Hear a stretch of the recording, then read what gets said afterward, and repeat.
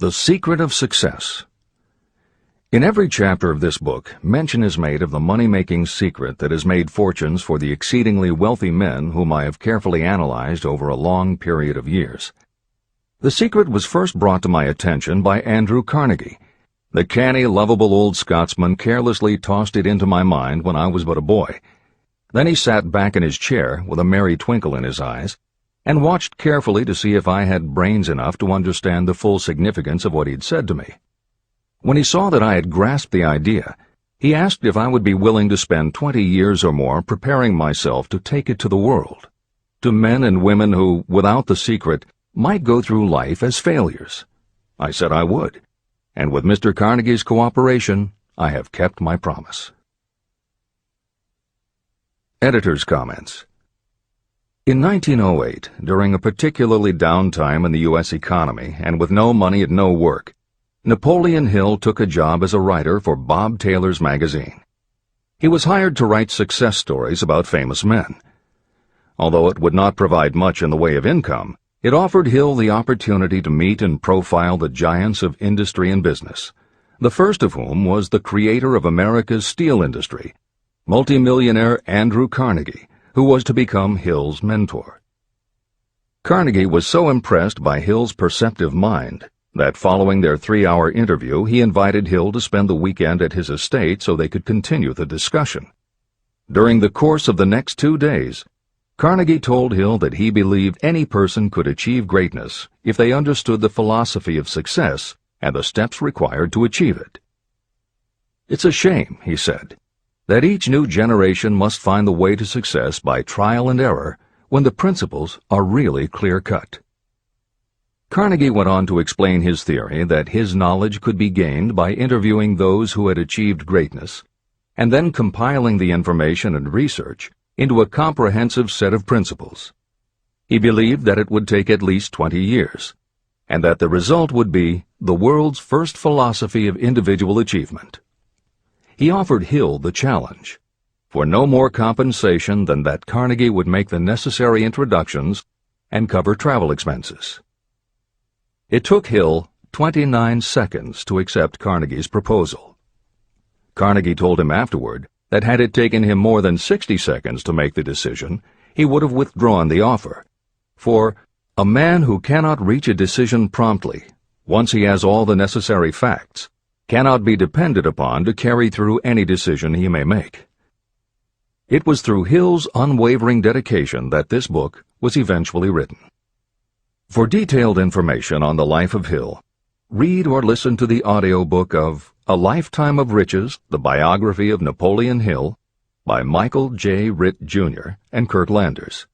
Michael Ritt worked as Hill's assistant for 10 years and was the first employee of the Napoleon Hill Foundation, where he served as executive director, secretary, and treasurer. The material in his book comes from his own personal knowledge of Hill, as well as from Hill's unpublished autobiography. That is the end of the editor's comment. This book, Think and Grow Rich, contains the Carnegie secret, a secret that has been tested by thousands, now millions of people in almost every walk of life. It was Mr. Carnegie's idea that the magic formula, which gave him a stupendous fortune, ought to be placed within reach of people who do not have the time to investigate how others had made their money. It was his hope that I might test and demonstrate the soundness of the formula through the experience of men and women in every calling. He believed the formula should be taught in all public schools and colleges. He said that if it were properly taught, it would revolutionize the entire educational system, and the time spent in school could be reduced to less than half.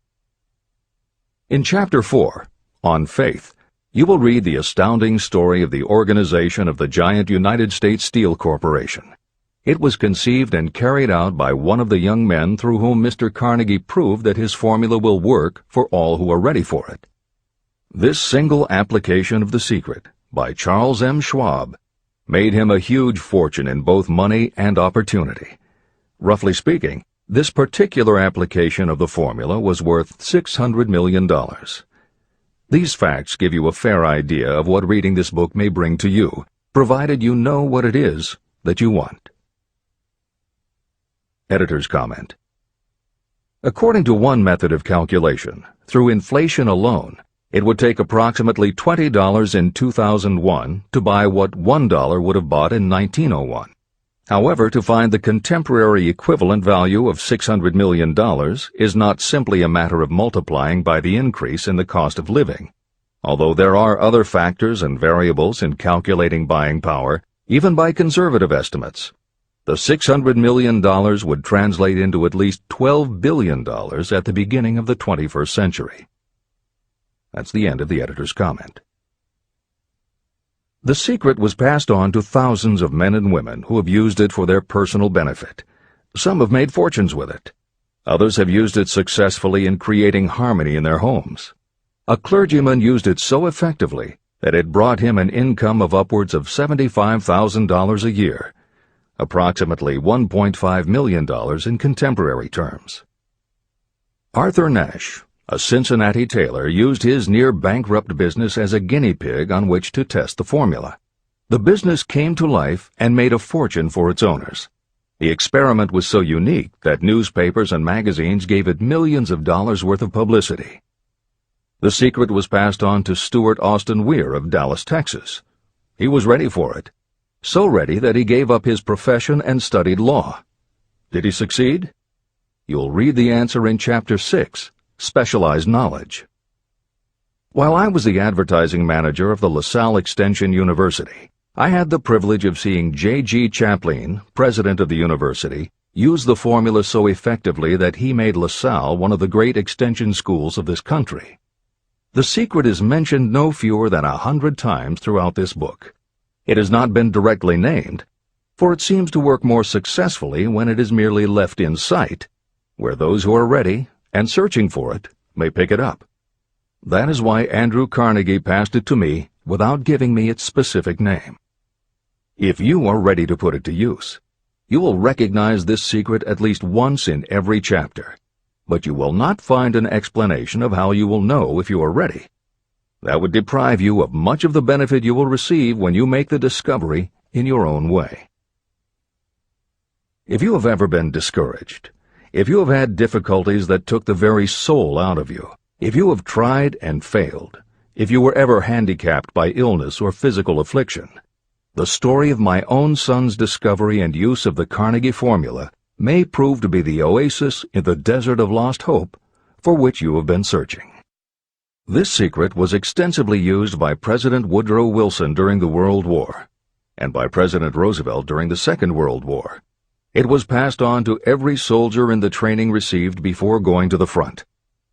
President Wilson told me it was a powerful factor in raising the funds needed for the war. A peculiar thing about this secret is that those who acquire and use it find themselves literally swept on to success. However, as is often pointed out in this book, there is no such thing as something for nothing. The secret cannot be had without paying a price, although the price is far less than its value.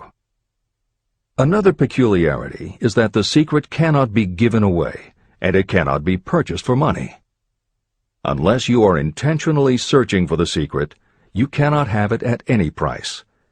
That is because the secret comes in two parts, and in order for you to get it, one of those parts must already be in your possession. The secret will work for anyone who is ready for it. Education has nothing to do with it. Long before I was born, the secret had found its way into the possession of Thomas A. Edison, and he used it so intelligently that he became the world's leading inventor, although he had only 3 months of schooling. The secret was passed on to Edwin C. Barnes, a business associate of Mr. Edison's. He used it so effectively that he accumulated a great fortune and retired from active business while still a young man. You will find his story at the beginning of the next chapter. It should convince you that riches are not beyond your reach, and that no matter where you are in life, you can still be what you wish to be. Money, fame, recognition, and happiness can be had by you if you are ready and determined to have these blessings. How do I know these things? You should have the answer before you finish this book. You may find it in the very first chapter, or on the last page.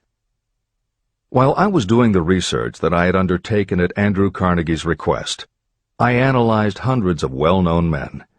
Many of them attributed the accumulation of their vast fortunes to the Carnegie secret. Among these men were Henry Ford. Founder of the Ford Automobile Company, Ford started with no money and little education, yet became one of the most successful self-made businessmen in American history. William Wrigley, Jr., a traveling salesman who found that his customers liked the chewing gum he gave away as a premium better than the goods he sold, so he started his own company. John Wanamaker. Known as the Merchant Prince, he created the world's first department store and was hailed for his innovations in marketing, customer service, and employee benefits. James J. Hill. Known as the Empire Builder, he built the transcontinental Great Northern Railway, encouraged homesteading in the West, then established shipping routes linking America to Asia. George S. Parker. A school teacher who grew tired of fixing his students' pens, he created a new design, founded the Parker Pen Company, and turned a simple idea into a fortune. E. M. Statler. The son of a poor pastor, he started as a bellboy and worked his way up until he was able to start his own chain of Statler hotels, famous for their luxury and service with a smile. Henry L. Doherty. Started at age 12 as an office boy for Columbia Gas, he went on to acquire 53 utilities companies and patented 140 innovations for natural gas and oil production. Cyrus H.K. Curtis. Starting with a small agricultural weekly, Curtis turned it into Ladies' Home Journal, created Saturday Evening Post, then assembled one of the largest newspaper empires. George Eastman. Inventor and founder of the Eastman Kodak Company, he created many of the innovations that popularized photography and transformed the motion picture industry. Charles M. Schwab. The right-hand man of Andrew Carnegie, he was president of Carnegie Steel Company, brokered the deal that formed U.S. Steel, and went on to found Bethlehem Steel. Theodore Roosevelt. 26th President of the United States from 1901 to 1909. John W. Davis. A lawyer and political leader, Davis was Solicitor General under President Woodrow Wilson and later appointed Ambassador to Great Britain. Elbert Hubbard. Philosopher, publisher of the Fra magazine, and founder of the Roy Crofters Artists Colony, Hubbard was also the author of many bestsellers including A Message to Garcia. Wilbur Wright. A bicycle shop owner who, with his brother Orville, became the first Americans to fly heavier-than-air aircraft and pioneered the aviation industry. William Jennings Bryan. Newspaper publisher, presidential nominee, Secretary of State under President William McKinley, but perhaps best known as the lawyer who defended creationism at the Scopes monkey trial. Dr. David Starr Jordan. Educator, scientist, author of over 50 books, he was the nation's youngest university president at Indiana University and became the first president of Stanford University. J. Ogden Armour.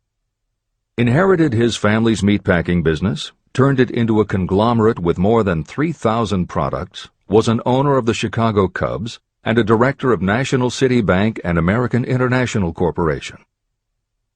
Arthur Brisbane. A crusading journalist and syndicated columnist, Brisbane was sought after by every major news organization and was the most read and highest-paid editorial writer of his day. Dr. Frank Gonzalez. A Chicago preacher who delivered such a powerful sermon, Philip D. Armour gave him $1 million to start the Armour Institute of Technology, of which he became president. Daniel Willard. President of the B&O Railroad for more than 30 years, he was honored by having the city of Willard, Ohio, named for him. King Gillette. A traveling salesman and born tinkerer, Gillette was trying to shave on a moving train when he came up with the idea of the safety razor, which became the foundation of a corporate giant. Ralph A. Weeks. President of International Correspondence Schools, Weeks helped finance Napoleon Hill's Intrawall Institute, established to educate and rehabilitate prison inmates. Judge Daniel T. Wright. instructor at Georgetown Law School, where Napoleon Hill was studying when Bob Taylor's magazine gave him the assignment to write a profile of Andrew Carnegie. John D. Rockefeller. With $1,000 in savings plus another $1,000 borrowed from his father, he started a kerosene company which he grew into the giant Standard Oil and one of the world's greatest fortunes. Thomas A. Edison. Inventor and entrepreneur, he perfected the electric light bulb, the phonograph, the motion picture camera, and owned the rights to more than 1,000 patented inventions. Frank A. Vanderlip. A poor boy who became a journalist, social reformer, and self-made millionaire, he was president of the National City Bank, now Citibank, and Assistant Secretary of the Treasury. F. W. Woolworth. A clerk in a general store, he pioneered the idea of fixed-price selling and self-service and forever changed retail selling with a chain of Woolworth 5 and 10 cent stores. Colonel Robert A. Dollar. Starting with a small schooner bought to haul lumber down the West Coast, he built the Dollar Steamship Company, the largest fleet of luxury liners sailing under the U.S. flag. Edward A. Filene. Founder of the Boston-based stores, he devised revolutionary methods of distribution and merchandising and became famous for the first bargain basement department. Edwin C. Barnes. The only man Thomas Edison ever had as a partner, Barnes took Edison's failing dictaphone and sold it so successfully it became a fixture in offices and made him a multimillionaire. Arthur Nash. A Cincinnati tailor who used his bankrupt business as a guinea pig for the Carnegie secret and was so successful the newspapers made him famous as Golden Rule Nash. Clarence Darrow. Famed as a lawyer, public speaker, and defender of the underdog, Darrow is best known as the lawyer who defended teaching the theory of evolution at the Scopes monkey trial. Woodrow Wilson. 28th President of the United States of America from 1913 to 1921. William Howard Taft. 27th President of the United States of America from 1909 to 1913. Luther Burbank. World-renowned horticulturalist who introduced over 800 varieties of new plants in his effort to improve the quality of plants and thereby increase the world's food supply. Edward W. Bok. Although he had only 6 years' schooling, by the age of 20 he was editor of Ladies' Home Journal, which he helped to build into the world's most widely circulated magazine. Frank A. Munsey. A telegraph operator who quit to launch Argosy magazine, then parlayed his fortune into a newspaper empire that included the Washington Times and the New York Herald. Elbert H. Gary. Chairman of U.S. Steel, at the time the largest corporation in the world, Gary spearheaded the construction of its first major project, the Gary Works Steel Plant, and the city of Gary, Indiana. Dr. Alexander Graham Bell. Best known as the inventor of the telephone, Bell also perfected recording devices, advances in aircraft, and was a co-founder of the National Geographic Society. John H. Patterson. President of National Cash Register, Patterson was known as an advertising visionary and a genius at motivating his sales force, which made NCR the leader in its field. Julius Rosenwald. A small manufacturer who foresaw the future of mail order, he bought 25% of Sears Roebuck & Company, and together with Richard Sears built it into an icon of American business. Stuart Austin Weir. A construction engineer Hill met in the Texas oil fields who, inspired by the Carnegie secret, went to law school after age 40 and also helped publish Napoleon Hill's magazine. Dr. Frank Crane. A noted psychologist, essayist, and author of the book 4-Minute Essays on subjects such as the price of liberty, pragmatism, the duty of the rich, and how to keep friends. J.G. Chaplin, president of the LaSalle Extension University at the time Napoleon Hill worked in the university's advertising and sales department, where he first realized his talent for motivating people. Jennings Randolph. A congressman, then U.S. Senator from West Virginia, Randolph was a lifelong admirer of Napoleon Hill, and it was he who encouraged Hill to act as advisor to President Franklin Delano Roosevelt.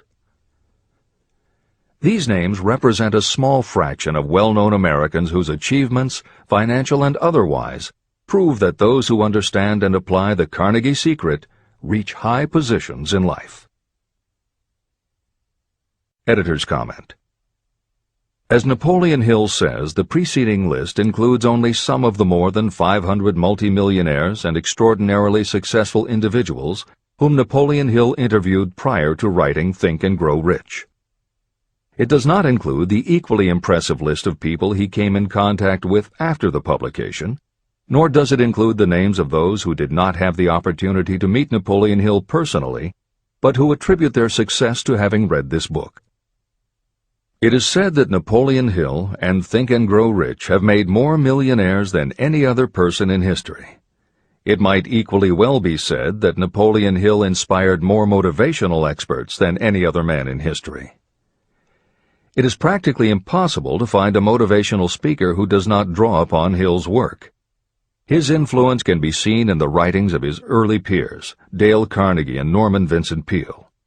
Later, successful authors and speakers such as W. Clement Stone, Og Mandino, and Earl Nightingale either worked directly with Napoleon Hill or with the Napoleon Hill Foundation. Echoes of Hill's principles can also be found in books by people as diverse as Wally Famous Amos, Mary Kay Ash, Ken Blanchard, Adelaide Bry, Chicken Soup for the Soul authors Jack Canfield and Mark Victor Hansen, Debbie Fields, Shakti Gawain, John Gray, Susan Jeffers, Bruce Jenner, Charlie Tremendous Jones, Tommy Lasorda, Art Linkletter, Joan London, Dr. Maxwell Maltz, James Redfield, Dr. Bernie Siegel, Jose Silva, Brian Tracy, Lillian Vernon, and Dennis Waitley. Stephen Covey, author of The 7 Habits of Highly Effective People, has often spoken of the influence of Napoleon Hill. Anthony Robbins, arguably the most successful motivational author and speaker at the beginning of the 21st century, has acknowledged Napoleon Hill as a personal hero. That is the end of the editor's comment. I have never known anyone who was inspired to use the Carnegie secret who did not achieve noteworthy success. On the other hand, I have never known anyone to distinguish themselves or to accumulate riches of any consequence without possession of the secret. From these two facts, I draw the conclusion that the secret is more important for self-determination than anything you receive through what is popularly known as education. Somewhere, as you read, the secret will jump from the page and stand boldly before you, if you are ready for it. When it appears, you will recognize it. Whether you receive the sign in the first chapter or the last, stop for a moment when it presents itself, and make a note of the time and place. You will want to remember, because it will mark the most important turning point of your life. Remember, too, as you go through the book, that it deals with facts and not with fiction. Its purpose is to convey a great universal truth through which you, if you are ready, may learn what to do and how to do it. You will also receive the needed stimulus to make a start. As a final word of preparation, may I offer one brief suggestion which may provide a clue how the Carnegie secret may be recognized?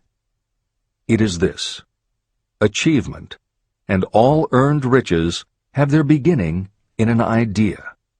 If you are ready for the secret, you already possess one half of it.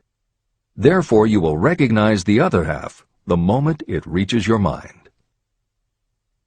Editor's comment.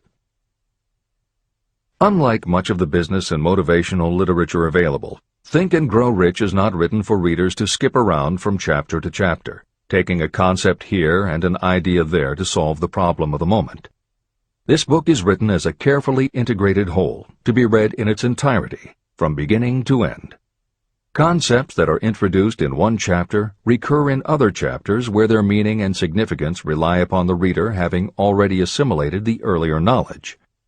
The chapters are designed to build upon one another in such a way that every word is to be read, every idea is to be considered, and every concept is to be understood and absorbed. Think and Grow Rich is often called the first philosophy of personal achievement, and a philosophy is more than a collection of solutions to business problems. A philosophy is a system of principles that will guide your thoughts and actions, and provide you with a code of ethics and a standard of values. Think and Grow Rich will not just change what you think, it will literally change the way you think. In preparing this new and updated edition, every aspect of Think and Grow Rich has been analyzed to ensure its relevance to the current business climate. In those instances where material might be considered dated or out of step with contemporary practices, the original text has been updated or augmented with relevant new material. A hallmark of the original edition of Think and Grow Rich is that in every chapter Napoleon Hill cites real-life examples based on his own first-hand knowledge of America's most successful self-made multimillionaires. In this edition, every one of Hill's stories has been retained, and the editors have added contemporary examples and modern parallels which clearly demonstrate that Hill's principles are as up-to-date as today and still guiding those who succeed. In addition to contemporary examples, where the editors felt it would be of interest to the reader, we have included marginal notes that provide relevant information about recent developments. Where applicable, we have also suggested books or other materials that complement various aspects of Napoleon Hill's philosophy. On a more technical note, the editors have approached the written text as we would that of a living author. When we encountered what modern grammarians would consider run-on sentences, outdated punctuation, or other matters of form, we opted for contemporary usage. Those readers familiar with earlier editions will note that the chapter numbers have been changed in this edition. Originally, Think and Grow Rich began with an unnumbered chapter, a word from the author. In this edition, that text appears as Chapter 1, and is renamed The Secret of Success. The chapters that follow are renumbered sequentially and proceed in their original order.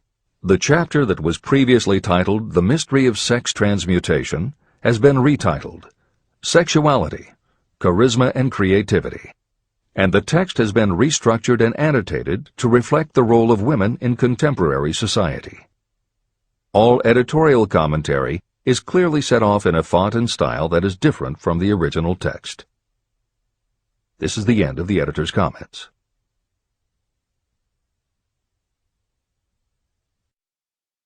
Both poverty and riches are the offspring of thought. Chapter 2. Thoughts are things. The man who thought his way into partnership with Thomas A. Edison. Truly, thoughts are things, and powerful things, when they are mixed with definiteness of purpose, persistence, and a burning desire for their translation into riches or other material objects. Some years ago, Edwin C. Barnes discovered how true it is that you really can think and grow rich. His discovery did not come about at one sitting. It came little by little, beginning with a burning desire to become a business associate of the great Thomas Edison. One of the chief characteristics of Barnes' desire was that it was definite.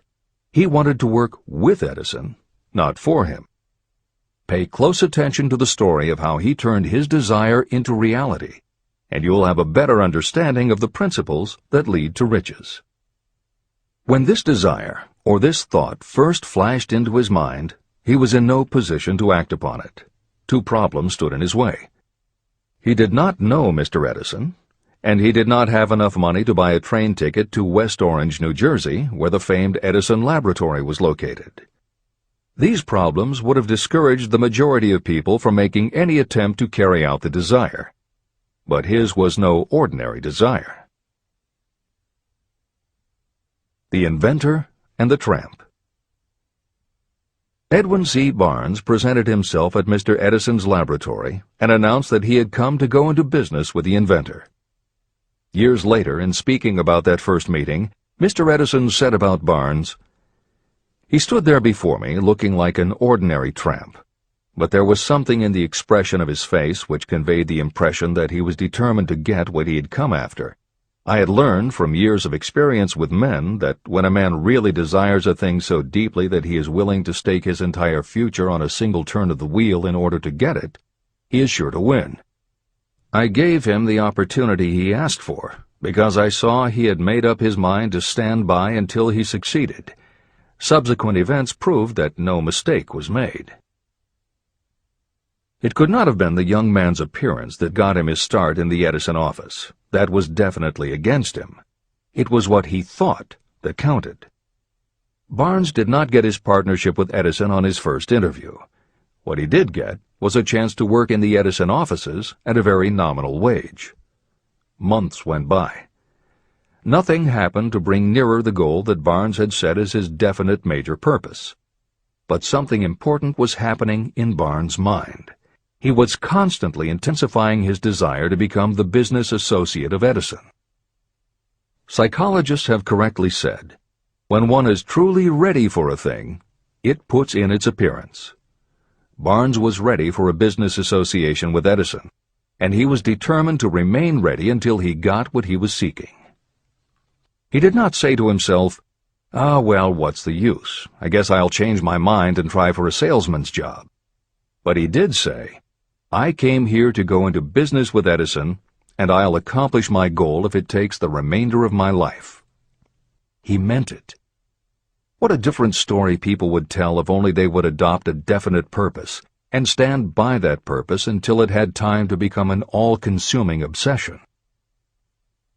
Maybe young Barnes did not know it at the time, but his bulldog determination and his persistence in focusing on a single desire was destined to mow down all opposition and bring him the opportunity he was seeking. When the opportunity came, it appeared in a different form and from a different direction than Barnes had expected. That is one of the tricks of opportunity. It has a sly habit of slipping in by the back door, and often it comes disguised in the form of misfortune or temporary defeat. Perhaps this is why so many people fail to recognize opportunity. Mr. Edison had just perfected a new device, known at that time as the Edison dictating machine. His salesmen were not enthusiastic about the machine. They did not believe it could be sold without great effort. Barnes saw his opportunity. It had crawled in quietly, hidden in a queer-looking machine that interested no one but Barnes and the inventor. Barnes knew he could sell the Edison dictating machine, and he told Edison so. Edison decided to give him his chance. And Barnes did sell the machine. In fact, he sold it so successfully that Edison gave him a contract to distribute and market it all over the nation. Out of that business association, Barnes made himself rich in money, but he did something infinitely greater. He proved that you really can think and grow rich. How much actual cash that original desire of Barnes was worth to him, I have no way of knowing. Perhaps it brought him $2 or $3 million. Editor's comment: $3 million in the early years of the 20th century would be comparable to more than $50 million in terms of buying power at the beginning of the 21st century. This is the end of the editor's comment. But the amount becomes insignificant compared with the greater asset he acquired: the definite knowledge that an intangible impulse of thought can be transmuted into material rewards by the application of known principles. Barnes literally thought himself into a partnership with the great Edison. He thought himself into a fortune. He had nothing to start with except knowing what he wanted, and the determination to stand by that desire until he realized it. 3 feet from gold. One of the most common causes of failure is the habit of quitting when you're overtaken by temporary defeat. Every person is guilty of this mistake at one time or another. During the gold rush days, an uncle of my friend R.U. Darby was caught by gold fever, and he went west to Colorado to dig and grow rich. He had never heard that more gold has been mined from the thoughts of men than has ever been taken from the earth. He staked a claim and went to work with pick and shovel. After weeks of labor, he was rewarded by the discovery of the shining ore. He needed machinery to bring the ore to the surface. Quietly, he covered up the mine and returned to his home in Williamsburg, Maryland. He told his relatives and a few neighbors about the strike. They got together the money for the machinery and had it shipped. R.U. Darby decided to join his uncle, and they went back to work the mine. The first car of ore was mined and shipped to a smelter. The returns proved they had one of the richest mines in Colorado. A few more cars of that ore would clear their debts. Then would come the big killing in profits. Down went the drills. Up went the hopes of Darby and Uncle. Then something happened. The vein of gold ore disappeared. They had come to the end of the rainbow, and the pot of gold was no longer there. They drilled on, desperately trying to pick up the vein again, all to no avail. Finally, they decided to quit. They sold the machinery to a junkman for a few $100s and took the train back home. The junkman called in a mining engineer to look at the mine and do a little calculating. The engineer advised that the project had failed because the owners were not familiar with fault lines. His calculation showed that the vein would be found just 3 feet from where the Darbys had stopped drilling. And that is exactly where it was found. The junkman took millions of dollars in ore from the mine because he knew enough to seek expert counsel before giving up. Long afterward, Mr. Darby recouped his loss many times over when he made the discovery that desire can be transmuted into gold. The discovery came after he went into the business of selling life insurance. Never forgetting that he lost a huge fortune because he stopped 3 feet from gold, Darby profited by the experience in his newly chosen field. He simply said to himself, "I stopped 3 feet from gold, but I will never stop because men say no when I ask them to buy insurance." Darby became one of a small group of men who sell over $1 million in life insurance annually. He owed his stickability to the lesson he learned from his quitability in the gold mining business. Before success comes in anyone's life, that person is sure to meet with much temporary defeat, and perhaps some failure. When defeat overtakes a person, the easiest and most logical thing to do is to quit. That is exactly what the majority of people do. More than 500 of the most successful people this country has ever known told me their greatest success came just one step beyond the point at which defeat had overtaken them. Failure is a trickster with a keen sense of irony and cunning. It takes great delight in tripping you just when success is almost within reach. Editor's comments.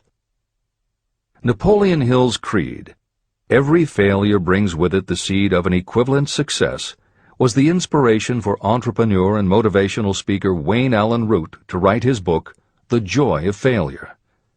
Published in the late 1990s, it not only tells Wayne's personal story of using his failures as stepping stones to success, he also recounts stories from other successful people, which prove that the rich and famous got to be that way only because of what they learned from their failures. People such as Jack Welch, the hugely successful CEO of General Electric, who early in his career failed dramatically when a plastics plant for which he was responsible blew up. Billionaire Charles Schwab was a failure at school and university, flunking basic English twice due to a learning disability, and then failed on Wall Street more than once before he thought of the idea that grew to make him very rich indeed. Sylvester Stallone, Bruce Willis, Oprah Winfrey, Bill Clinton, Stephen Jobs, Donald Trump, and a host of other equally well-known achievers all had to fail in order to learn the lessons that ultimately made them successes. Every one of them was a failure, but none of them was defeated.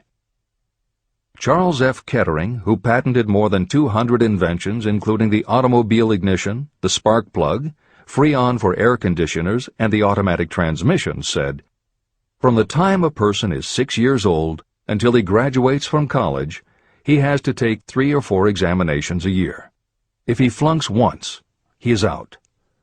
But an inventor is almost always failing. He tries and fails maybe 1,000 times.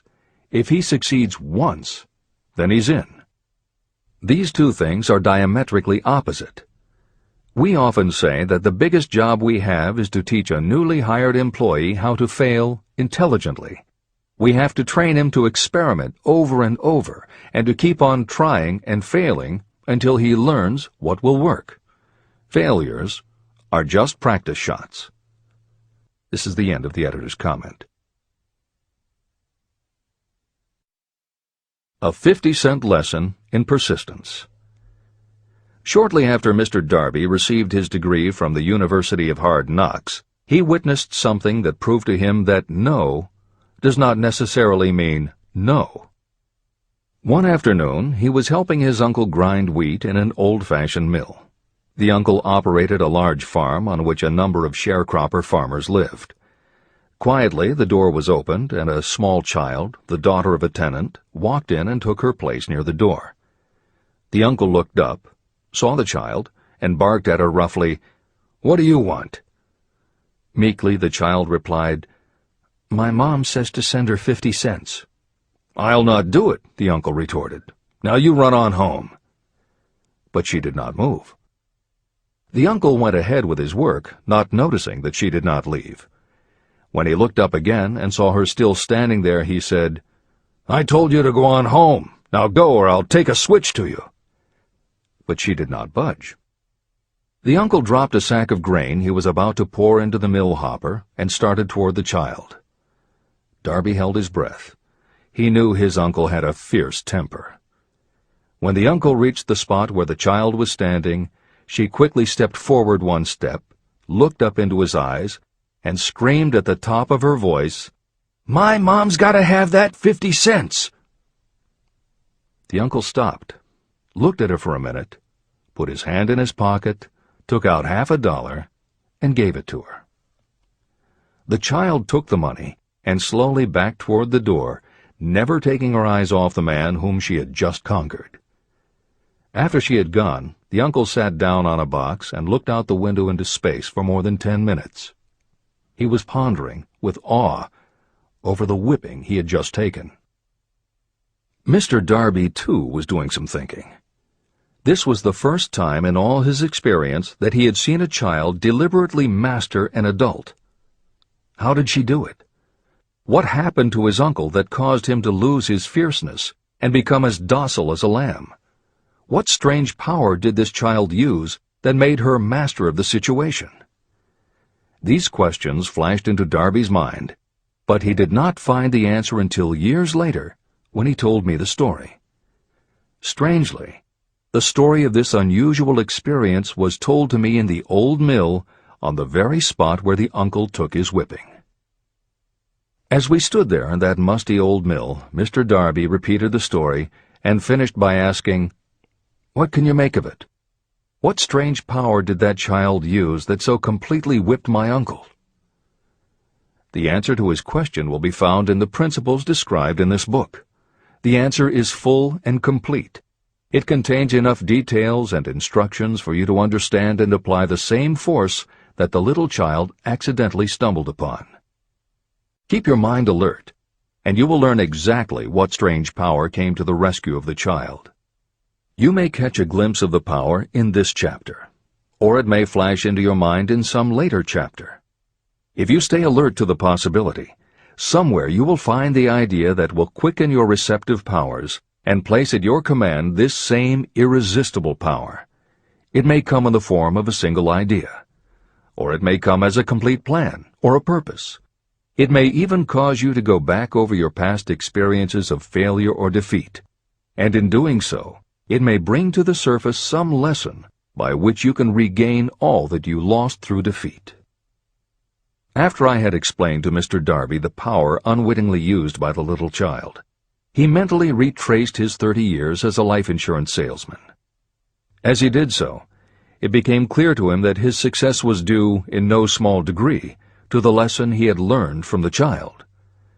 Mr. Darby pointed out, "Every time a prospect tried to bow me out without buying, I saw that child standing there in the old mill, her big eyes glaring in defiance, and I said to myself, I've got to make this sale. The better portion of all sales I have made were made after people had said no." He also recalled his mistake in having stopped only 3 feet from gold. But, he said, that experience was a blessing in disguise. It taught me to keep on keeping on, no matter how hard the going may be. A lesson I needed to learn before I could succeed in anything. Mr. Darby's experiences were commonplace and simple enough, yet they held the answer to his destiny in life. In fact, to him the experiences were as important as life itself, and he was able to profit from these 2 important experiences because he analyzed them and found the lesson they taught. But what if you don't see the events of your life as being experiences of such profound significance? And what about the young person who doesn't yet have even minor failures to analyze? Where and how will they learn the art of converting defeats into the stepping stones to opportunity? That is exactly why this book was written, to answer those questions. To convey my answer, I have constructed 13 principles. These principles work individually or together as catalysts. The specific answer that you are looking for may already be in your own mind. Reading these principles may be the catalyst that causes your answer to suddenly come to you as an idea, a plan, or a purpose. One sound idea is all you need to achieve success. These 13 principles contain the best and most practical ways and means of creating ideas. Success consciousness. Before I go any further in the description of these principles, you should know this. When riches begin to come, they come so quickly and in such great abundance that you will wonder where they've been hiding during all those lean years. This is an astounding statement, especially when you take into consideration the popular belief that riches come only to those who work hard and long. When you begin to think and grow rich, you will observe that riches begin with a state of mind, with definiteness of purpose, with little or no hard work. What you need to know now is how to acquire the state of mind that will attract riches. I spent 25 years researching the answer to that question, because I, too, wanted to know how wealthy men become that way. What you will learn is that as soon as you master the principles of this philosophy, and begin to apply those principles, your financial status will begin to improve. Everything you touch will begin to transmute itself into an asset for your benefit. Impossible? Not at all. One of the main weaknesses the average person suffers is too much familiarity with the word impossible. We know all the rules that will not work. We know all the things that cannot be done. This book was written for those who seek the rules that have made others successful and are willing to stake everything on those rules. Success comes to those who become success conscious. Failure comes to those who allow themselves to become failure conscious. The object of this book is to help you learn the art of changing your mind from failure consciousness to success consciousness. Another weakness is the habit of measuring everything and everyone by your own impressions and beliefs.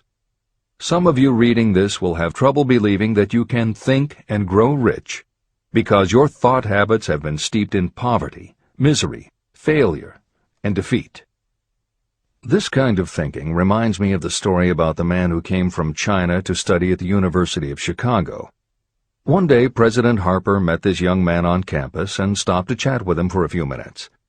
He asked what had impressed him as being the most noticeable characteristic of the American people. "Why," the student exclaimed, "the unusual shape of your eyes." It's all a matter of perspective and habit. The same is true of your belief in what a person can achieve. If you have formed the habit of seeing life only from your own perspective, you may make the mistake of believing that your limitations are in fact the proper measure of limitations. The impossible Ford V8 motor. When Henry Ford decided to produce his famous V8 motor, he chose to build an engine with the entire 8 cylinders cast in one block. Ford instructed his engineers to produce a design for the engine. The design was drawn up on paper, but the engineers agreed, to a man, that it was simply impossible to cast an 8-cylinder engine block in one piece. Ford said, "Produce it anyway." But they replied, "It's impossible." "Go ahead," Ford commanded, "and stay on the job until you succeed, no matter how much time is required." So the engineers went ahead. 6 months went by. Nothing happened. Another 6 months passed, and still nothing. The engineers tried every conceivable plan to carry out the orders, but the thing seemed out of the question. Impossible. At the end of the year, Ford again checked with his engineers, and again they told him they had found no way to carry out his orders. "Go right ahead," said Ford. "I want it, and I'll have it." They went ahead. And then, as if by a stroke of magic, the secret was discovered. The Ford determination had won once more. Henry Ford was a success because he understood and applied the principles of success. One of these principles is desire, knowing clearly what you want. Remember this Ford story as you continue reading this book. Pick out the lines in which the secrets of his stupendous achievement have been described. If you do this, if you can put your finger on those particular principles that made Henry Ford rich, you may equal his achievements in almost any calling for which you are suited. Editor's comments. To those readers who may interpret Ford's actions as nothing more than obstinacy, the editors would point out that he was employing a technique that has become a common part of strategic planning in many industries, including aerospace, computers, medicine, and the military. When launching large, complicated, long-term projects, the planners often know that at certain points along the way they will need components that simply do not yet exist. The fact that at the beginning there is no way to get from A to B does not deter them. There are many parts of the project they can get started on now, and they just assume that by the time they get to the point where they will need a technology or a device, they will have solved the problem of making it, and they have been proven right time and again. Stated simply, the technique is to clearly know what you want to accomplish, have faith in your ability to do it, and persist until you have accomplished your goal. This is the end of the editor's comments. Why you are the master of your fate. When the famed English poet William Henley wrote the prophetic lines, "I am the master of my fate, I am the captain of my soul," he should have informed us that the reason we are the masters of our fate, the captains of our souls, is that we have the power to control our thoughts. He should have told us that it is because in some way our brains become magnetized with the dominating thoughts that we hold in our minds. And it is as though our magnetized minds attract to us the forces, the people, and the circumstances of life that are in sync with our dominating thoughts. He should have told us that before we can accumulate riches in great abundance, we must magnetize our minds with intense desire for riches. That we must become money-conscious until the desire for money drives us to create definite plans for acquiring it. But, being a poet, Henley contented himself by stating a great truth in poetic form, leaving those who followed him to interpret the philosophical meaning of his lines. Little by little, the truth has unfolded itself, until I have come to know with certainty that the principles described in this book hold the secret of mastery over our economic fate. Principles that can change your destiny.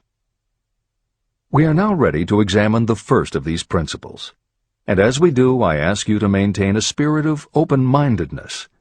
Remember as you read that these principles are not my invention, nor are they the invention of any one person. These principles have worked for literally millions of people. You, too, can put them to work for you and your own enduring benefit. You will find it easy, not hard to do. Some years ago, I delivered the commencement address at Salem College in Salem, West Virginia. I emphasized with so much intensity the need to have a burning desire that one of the members of the graduating class became completely convinced and made it a cornerstone of his own philosophy. That young man became a congressman and an important factor in President Franklin D. Roosevelt's administration. He wrote me a letter in which he so clearly stated his opinion of the principle of desire outlined in the next chapter that I have chosen to publish his letter as an introduction to that chapter. It gives you an idea of the rewards to come. My dear Napoleon, my service as a member of Congress having given me an insight into the problems of men and women, I am writing to offer a suggestion which may become helpful to thousands of worthy people. In 1922, you delivered the commencement address at Salem College when I was a member of the graduating class.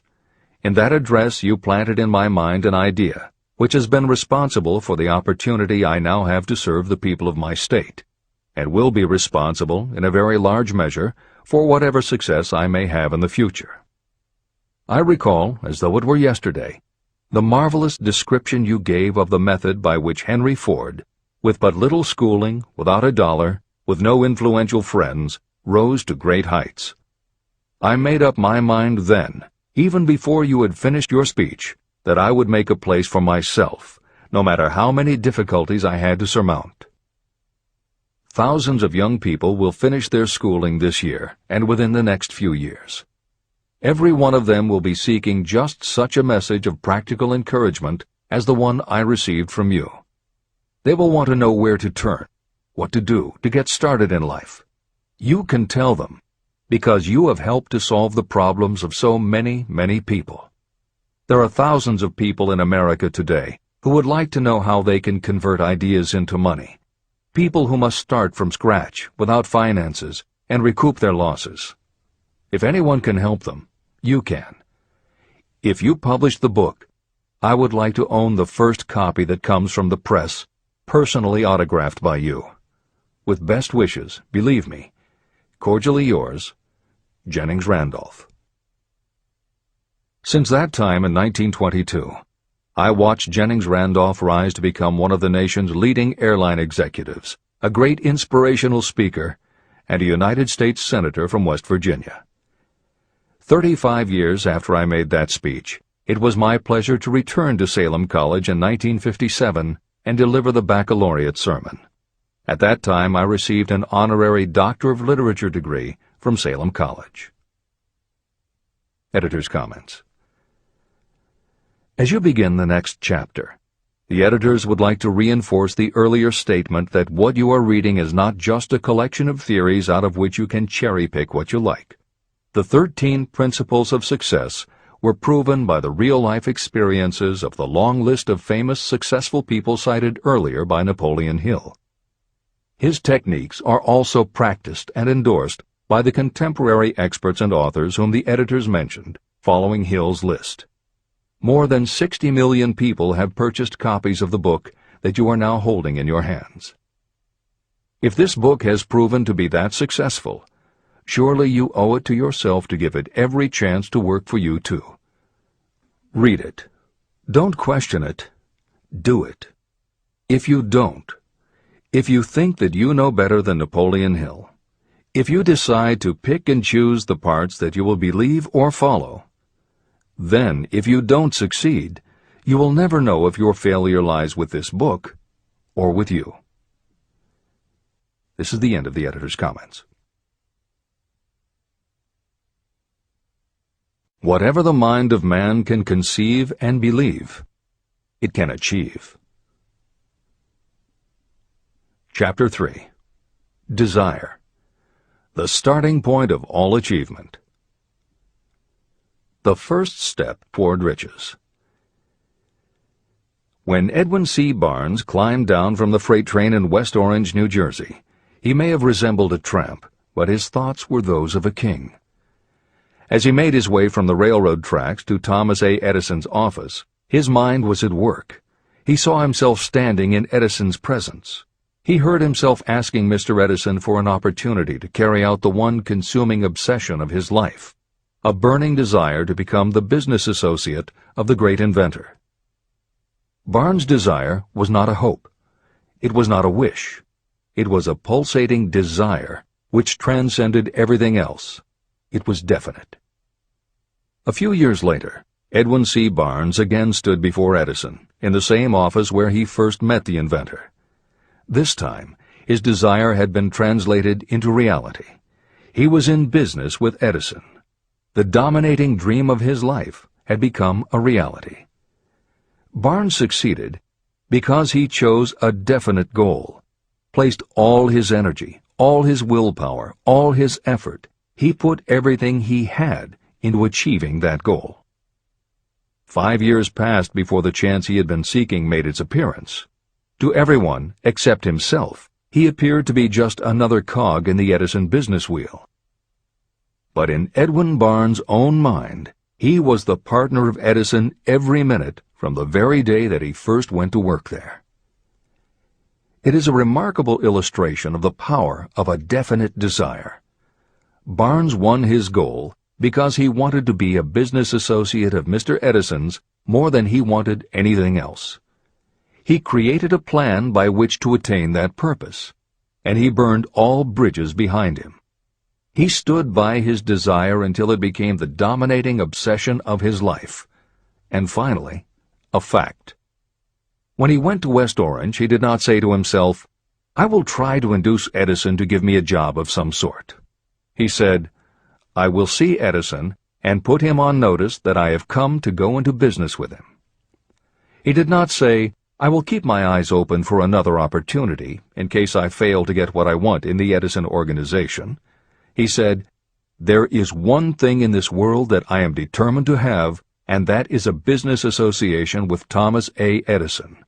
I will burn all bridges behind me and stake my entire future on my ability to get what I want." He left himself no possible way of retreat. He had to win or perish. That is all there is to the Barnes story of success. Allow yourself no retreat. A long while ago, a great warrior faced a situation in which he had to make a decision that ensured his success on the battlefield. He was about to send his armies against a powerful foe whose men outnumbered his. He loaded his soldiers into boats, sailed to the enemy's country, and unloaded the soldiers and equipment. Then he gave the order to burn the ships that had carried them.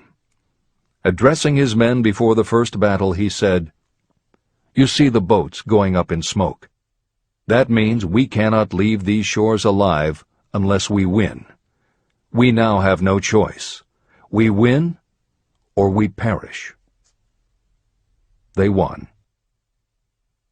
Every person who wins in any undertaking must be willing to burn his ships and cut all sources of retreat. That is the only way you can be sure of maintaining the state of mind known as a burning desire to win. It is essential to success. The morning after the Great Chicago Fire, a group of merchants stood on State Street, looking at the smoking remains of what had been their stores. They went into a conference to decide if they would try to rebuild or if they would leave Chicago and start over in a more promising section of the country. They decided to leave. All except one. The merchant who decided to stay and rebuild pointed a finger at the remains of his store and said, "Gentlemen, on that very spot I will build the world's greatest store, no matter how many times it may burn down." That was in 1871. The store was built. It still stands there today. The Marshall Field's department store is a towering monument to the power of that state of mind known as a burning desire. The easy thing would have been for Marshall Field to do exactly what his fellow merchants did.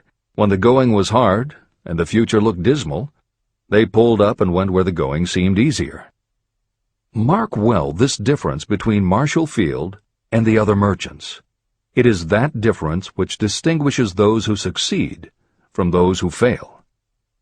Every human being old enough to understand the value of money wishes for it, but wishing will not bring riches. Desiring riches, with a state of mind that becomes an obsession, then planning definite ways and means to acquire riches, and backing those plans with persistence, a persistence which does not recognize failure. That's what will bring riches. Editor's comments. In other of his writings, Napoleon Hill uses the term definiteness of purpose as being interchangeable with desire. The following explanation is adapted from the Napoleon Hill Foundation's book, Believe and Achieve. Desire, or definiteness of purpose, is more than goal setting. In simplest terms, your desire is your roadmap to achieving an overall career objective. Your goals represent specific steps along the way. Having a desire, or definiteness of purpose for your life, has a synergistic effect on your ability to achieve your goals. As you become better at what you do, you devote all of your resources toward reaching your objective. You become more alert to opportunities, and you reach decisions more quickly. Every action you take ultimately boils down to the question, will this goal help me reach my desire, my overall objective, or won't it? Your purpose will become your life. It will permeate your mind, both conscious and subconscious. This is the end of the editor's comments. 6 ways to turn desire into gold. The method by which your desire for riches can be transmuted into its financial equivalent consists of 6 definite, practical steps. 1. Fix in your mind the exact amount of money you desire. It is not sufficient merely to say, "I want plenty of money." Be definite about the amount. There is a psychological reason for such definiteness explained in subsequent chapters. 2. Determine exactly what you intend to give in return for the money you desire. There is no such reality as something for nothing. 3. Establish a definite date when you intend to possess the money you desire. 4. Create a definite plan for carrying out your desire, and begin at once, whether you are ready or not, to put this plan into action. 5. Now write it out. Write a clear, concise statement of the amount of money you intend to acquire. Name the time limit for its acquisition. State what you intend to give in return for the money, and describe clearly the plan through which you intend to accumulate it. 6. Read your written statement aloud, twice daily. Read it once just before retiring at night, and read it once after arising in the morning. As you read, see and feel and believe yourself already in possession of the money. It is important that you follow the instructions in these 6 steps. It is especially important that you observe and follow the instructions in the 6th step.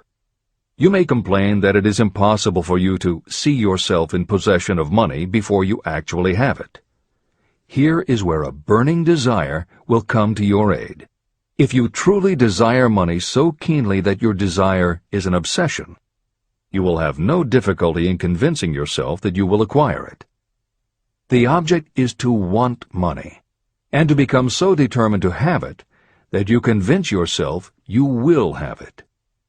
If you have not been schooled in the workings of the human mind, these instructions may appear impractical.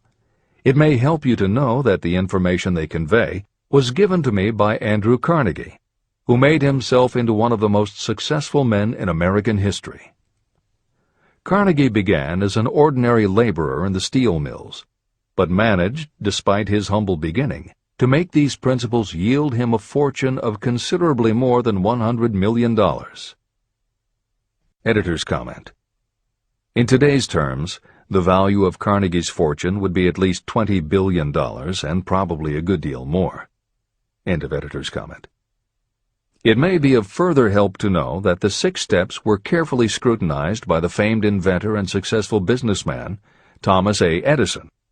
He gave his stamp of approval, saying they are not only the steps essential for the accumulation of money, but also for the attainment of any goal. Editor's comments. In the time since Napoleon Hill wrote these words, advances in our understanding of both the physiology of the brain and the psychology of the mind have yielded a much greater understanding of human motivation. Even so, the methods used by modern motivational experts are essentially the same techniques advised by Hill. Research studies confirm that there is sound psychological basis for doing as Hill advises. Be very specific when setting goals. Perform the physical act of committing those goals to paper, and repeat your stated goal aloud to yourself often. These techniques have gained wide acceptance among modern experts in the field. The psychological principle at work is similar to that which underlies autosuggestion and self-hypnosis, concepts that will be discussed in greater depth in Chapter 5, Autosuggestion, and in Chapter 13, The Subconscious Mind. Hill's instruction to see yourself as you will be when you have already achieved your objective is also a specific technique. Today it is commonly taught by motivational experts under the term creative visualization. In Chapter 4 on faith and in Chapter 5 on autosuggestion, Hill elaborates on his method. Before moving on, the editors would like to reinforce Hill's advice to follow his instructions to the letter. The editors know there is a tendency for the reader to assume that it is enough for them just to intellectually understand a concept. As you read Hill's 6 points, you probably found yourself thinking, "Sure, some people might need to write things down, but I'm not a kid, I get the idea." Or, "Okay, I understand that saying it out loud might help some less sophisticated people, but I already understand the point intellectually." If you feel that way, let us remind you that many of the most successful people whom you admire did not think they were too smart or too sophisticated to follow Hill's instructions. The editors would again point out that if Napoleon Hill believed the actual acts of writing and speaking your goals is important, and if psychologists and motivational experts agree, then you would be foolish not to follow this simple advice. Just do it. This is the end of the editor's comments. The steps call for no hard labor. They call for no sacrifice. To apply them does not call for a great amount of education. But the 6 steps do call for enough imagination to see and to understand that the accumulation of money cannot be left to chance or luck. You may as well know right here that you can never have riches in great quantity unless you can work yourself into a white heat of desire for money and actually believe you will possess it.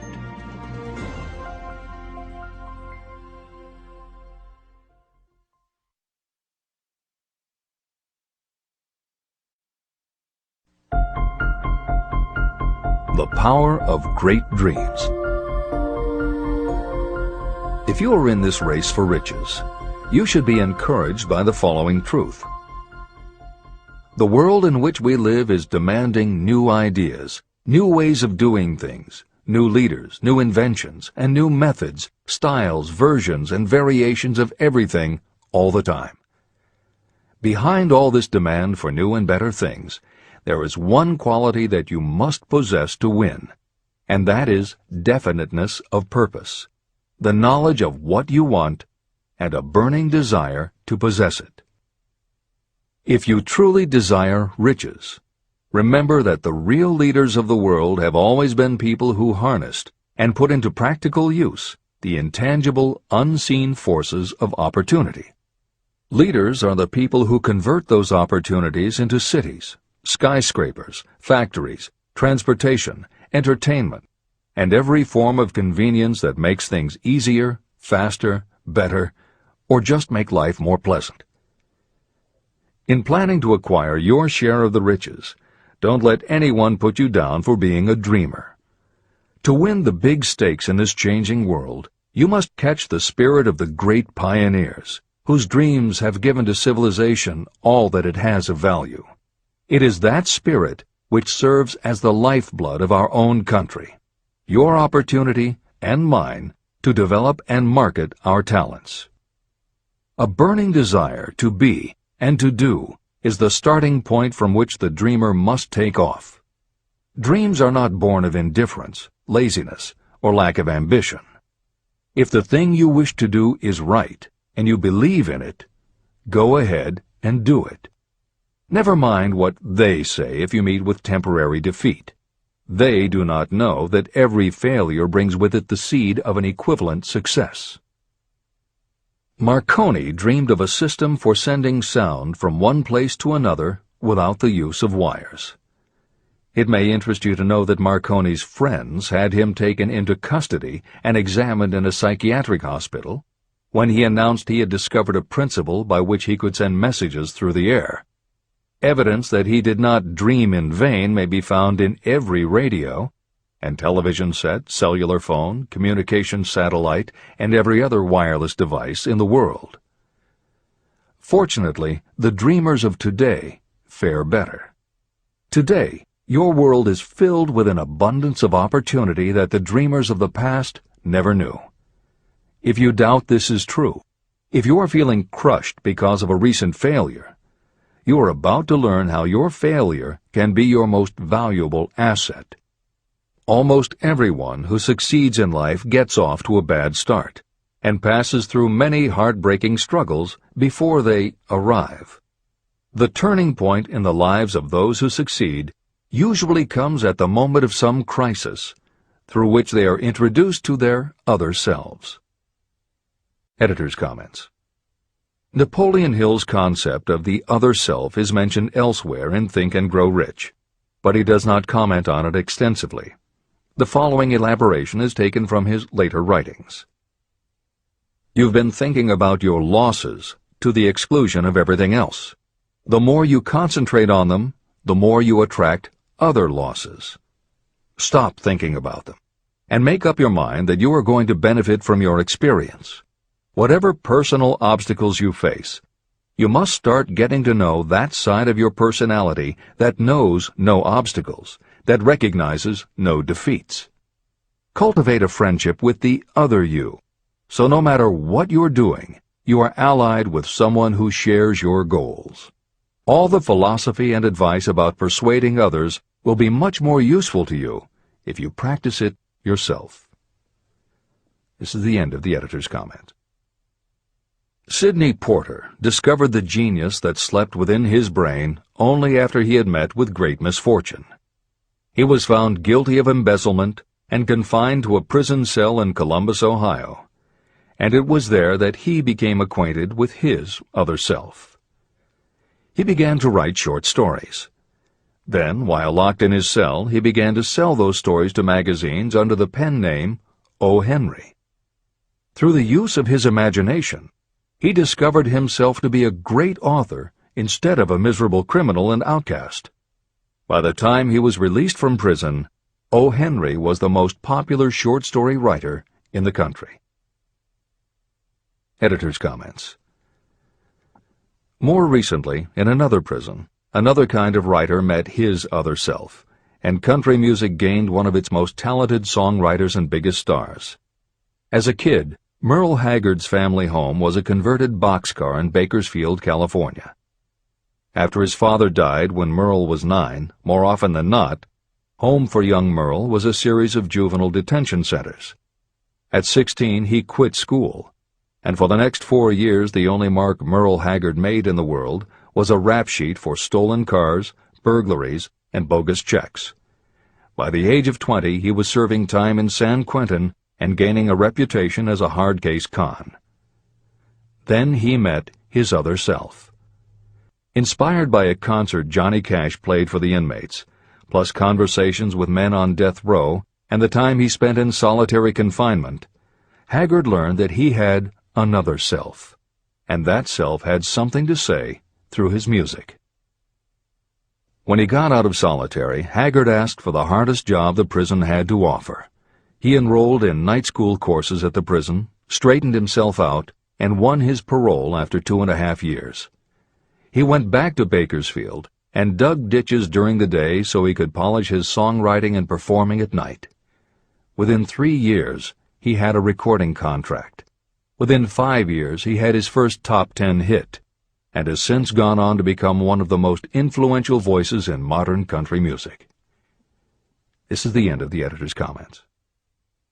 Thomas Edison dreamed of a lamp that could be operated by electricity, and he began where he stood to put his dream into action. He failed more than 10,000 times.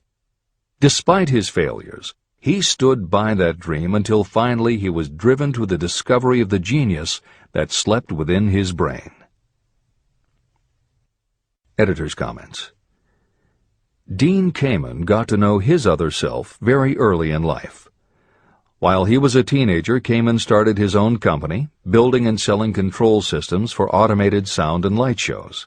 He was still in high school when he got the contract to automate the Times Square New Year's Eve ball. Though he went on to attend university, he never bothered to graduate because he was too busy working on something he called auto-syringe, the first wearable infusion pump for administering drug therapies.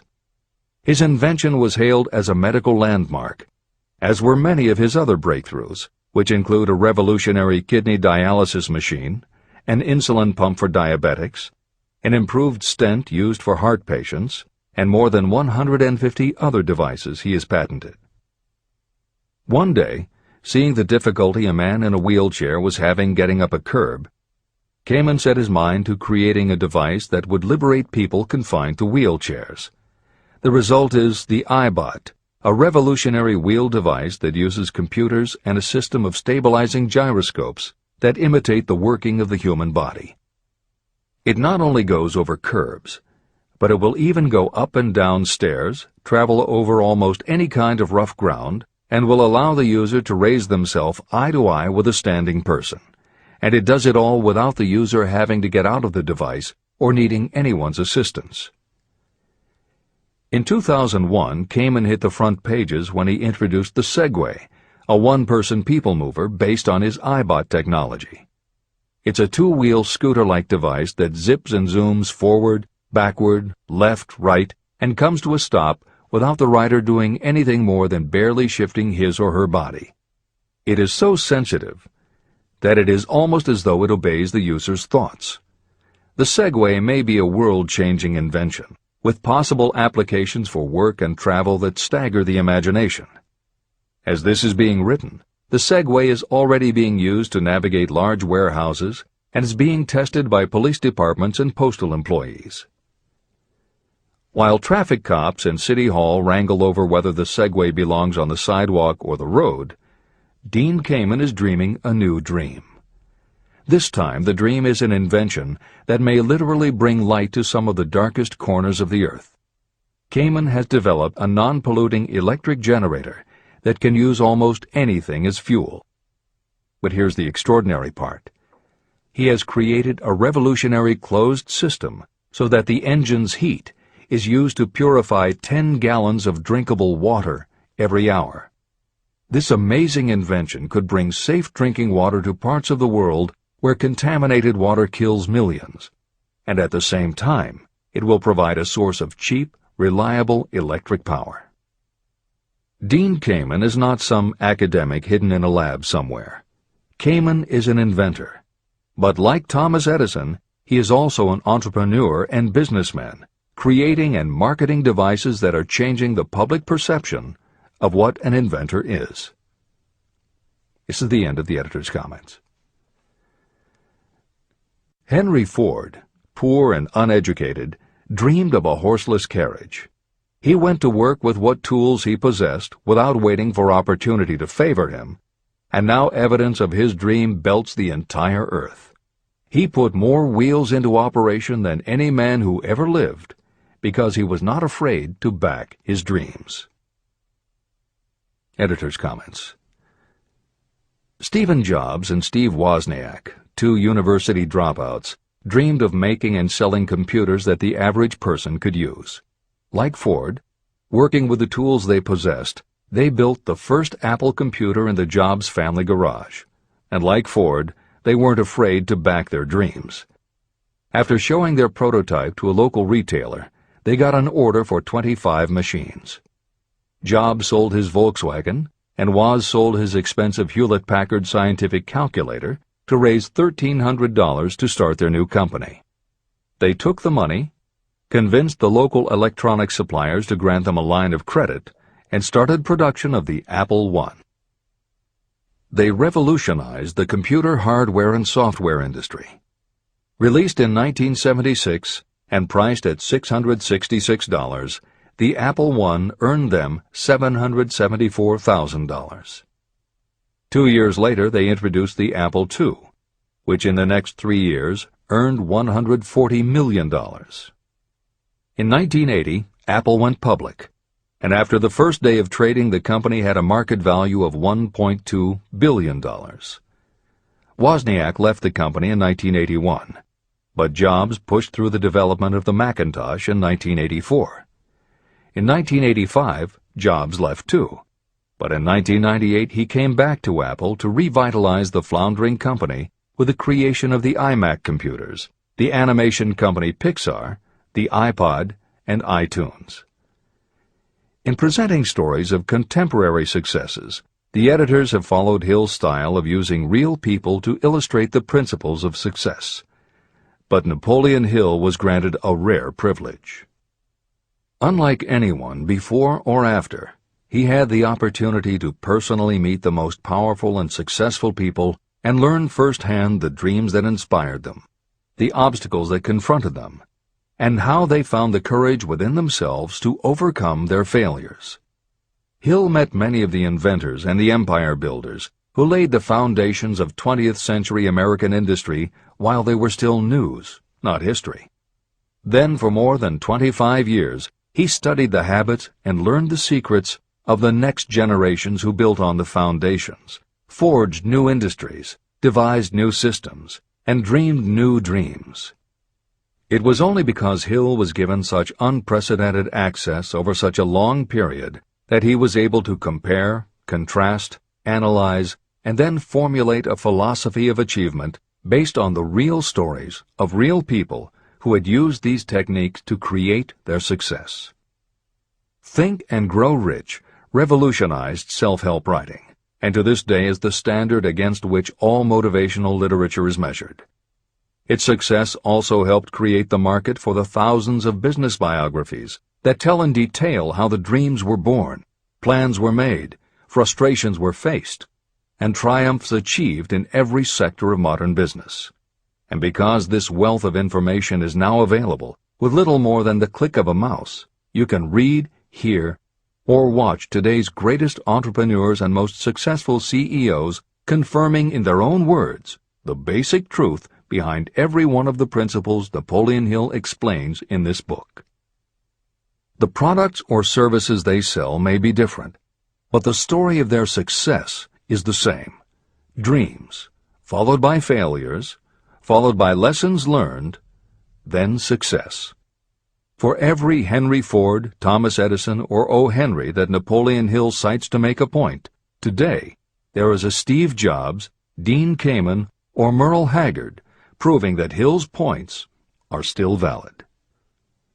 This is the end of the editor's comments. There is a difference between wishing for a thing and being ready to receive it. No one is ready for a thing until they believe they can acquire it. The state of mind must be belief, not mere hope or wish. Open-mindedness is essential for belief. Closed minds do not inspire faith, courage, and belief.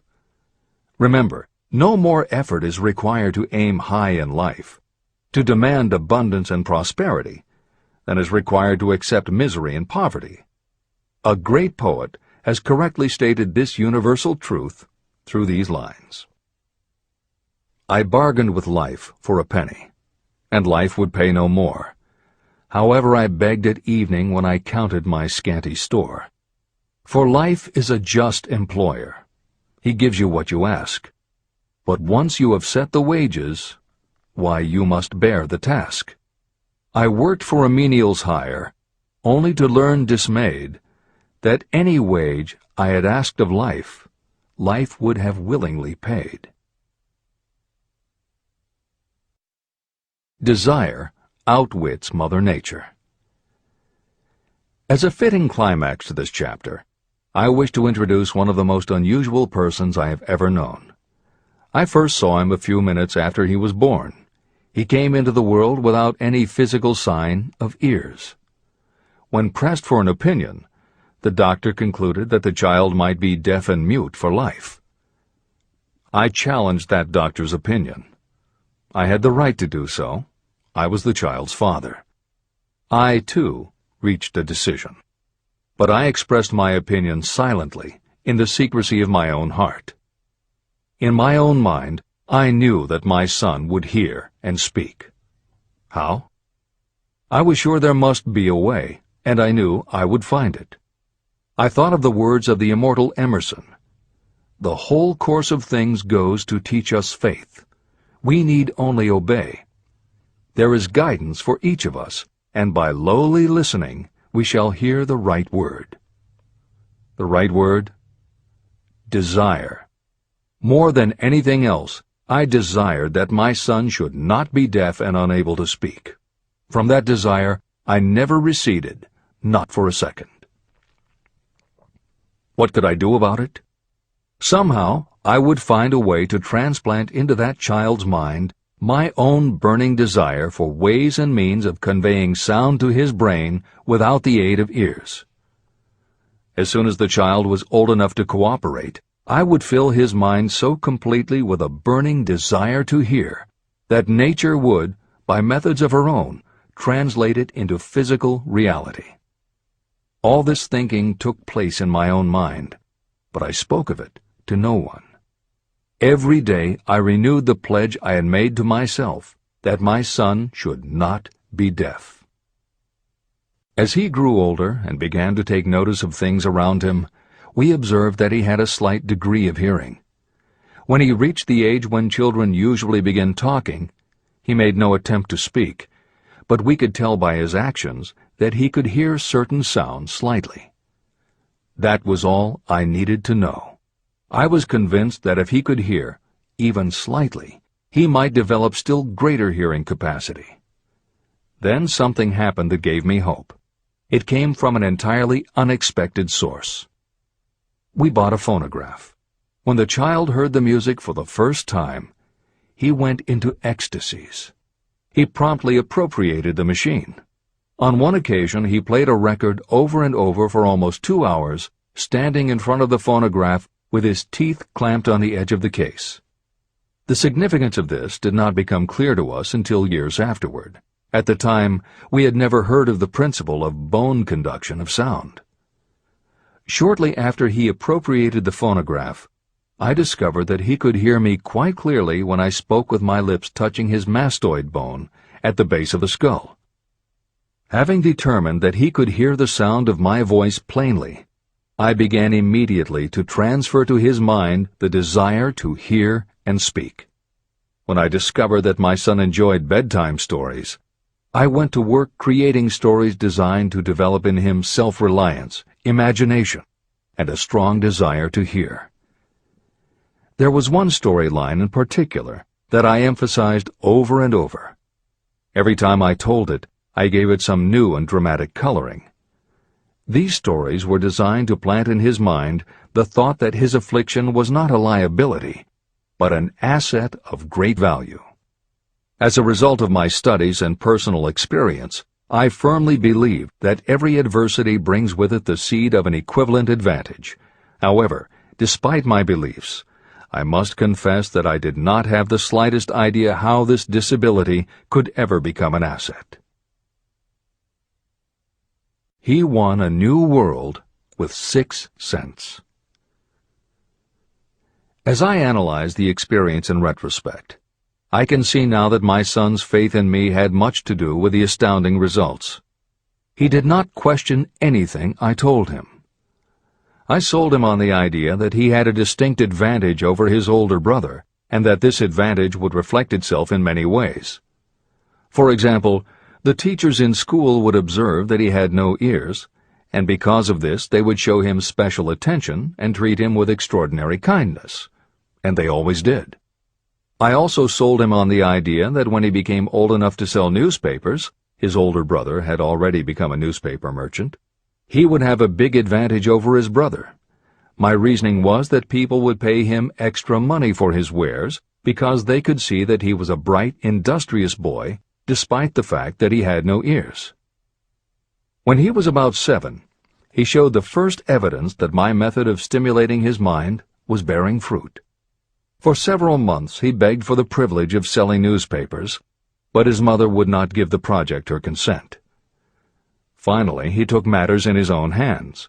One afternoon, when he was left at home with the staff, he climbed through the kitchen window, shinnied to the ground, and set out on his own. He borrowed 6 cents in capital from the neighborhood shoemaker and invested it in papers, which he sold out.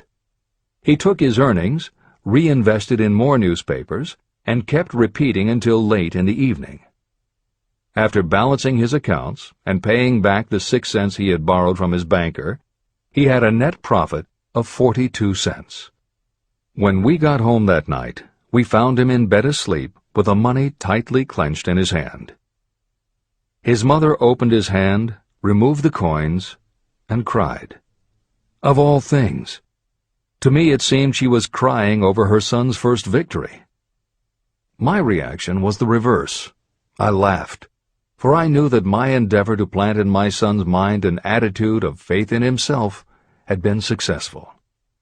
His mother saw in his first business venture a little deaf boy who had gone out in the streets and risked his life to earn money. I saw a brave, ambitious, self-reliant little businessman whose stock in himself had been increased 100%. He had gone into business on his own initiative and had won. I was not only pleased, I was impressed. He had clearly demonstrated the first signs of a resourcefulness that would go with him all through life. The little deaf boy went through grade school, high school, and college without being able to hear his teachers, except when they shouted loudly at close range. He did not go to a school for the deaf, and we did not use sign language. We were determined that he should live like any other boy who could hear and speak. We stood by that decision, although it cost us many heated debates with school officials. While he was in high school, he tried an electronic hearing aid, but it was of no value to him. During his last week in college, something happened that marked the most important turning point of his life. Through what seemed to be mere chance, he came into possession of another electronic hearing device, which was sent to him on trial. He was slow about testing it, due to his disappointment with a similar device. Finally, he picked it up carelessly, placed it on his head, and hooked up the battery. Suddenly, as if by magic, his lifelong desire for normal hearing became a reality. For the first time in his life, he heard practically as well as any person with normal hearing.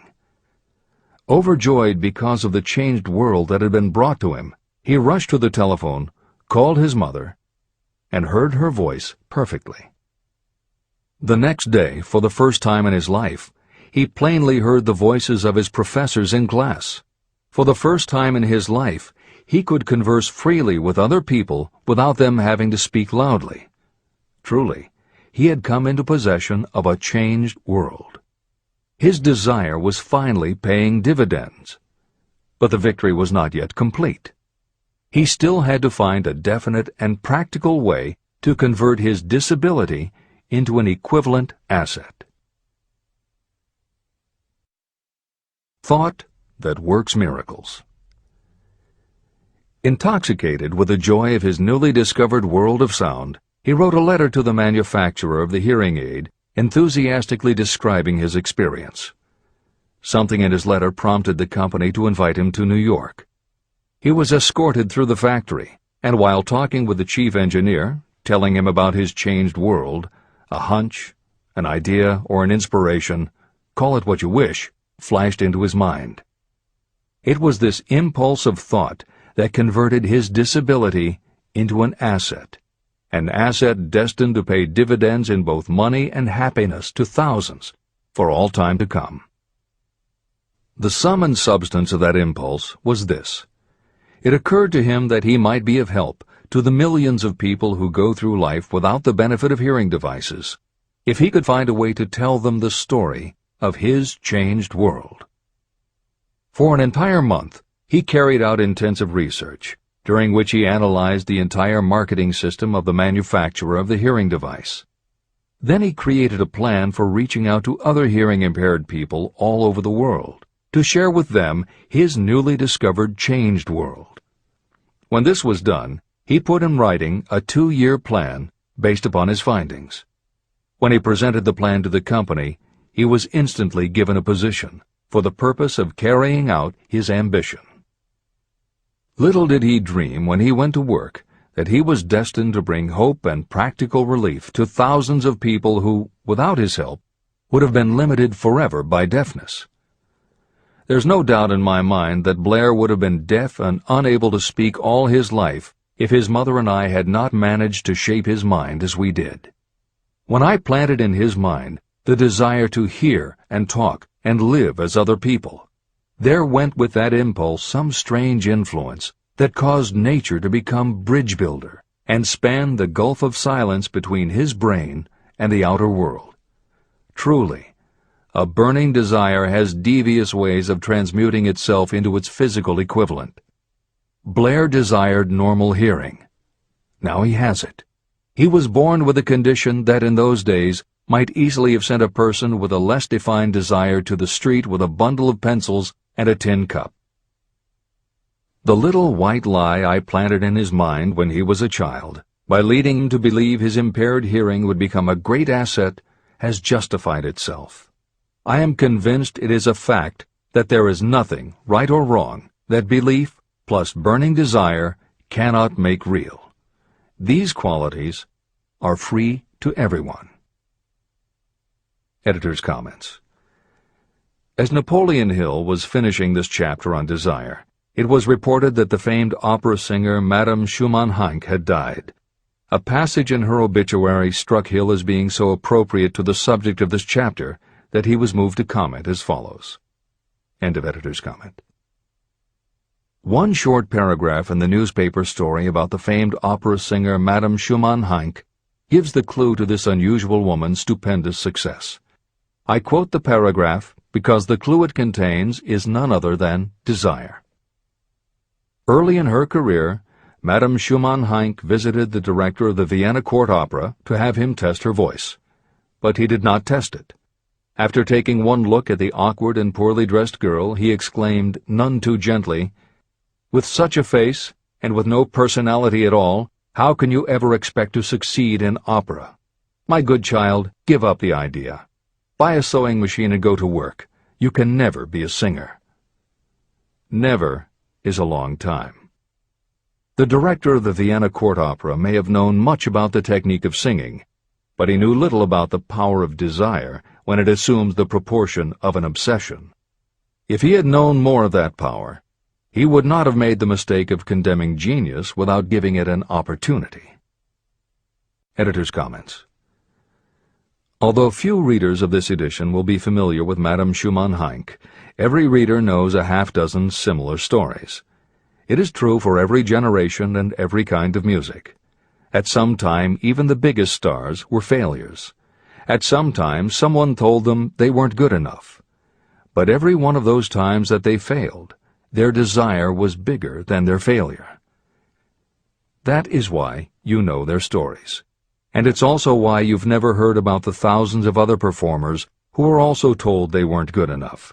The ones you've never heard of are the ones whose desire wasn't big enough. They are the ones who believed that failure was defeat. This is the end of the editor's comment. Several years ago, one of my business associates became ill. He became worse as time went on, and finally was taken to the hospital for an operation. The doctor warned me that there was little, if any, chance of my ever seeing him alive again. But that was the doctor's opinion. It was not the opinion of the patient. Just before he was wheeled away, he whispered to me, "Do not be disturbed, Chief. I will be out of here in a few days." The attending nurse looked at me with pity. But the patient did come through safely. After it was all over, his physician said, nothing but his own desire to live saved him. He never would have pulled through if he had not refused to accept the possibility of death. Editor's comments. By the 1980s, the phenomenon that Napoleon Hill wrote about in the preceding paragraph was embraced by a growing segment of the population. Among the adherents were numerous medical professionals who incorporated the concept under the term the body-mind connection. And by the turn of the 21st century, the belief that the mind can manifest physical changes in the body had become a part of mainstream medical practice. In Chapter 5, Autosuggestion, you will find further comment on the medical aspects of having a burning desire. This is the end of the editor's comment. I believe in the power of desire backed by faith in yourself, because I have seen this power lift people from lowly beginnings to places of power and wealth. I have seen it rob the grave of its victims. I have seen it serve as the medium by which people staged a comeback after having been defeated in 100 different ways. And I have seen it provide my own son with a normal, happy, successful life, despite nature's having sent him into the world without ears. How can you harness and use the power of desire? The first part of the answer is in the technique at the beginning of this chapter. You will learn more about it in the next and subsequent chapters of this book. Through some strange and powerful principle, nature wraps up in the impulse of strong desire that something that recognizes no such word as impossible, and accepts no such reality as failure. There are no limitations to the mind except those we acknowledge. Chapter 4. Faith in your ability. Visualization of, and belief in, attainment of desire. The second step toward riches. Faith is the head chemist of the mind. When faith is blended with thought, the subconscious mind instantly picks up the vibration. The subconscious then translates it and transmits it to infinite intelligence. The emotions of faith, love, and sex are the most powerful of all the major positive emotions. When the three are blended, they have the effect of coloring thought in such a way that it instantly reaches the subconscious mind. There, it is changed into a form that induces a response from infinite intelligence. Editor's comments. In the preceding paragraph, Napoleon Hill uses two terms, faith and infinite intelligence, both of which may convey to the reader a religious connotation that Hill did not intend. The following will define the meaning of the words as Hill uses them in the following chapter. In modern usage, the word faith has become almost interchangeable with religious belief, which is not the way Hill uses the word. Faith, as it is used here, means having confidence, trust, and an absolute unwavering belief that you can do something. And in order for you to have faith in yourself as Hill means it, it has to be true on a subconscious level. If you have a nagging doubt in the back of your mind, or if you are just going through the motions of pretending you believe, it won't work, because your subconscious will know your doubts. Unless you have absolute total confidence, unless you are convinced without question, then you don't have faith. Hill uses the term infinite intelligence to identify that part of the human mind and thinking process that produces hunches, flashes of insight, and leaps of logic. Hill's concept has similarities to what psychologist Carl Jung called the collective unconscious.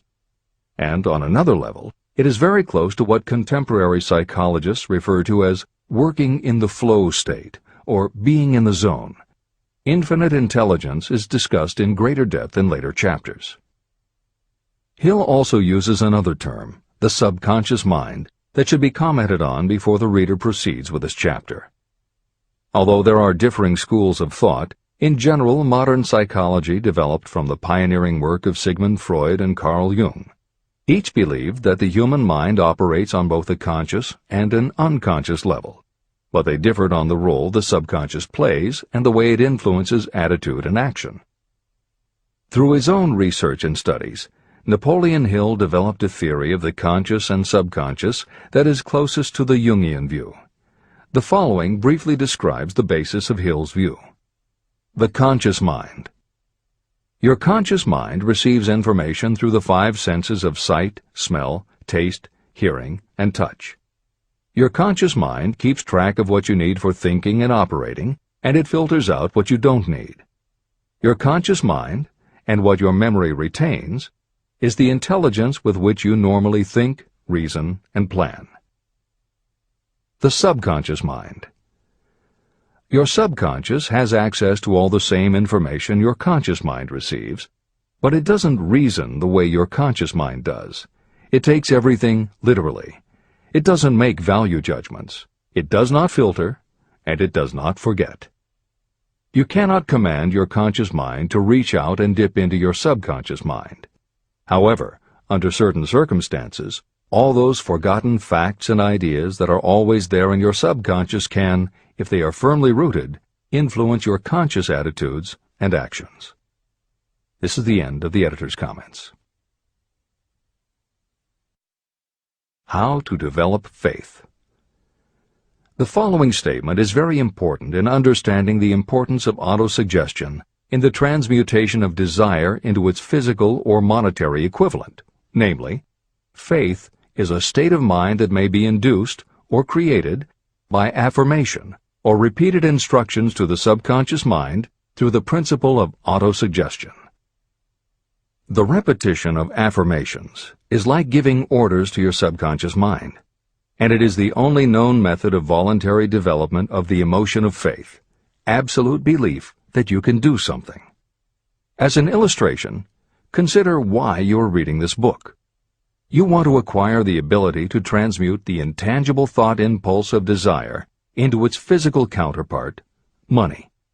By following the instructions laid down in the later chapters on autosuggestion and the subconscious mind, you will learn techniques to convince your subconscious mind that you believe you will receive that for which you ask.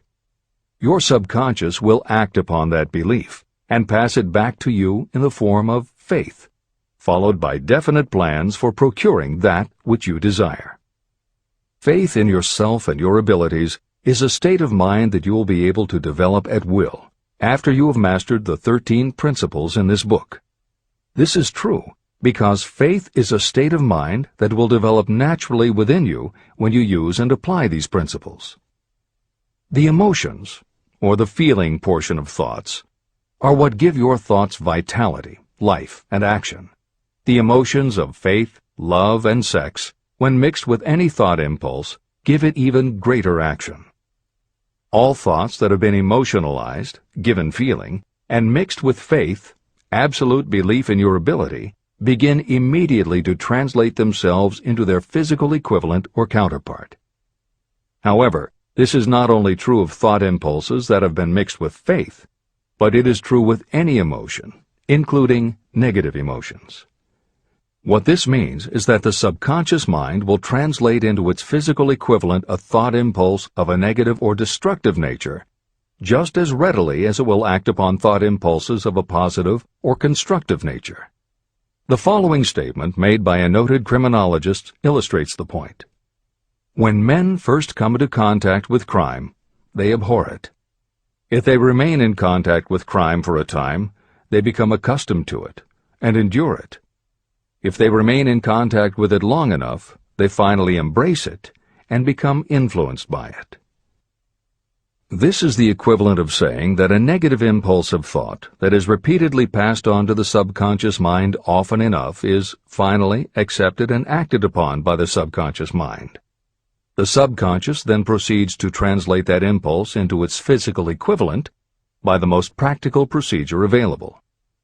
This also accounts for the strange phenomenon that so many millions of people experience, referred to as bad luck.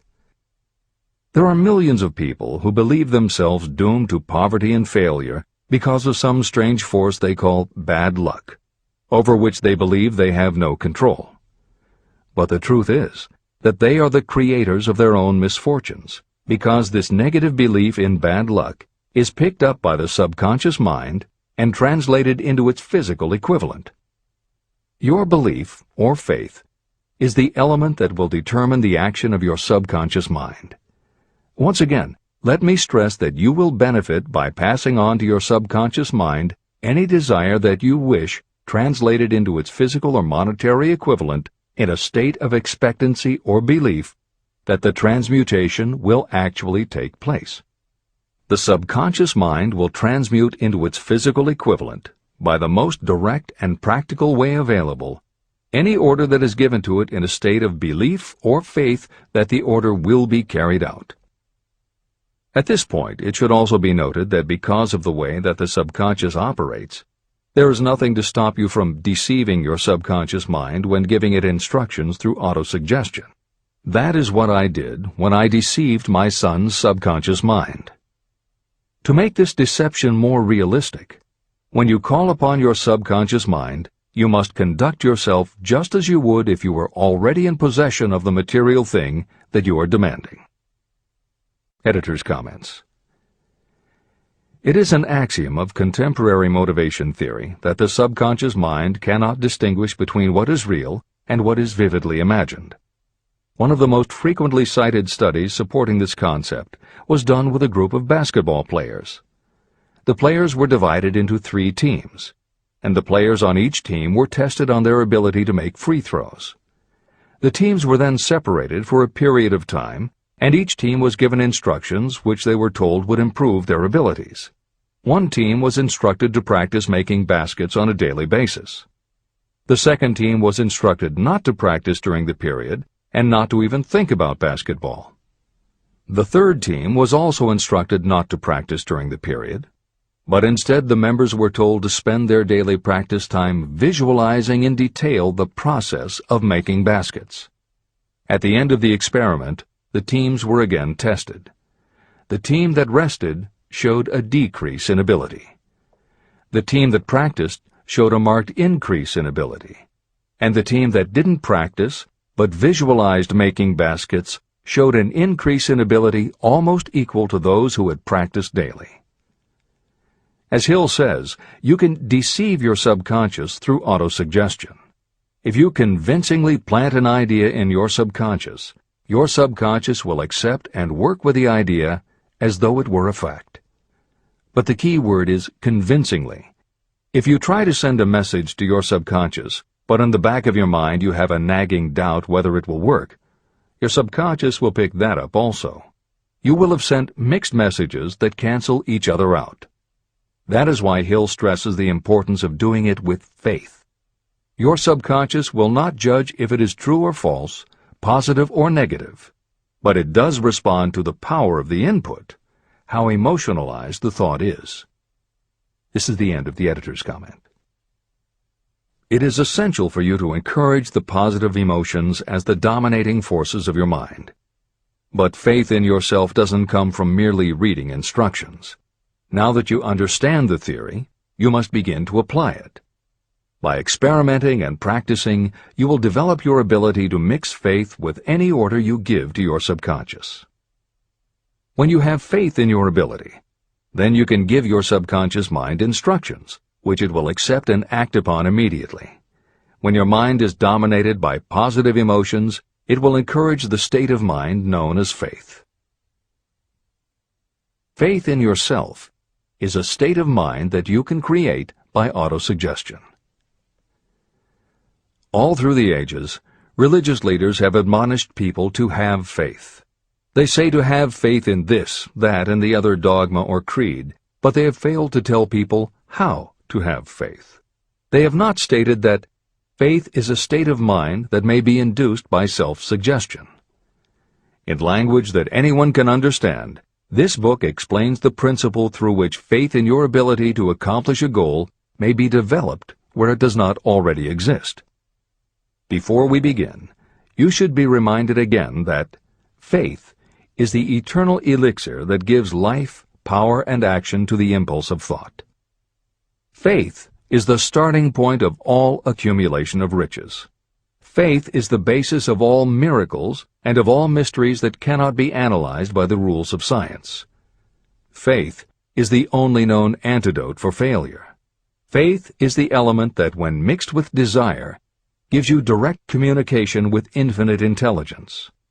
Faith is the element that transforms the ordinary vibration of thought created by the human mind into the spiritual equivalent. Faith is the only way the force of infinite intelligence can be harnessed and used. The magic of self-suggestion. It is a fact that you will come to believe whatever you repeat to yourself, whether the statement is true or false. If you repeat a lie over and over, you will eventually accept that lie as truth. Moreover, you will believe it to be the truth. You are what you are because of the dominating thoughts that you permit to occupy your mind. Thoughts that you deliberately place in your own mind and encourage with sympathy, and with which you mix any one or more of the emotions, constitute the motivating forces that direct and control your every movement, act, and deed. The following sentence is a very significant statement of truth. Thoughts that are mixed with any of the feelings of emotions become like a magnetic force, which attracts other similar or related thoughts. A thought that is magnetized with one of the emotions may be compared to a seed. When it is planted in fertile soil, it germinates, grows, and multiplies itself over and over again. What was originally one small seed becomes countless millions of seeds of the same kind. The human mind is constantly attracting vibrations that are in sync with whatever dominates the mind. Any thought, idea, plan, or purpose that you hold in your mind attracts a host of its relatives. Add these relatives to its own force, and it grows until it becomes the prime motivator of the person in whose mind it has been housed. Now, let us go back to the starting point. How can the original seed of an idea, plan, or purpose be planted in the mind? The answer? Any idea, plan, or purpose may be placed in the mind through repetition of thought. This is why you are asked to write out a statement of your major purpose, or definite chief aim.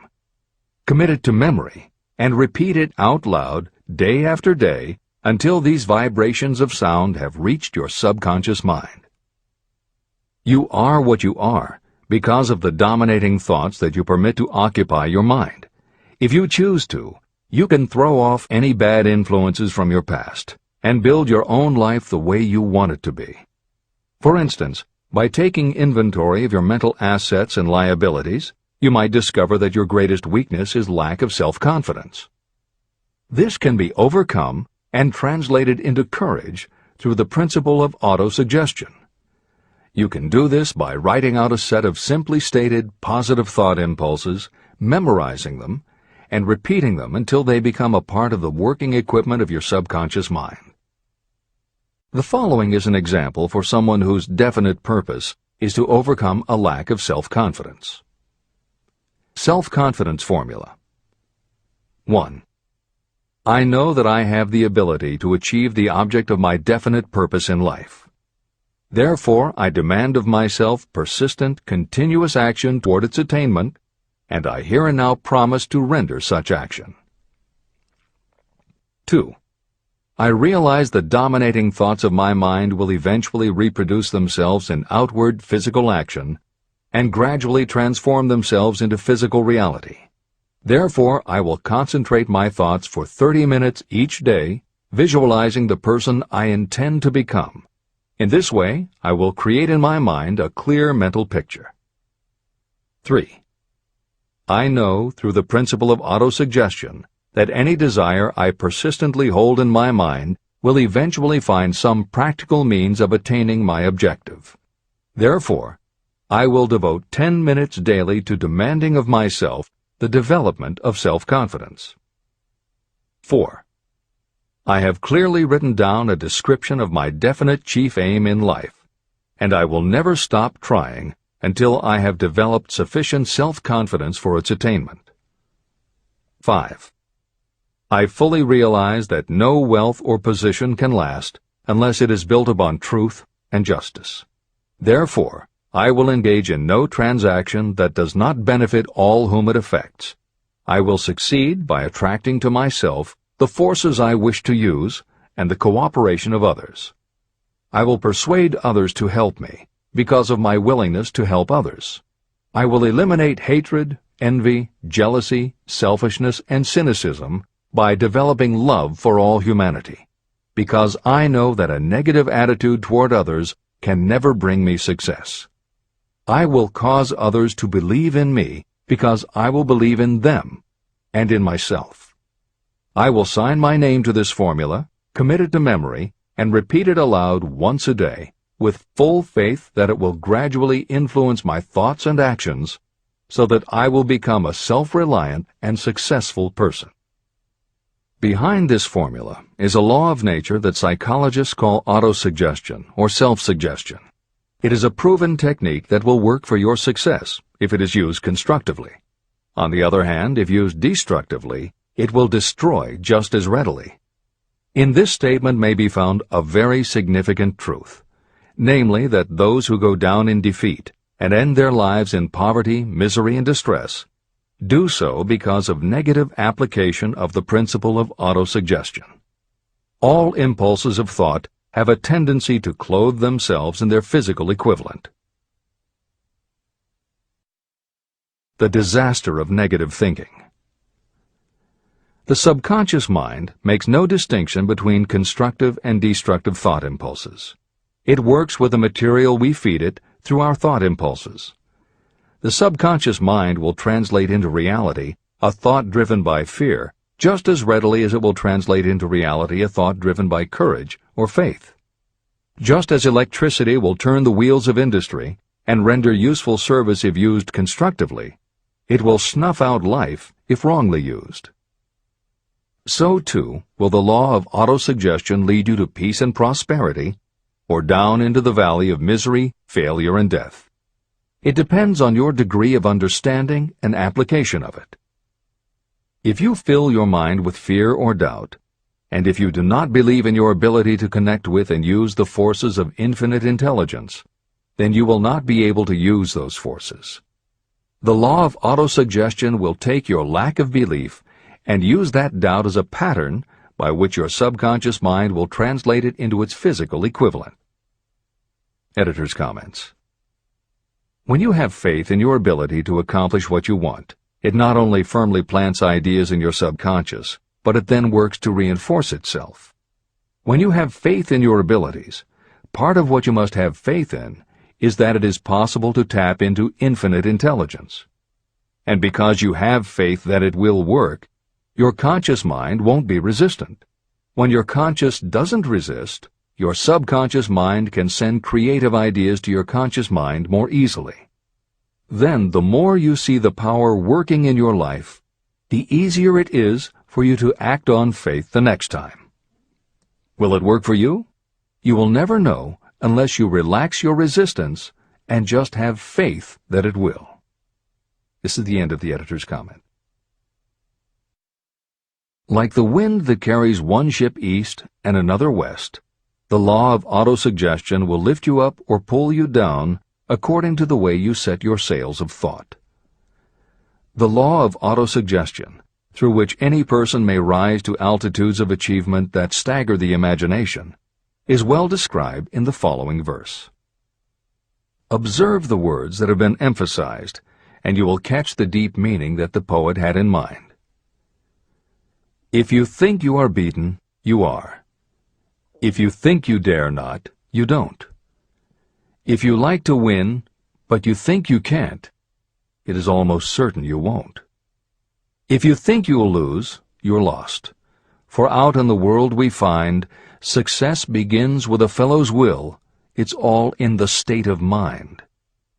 If you think you are outclassed, you are. You've got to think high to rise. You've got to be sure of yourself before you can ever win a prize. Life's battles don't always go to the stronger or faster man, but soon or late the man who wins is the man who thinks he can. Editor's comments. As noted at the beginning of this chapter, the way in which Napoleon Hill uses the word faith is meant to have no religious connotation. However, it would be impossible for Hill to write this chapter without acknowledging the power of religious faith. Therefore, in the following two paragraphs, when Hill discusses Jesus Christ and Mahatma Gandhi as exemplifying the power of faith, he is referring to their personal faith, the absolute trust in his beliefs that Jesus exhibited, and Gandhi's total conviction and confidence in his cause. In this way, they perfectly exemplify thought impulse mixed with faith. This is the end of the editor's comment. If you wish evidence of the power of faith, study the achievements of men and women who have employed it. At the head of the list comes the Nazarene. The basis of Christianity is faith, no matter how many people may have perverted or misinterpreted the meaning of this great force. The sum and substance of the teachings and the achievements of Christ, which may have been interpreted as miracles, were nothing more nor less than faith. If there are any such phenomena as miracles, they are produced only through the state of mind known as faith. Consider Mahatma Gandhi of India, one of the most astounding examples of the possibilities of faith. Gandhi wielded more potential power than any man living in his time, and he had this power despite the fact that he had none of the orthodox tools of power, such as money, battleships, soldiers, and materials of warfare. Gandhi had no money, no home. He did not own a suit of clothes, but he did have power. How did he come by that power? He created it out of his understanding of the principle of faith and through his ability to transplant that faith into the minds of 200 million people. Gandhi accomplished the astounding feat of influencing 200 million minds to coalesce and move in unison as a single mind. What other force on earth, except faith, could do as much? How an idea built a fortune. Editor's comment. Although the following story is not exclusively about faith, and it makes no mention of autosuggestion or the subconscious mind, Napoleon Hill included it at this point in every edition of Think and Grow Rich. In fact, as Hill says, this story illustrates at least 6 of the 13 principles of success, but faith is at the center of it. If the central figure, Charles M. Schwab, had not mixed his big idea with absolute unwavering faith that he could pull it off, the whole history of American business would have been different. This is the end of the editor's comment. The event chosen for this illustration dates back to 1900, when the United States Steel Corporation was being formed. As you read the story, keep in mind the following fundamental facts and you will understand how ideas have been converted into huge fortunes. First, the United States Steel Corporation was born in the mind of Charles M. Schwab in the form of an idea he created through his imagination. Second, he mixed faith with his idea. Third, he formulated a plan for the transformation of his idea into physical and financial reality. Fourth, he put his plan into action with his famous speech at the University Club.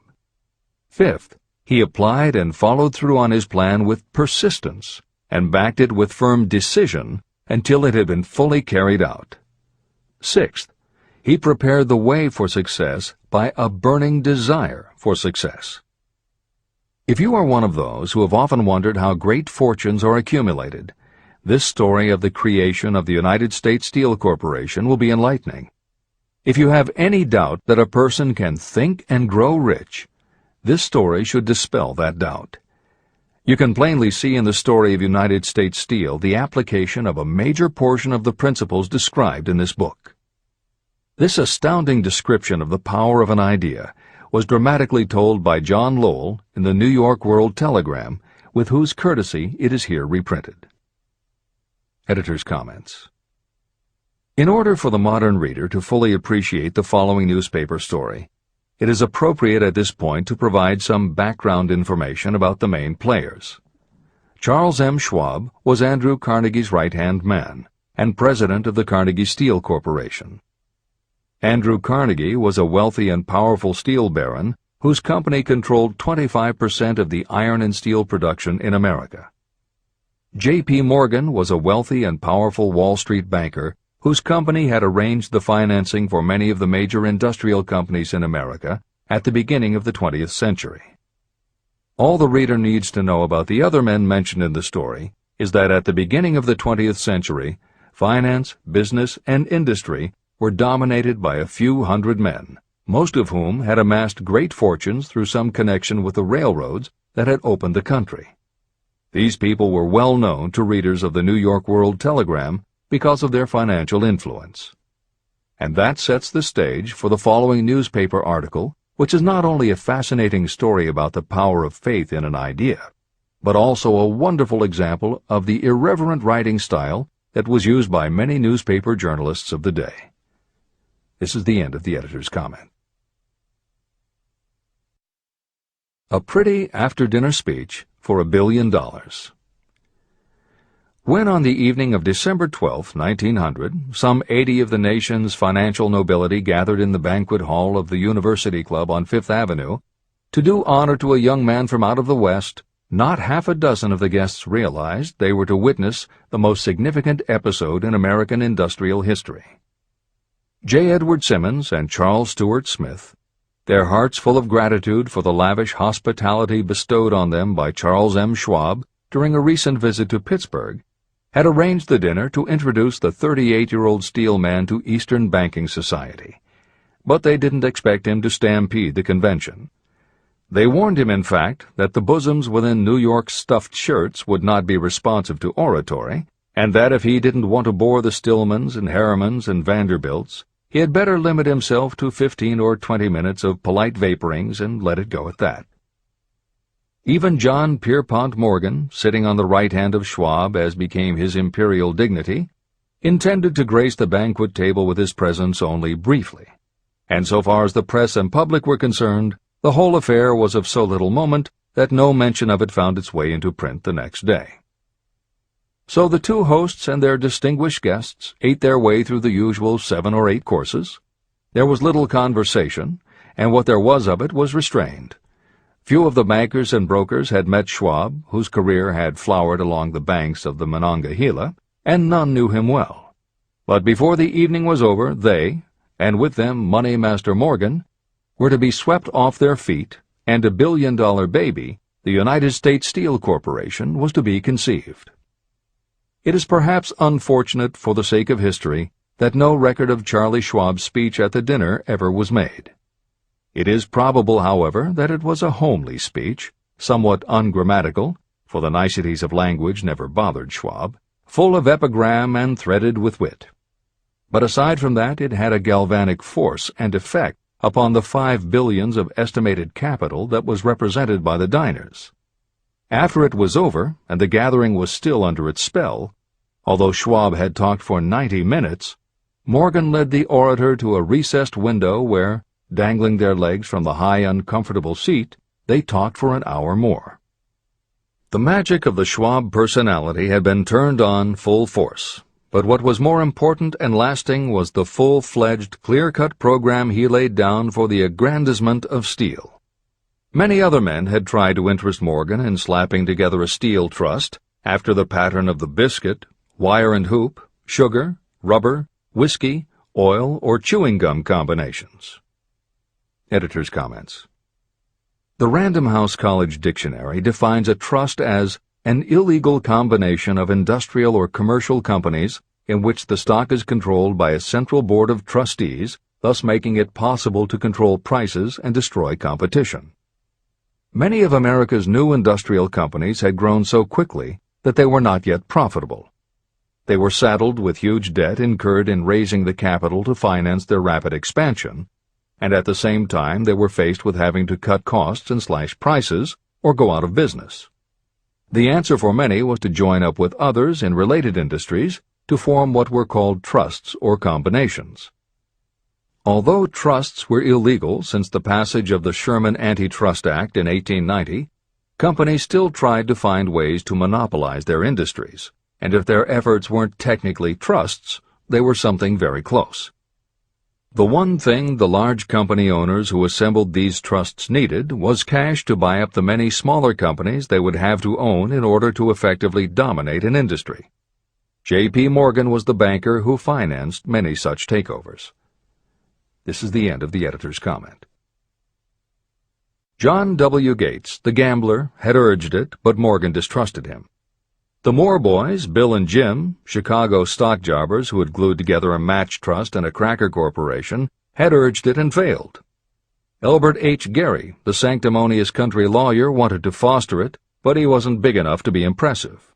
Until Schwab's eloquence took J.P. Morgan to the heights from which he could visualize the solid results of the most daring financial undertaking ever conceived, the project was regarded as a delirious dream of easy-money crackpots. The financial magnetism that began a generation ago to attract thousands of small and sometimes inefficiently managed companies into large and competition-crushing combinations had become operative in the steel world through the devices of that jovial business pirate, John W. Gates. Gates already had formed the American Steel and Wire Company out of a chain of small concerns, and together with Morgan had created the Federal Steel Company. But by the side of Andrew Carnegie's gigantic vertical trust, a trust owned and operated by 53 partners, those other combinations were picayune. They might combine to their heart's content, but the whole lot of them couldn't make a dent in the Carnegie organization, and Morgan knew it. The eccentric old Scot knew it, too. Editor's comments. Andrew Carnegie was born in Scotland and came to America when he was just a boy. He made his first move to join the elite group of American tycoons when he quit his job as a bobbin boy in a cotton mill, earning $1.20 a week, and got a job as a telegraph messenger boy. He soon taught himself to operate a telegraph key, which got him hired as personal telegrapher and secretary to the head of the Pennsylvania Railroad. It wasn't long before he'd worked his way up the ranks to superintendent of the Pittsburgh division, which in turn put him in a position to become an early investor in the Pullman Company, which became the leading manufacturer of railway cars. Carnegie's investment in Pullman and some successful real estate ventures gave him the capital to go into business for himself. At the end of the Civil War, Carnegie left railroading and started a company that built iron bridges for railroad companies. From building iron bridges, it was a short step to starting his own steel mill, which led him to acquire control of other steel mills, then his own coal fields to supply his smelters, then his own ore boats and rail lines to haul the ore and coal. Because of Carnegie's vertical integration and his use of the most up-to-date manufacturing methods, he was able to sell top-grade steel at the lowest price. He managed to drop the price of steel from $140 a ton to $20 a ton. By 1899, the Carnegie Steel Company controlled about 25% of the iron and steel production in America. The smaller steel manufacturers couldn't compete with Carnegie, so they went to J.P. Morgan for help. He arranged for the financing, and a wide-ranging alliance was put together of companies that were in the business of manufacturing products made from steel. Part of the deal was that they would not buy steel from Carnegie. Andrew Carnegie was not about to be put out of business by a collection of small companies. He announced that he would buy or build his own manufacturing companies to produce finished goods made of steel. This is the end of the editor's comments, and the New York World Telegram story continues. From the magnificent heights of Skibo Castle he had viewed, first with amusement and then with resentment, the attempts of Morgan's smaller companies to cut into his business. When the attempts became too bold, Carnegie's temper was translated into anger and retaliation. He decided to duplicate every mill owned by his rivals. Hitherto, he hadn't been interested in wire, pipe, hoops, or sheet. Instead, he was content to sell such companies the raw steel and let them work it into whatever shape they wanted. Now, with Schwab as his chief and able lieutenant, he planned to drive his enemies to the wall. So it was that in the speech of Charles M. Schwab, Morgan saw the answer to his problem of combination. A trust without Carnegie, giant of them all, would be no trust at all, a plum pudding, as one writer said, without the plums. Schwab's speech on the night of December 12, 1900, undoubtedly carried the inference, though not the pledge, that the vast Carnegie enterprise could be brought under the Morgan tent. He talked of the world future for steel, of reorganization for efficiency, of specialization, of the scrapping of unsuccessful mills and concentration of effort on the flourishing properties, of economies in the ore traffic, of economies in overhead and administrative departments, of capturing foreign markets. More than that, he told the buccaneers among them wherein lay the errors of their customary piracy. Their purposes, he inferred, had been to create monopolies, raise prices, and pay themselves fat dividends out of privilege. Schwab condemned the system in his heartiest manner. The short-sightedness of such a policy, he told his hearers, lay in the fact that it restricted the market in an era when everything cried for expansion. By cheapening the cost of steel, he argued, An ever-expanding market would be created. More uses for steel would be devised, and a goodly portion of the world trade could be captured. Actually, though he did not know it, Schwab was an apostle of modern mass production. Editor's comments. For J.P. Morgan, all of Schwab's talk about economies of scale and expanding markets meant only one thing. Until that night, it was assumed that Andrew Carnegie would continue building his own manufacturing companies to compete with the steel trusts that Morgan had helped put together. Morgan knew that for Carnegie to do so would require an enormous amount of capital, and Morgan also knew that Carnegie had always been strongly against raising money by selling stock in his company. What Schwab seemed to be implying was that rather than going to Wall Street for the money needed to fight the trusts, Carnegie might be interested in selling his business. This is the end of the editor's comment.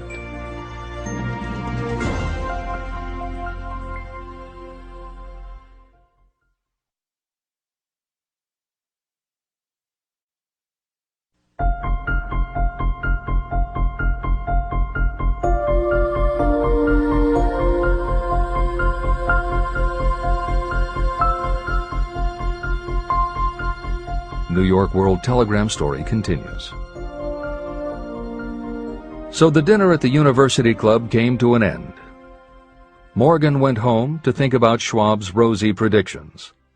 Schwab went back to Pittsburgh to run the steel business for Andrew Carnegie, while Gary and the rest went back to their stock tickers to fiddle around in anticipation of the next move. It was not long coming. It took Morgan about 1 week to digest the feast of reason Schwab had placed before him. When he had assured himself that no financial indigestion was to result, he sent for Schwab, and found that young man rather coy. Mr. Carnegie, Schwab indicated, might not like it if he found his trusted company president had been flirting with the Emperor of Wall Street, the street upon which Carnegie was resolved never to tread. Then it was suggested by John W. Gates, the go-between, that if Schwab happened to be in the Bellevue Hotel in Philadelphia, J.P. Morgan might also happen to be there. When Schwab arrived, however, Morgan was inconveniently ill at his New York home, and so on the elder man's pressing invitation, Schwab went to New York and presented himself at the door of the financier's library. Now, certain economic historians have professed the belief that from the beginning to the end of the drama, the stage was set by Andrew Carnegie, that the dinner to Schwab, the famous speech, the Sunday night conference between Schwab and the Money King, were events arranged by the canny Scot. The truth is exactly the opposite. When Schwab was called in to consummate the deal, he didn't even know whether the little boss, as Andrew was called, would so much as listen to an offer to sell, particularly to a group of men whom Andrew regarded as being endowed with something less than holiness. But Schwab did take into the conference with him, in his own handwriting, 6 sheets of copperplate figures, representing to his mind the physical worth and the potential earning capacity of every steel company he regarded as an essential star in the new metal firmament. 4 men pondered over these figures all night. The chief, of course, was Morgan, steadfast in his belief in the divine right of money. With him was his aristocratic partner, Robert Bacon, a scholar and a gentleman. The third was John W. Gates, whom Morgan scorned as a gambler and used as a tool. The fourth was Schwab, who knew more about the processes of making and selling steel than any whole group of men then living.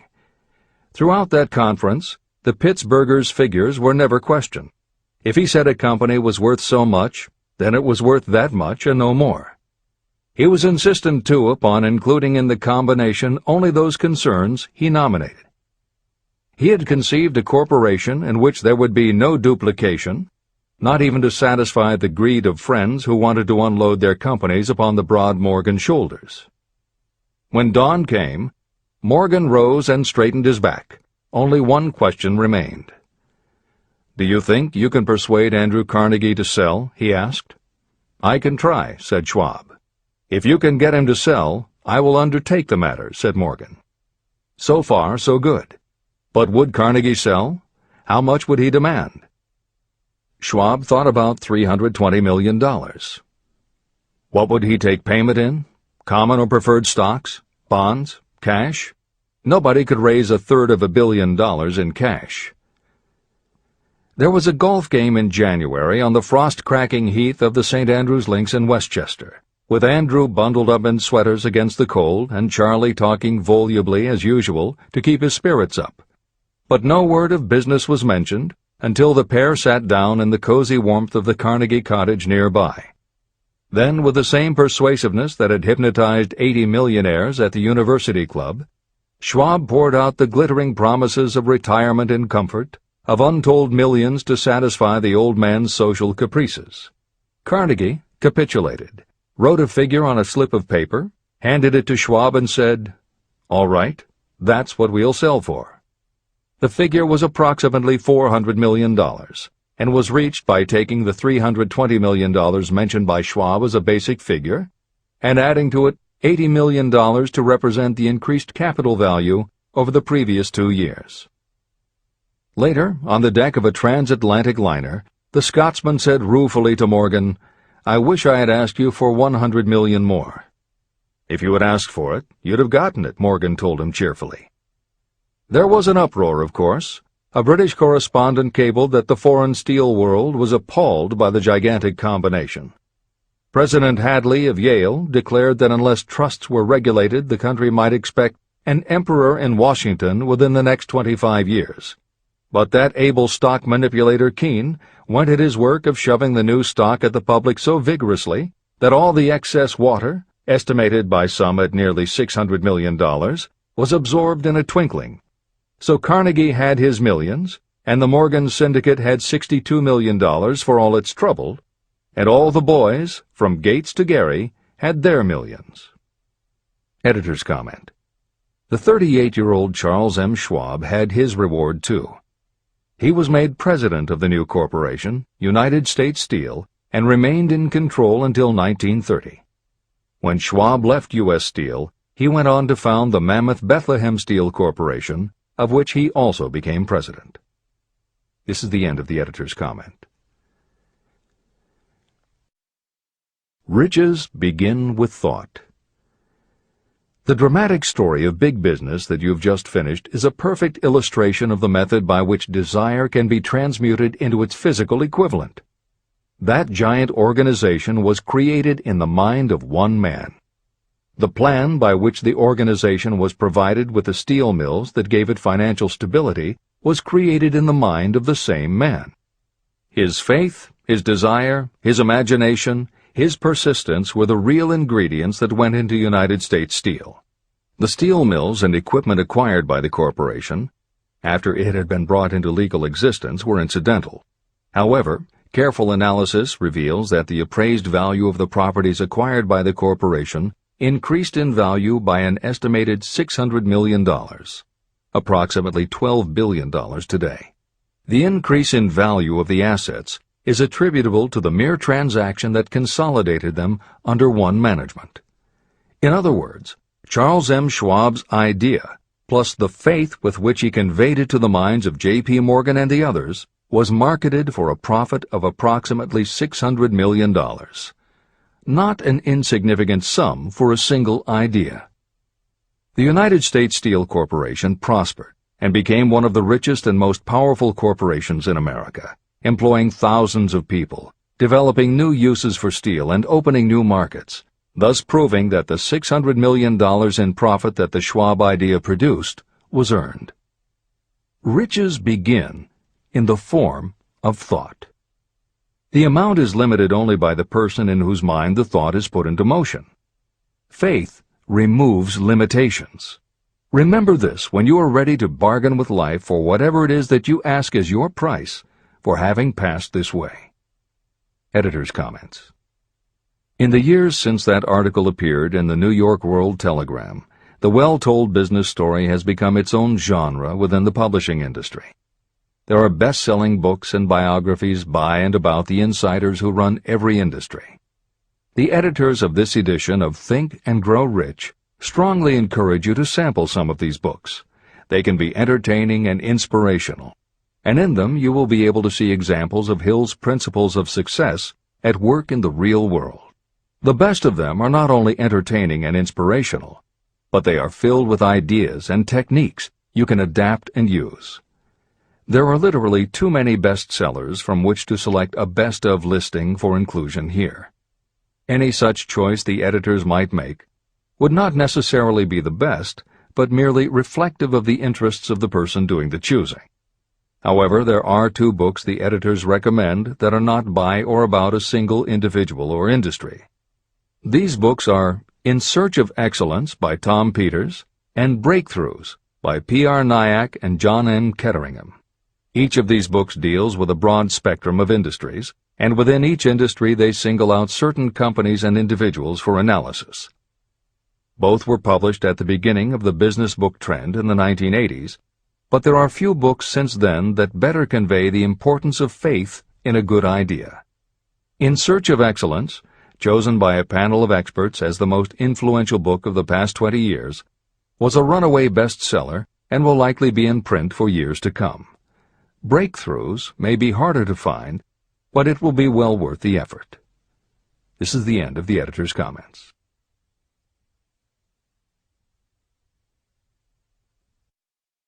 A quitter never wins, and a winner never quits. Chapter 5. Autosuggestion. The medium for influencing the subconscious mind. The third step toward riches.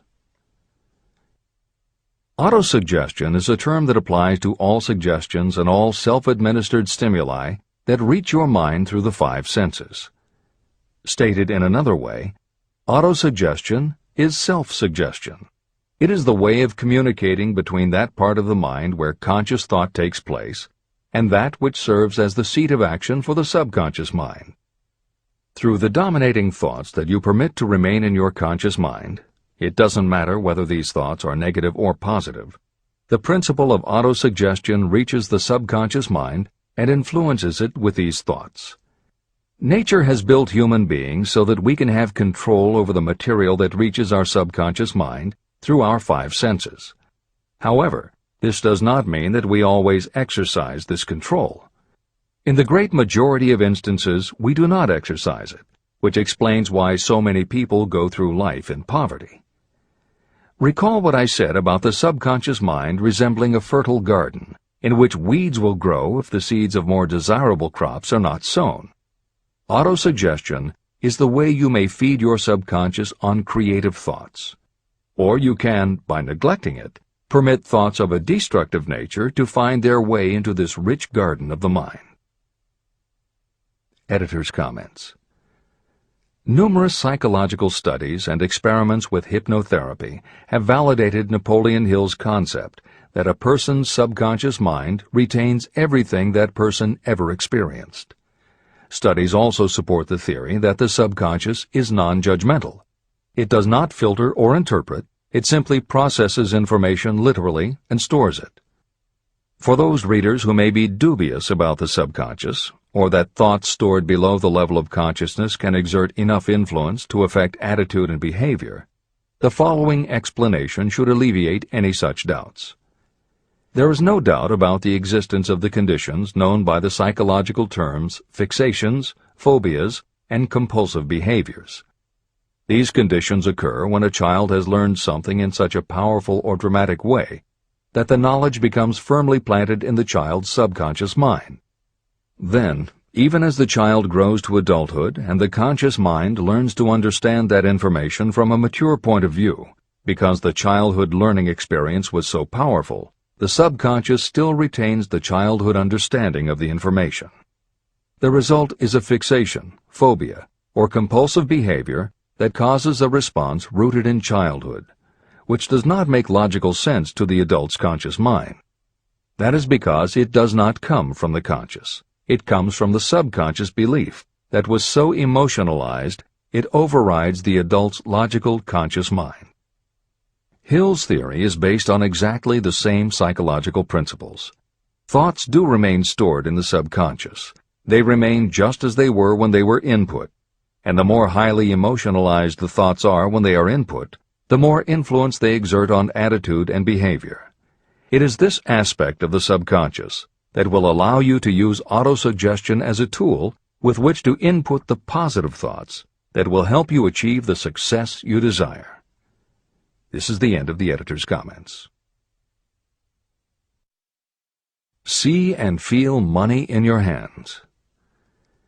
You were instructed in the last of the 6 steps described in Chapter 3 on Desire to read aloud twice daily the written statement of your desire for money.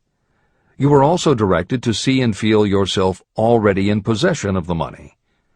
By following these instructions, you communicate the object of your desire directly to your subconscious mind in a spirit of absolute faith.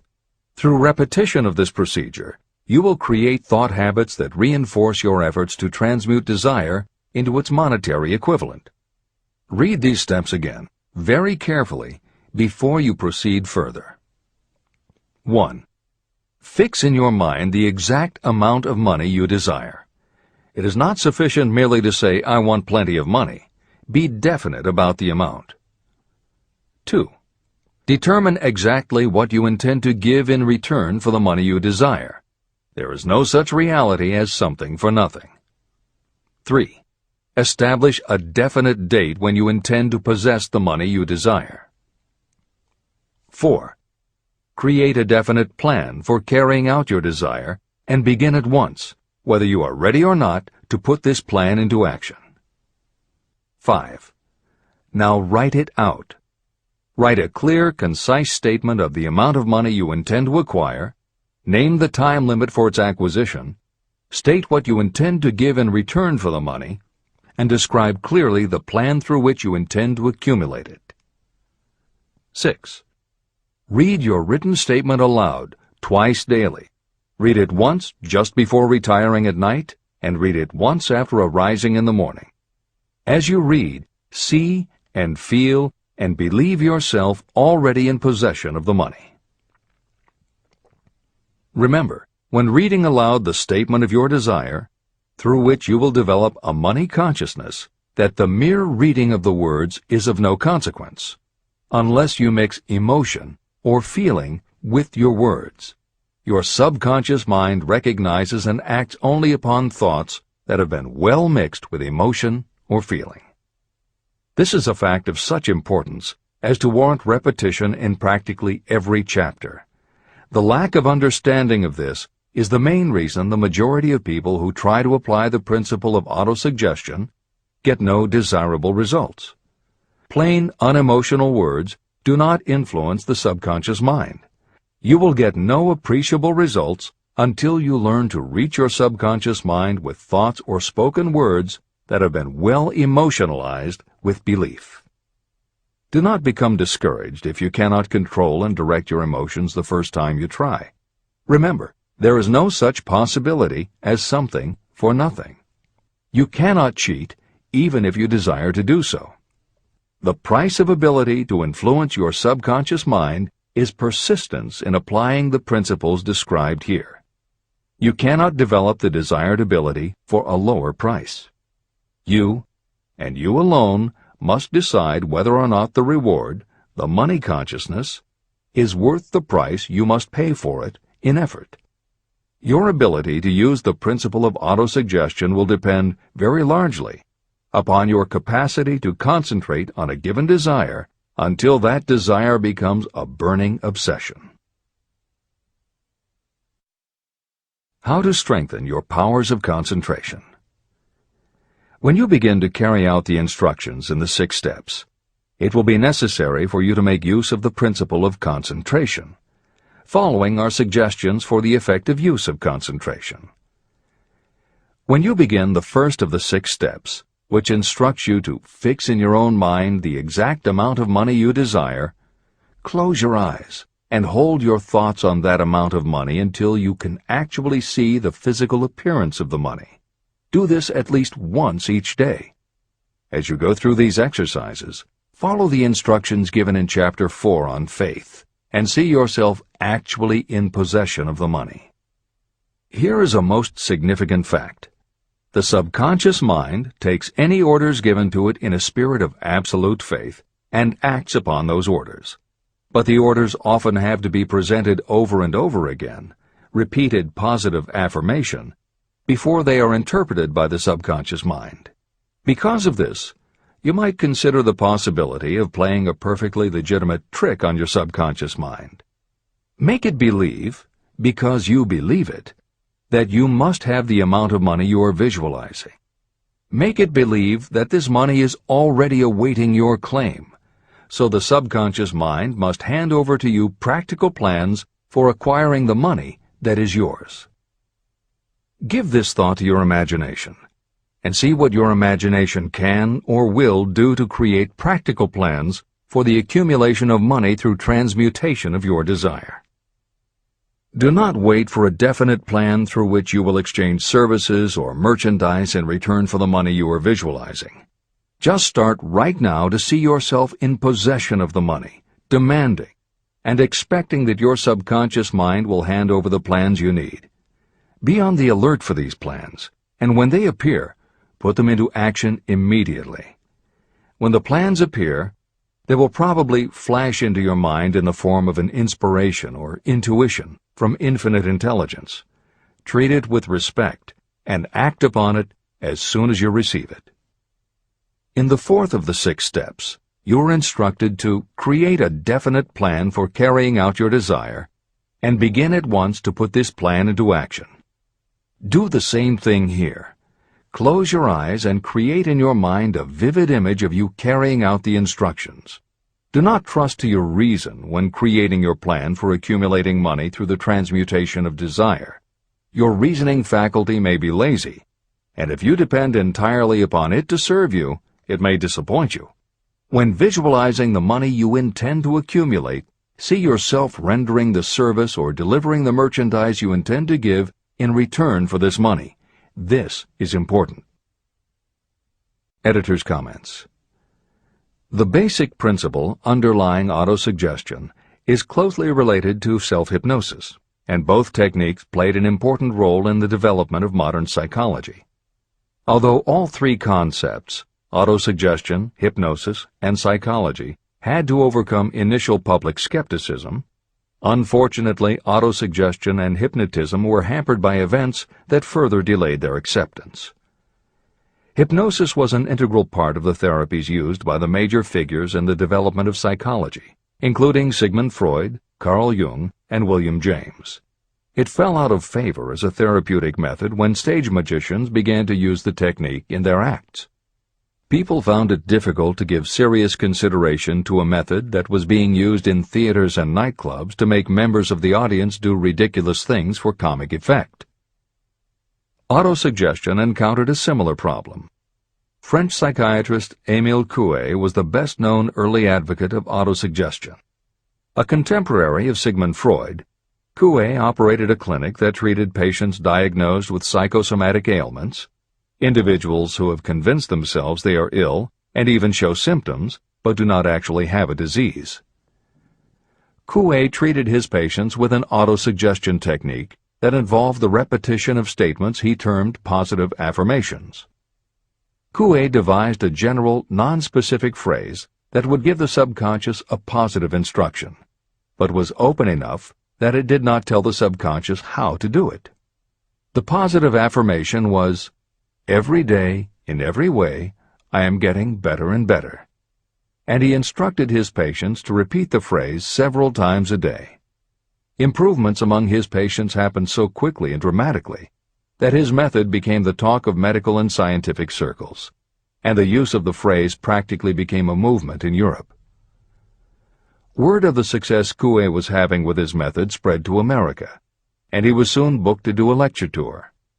At one of his early speaking engagements, a cynical newspaper reporter made a joke of the technique, calling it, "Hell's bells, I'm well." The joke followed Coué wherever he spoke, and the press coverage was so negative he canceled his tour and returned to practice in Europe. Serious scientists and therapists continued to work with autosuggestion. But just as had happened when stage magicians cast doubt upon the efficacy of hypnosis, Coué's method of positive affirmation fell out of favor with the general public. It took the openness of the latter part of the 20th century before the techniques of hypnosis and autosuggestion gained general acceptance once again. Today, if you go on the Internet, there are over 40,000 web links featuring positive affirmations, and numerous bestsellers have been written on the subject. Virtually every newspaper, magazine, and television news program regularly features stories on the crucial role the mind plays in personal growth and achievement. Techniques based on autosuggestion have fostered countless best-selling books, audiobooks, and video programs. And every week thousands of people attend seminars, lectures, and retreats to be inspired by motivational speakers or spiritual leaders, and to learn techniques that will help them achieve success, almost all of which are based on the basic principles Napoleon Hill advocates in this book. When Hill instructs the reader to close your eyes and hold your thoughts on that amount of money until you can actually see the physical appearance of the money, he is in fact describing the autosuggestion technique most widely taught by contemporary motivational experts. Today it is called creative visualization, and it is regularly used by some of the most successful trainers of Olympic athletes and professional sports teams. It is used by NASA in training astronauts, and medical professionals use it in a variety of ways, including teaching it to patients who need to elevate their autoimmune system. Using visualization effectively is much more than simply daydreaming about something you would like to have or a goal you would like to achieve. Visualization is a specific technique that involves the use of imagination, creativity, vivid imagery, and affirmations, all focused on creating something you wish to manifest in reality. Napoleon Hill identified the practice of visualization and wrote about it as early as 1928 in his first bestseller, Law of Success. Since then, many other psychologists, medical professionals, motivational speakers, and authors have developed systems based on the same principles. Dr. Maxwell Maltz, a noted plastic surgeon, found that often it was as important for his patients to change their inner perception of themselves as it was to change their outer appearance. Dr. Maltz's landmark bestseller, Psycho-Cybernetics, draws heavily on visualization as a way to increase self-esteem and improve a wide range of abilities. The Silva method, which is another variation on visualization, has been taught to millions of people by certified Silva trainers who hold seminars throughout the country. Jose Silva's best-selling book, The Silva Mind Control Method, has also sold many millions of copies. In 1978, 50 years after Napoleon Hill wrote about visualization in Law of Success, Shakti Gawain published the phenomenal bestseller Creative Visualization, and Adelaide Bry published Visualization, Directing the Movies of Your Mind. At about the same time, Dr. O. Carl Simonton, an oncologist, concluded that cancer patients who used visualizations in conjunction with chemotherapy treatments had a marked improvement over those who didn't. His bestseller, Getting Well Again, had a profound impact, and it was followed by books from other respected medical professionals, such as Love, Medicine, and Miracles by Dr. Bernie Siegel, and Superimmunity by Dr. Paul Purcell. Other bestsellers by Dr. John Sarno, Dr. Deepak Chopra, and Dr. Andrew Weil have made what once was referred to as alternative medicine now part of mainstream medical practice. This is the end of the editor's comments. Stimulate your subconscious mind. The instructions given previously for the steps necessary in your desire for money will now be summarized and blended with the principles covered by this chapter, as follows. 1. Go to some quiet spot, preferably in bed at night, where you will not be disturbed or interrupted. Close your eyes and repeat aloud, so that you may hear your own words, the written statement of the amount of money you intend to accumulate.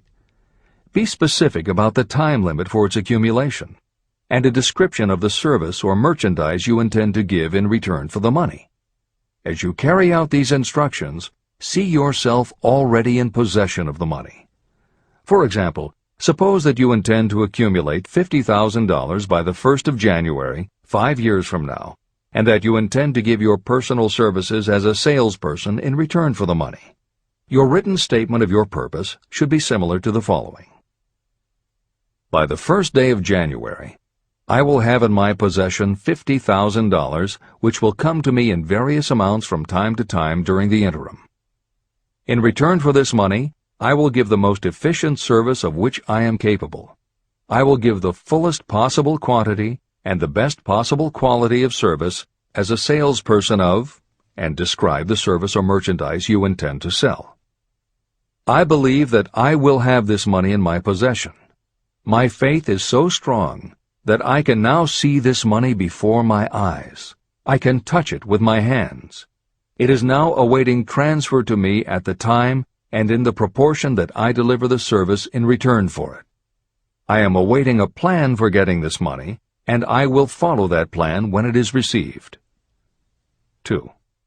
Repeat this program night and morning until you can see in your imagination the money you intend to accumulate. 3. Place a written copy of your statement where you can see it night and morning, and read it just before retiring and upon rising until it has been memorized.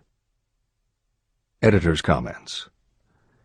The following is another suggestion, adapted from Hill's later writings, which appear in Napoleon Hill's Keys to Success. Surround yourself with books, pictures, mottos, and other suggestive devices. Pick things that symbolize and reinforce achievement and self-reliance. Constantly add to your collection, and move things to new places where you can see them in a different light and in association with different things. I had a friend who was a realtor who kept her $1 Million Club certificate over her desk to remind herself of what she was capable. One day she took it down to dust and set it on top of a newspaper. When she picked it up again, she saw beneath it an article about the new football coach who had been hired at the university. Guess who bought a house she had been struggling to sell? This is the end of the editor's comments. Remember, as you carry out these instructions, that you are applying the principle of autosuggestion for the purpose of giving orders to your subconscious mind. Remember also that your subconscious mind will act only upon instructions that are emotionalized and handed over to it with feeling. Faith is the strongest and most productive of the emotions. These instructions may at first seem abstract. Do not let this disturb you. Follow the instructions no matter how abstract or impractical they may appear to be. If you do as you have been instructed, in spirit as well as in act, the time will soon come when a whole new universe of power will unfold to you. Skepticism, in connection with all new ideas, is characteristic of all human beings. If you follow the instructions, your skepticism will soon be replaced by belief, and belief will become crystallized into absolute faith. Many philosophers have made the statement that man is the master of his own earthly destiny, but most of them have failed to say why he is the master. The reason that man may become the master of himself and of his environment is because he has the power to influence his own subconscious mind. The actual performance of transmuting desire into money is through autosuggestion. That is the principle by which you can reach and influence the subconscious mind. The other principles are simply tools with which to apply autosuggestion.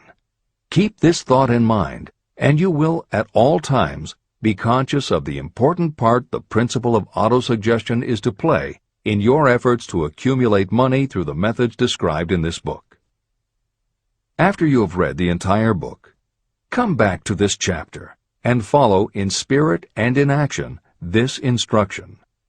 Read the entire chapter aloud once every night until you become thoroughly convinced that the principle of autosuggestion is sound and that it will accomplish for you all that has been claimed for it. As you read, underscore with a pencil every sentence that impresses you. Follow the foregoing instruction to the letter, and it will open the way for a complete understanding and mastery of the principles of success. Every adversity, every failure, and every heartache carries with it the seed of an equivalent or a greater benefit. Chapter 6. Specialized Knowledge.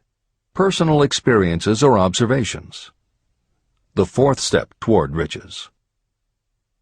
There are two kinds of knowledge. One is general, the other is specialized. General knowledge, no matter how great in quantity or variety it may be, is of little use in the accumulation of money. The faculties of the great universities possess practically every form of general knowledge known to civilization. Most of the professors have little money. They specialize in teaching knowledge, but they do not specialize in the organization or the use of knowledge. Knowledge will not attract money unless it is organized and directed through practical plans for the specific purpose of accumulating money. Lack of understanding of this fact has been the source of confusion to millions of people who falsely believe that knowledge is power. It is nothing of the sort. Knowledge is only potential power. It becomes power only when and if it is organized into definite plans of action and directed to a definite end. The missing link in all systems of education is that educational institutions fail to teach their students how to organize and use the knowledge after they have acquired it. Many people made the mistake of assuming that because Henry Ford had little schooling, he was not a man of education. Those who made this mistake did not understand the real meaning of the word educate. That word is derived from the Latin word educo, meaning to educe, to draw out, or to develop from within. An educated person is not necessarily one who has an abundance of general or specialized knowledge. An educated person is one who has so developed the faculties of their mind that he or she may acquire anything they want or its equivalent without violating the rights of others. During the World War, a Chicago newspaper published editorials in which, among other statements, Henry Ford was called an ignorant pacifist. Mr. Ford objected to the statements and sued the paper for libeling him. When the suit was tried in the courts, the attorneys for the paper called Mr. Ford to the witness stand for the purpose of proving to the jury that he was ignorant. They asked Mr. Ford a great variety of questions. All of them intended to prove that while he might possess considerable specialized knowledge about manufacturing automobiles, he was in the main ignorant.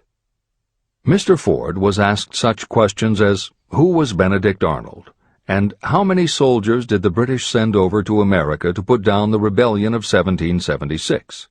In answer to the last question, Mr. Ford replied, I do not know the exact number of soldiers the British sent over, but I have heard that it was a considerably larger number than ever went back. Finally, Mr. Ford became tired of this line of questioning. In reply to a particularly offensive question, he leaned over, pointed his finger at the lawyer who had asked the question, and said, If I should really want to answer the foolish question you have just asked, or any of the other questions you have been asking me, let me remind you that I have a row of electric push buttons on my desk, and by pushing the right button I can summon to my aid men who can answer any question I desire to ask concerning the business to which I am devoting most of my efforts. Now, will you kindly tell me why I should clutter up my mind with general knowledge for the purpose of being able to answer questions when I have men around me who can supply any knowledge I require? That answer floored the lawyer. Every person in the courtroom realized it was the answer not of an ignorant man, but of a man of education. Any person is educated who knows where to get knowledge when they need it and how to organize that knowledge into definite plans of action. Through the assistance of his mastermind group, Henry Ford had at his command all the specialized knowledge he needed to become one of the wealthiest men in America. It was not essential that he have this knowledge in his own mind. You can get all the knowledge you need. Before you can transmute your desire into money, you will require specialized knowledge of the service, merchandise, or profession that you intend to offer in return for fortune. Perhaps you may need much more specialized knowledge than you have the ability or the inclination to acquire. If this is true, you may bridge your weakness through the aid of your mastermind group. The mastermind is defined as coordination of knowledge and effort in a spirit of harmony between two or more people for the attainment of a definite purpose. The larger meaning of the mastermind group is explained in greater detail in later chapters. Editor's comments.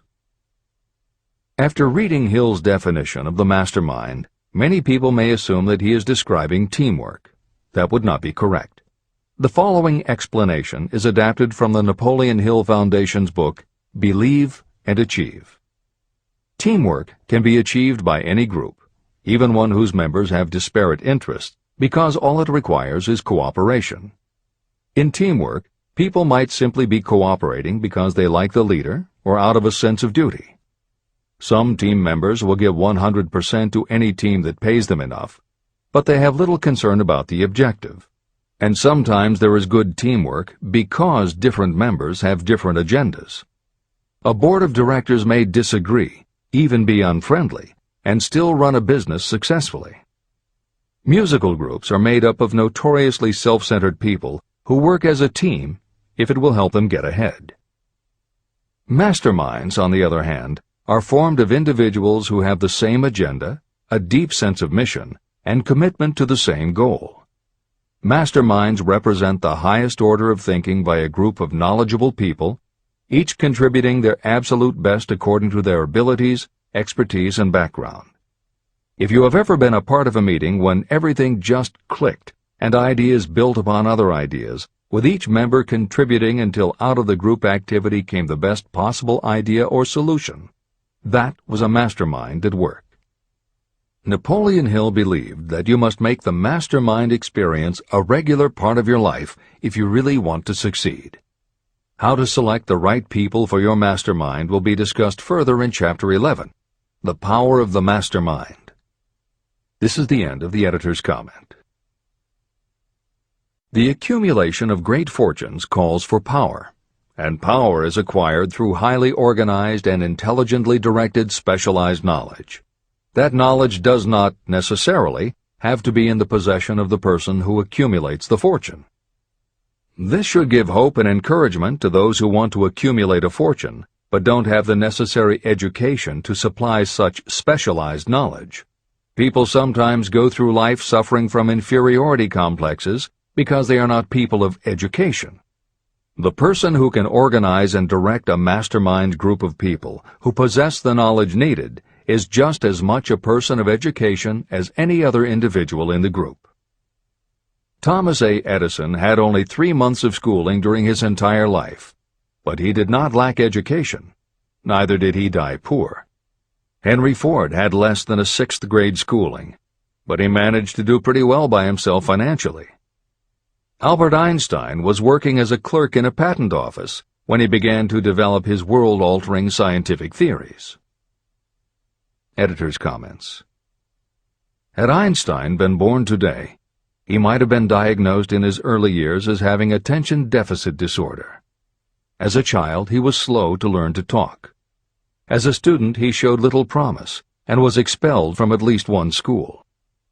But what Einstein could do was to focus his concentration on a goal of his choice. His famous theories were the result of thought experiments that took place inside his mind.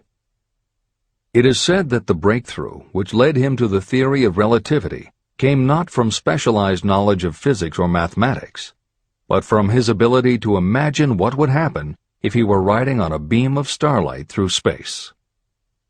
This is the end of the editor's comments. Specialized knowledge is among the most plentiful and the cheapest forms of service that may be had. If you doubt this, consult the payroll of any university. It pays to know how to purchase knowledge, and it pays to know where to look. First of all, decide the sort of specialized knowledge you require and the purpose for which it is needed. To a large extent, your major purpose in life, the goal toward which you are working, will help determine what knowledge you need. Your next move requires that you have accurate information concerning dependable sources of knowledge. The more important of these are your own experience and education, experience and education available through cooperation of others, mastermind alliance, colleges and universities, public libraries, and even easier, the Internet, special training courses through night schools and home study courses in particular. As knowledge is acquired, it must be organized and put into use for a definite purpose through practical plans. knowledge has no value except for what can be gained from its application toward some worthy end. Successful people never stop acquiring specialized knowledge related to their major purpose, business, or profession. Those who are not successful usually make the mistake of believing that the knowledge-acquiring period ends when you finish school. The truth is that schools do little more than teach you how to acquire practical knowledge. Editor's comments. At this point in the original edition of Think and Grow Rich, Napoleon Hill included a newspaper story about education and job opportunities. Although the contemporary job market has changed considerably, the author of the article, Robert Moore, Director of Placements at Columbia University, made some comments that are perfectly aligned with the philosophy of Think and Grow Rich and are still holding true today. One such comment was, "The man who has been active on the campus, whose personality is such that he gets along with all kinds of people, and who has done an adequate job with his studies, has a most decided edge over the strictly academic student." One of the largest industrial companies, the leader in its field, in writing to Mr. Moore concerning prospective seniors at the college said, "We emphasize qualities of character, intelligence, and personality far more than specific educational background." Although few would argue that education is valuable, as Moore implies above and as Hill noted earlier about Edison, Ford, and Einstein, academic accomplishment has never been a sure indicator of success. The October 27, 2003 issue of Time magazine made a similar point in their cover story about the changes being made in the SAT exam. Although the article's primary focus is on the efforts to make the SAT less biased, it also notes that recent research indicates that neither the SAT nor IQ tests have proven to be very reliable predictors of future real-world achievement. In his best-selling book, Emotional Intelligence, author Daniel Goleman has created a persuasive argument that the way in which a person handles themselves and their relationships, which he calls emotional intelligence, or EI, is a much better indicator than IQ in predicting whether a person will be successful in life. In his later books, Working with Emotional Intelligence and Primal Leadership, Goleman applies his theory to the workplace, focusing on emotional intelligence leadership techniques and comparing corporate managers' EI with their IQ to analyze which has the greatest positive effect on the financial bottom line. Daniel Goleman's theories have caused some significant changes within educational circles and among management theorists, but their greatest impact has been on individuals who have gone through life intimidated because they believe they aren't smart enough. For them, Goleman's books offer convincing evidence that although they may not have conventional education, their natural abilities and interpersonal skills can be far more important in achieving success. This is the end of the editor's comments. One of the most reliable and practical sources of knowledge available to those who need specialized schooling are night schools, extension courses, and seminars. The correspondence schools give specialized training anywhere the U.S. mails go, or via the Internet. One advantage of home study training is the flexibility of the study program, which permits you to study during spare time.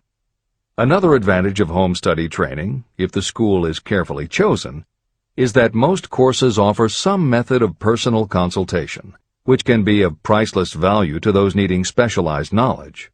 No matter where you live, you can share the benefits. A lesson from a collection agency. Anything acquired without effort and without cost is generally unappreciated and often discredited. Perhaps this is why we get so little from our marvelous opportunity in public schools. The self-discipline you will learn from a program of specialized study can make up for the wasted opportunity when knowledge was available without cost. Being asked to pay, whether you make good grades or poor, has the effect of causing you to follow through with the course when you would otherwise drop it. I learned this from experience when I enrolled for a home study course in advertising. After completing 8 or 10 lessons, I stopped studying. But the school did not stop sending me bills. In fact, they insisted upon payment, whether I kept up my studies or not. I decided that if I had to pay for the course, which I had legally obligated myself to do, I should complete the lessons and get my money's worth. Correspondence schools are well-organized businesses. At the time, I felt that their collection system was somewhat too well organized, but I learned later in life that it was a valuable part of my education. The truth is that their collection department constituted the very finest sort of training on decision-making, promptness, and the habit of finishing what you begin. The collection system that forced me to finish the course turned out to be worth much in the form of money earned. The road to specialized knowledge. We have in this country what is said to be the greatest public school system in the world. One of the strange things about human beings is that they value only that which has a price. The free schools of America and the free public libraries do not impress people because they are free. This is the major reason why so many people find it necessary to acquire additional training after they finish school and go to work. It is also one of the major reasons why employers give greater consideration to employees who take specialized training courses. They have learned that those who have the ambition to give up a part of their spare time to studying at home have in them those qualities that make for leadership. There is one weakness in people for which there is no remedy. It is the universal weakness of lack of ambition. People who give up some of their spare time to take courses seldom remain at the bottom very long. By taking such courses, they open the way for the upward climb, remove many obstacles from their path, and attract the interest of those who have the power to help them. The home study method of training is especially suited to people who have already started working. They often find that after having left school, they still need additional specialized knowledge, but cannot spare the time to go back to school. Stuart Austin Weir was a construction engineer. He followed this line of work until the Depression hit and severely limited the construction business. He took inventory of himself and decided to change his profession to law. He went back to school and took special courses to prepare himself as a corporation lawyer. He completed his training, passed the bar examination, and quickly built a lucrative law practice as a patent attorney. Just to keep the record straight, and to anticipate the excuses of those who will say, "I couldn't go to school because I have a family to support," or "I'm too old," I will add that Mr. Weir was past 40 and married when he went back to school. Moreover, by carefully selecting highly specialized courses, Mr. Weir completed in 2 years the work that it takes the majority of law students 4 years to do. It pays to know how to purchase knowledge. A simple idea that paid off. Here's another specific example about a salesman in a grocery store who found himself suddenly unemployed. Having had some bookkeeping experience, he took a special course in accounting, familiarized himself with all the latest bookkeeping and office equipment, and went into business for himself. Starting with a grocer for whom he had formerly worked, he made contracts with more than 100 small merchants to keep their books at a very nominal monthly fee. His idea was so practical that he soon found it necessary to set up a portable accounting office in a light delivery truck. He now has a fleet of these bookkeeping offices on wheels. He employs a large staff of assistants who provide small merchants with accounting services equal to the best that money can buy at very nominal cost. Specialized knowledge plus imagination were the ingredients that went into this unique and successful business. Last year, the owner of that business paid income taxes of almost 10 times as much as was paid by the grocery store that fired him. Editor's comments. It would be impossible to write a contemporary book about success without including the story of Bill Gates. And although the connection between the world's wealthiest man and Hill's story about a man who started a mobile accounting business may not be immediately obvious, the fact is that this is a very apt place to include the story of Microsoft. Just as with the mobile accountant, the two defining characteristics of Bill Gates' success are specialized knowledge and imagination.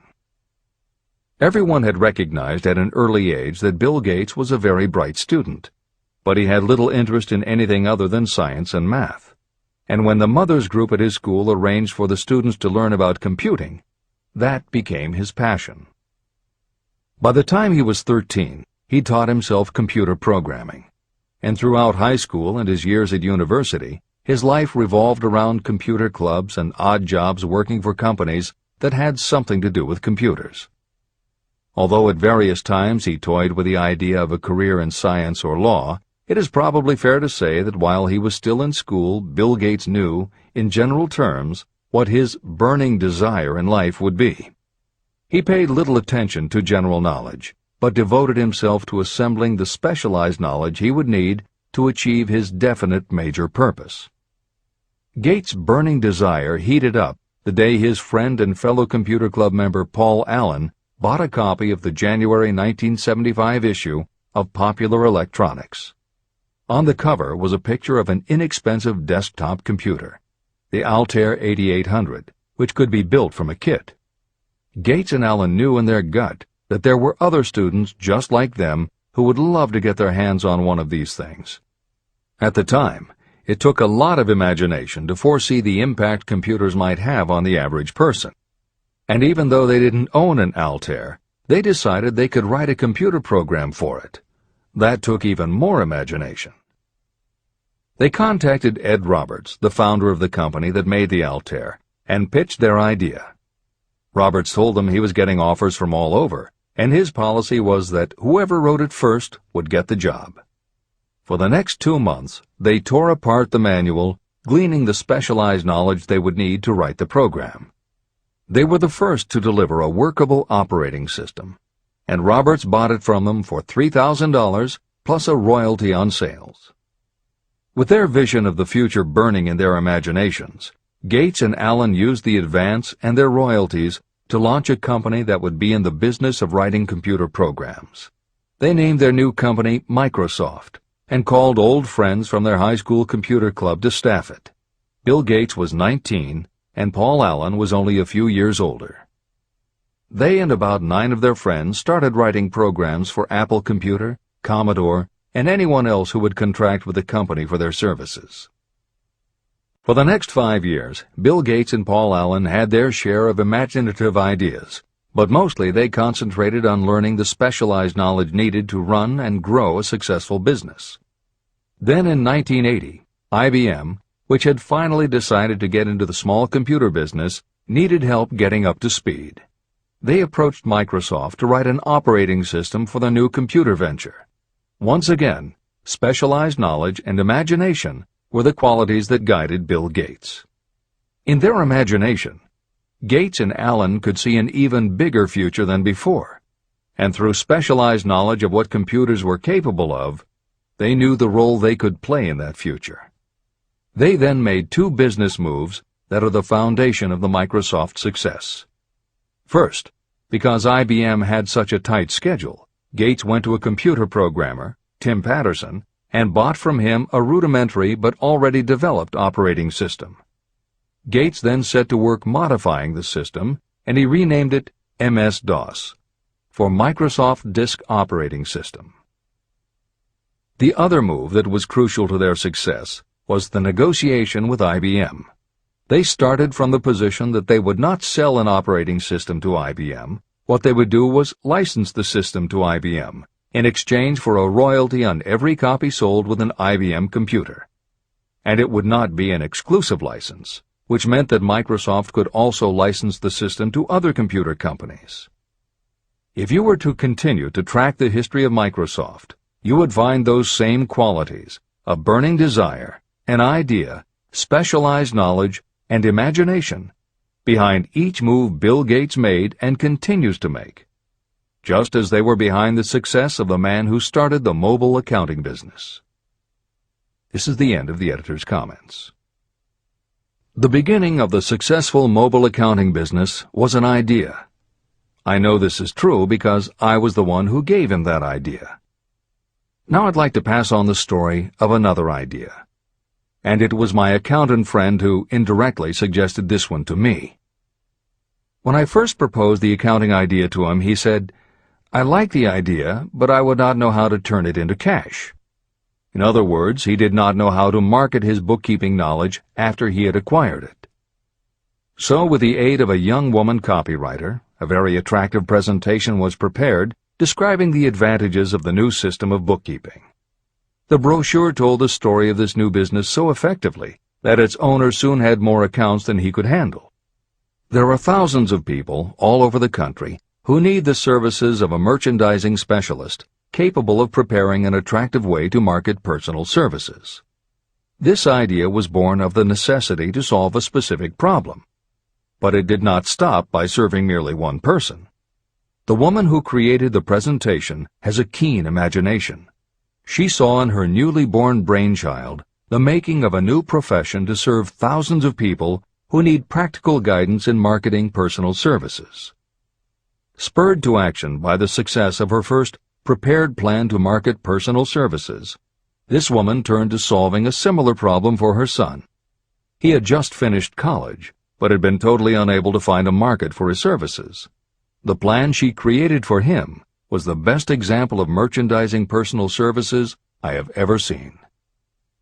When the presentation had been completed, it contained nearly 50 pages of beautifully typed, properly organized information. It told the story of her son's natural abilities, schooling, personal experiences, and a great variety of other information. The book also contained a complete description of the position her son desired, together with a marvelous word picture of the exact plan he would use in filling his position. The preparation of the presentation required several weeks of her time, during which she sent her son to the public library almost daily to get specific data needed to sell his services to best advantage. She also sent him to all the competitors of his prospective employer, where he gathered information concerning their business methods. This was of great value in the formation of the plan he intended to use in filling the position he sought. When the plan was finished, it contained more than half a dozen very fine suggestions that would benefit the prospective employer. You don't have to start at the bottom. You may be inclined to ask, why go to all this trouble to secure a job? The answer is, doing a thing well is never trouble. The plan prepared by this woman for her son helped him get the job at the first interview and at a salary fixed by himself. Moreover, and this too is important, the position did not require the young man to start at the bottom. He began as a junior executive, at an executive salary. Why go to all this trouble? Well, for one thing, this young man's planned presentation saved him no less than 10 years of working his way up. The idea of starting at the bottom and working your way up may appear to be sound, but the major objection to it is this. Too many of those who begin at the bottom never manage to lift their heads high enough to be seen by those who count. And the outlook from the bottom is not very bright or encouraging. It has a tendency to kill off ambition. You get into a rut, and you accept your fate because you form the habit of daily routine. Often this habit finally becomes so strong you don't even try to throw it off. And that is another reason why it pays to start 1 or 2 steps above the bottom. By so doing, you will form the habit of looking around, of observing how others get ahead, of seeing opportunity, and of embracing it without hesitation. A splendid example of what I mean is Dan Halpin. During his college days, he was manager of the famous 1930 championship Notre Dame football team, when it was under the direction of the late Newt Rockne. Halpin finished college at a very unfavorable time. The Depression had made jobs scarce. So after a fling at investment banking and motion pictures, he took the first job with a potential future he could find. It was selling electrical hearing aids on a commission basis. Anyone could start in that sort of job, and Halpin knew it, but it was enough to open the door of opportunity to him. For almost 2 years he worked at the job, but it didn't satisfy him. He would never have risen above that job if he had not done something about his dissatisfaction. He aimed first at the job of assistant sales manager of the company, and he got the job. That single step upward placed him high enough above the crowd for him to see still greater opportunity.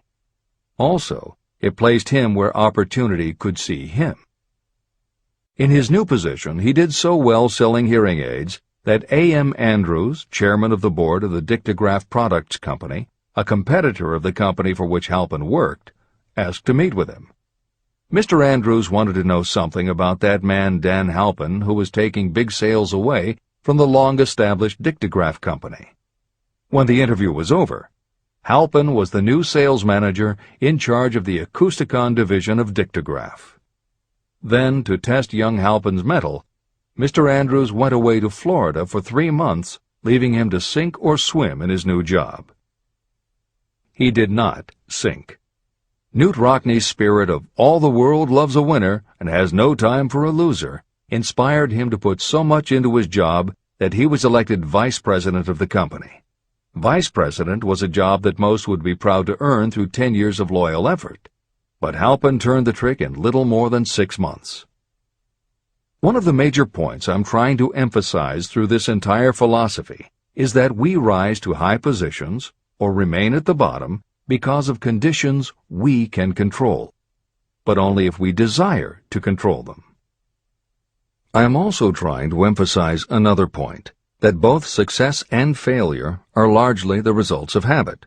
I have not the slightest doubt that Dan Halpin's close association with the greatest football coach America ever knew planted in his mind the same kind of desire to excel that made the Notre Dame football team world famous. Truly, there's something to the idea that hero worship is helpful, provided you worship a winner. My belief in the theory that business associations are vital factors, both in failure and in success, was clearly demonstrated when my son Blair was negotiating with Dan Halpin for a position. Mr. Halpin offered him a beginning salary of about 1/2 what he could have gotten from a rival company. I brought parental pressure to bear and encouraged Blair to accept the job with Mr. Halpin. I believe that close association with people who refuse to compromise with circumstances is an asset that can never be measured in terms of money. The bottom is a monotonous, dreary, unprofitable place for any person. That is why I have taken the time to describe how lowly beginnings can be overcome by proper planning.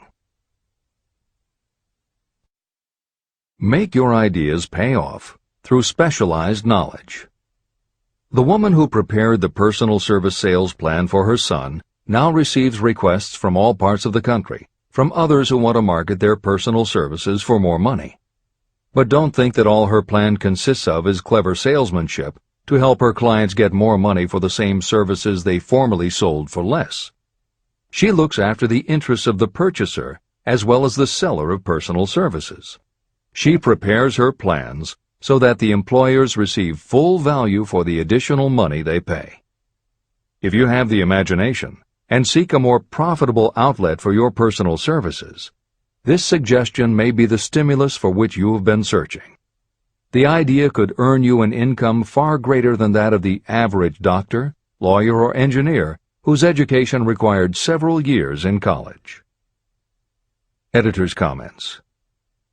Mary Kay Ash was literally researching and writing down specialized knowledge when the idea for a new business was born in her imagination.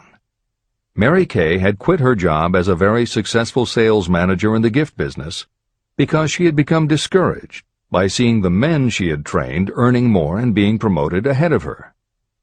She decided to write an advice book for career women, but as she assembled the knowledge women would need to get ahead, she realized she was writing a business plan for the kind of business she would like to run. She took her life savings of $5,000, went out and found a skincare cream she liked, acquired the rights to it, and began to contact her friends and friends of friends to see if they would like to be beauty consultants for her new company. But what she was offering wasn't just a chance to sell skincare products. It was a very imaginative combination of philosophy and opportunity that gave women the chance to achieve both personal satisfaction and financial success. The company showed a modest profit in its first year, and continued to grow each year until, by the beginning of the 21st century, there were over 1 million independent beauty consultants in 30 countries with wholesale sales of more than $1.5 billion. 3 times Mary Kay Cosmetics was named as one of the 100 best companies to work for in America. and Lifetime television network named Mary Kay the businesswoman of the century. She became one of the most in-demand motivational speakers and the best-selling author of 3 books. Neil Balter also started his company based on specialized knowledge and imagination. He got his specialized knowledge from his job as a carpenter's apprentice. His imagination came into play the day he was hired by a customer who wanted to clear up a messy closet by having shelves installed. Now that kind of job must have been offered to thousands of carpenters, but not one of them had the imagination to see in it what Neil Balter saw. When he finished the work, Balter didn't just see nicely fitted shelves. He saw that he had created a solution for a problem that was common to every household in America. He took the money he earned from the job and started his own business, California Closet Company, which specialized in shelves and fittings designed to attractively organize closet space for maximum efficiency. But Balter's imagination didn't stop once he had his own business up and running. Now he could imagine an even bigger operation. So he went out to find new specialized knowledge about operating and franchising a business. Neil Balter had licensed more than 100 California closet franchises when Williams-Sonoma offered to buy the company for $12 million. Lillian Vernon's specialized knowledge was in an area that many women had, but they didn't have the imagination she had. To quote from her autobiography, An Eye for Winners, handbags. I knew about those, why not sell them, and belts to match? Didn't every teenage girl strolling along the street anywhere in the United States sport a handbag and belt? And my handbags would offer something special. Each one would be personalized with initials. I knew with absolute certainty that teenagers would go for items that made them feel unique. She believed enough in her idea that she spent $495 to take a small ad in 17 magazine. The ad brought in $32,000 in orders. That was when Lillian Vernon started to gather other specialized knowledge about renting space, manufacturing products, warehousing, and shipping, all of which she'd need to grow her idea of bags and belts into a direct response business featuring a whole array of distinctively monogrammed items. Within a few years, she needed more specialized knowledge about product photography, layout, printing, and direct mail, as she imagined having her own catalog. She started by mailing a 16-page black-and-white catalog to 125,000 customers who had bought products from her in the past. At the beginning of the 21st century, Lillian Vernon was still picking the merchandise and overseeing the design of her catalogs, many of which now run well over 100 full-color pages, are mailed to millions of people many times each year, and generate approximately $250 million in annual sales. There is another story about gathering specialized knowledge that is so good we will use it to conclude this editorial comment. It actually comes from the Napoleon Hill archives, and although he did not include it in Think and Grow Rich, he often used it as an example in his lectures and seminars. There was a young man who started out working for the railroad in 1893 as a machinist at 5 cents an hour. He was always taking courses and learning what he could about steam engines, and by 1905 he had worked his way up through the ranks until he was superintendent of motive power for Chicago Great Western in Olwine, Iowa. Then he did something that must have made his friends think he had taken leave of his senses. He was attending the Chicago Automobile Show when a red and white locomobile caught his attention. He put up his life savings of $700 and convinced a friend to co-sign a loan for $4,300 so he could buy the car. He promptly took it home, put it into a shed, jacked it up, and proceeded to take it apart piece by piece. Then he put it back together again. Then he took it apart and put it back together again. After doing that a few more times, he had learned what he wanted to know. And that was how Walter P. Chrysler gathered the specialized knowledge he needed to get himself out of railroading and into the automobile business. This is the end of the editor's comment. There is no fixed price for sound ideas. Behind all ideas is specialized knowledge. But remember, specialized knowledge is more abundant and more easily acquired than ideas. Because of this truth, there are ever-increasing opportunities for the person capable of helping men and women sell their personal services.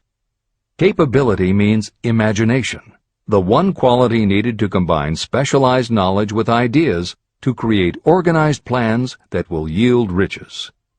If you have imagination, this chapter may present you with an idea that is the beginning of the riches you desire. Remember, the idea is the main thing. Specialized knowledge may be found just around the corner. Any corner.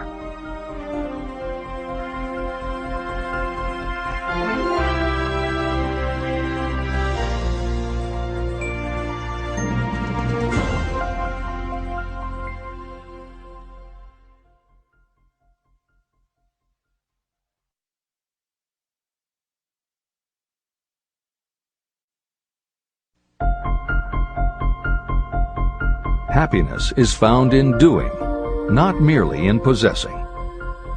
Chapter 7. Imagination, the workshop of the mind. The fifth step toward riches. The imagination is literally the workshop where all plans are created. It is where the impulse, the desire, is given shape, form, and action through the aid of the imaginative faculty of the mind. It has been said that we can create anything that we can imagine. Through the aid of imagination, we have discovered and harnessed more of nature's forces during the past 50 years than during the entire history of the human race previous to that time. And even with all we have accomplished, we have come nowhere near the limit of what we are capable. Our only limitation, within reason, lies in the development and use of our imagination. The human imagination offers so much possibility. It is as though we have merely discovered that we have an imagination and have just started to use it in a very elementary way. Two forms of imagination. The imaginative faculty functions in two forms. One is known as synthetic imagination, and the other as creative imagination. Editor's comments. In modern usage, the word synthetic has taken on a negative connotation, implying that something is artificial, not the real thing. Today the word synthesized, which is defined as something made up from component parts, would better describe what Hill had in mind and has been substituted here accordingly. This is the end of the editor's comment. Synthesized imagination. Through this faculty, you arrange old concepts, ideas, or plans into new combinations. Synthesized imagination does not create anything. It merely works with the material of experience, education, and observation with which it is fed. It is the faculty used by most inventors, with the exception of those geniuses who draw upon the creative imagination when they cannot solve problems through synthesized imagination. Creative imagination. Through the faculty of creative imagination, the finite human mind has direct communication with infinite intelligence, the faculty through which hunches and inspirations are received. It is by this faculty that all basic or new ideas are handed over to mankind. It is through this faculty that we pick up vibes from other people, and in that way one individual may tune in or communicate with the subconscious minds of others. This concept is explained in greater detail later. The creative imagination works automatically, but only when your conscious mind is motivated, energized, and working at such a high rate that it becomes very perceptive and receptive, such as when the conscious mind is stimulated through the emotion of a strong desire. The great leaders of business, industry, and finance, and the great artists, musicians, poets, and writers became great because they developed the faculty of creative imagination. Editor's comment. At this point, it should be noted that both kinds of imagination are equally valuable to you, and they work together so seamlessly it is often hard to tell where one ends and the other begins. For instance, when Jeff Bezos created the idea of Amazon.com, was it synthesized imagination or creative imagination? At the time, many people were getting onto the idea of the Internet as a sales medium. From this, it could be concluded that he was drawing upon experience, education, and observation, which would mean he was using synthesized imagination. But why did he decide to sell books? Was that synthesized or creative? Did that idea come out of something in his subconscious that just felt like books were the right thing? And what about that name? Calling a bookstore Amazon didn't make sense to anyone but Bezos, but it certainly caught the public's attention. How important was the name in the store's success? Was that choice creative or synthesized? Now take it a step further. What about eBay?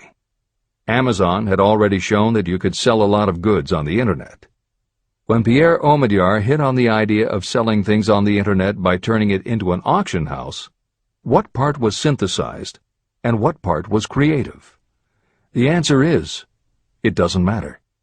Whether you are consciously assembling the parts of a plan, or if subconsciously the pieces fall into place and suddenly hit you in a flash of inspiration, all that matters is that you are putting your imagination to work.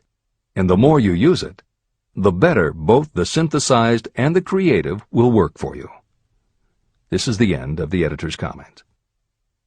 Desire is a thought, an impulse. It is nebulous and ephemeral. It is abstract and of no value until it has been transformed into its physical counterpart. While the synthesized imagination is the one that will be used most frequently in the process of transforming desire into money, there will be circumstances and situations that demand the use of the creative imagination as well. Both the synthesized and the creative imagination become more alert and receptive with use. And though your imaginative faculty may have become weak through lack of use, you can revive it. Just as any muscle or organ of the body develops the more it is used, your imagination also becomes more receptive in direct response to the amount that you use it. Use your synthesized imagination. First, let us focus attention on the development of the synthesized imagination. This is the faculty that you will use more often in converting desire into money. Transformation of the intangible impulse of desire into the tangible reality of money calls for the use of a plan or plans. To make plans, you must use your imagination.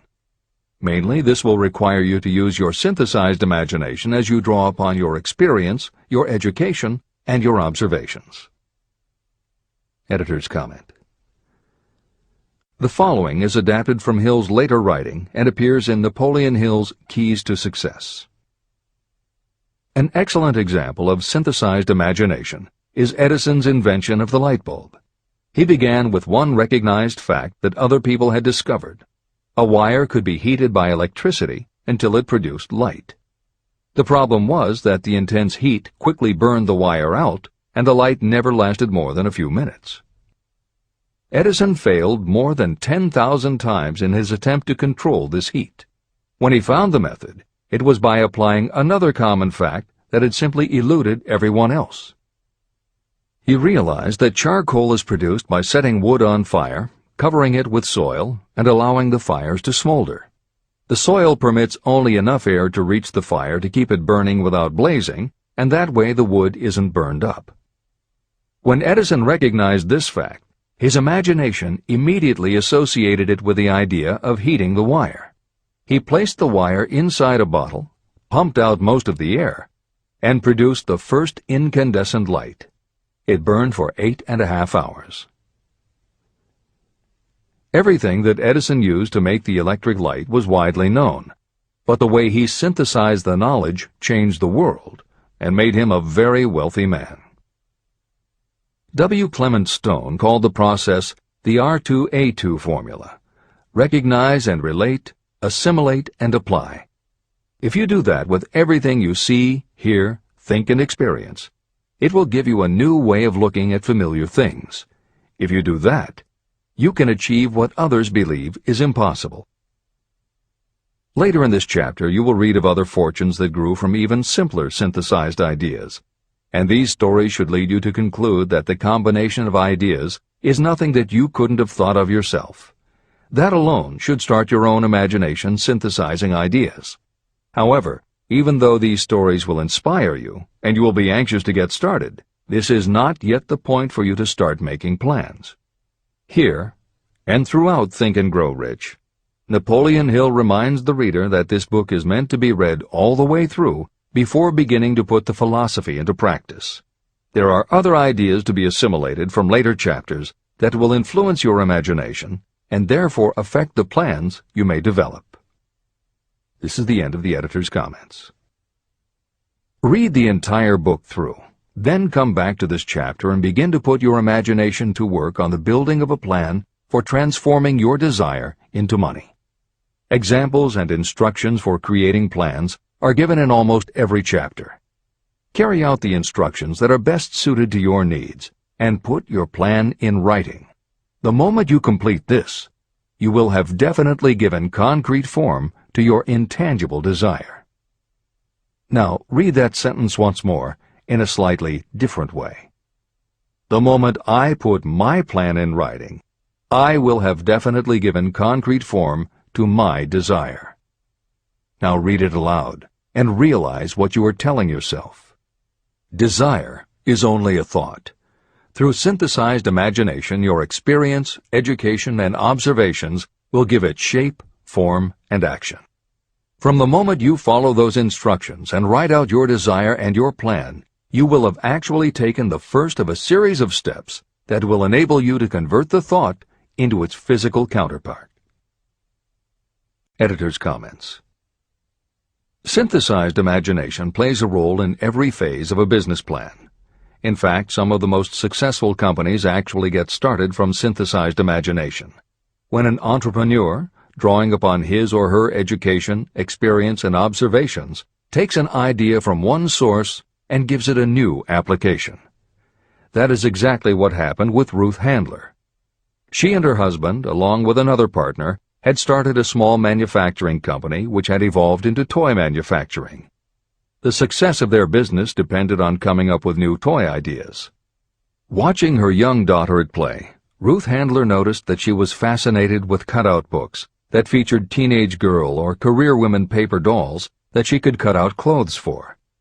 She also knew that little girls loved to play dress-up in grown-up clothes. These ideas, drawn from Ruth Handler's education, experience, and observations, synthesized themselves in her imagination and came together as a new idea. Ruth Handler announced that they should make a lifelike teenage girl doll, not a paper doll, but a real three-dimensional grown-up doll with a woman's figure, and they could also make grown-up clothes to fit it, so that girls could play dress-up with the doll. In honor of the source of inspiration, Ruth Handler named the new doll after her daughter, Barbie. As obvious as it seems now, until Ruth Handler, no one had the imagination to make and market a doll that looked like a woman, and certainly no one had ever made endless collections of tiny women's fashions for a doll to wear. Previously, we mentioned Jeff Bezos creating Amazon by combining the idea of a bookstore with the Internet, and Pierre Omidyar doing the same thing with auctions when he launched eBay. Mary Kay Ash took the idea of women running their own businesses and added the idea of door-to-door sales. Anita Roddick took the trend of all-natural ingredients, combined it with cosmetics, and created the body shop empire. Bernard Marcus and Arthur Blank took the concept of the supermarket, combined it with hardware, and created Home Depot. Thomas Stemberg and Leo Kahn did the same thing with office supplies and launched Staples. Once the connections are made, it may seem obvious, but making these supposedly obvious connections has brought success to many people. Napoleon Hill says imagination is like a muscle that can be strengthened through use. Just as there are specific exercises that will build and improve physical muscles, specific exercises have been developed to improve and build imagination. And it is commonly accepted that creativity developed in one area will affect your creativity in others. Dr. Edward de Bono, one of the most highly regarded experts in the field, has written more than 25 books, including the bestsellers Lateral Thinking and 6 Thinking Hats, that are literally designed to make you think.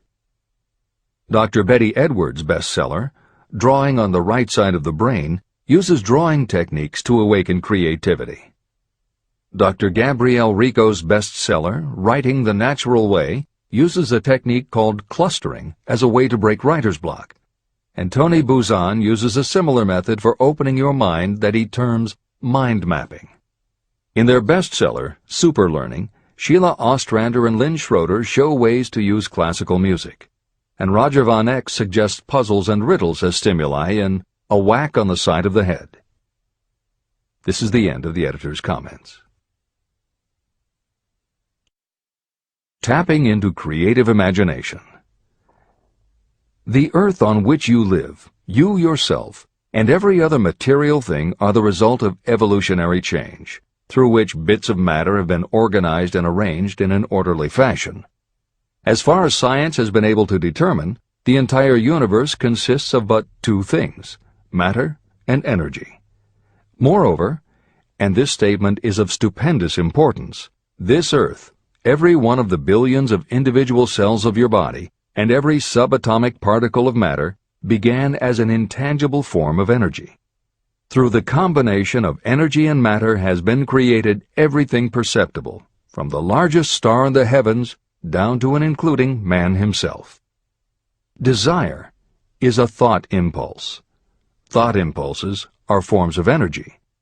When you begin the process of acquiring money by using the thought impulse of desire, you are drafting into your service the same stuff that nature used in creating this earth, as well as every material form in the universe, including your body and your brain, in which the thought impulses function. Editor's comments. Although recent developments in physics, gauge theory, string theory, membrane theory, and others, have advanced our understanding of matter and energy, Hill's preceding description remains in accord with modern science. The newer theories are variations on and refinements of the basic concept that everything in the universe is either space, time, matter, or energy. And as Einstein stated, energy and matter are in fact different forms of the same thing. As Hill says, everything from the stars to the solar system to the earth, to you, your brain, and that little spark called a thought, are all the same stuff. As when a tablecloth is spread out, there are folds and bumps in the fabric that are all different from each other, but they are all still tablecloth. Like the folds and bumps in the tablecloth, energy and matter are the same thing in different forms. Therefore you, matter, your thoughts, energy, and everybody else, matter, and their thoughts, energy, and all other things, matter, are not just interconnected, but are in essence all the same thing. Hill calls this interrelation of everything to everything else infinite intelligence. In the chapter on faith, he made his first mention of infinite intelligence being the source of hunches, intuition, and flashes of inspiration. In the chapter on autosuggestion, he proposed that the subconscious mind is the connection with infinite intelligence. In this chapter, Hill elaborates that creative imagination is the receiver through which these flashes of insight come to us from infinite intelligence. Under some circumstances, when your mind is operating at a high rate, your creative intelligence receives not just an idea, but also a flash of intuition. You get a hunch or a premonition about something or somebody. That flash could not come from your conscious or your subconscious, because neither ever had the information. Because everything is a part of everything else, your creative imagination, energy, pulled the thought, energy, directly from the common pool of infinite intelligence, energy, that contains not just your subconscious, energy, but all other subconscious minds, energy, as well. Infinite intelligence is a complex concept, and for those readers who find themselves questioning the process, be assured that Hill expands on the theory in later chapters. The editors advise the reader to set aside any questions for the moment and focus on the logical and practical application Hill had in mind. This is the end of the editor's comments. You are engaged in trying to turn your desire into its physical or monetary counterpart, and there are laws of physics and principles of psychology that can help you. But first, you must give yourself time to become familiar with these laws and learn to use them. Through repetition, and by describing these principles from every conceivable angle, I hope to reveal to you the secret through which every great fortune has been accumulated. Strange and paradoxical as it may seem, the secret is not a secret. It is made obvious in the earth, the stars, the planets, in the elements above and around us, in every blade of grass, and every form of life within our vision. Do not be discouraged if you do not fully understand or accept this theory. I do not expect that you will accept all that is in this chapter on your first reading. Assimilate as much as you can now as you read this for the first time. Later, when you reread and study it, you will discover that something has happened to clarify it and give you a broader understanding of the whole. Above all, do not stop nor hesitate in your study of these principles until you have read the book at least 3 times. Then you will not want to stop. How to make practical use of imagination. Ideas are the beginning points of all fortunes. Ideas are products of the imagination. Following are 2 true stories about ideas that have yielded huge fortunes. I hope that these stories will convey how important a role imagination can play in turning an idea into success, and that they will illustrate the method by which imagination may be used in accumulating riches. The Enchanted Kettle. In the late 1880s, an old country doctor drove to town, hitched his horse, quietly slipped into a drugstore by the back door, and began dickering with a young drug clerk.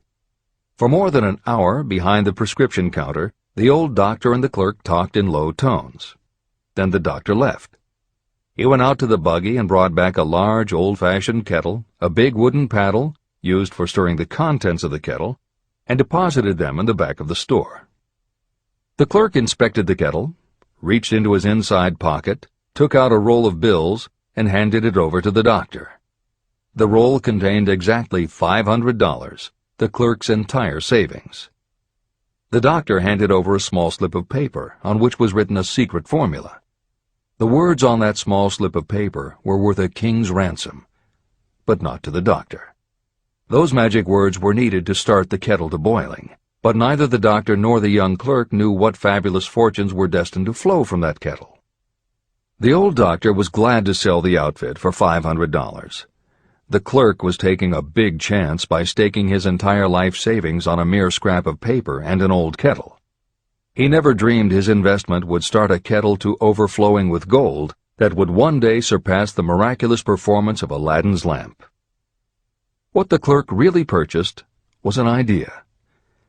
The old kettle and the wooden paddle and the secret message on a slip of paper were incidental.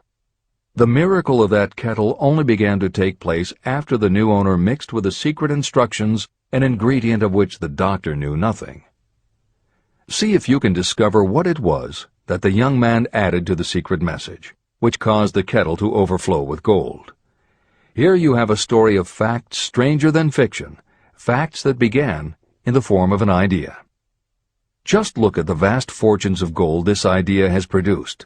It has paid, and still pays, huge fortunes to men and women all over the world who distribute the contents of the kettle to millions of people.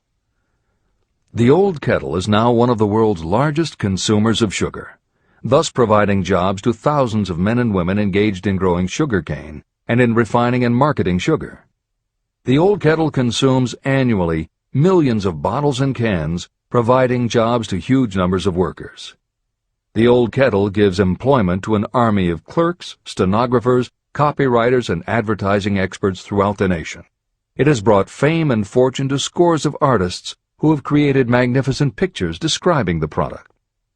The old kettle has converted Atlanta, which was a small southern city, into the business capital of the South, where it now benefits, directly or indirectly, every business and practically every resident of the city. The influence of this idea now benefits every civilized country in the world, pouring out a continuous stream of gold to all who touch it. Gold from the kettle built and maintains one of the most prominent colleges of the South, where thousands of young people receive the training essential for success. If the product of that old brass kettle could talk, it would tell thrilling tales in every language, tales of love, of business, of professional men and women who are daily being stimulated by it. I am sure of at least one such tale of romance, for I was a part of it, and it all began not far from the very spot on which the drug clerk purchased the old kettle. It was there that I met my wife, and it was she who first told me of the enchanted kettle. It was the product of that kettle we were drinking when I asked her to accept me for better or worse. Whoever you are, wherever you may live, whatever your occupation, just remember every time you see the words Coca-Cola that its vast empire of wealth and influence grew out of a single idea. And that idea, the mysterious ingredient the drug clerk, Asa Candler, mixed with a secret formula, was imagination. Stop and think of that for a moment. Keep in mind that the steps to riches described in this book are the very same principles through which the influence of Coca-Cola has been extended to every city, town, village, and crossroads of the world. Now here's the most important thing to remember. The ideas you create may have the possibility of duplicating the enormous success of this worldwide thirst killer. Editor's comments. Harlan Sanders, too, had a recipe in a magic kettle. Actually, his kettle was a pressure cooker, but neither his cooker nor his recipe of 11 herbs and spices would be mentioned here if he didn't also have imagination. Harlan Sanders owned and operated a successful motel and cafe in Corbin, Kentucky. Then, when the new interstate highway came through, it bypassed Sanders' location. In a short time, his business went broke, leaving him with little more than his recipe for fried chicken and a way to make it quickly in a pressure cooker. At 62 years of age, the Colonel, as people called him, had to find a new way to make a living. That's when the magic ingredient, imagination, came in. He decided he wasn't going to sell fried chicken anymore. Instead, he would sell his method for making it. He packed his recipe and cooker into the back of his car and hit the road to demonstrate his fried chicken to other restaurant owners. In the first 2 years, he managed to sell 5 franchises. 2 years later, he'd sold 200. 4 years later, he was up to 600 locations when he was approached by an investment group to sell his company. Recognizing that the magic wasn't just in the kettle or the recipe, the new owners asked Colonel Sanders to stay on as spokesman for the company, which he did until his death in 1980. Today, there are almost 12,000 KFC locations in more than 80 countries with sales of nearly $10 billion a year. Debbie Fields was a 20-year-old housewife who loved to bake cookies. She had no formal education and no business experience, but she had a recipe and an imaginative idea that people would like to buy fresh, hot, soft cookies from a walk-up store. The business people and bankers she approached told her she was crazy, but she and her husband continued to pitch her idea to banker after banker until they finally wore one down enough to give Debbie Fields a loan to open a store in Palo Alto, California. By noon on her first day, she still hadn't sold a cookie, so she went out into the street and gave away samples. That did it. Her walk-in try-a-sample cookie store took off. Today, Mrs. Fields' stores are all across America. Harvard Business School uses her methods as a case study in efficiency, and Debbie Fields has become a best-selling author, an in-demand motivational speaker, and a television personality. Wally Famous Amos was a Los Angeles talent agent who copied a cookie recipe off the back of a bag of Nestle's chocolate chips. He made a few changes to personalize the recipe and started to give out his version of homemade cookies as a sort of calling card. His clients and business associates liked them so much that Wally finally decided to quit show business and open a store. He did it with a Hollywood agent's flair. He opened on Sunset Boulevard with 2,000 invitations, a red carpet, and celebrities. With the same flair, he put his picture on the bag, filled the bags with cookies, and started selling them to exclusive department stores and specialty shops. 10 years later, Famous Amos cookies were a $10 million business. Ray Kroc was over 50 and selling milkshake mixers when he heard about a hamburger stand in California, owned by Dick and Mac McDonald, that was doing great business. He packed his car and headed to San Bernardino to check it out. What he saw was a sit-down restaurant that had a limited menu featuring a good hamburger recipe, and they were serving them faster than any place he'd ever seen. Figuring that if there were more places like this, he could sell them a lot of milkshake mixers, Kroc pitched the McDonald brothers on the idea of opening some more McDonald's. They were interested, but they didn't know who they could get to open the new restaurants. This time, it was a recipe and a magic griddle, but it still needed the extra ingredient, imagination. On the spot, Ray Kroc offered to go into business with them and open the restaurants himself. According to the signs on the golden arches, Ray Kroc's imagination paid off in billions of hamburgers sold. In 1982, Howard Schultz went to work as the director of marketing for a small coffee importer wholesaler called Starbucks, which had only one location in Seattle's Pike Place market. While he was on a trip to Italy, Schultz got the idea that the coffee bar culture he saw in Milan could be transposed to the downtown Seattle scene. He convinced the company to try it. His coffeehouse idea was such a success that Schultz went out and raised the money to buy the company. 5 years after he joined Starbucks, he was CEO of a company that had 17 locations. 15 years later, Schultz's coffeehouse culture was on every corner of America, and there were more than 7,000 Starbucks worldwide. As a final example of imagination, we offer Paul Newman's salad dressing. Now, it would seem that it doesn't take much imagination for a big celebrity to put his name on a product, and that's what Newman thought too.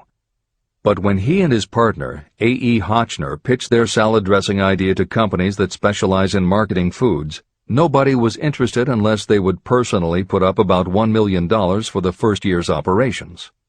According to Newman and Hotchner's book, Shameless Exploitation, they found out that almost all celebrity products in the food business have been disastrous failures, and now nobody would touch them. So when it came to marketing salad dressing, even Paul Newman's big name wasn't the magic they needed. And unless they were willing to put up a ridiculous amount, money wasn't the magic either. The magic would have to be in the imaginative way that they would convince the right people to help them, and in having the perseverance to stick with it until they succeeded. And just like most everyone with an idea, they were told they were crazy to try it. They were turned down by bottling companies that wouldn't do small runs, and they were rejected by distributors who wouldn't take a chance on another celebrity product. In the end, it was one supermarket owner, Stu Leonard, who helped hook them up with the right suppliers. But even that wouldn't have been enough if Stu Leonard hadn't had enough imagination to see the possibilities and agree to put Newman's own salad dressing on the shelves in his store. 15 years later, Newman's Own Brands was a $100 million company, which gives all profits to charity. This is the end of the editor's comments. What I would do if I had $1 million. The following story proves the truth of that old saying, where there's a will, there's a way. It was told to me by that beloved educator and clergyman Frank W. Gonzalez, who began his preaching career in the Stockyards region of Chicago. While Dr. Gonzalez was going through college, he observed many defects in our educational system, defects that he believed he could correct if he were the head of a college. He made up his mind to organize a new college in which he could carry out his ideas without being handicapped by orthodox methods of education. He needed $1 million to put the project across. Where was he to lay his hands on so large a sum of money? That was the question that absorbed most of this ambitious young preacher's thought, but he couldn't seem to make any progress. Every night, he took that thought to bed with him. He got up with it in the morning. He took it with him everywhere he went. He turned it over and over in his mind until it became a consuming obsession with him. Being a philosopher as well as a preacher, Dr. Gonzalez recognized, as do all who succeed in life, that definiteness of purpose is the starting point from which one must begin. He recognized, too, that definiteness of purpose takes on life and power when backed by a burning desire to translate that purpose into its material equivalent. He knew all these great truths, yet he did not know where or how to lay his hands on $1 million. The normal thing would have been to give up and quit, saying, well, my idea's a good one, but I can't do anything with it because I can't raise the $1 million. That is exactly what the majority of people would have said, but it is not what Dr. Gonzalez said. What he said, and what he did, are so important that I will now introduce him and let him speak for himself. One Saturday afternoon, I sat in my room thinking of ways and means of raising the money to carry out my plans. For nearly 2 years I had been thinking, but I had done nothing but think. The time had come for action. I made up my mind, then and there, that I would get the necessary $1 million within a week. How? I was not concerned about that. The main thing of importance was the decision to get the money within a specified time. I want to tell you that the moment I reached a definite decision to get the money within a specified time, a strange feeling of assurance came over me, such as I had never before experienced. Something inside me seemed to say, "Why didn't you reach that decision a long time ago? The money was waiting for you all the time." I called the newspapers and announced I would preach a sermon the following morning entitled, "What I Would Do If I Had $1 Million." I went to work on the sermon immediately, but I must tell you frankly that the task was not difficult because I had been preparing that sermon for almost 2 years. Long before midnight, I had finished writing the sermon. I went to bed and slept with a feeling of confidence, for I could see myself already in possession of the $1 million.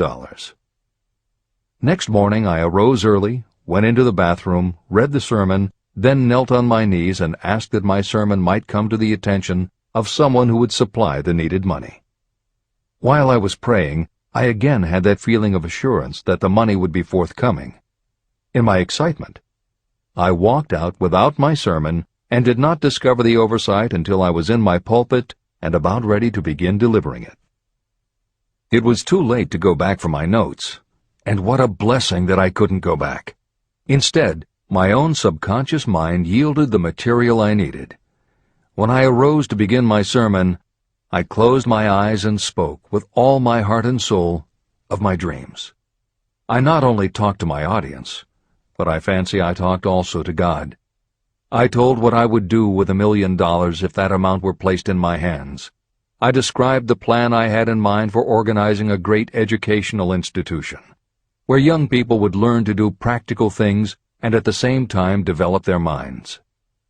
When I had finished and sat down, a man slowly arose from his seat, about 3 rows from the rear, and made his way toward the pulpit. I wondered what he was going to do. He came into the pulpit, extended his hand, and said, "Reverend, I liked your sermon. I believe you can do everything you said you would if you had $1 million. To prove that I believe in you and your sermon, if you will come to my office tomorrow morning, I will give you the $1 million. My name is Philip D. Armour." Young Gonzalez went to Mr. Armour's office, and the $1 million was presented to him.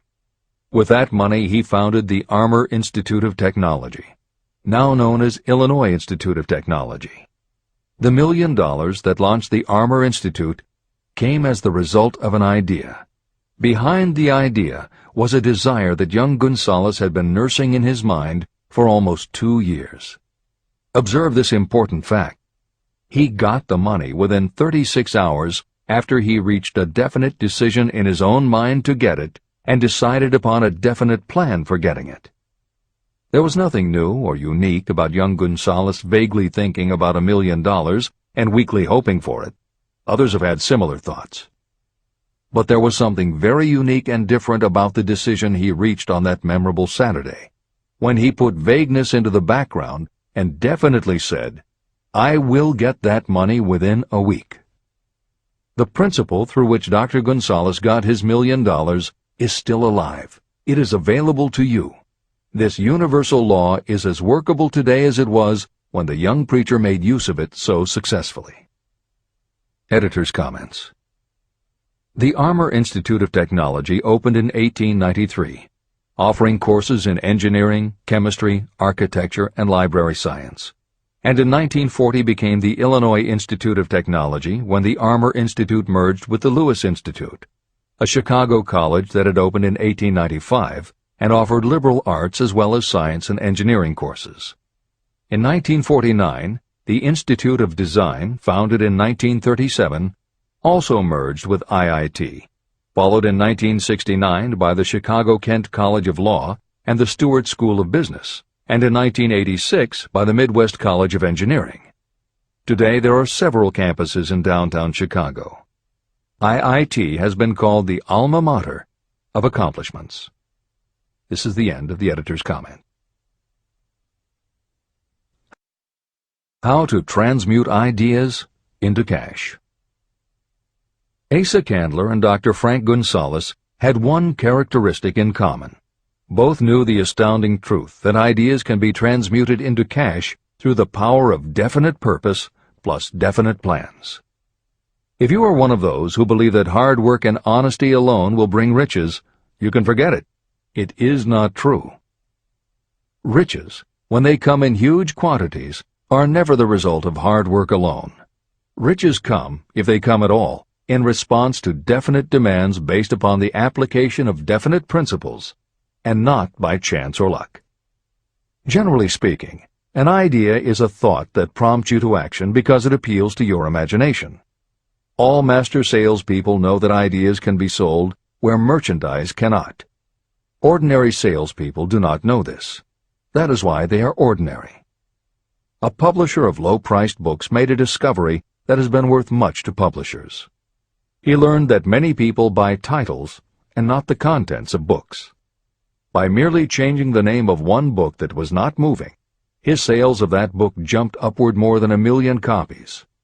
The inside of the book was not changed in any way. He merely ripped off the cover and put on a new cover with a title that had box office appeal. That, as simple as it may seem, was an idea. It was imagination. Editor's comment.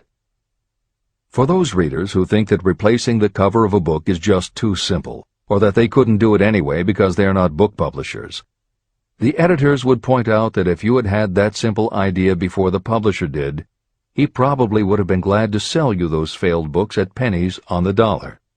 Then you could have been the one to change the cover, and suddenly you would have been the publisher of a bestseller. However, the idea of replacing the covers wouldn't have meant a thing if you didn't also have ideas about how to market and promote that flashy new cover. And that is Hill's point. Coca-Cola was a recipe, a creative idea. But it would have stayed just a recipe if Asa Candler hadn't also had other creative ideas to market it and the faith in himself to carry through on those ideas. Spence Silver was a chemist working for 3M when, by accident, he created a glue that wasn't very sticky. Needless to say, 3M was not much interested in glue that didn't stick, and Silver's invention was shelved as a failure. But Silver liked his glue, so for 5 years he kept demonstrating it to anyone who would listen. Nobody did, until Arthur Fry, who worked in the tape division at 3M, found that when he was at choir practice, he kept losing his place in the hymnal because the pieces of paper he used to mark his place slipped down or fell out of the book. A little of Silver's not very sticky glue on the slips of paper, and they stayed where he wanted them, then peeled off easily when he was done. That was the eureka moment. They had just invented the world's best bookmark, Post-its. But that's not the end of the story, or the end of the imaginative ideas that were needed to make Post-its happen. Fry would also need perseverance. First, he had to convince the engineers to solve production problems, and to do it, he knocked a hole in his basement wall so he could install a prototype of the production equipment. He stuck with it, and finally, 2 years later, 3M gave the project to their marketing department. The marketing experts put together ads and brochures selling this sticky notepad idea and rolled it out in a 4-city test. The results were a disaster.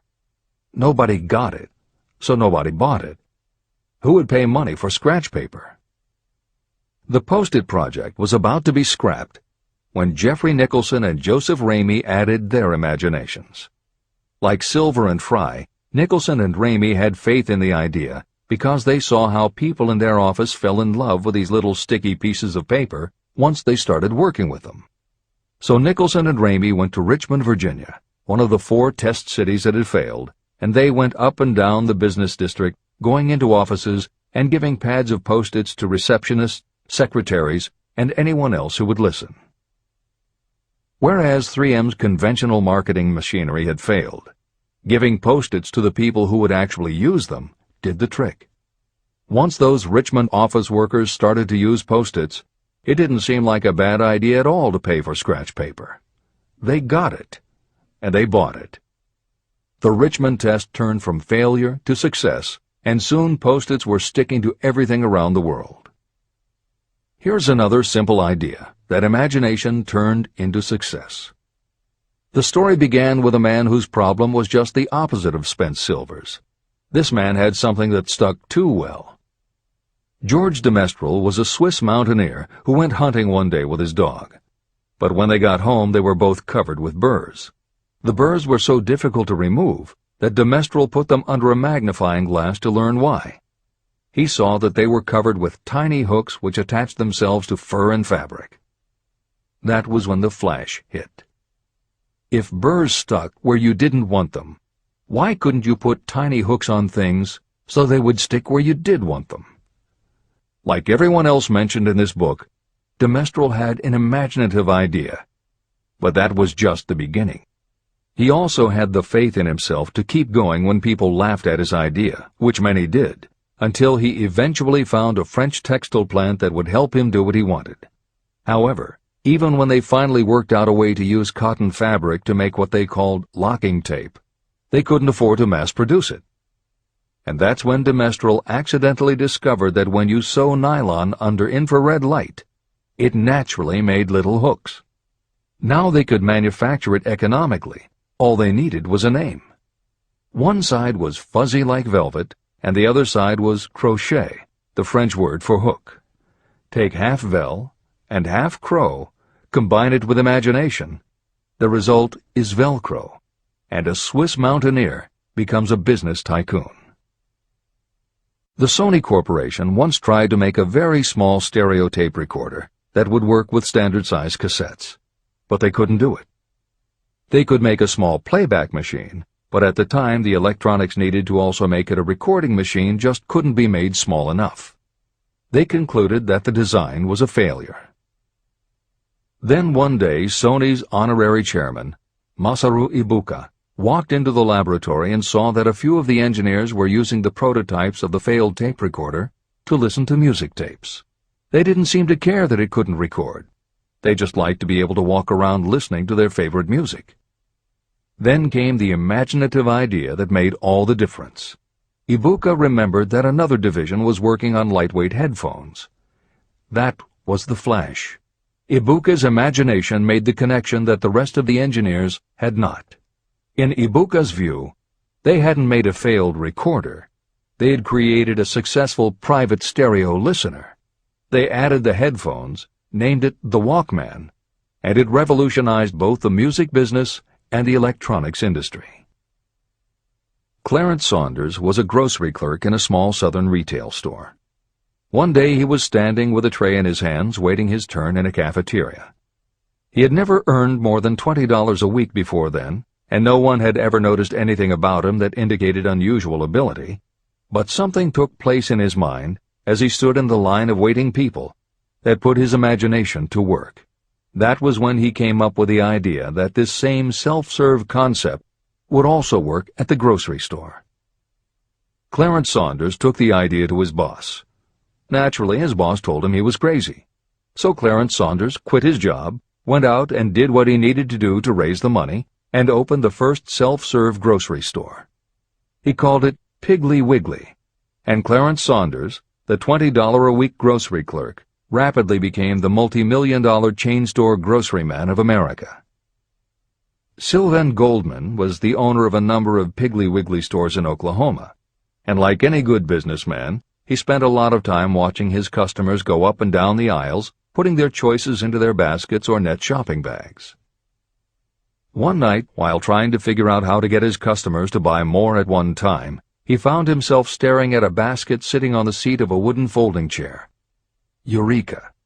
He called in his mechanic, Fred Young. They put some wheels on the bottom of the legs, added another basket below the seat, and the shopping cart was born. As this edition is being readied for publication, there are about 35 million shopping carts in America, and approximately 1.25 million new carts are sold each year. Thomas Stemberg, whom we also mentioned earlier, was another supermarket executive who watched his customers as they shopped. By this time, shopping carts were well established in supermarkets, and it was because his customers were pushing shopping carts up and down the aisles that he got his flash of inspiration. He was so sure of his idea that he convinced another supermarket executive, Leo Kahn, to join him. Together, they took the supermarket concept and applied it to selling office supplies.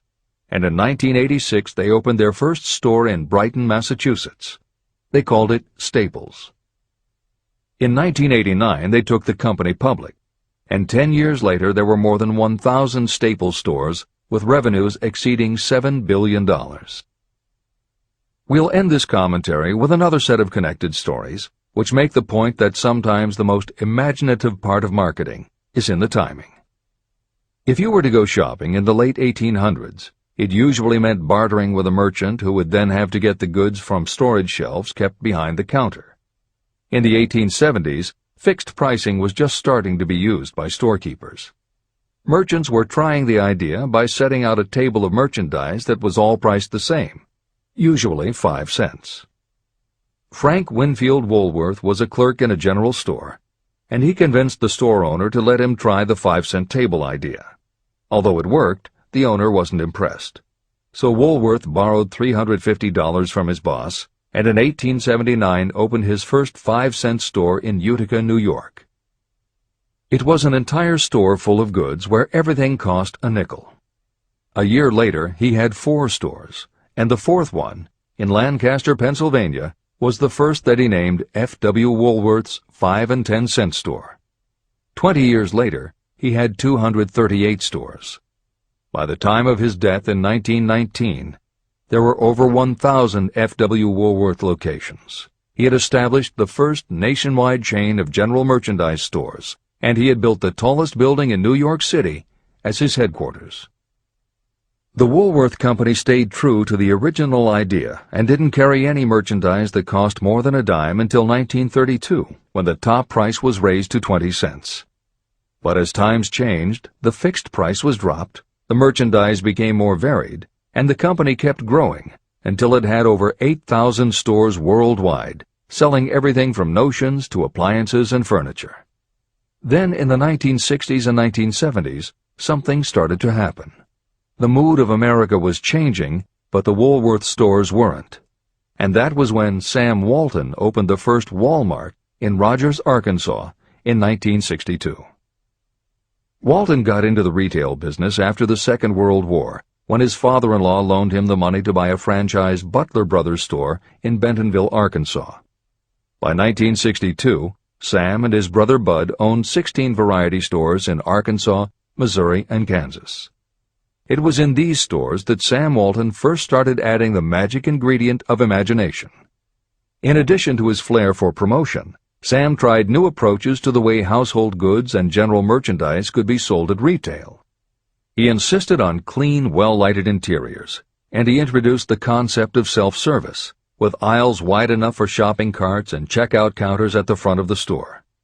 He also started buying direct from manufacturers, and he created profit-sharing plans that kept his family of employees loyal, hard-working, and neighborly. In 1962, he incorporated those and other imaginative ideas when he opened his first store that he called Walmart. The basic magic was that he sold brand-name merchandise at discount prices. But there was also magic in the way he kept a friendly hometown feel to his store, even though it was what is now called a big box store. Sam Walton's Walmart store was a success, so he just kept building and opening more of them. First in small towns and rural areas, then in larger towns, then big cities, and it wasn't long before he had a national chain. By 1992, when Sam Walton died, there were more than 1,700 Walmart stores. It was the biggest retailer in the country, it employed more than 600,000 people, and Sam Walton was the richest man in America. In 2003, the stores numbered more than 3,200 in the U.S. and more than 1,100 in foreign countries. The company employed more than 1,300,000 people worldwide and served more than 1 million customers a week.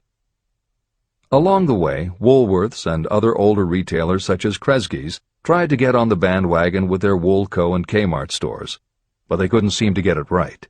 They had given up their old 5 and dime identity to become higher-priced general retailers.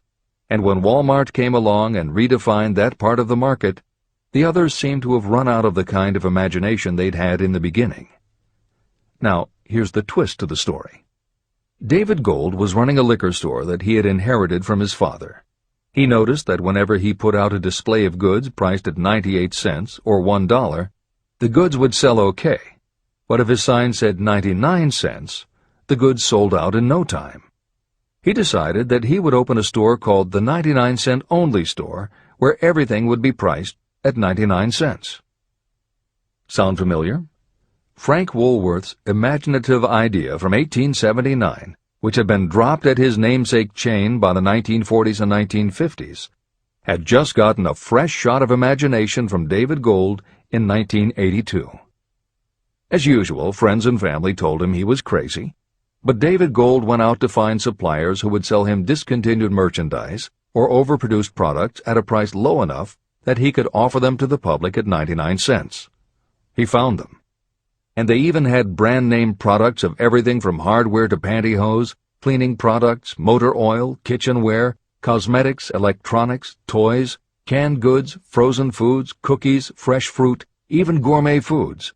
More than 5,000 items that he could sell for 99 cents and still make a profit. David Gold opened his first well-lighted, brightly colored green and fuchsia wide-aisle store in Inglewood, California in 1982. By 2003, he had 142 stores in California, Nevada, and Arizona, and he was listed on the Forbes 400 as having earned a personal fortune estimated at more than $650 million. As Napoleon Hill wrote elsewhere about the creation of Piggly Wiggly, where in this story do you see the slightest indication of something that you could not duplicate? The plan, which made millions of dollars for its originator, was a very simple idea that anyone could have adopted, yet considerable imagination was required to put the idea to work in a practical sort of way.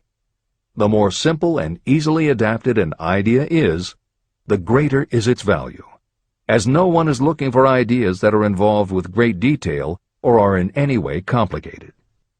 This is the end of the editor's comments. There is no standard price on ideas. The creator of ideas sets his or her own price, and if they are smart, they get it. The story of practically every great fortune starts with the day when a creator of ideas and a seller of ideas got together and worked in harmony. Carnegie surrounded himself with men who could do what he could not do, men who created ideas and men who put ideas into operation, and that was what made him and the others fabulously rich. Millions of people go through life hoping for favorable breaks. Perhaps a favorable break can get you an opportunity, but the safest plan is not to depend upon luck.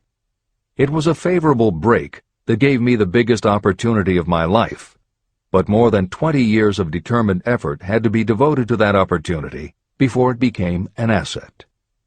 The break consisted of my good fortune in meeting and gaining the cooperation of Andrew Carnegie. On that occasion, Carnegie planted in my mind the idea of organizing the principles of achievement into a philosophy of success. Millions of people have profited by the discoveries made in the years of research, and fortunes have been accumulated through the application of the philosophy. The beginning was simple. It was an idea that anyone might have developed. The favorable break came through Carnegie. But what about the determination, definiteness of purpose, and the desire to attain the goal, and the persistent effort of all those years of research? It was no ordinary desire that survived disappointment, discouragement, temporary defeat, criticism, and the constant reminding that I was wasting my time. It was a burning desire, an obsession. When the idea was first planted in my mind by Mr. Carnegie, it was coaxed, nursed, and enticed to remain alive. Gradually, the idea became a giant under its own power, and it coaxed, nursed, and drove me. Ideas are like that. First you give life and action and guidance to ideas. Then they take on a power of their own and sweep aside all opposition. Ideas are intangible forces, but they have more power than the physical brains that give birth to them. They have the power to live on after the brain that creates them has returned to dust. Tell the world what you intend to do, but first, show it. Chapter 8. Organized Planning. The crystallization of desire into action. The sixth step toward riches. You have learned that everything we create or acquire begins in the form of desire. Desire is taken on the first lap of its journey from the abstract to the concrete in the workshop of the imagination, where plans for its transition are created and organized. In Chapter 3, Desire, you were instructed to take 6 practical steps to begin translating your desire for money into its monetary equivalent. One of the steps you must take is the formation of a definite, practical plan or plans through which this transformation may be made. Following are the basic instructions for making practical plans. Ally yourself with a group of as many people as you may need for the creation and carrying out of your plan or plans for the accumulation of money, making use of the mastermind principle. Compliance with this instruction is absolutely essential. Do not neglect it. Editor's comment: the Mastermind Alliance is built of 2 or more minds working actively together in perfect harmony toward a common goal. This concept was introduced in Chapter 6, Specialized Knowledge, and is described in more detail in Chapter 11, The Power of the Mastermind. This is the end of the editor's comment. Before forming your Mastermind Alliance, decide what advantages and benefits you may offer the individual members of your group in return for their cooperation. No one will work indefinitely without some form of compensation. No intelligent person should request or expect another to work without adequate compensation, although this may not always be in the form of money. Arrange to meet with the members of your mastermind group at least twice a week, and more often if possible, until you have jointly perfected the necessary plan or plans for the accumulation of money. Maintain perfect harmony between yourself and every member of your mastermind group. If you fail to carry out this instruction to the letter, you may expect to meet with failure. The mastermind principle cannot work where perfect harmony does not prevail. Keep in mind these facts. You are engaged in an undertaking of major importance to you. To be sure of success, you must have plans that are faultless.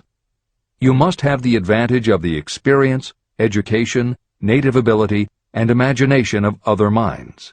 This is the way it has been done by every person who has accumulated a great fortune.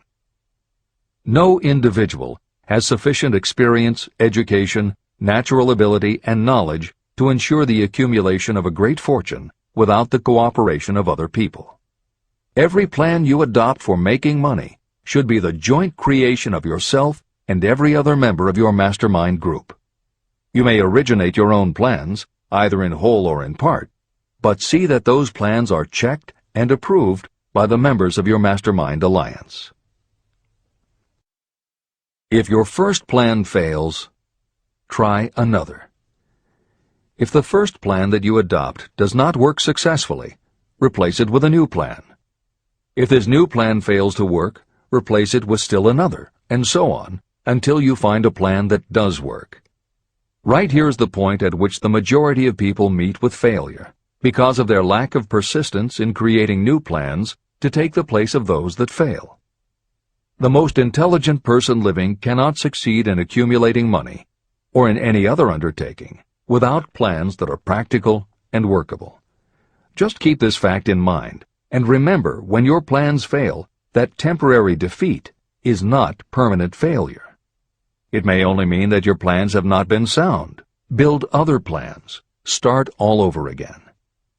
Temporary defeat should mean only one thing: the certain knowledge that there is something wrong with your plan. Millions of people go through life in misery and poverty because they lack a sound plan through which to accumulate a fortune. Your achievement can only be as good as the plans you make. You are never whipped until you quit in your own mind. James J. Hill, who was the greatest railroad builder of them all, met with temporary defeat when he first tried to raise the capital needed to build the Great Northern Railroad from the east to the west. But he turned defeat into victory through new plans. Henry Ford met with temporary defeat not only at the beginning of his automobile career, but even after he had gone a long way toward the top. But he, too, created new plans and went marching on to financial victory. We see people who have accumulated great fortunes, but we often recognize only their triumph, and we overlook the temporary defeats that they had to surmount before arriving. No follower of this philosophy can reasonably expect to accumulate a fortune without experiencing temporary defeat. When defeat comes, accept it as a signal that your plans are not sound. Rebuild those plans and set sail once more toward your goal. If you give up before your goal has been reached, you're a quitter. A quitter never wins, and a winner never quits. Write this sentence on a piece of paper in letters an inch high and place it where you will see it every night before you go to sleep and every morning before you go to work. When you begin to select members for your mastermind group, choose those who do not take defeat seriously. Some people foolishly believe that only money can make money. This is not true. Desire, transmuted into its monetary equivalent through the principles in this book, is the way money is made. Money, of itself, is nothing but inert matter. It cannot move, think, or talk, but it can hear when someone who desires it calls it to come. Intelligent planning is essential for success in any undertaking designed to accumulate riches. Following are detailed instructions to those who must begin the accumulation of riches by selling personal services. It should encourage you to know that practically all the great fortunes began either from selling personal services or from the sale of ideas. When you think about it, what else except ideas and personal services can you give in return for riches if you don't have products or property? Leaders and followers. Broadly speaking, there are two types of people in the world. One type is known as leaders, and the other as followers. Decide at the outset whether you intend to become a leader in your chosen calling or remain a follower. The difference in compensation is vast. The follower cannot expect to make as much as a leader, although some followers make the mistake of thinking they should. It is no disgrace to be a follower. On the other hand, it is no credit to remain a follower. Most great leaders began as followers. They became great leaders because they were intelligent followers. With few exceptions, the person who cannot follow a leader intelligently cannot become an efficient leader. The person who can follow a leader most efficiently is usually the person who develops into leadership most rapidly. An intelligent follower has many advantages, including the opportunity to acquire knowledge from the leader. The major attributes of leadership. The following are important factors of leadership. 1. Unwavering courage based upon knowledge of yourself and your occupation. No follower wishes to be dominated by a leader who lacks self-confidence and courage. Certainly no intelligent follower will be dominated by such a leader for very long. 2. Self-control. The person who cannot control himself can never control others. Self-control sets a strong example for your followers, which the more intelligent followers will emulate. 3. A keen sense of justice. Without a sense of fairness and justice, no leader can command and retain the respect of their followers. 4. Definiteness of decision. Those who waver in decisions show that they are not sure of themselves and therefore cannot lead others successfully. 5. Definiteness of plans. Successful leaders must plan their work and work their plans. Leaders who move by guesswork, without practical definite plans, are like a ship without a rudder. Sooner or later, they will land on the rocks. 6. The habit of doing more than paid for. One of the penalties of leadership is the necessity of the leaders to willingly do more than they require of their followers. 7. A pleasing personality. Leadership calls for respect. Followers will not respect a leader who does not grade high on all of the factors of a pleasing personality. 8. Sympathy and understanding. Successful leaders must be in sympathy with their followers. Moreover, they must understand them and their problems. 9. Mastery of detail. Successful leadership calls for mastery of the details of the leader's position. 10. Willingness to assume full responsibility. Successful leaders must be willing to assume responsibility for the mistakes and the shortcomings of their followers. If a leader tries to shift this responsibility, that leader will not remain the leader.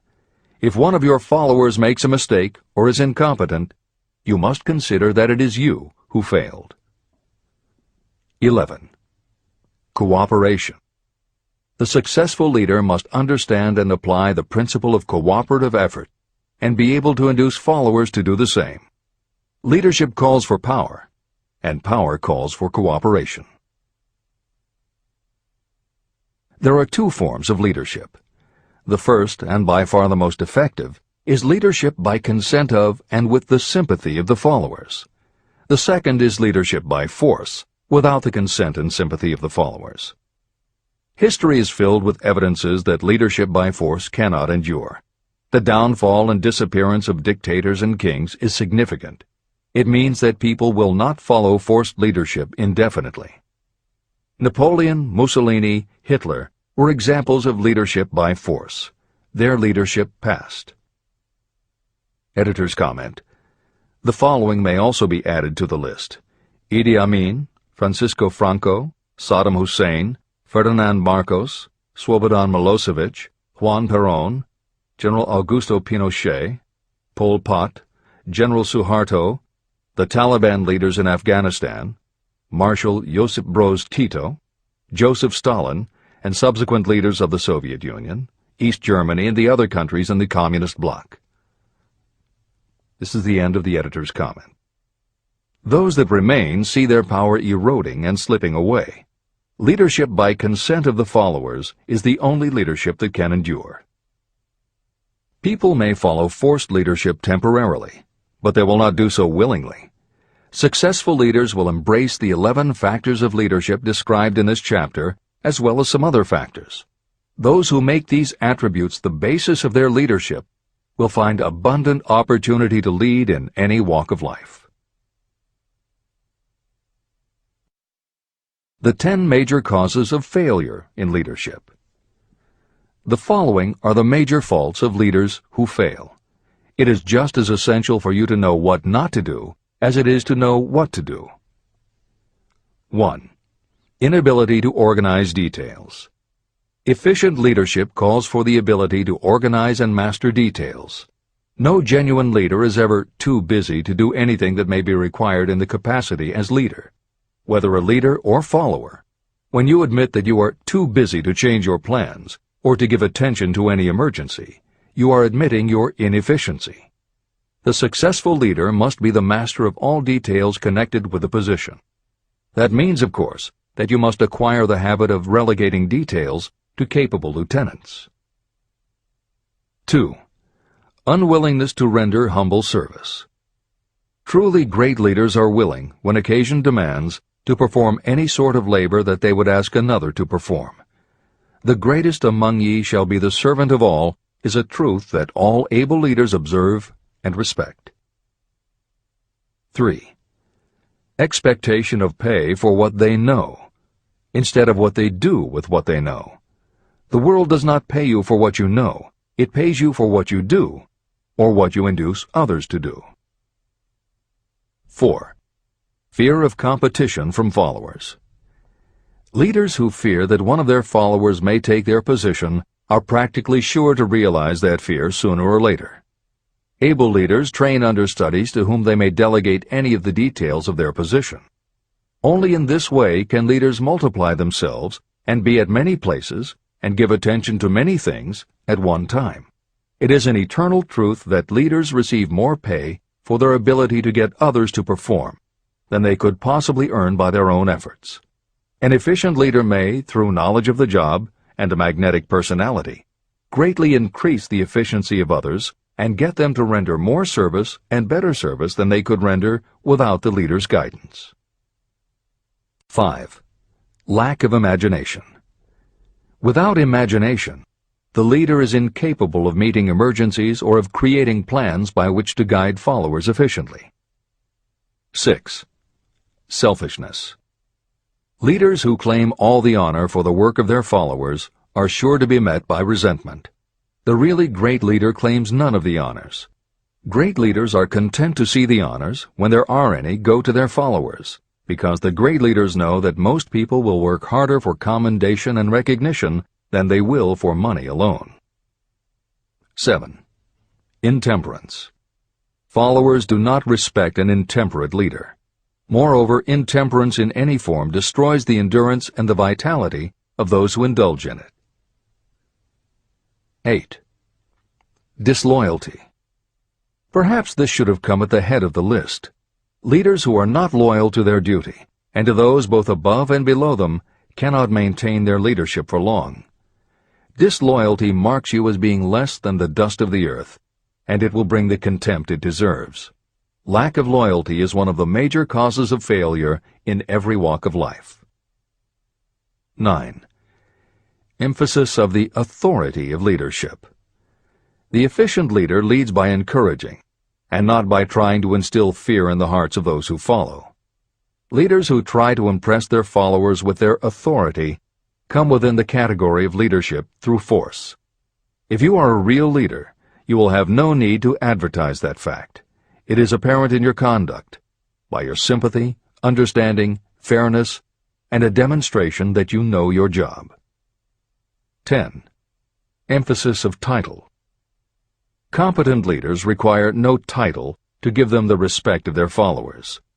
Leaders who make too much of their titles generally have little else to emphasize.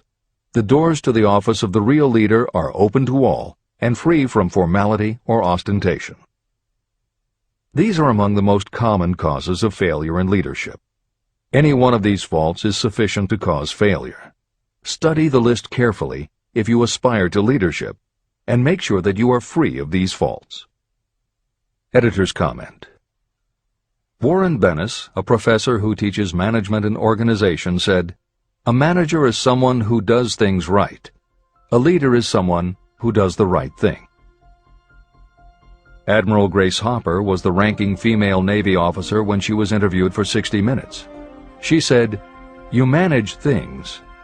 You lead people." This is the end of the editor's comment.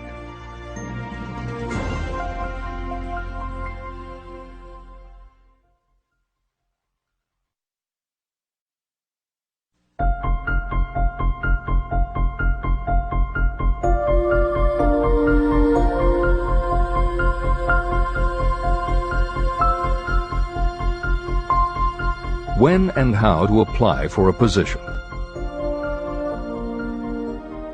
The information described here is the net result of many years of experience, during which thousands of men and women were helped to market their services effectively. Editor's comment. The Internet, email, and faxed resumes have radically changed the way employers search for new employees, and the way that most people apply for jobs. However, Think and Grow Rich was never intended for most people. It was written for those who want to stand out. If you are such a person, the editors of this revised and updated edition strongly advise that you give serious thought to each of the following suggestions about how to apply for a position and how to prepare a resume.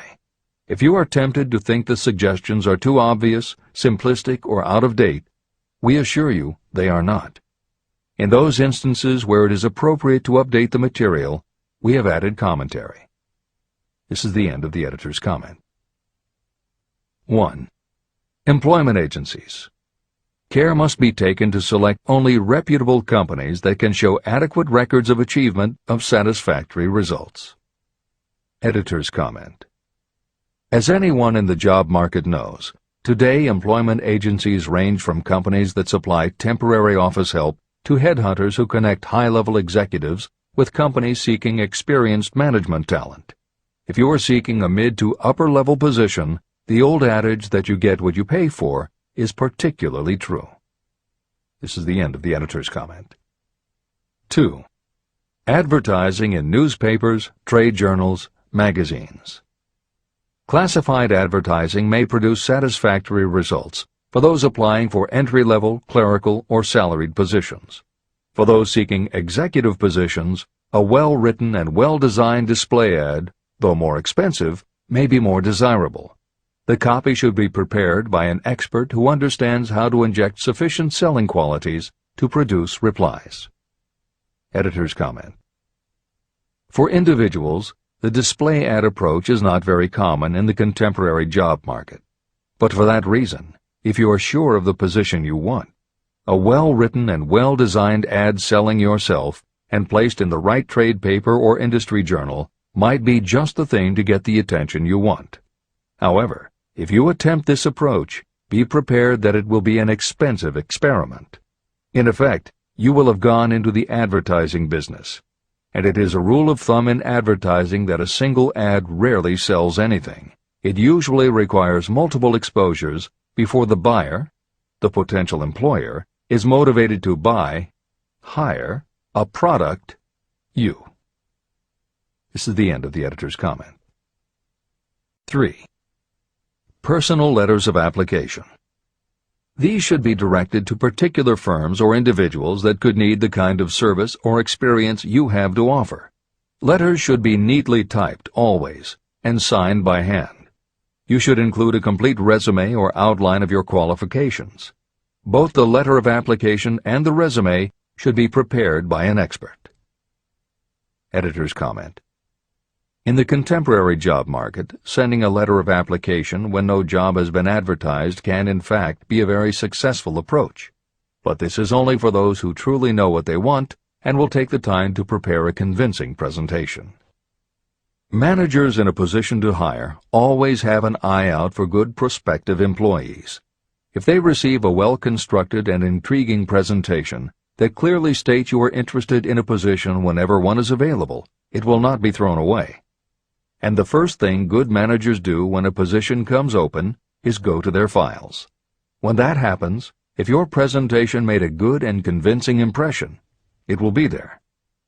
The only question is, are you willing to make yourself available when they are ready for you? If you are just blanketing everyone with a stock letter in hopes of getting a job, it very likely won't work. This approach is not for someone looking for a job. This approach is only for those who really want a specific career. This is the end of the editor's comment. 4. Application in person. In some instances, it may be more effective if the applicant personally offers his or her services to prospective employers, in which event a complete written statement of qualifications for the position should be presented, as prospective employers will often wish to discuss your record with associates. Editor's comment. Asking for an interview when no job has been advertised is an even stronger statement that you know what you want and you are serious about working in a particular industry. If you pursue this approach, keep in mind that you are asking someone to give you their time. Some managers will not be receptive because it does not fit into their company's business practice, and some managers will just find it an annoyance. This approach will work for you only if you are confident that you can make an outstanding impression in person. If you make a strong, positive impression, it will be remembered when an opening is available. This is the end of the editor's comment. 5. Application through personal acquaintances. When possible, the applicant should approach prospective employers through some mutual acquaintance. This method is particularly advantageous in the case of those who seek executive connections and do not wish to appear to be peddling themselves. Information to be supplied in a written resume.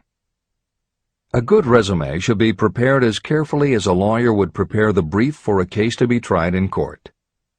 Unless the applicant is experienced in the preparation of such briefs, an expert should be consulted for this purpose.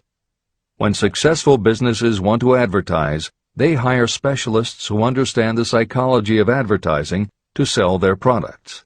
If you are selling your personal services, you should do the same. Editor's comment. The job market in America has never been as bad as it was when Napoleon Hill wrote the preceding paragraph. Because of the Great Depression, many adults had never had any kind of steady job, let alone sought a career position, and there were few places to learn how to do it. Since that time, many excellent books have been published on the subject, and companies that offer professional help in preparing resumes have become very common. However, neither books nor copywriters are magic. It all begins with what you have to offer. The editors of this edition suggest that you start to assemble your presentation using the guidelines that appear below. Once you have a first draft, you should review at least one of the books on the subject to see what suggestions are offered that might help you sell yourself better than you have already done. Then, depending how satisfied you are, you might also want to seek advice from a professional who specializes in such presentations. We offer 2 notes of caution. First, make sure that your presentation does not look like something turned out by a resume mill. Having received many resumes over the years, the editors warn you that some professionals use the same stock phrases, buzzwords, and formats for every client, and this can be a dead giveaway that someone else prepared your resume, or that you have simply copied from a book. Your intention should be to make yours stand out. The second word of caution is, don't go overboard in trying to stand out. There is a balance between catching an employer's attention and looking like you are trying too hard.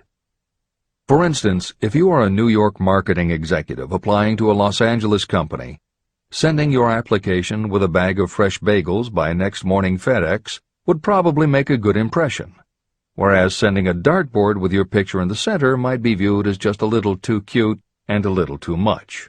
Clever is good, but professional is a must. Never be so clever that you don't look professional. Following are a set of guidelines for preparing your resume. Because part of your search for a position will involve responding to ads for job openings, and because it has become common to respond by faxing applications and resumes, Napoleon Hill's guidelines should be used to prepare 2 separate presentations. As Hill suggests below, you should prepare an elaborate presentation to be used when mailed or presented in person. But you should also prepare a second, shorter version that is designed specifically to be faxed. Take care to make your fax version complete and interesting, but it should be no more than 3 pages. The following information should appear in your presentation. 1. Education. State briefly but definitely what schooling you've had and in what subjects you specialized in school, giving the reasons for that specialization. Editor's comments. Never exaggerate.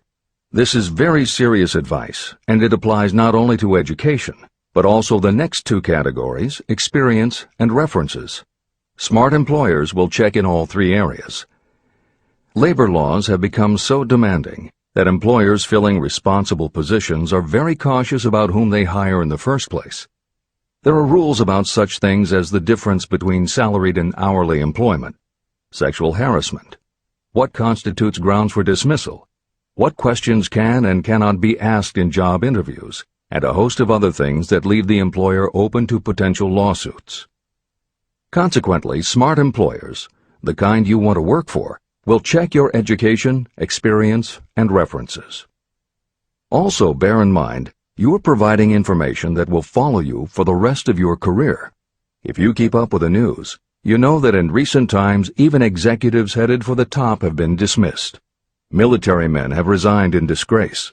Politicians have been removed from office, and professors have been forced to resign, all because someone looked into their background and found that they had exaggerated their qualifications. This is the end of the editor's comments. 2. Experience. If you have had experience in connection with positions similar to the one you seek, describe it fully. Give the names and addresses of former employers. Be sure to clearly point out any special experience you may have had that would equip you to fill the position you seek. 3. References. Practically every business firm wants to know as much as possible about the background of prospective employees who seek positions of responsibility. Attach copies of letters from former employers, from teachers under whom you studied, and from prominent people whose judgment may be relied upon. 4. Photograph of yourself.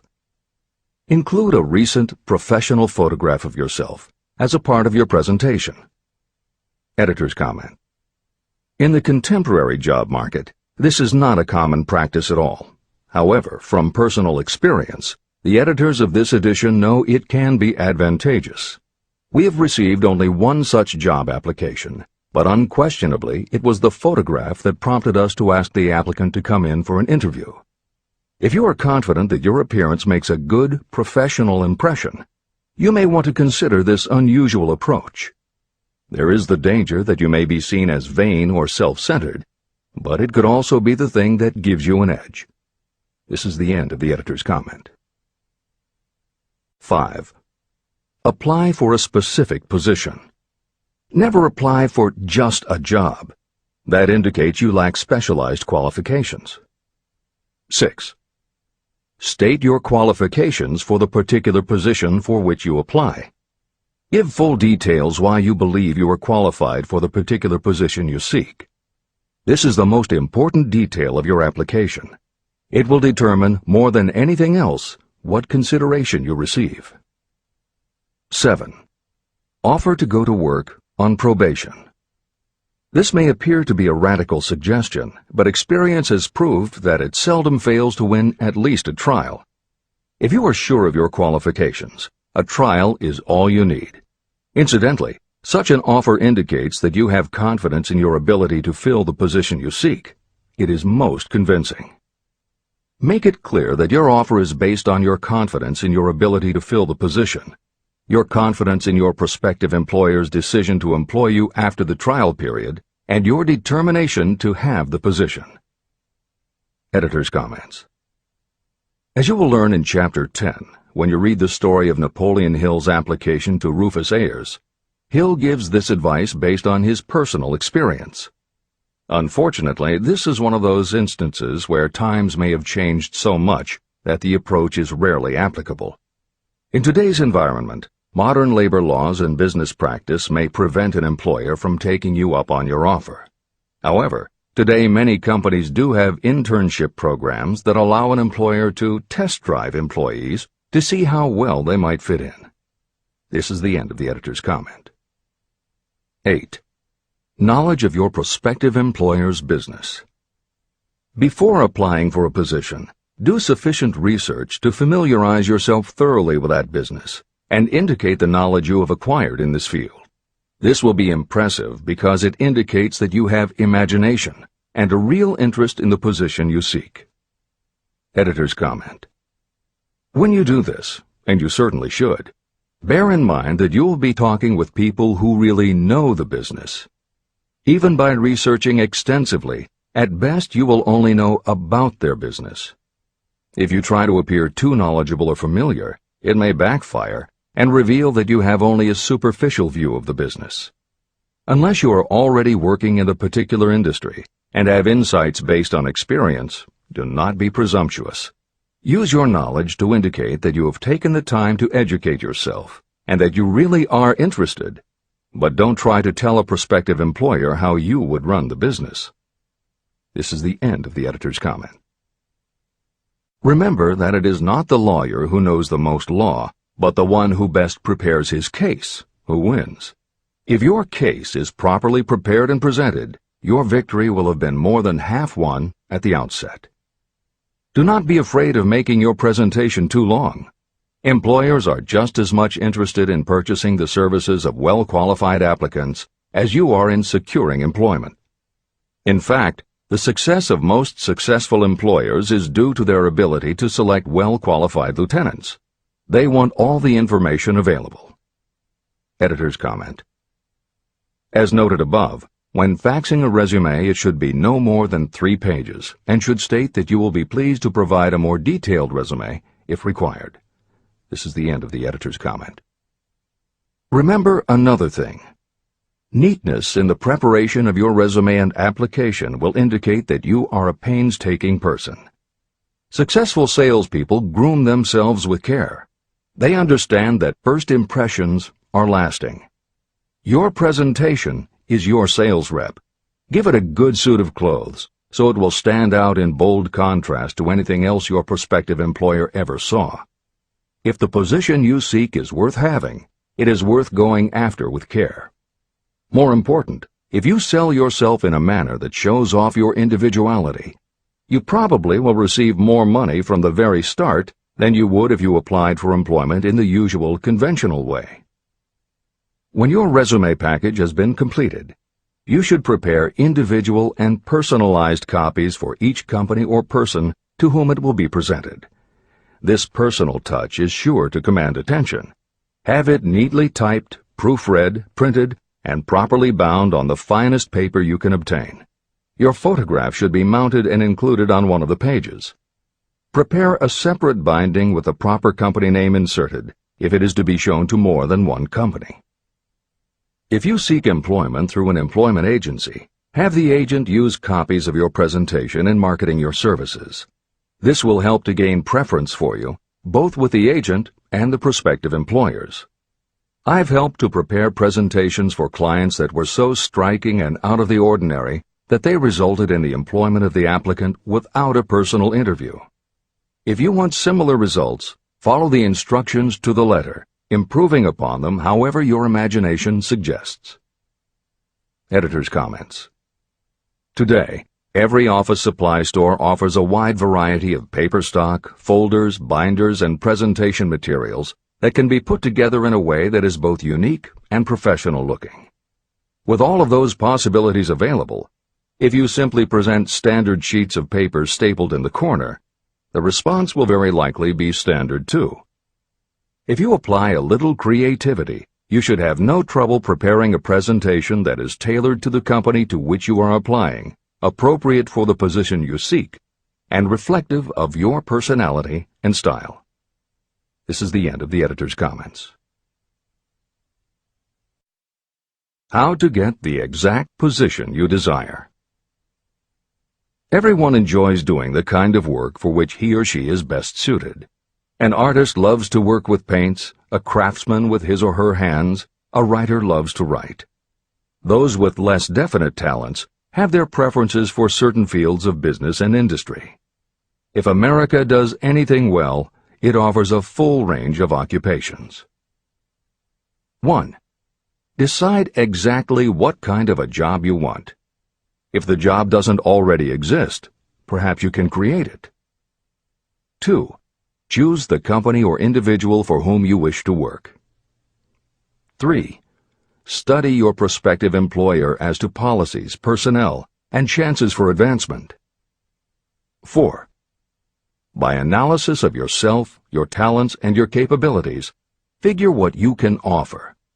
Plan specific ways and means of giving advantages, services, developments, or ideas that you believe you can successfully deliver.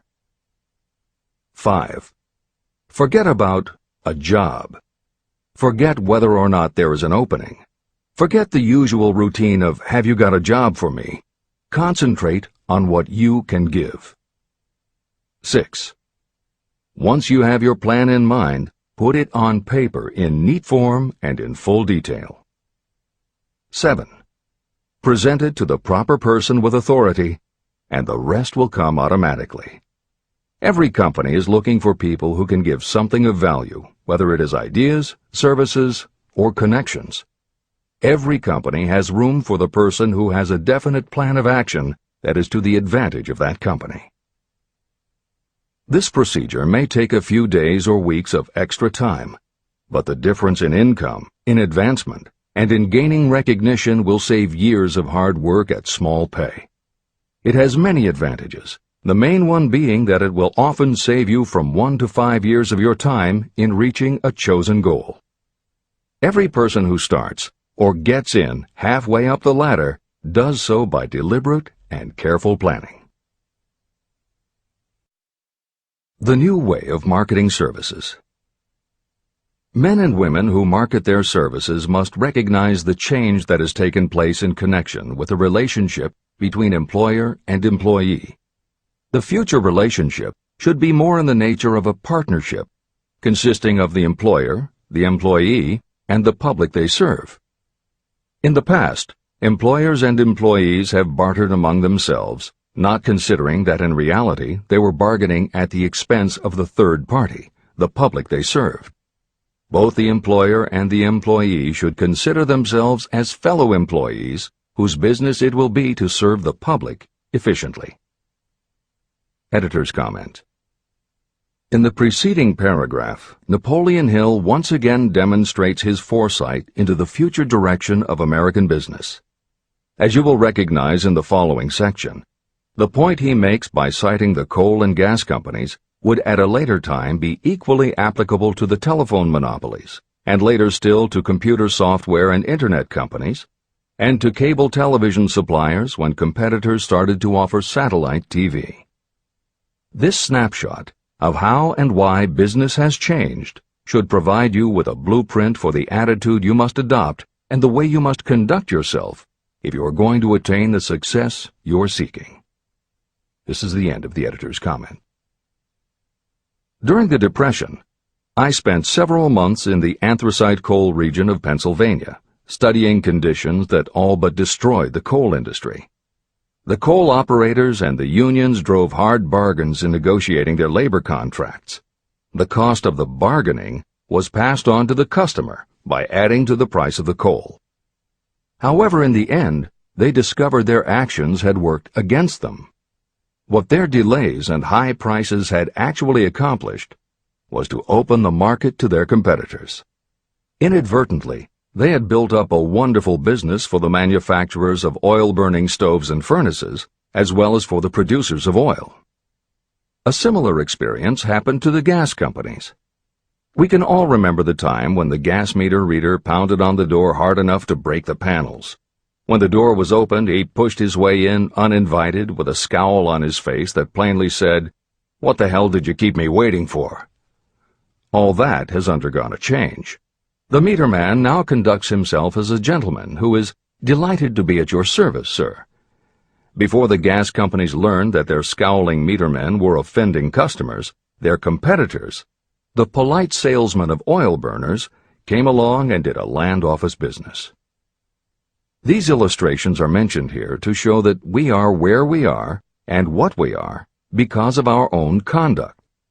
If there is a principle of cause and effect that controls business, finance, and transportation, this same principle controls individuals and determines their economic status.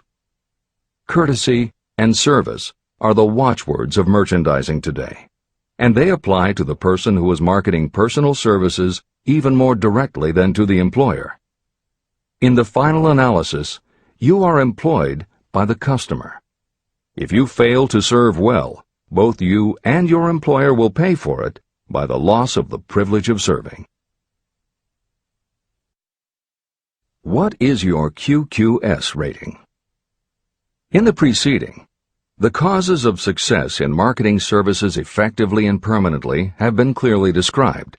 Unless those causes are studied, analyzed, understood, and applied, no one can market services effectively and permanently. Every man or woman must be their own sales force of their personal services. The quality and the quantity of service rendered, and the spirit in which it is rendered, determine the price and the duration of employment. To market your personal services effectively, which means a permanent market at a satisfactory price under pleasant conditions, you must adopt and follow the QQS formula. QQS means that quality plus quantity plus the proper spirit of cooperation equals perfect salesmanship of service. Remember the QQS formula, but do more. Apply it as a habit. Analyze the formula to make sure you understand exactly what it means.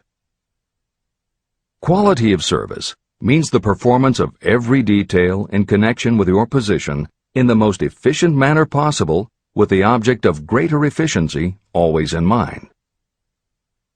Quantity of service means the habit of rendering all the service of which you are capable at all times, with the purpose of increasing the amount of service rendered as you develop greater skill through practice and experience. Emphasis is again placed on the word habit. Spirit of service means the habit of agreeable, harmonious conduct, which will induce cooperation from associates and fellow employees. Adequate quality and adequate quantity of service is not sufficient to maintain a permanent market for your services. The spirit in which you deliver service is a strong determining factor in connection with both the price you receive and the duration of your employment. Andrew Carnegie stressed this point in his description of the factors that lead to success in the marketing of personal services. He emphasized again and again the necessity for harmonious conduct. He stressed the fact that he would not retain any man, no matter how great a quantity or how efficient the quality of his work, unless he worked in a spirit of harmony. Mr. Carnegie insisted upon his people working with each other in an agreeable manner. To prove that he placed a high value on this quality, he helped many who met his standards to become very wealthy. Those who did not conform had to make room for others who did. The importance of a pleasing personality has been stressed because it is so important in rendering service in the proper spirit. If you have a personality that pleases, and you render service in a spirit of harmony, these assets often make up for what you may lack in both the quality and the quantity of service you render. Nothing, however, can be successfully substituted for pleasing conduct. The capital value of your services.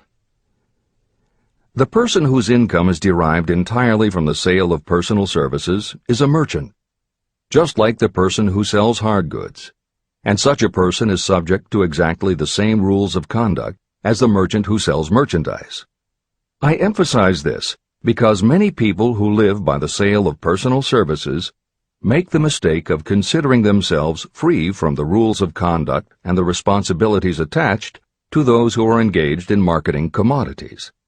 The day of the go-getter has been supplanted by the go-giver. The actual capitalized value of your brainpower may be determined by the amount of income you can produce by marketing your services. A fair estimate of the capital value of your brainpower may be made by using the following assumptions. Money, the amount of capital, can be borrowed from a bank at a certain rate of interest.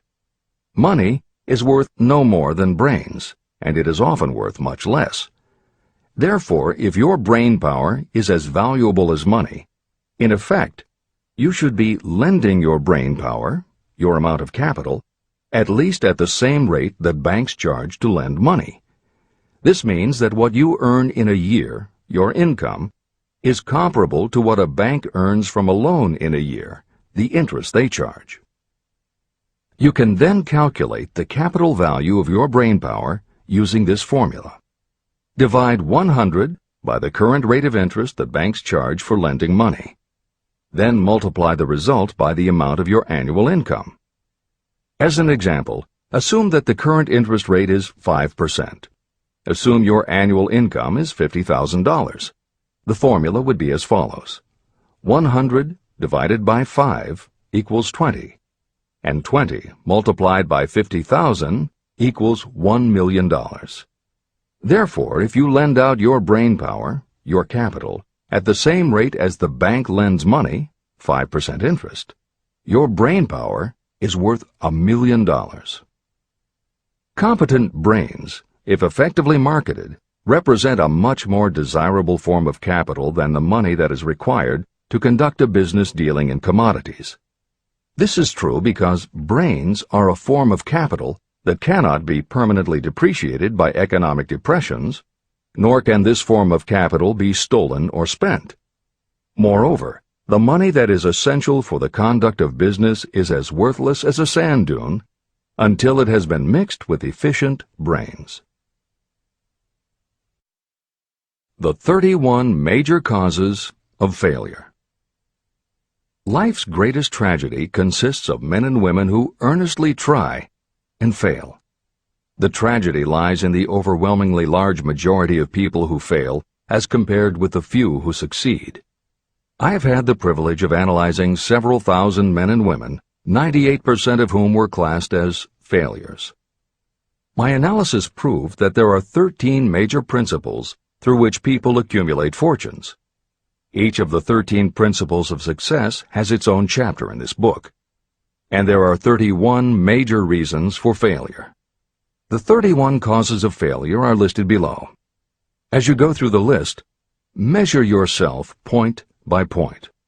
It will help you to discover how many of these causes of failure stand between you and success. 1. Unfavorable hereditary background. There is little, if anything, that can be done for people who are born with a deficiency in brain power. This is the only one of the 31 causes of failure that may not be easily corrected by any individual. My philosophy can offer only one method of bridging this weakness, through the aid of the mastermind. 2. Lack of a well-defined purpose in life.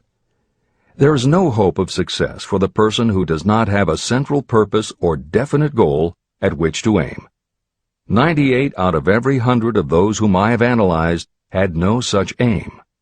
Perhaps this was the major cause of their failure. 3. Lack of ambition to aim above mediocrity. I can offer no hope for those who are so indifferent they do not want to get ahead in life and are not willing to pay the price. 4. Insufficient education. This is a handicap that may be overcome with comparative ease. Experience has proven that the best educated people are often those who are self-made or self-educated. It takes more than a college degree to make you a person of education. Any person who is educated has learned to get whatever they want in life without violating the rights of others. Education consists not so much of knowledge, but of knowledge effectively and persistently applied. You are paid not merely for what you know, but for what you do with what you know. 5. Lack of self-discipline. Discipline comes through self-control. This means that you must control all negative qualities. Before you can control conditions, you must first control yourself. Self-mastery is the hardest job you will ever tackle. If you do not conquer yourself, you will be conquered by yourself. By stepping in front of a mirror, you may see both your best friend and your greatest enemy. 6. Ill health. No person may enjoy outstanding success without good health. Many of the causes of ill health are subject to mastery and control. These, in the main, are overeating of foods not conducive to health, wrong habits of thought or negative thinking, wrong use of and overindulgence in sex, lack of proper physical exercise, an inadequate supply of fresh air due to improper breathing. 7. Unfavorable environmental influences during childhood. As the twig is bent, so shall the tree grow. Most people who have criminal tendencies acquire them as the result of bad environment and improper associates during their childhood or youth. Procrastination. This is one of the most common causes of failure. Procrastination stands within the shadow of every human being, waiting its opportunity to spoil your chances of success. Most of us go through life as failures because we are waiting for the time to be right to start doing something worthwhile. Do not wait. The time will never be just right. Start where you stand. Work with whatever tools you have at your command, and you will acquire better tools as you go along. 9. Lack of persistence. Most of us are good starters, but poor finishers of everything we begin. People are prone to give up at the first signs of defeat. There is no substitute for persistence. The person who makes persistence his or her watchword discovers that failure finally becomes tired and makes its departure. Failure cannot cope with persistence. 10. Negative personality. There is no hope of success for the person who repels people through a negative personality. Success comes through the application of power, and power is attained through the cooperative efforts of other people. A negative personality will not induce cooperation. 11. Lack of control of sexual urges. Sexual energy is the most powerful of all the stimuli that move people into action. Because it is the most powerful of the emotions, if it is controlled, it can be converted into other creative channels. 12. Uncontrolled desire for something for nothing. The gambling instinct drives millions of people to failure. Evidence of this may be found in the Wall Street stock market crash of 1929, during which millions of people tried to make money by gambling on stock margins. Editor's comments. For those who are not familiar with the stock market and buying on margin, the following is a simplified explanation of what caused the crash of '29. The first thing to understand is that prior to the Great Depression there was widespread optimism about the expanding economy. Businesses were booming, and the people who had invested in those companies were making fortunes almost overnight. When the average person saw how much money was being made, they wanted to get in on it, and there was a way for them to do it. Even average people who didn't have enough ready cash to buy stocks could do so because brokers allowed customers to purchase stocks on margin by making what amounted to a down payment. However, part of the purchase agreement stated that when the brokers called in the margin accounts, which they could do at any time, the customers would have to come up with the rest of the cash immediately to pay the balance owing on the original purchase price. That is why Hill used the term gambling when he referred to the stock market. These average people weren't investing in companies. They were betting on the future rise in value. The idea, in the average person's mind, was that they would only have to scrape together enough to pay the margin, which was a small percentage of the full cost. Then when the price of the stock went up, they would sell, which would give them more than enough money to pay the broker the balance owing on the purchase price, and they could pocket the difference. This worked fine as long as stock prices continued to rise, but when the stock market crashed, the stockbrokers called in the margins, and the people who had bought at prices they really couldn't afford suddenly found that they had to come up with the cash. And that was why so many average people got wiped out in the crash of '29. They gambled money they didn't have by buying on margin. This is the end of the editor's comments. 13. Lack of a well-defined power of decision. Those who succeed reach decisions promptly and change them very slowly. Those who fail reach decisions very slowly and change them frequently and quickly. Indecision and procrastination are twins. Where one is found, the other is also usually found. Kill off this pair before they completely tie you to the treadmill of failure. 14. One or more of the 6 basic fears: fear of poverty, fear of criticism, fear of ill health, fear of loss of love, fear of old age, and fear of death. You will find an in-depth analysis of these 6 basic fears in the final chapter. They must be mastered before you can market your services effectively. 15. Wrong selection of a mate in marriage. This is a most common cause of failure. The relationship of marriage brings people intimately into contact. Unless this relationship is harmonious, failure is likely to follow. Moreover, it will be a form of failure that destroys ambition. 16. Overcaution. The person who takes no chances generally has to take whatever is left when others are through choosing. Overcaution is as bad as undercaution. Both are extremes to be guarded against. Life itself is filled with the element of chance. 17. Wrong selection of associates in business. This is one of the most common causes of failure in business. In marketing personal services, you should use great care to select an employer who will be an inspiration and who is intelligent and successful. We emulate those with whom we associate most closely. Pick an employer who is worth emulating. 18. Superstition and prejudice. Superstition is a form of fear.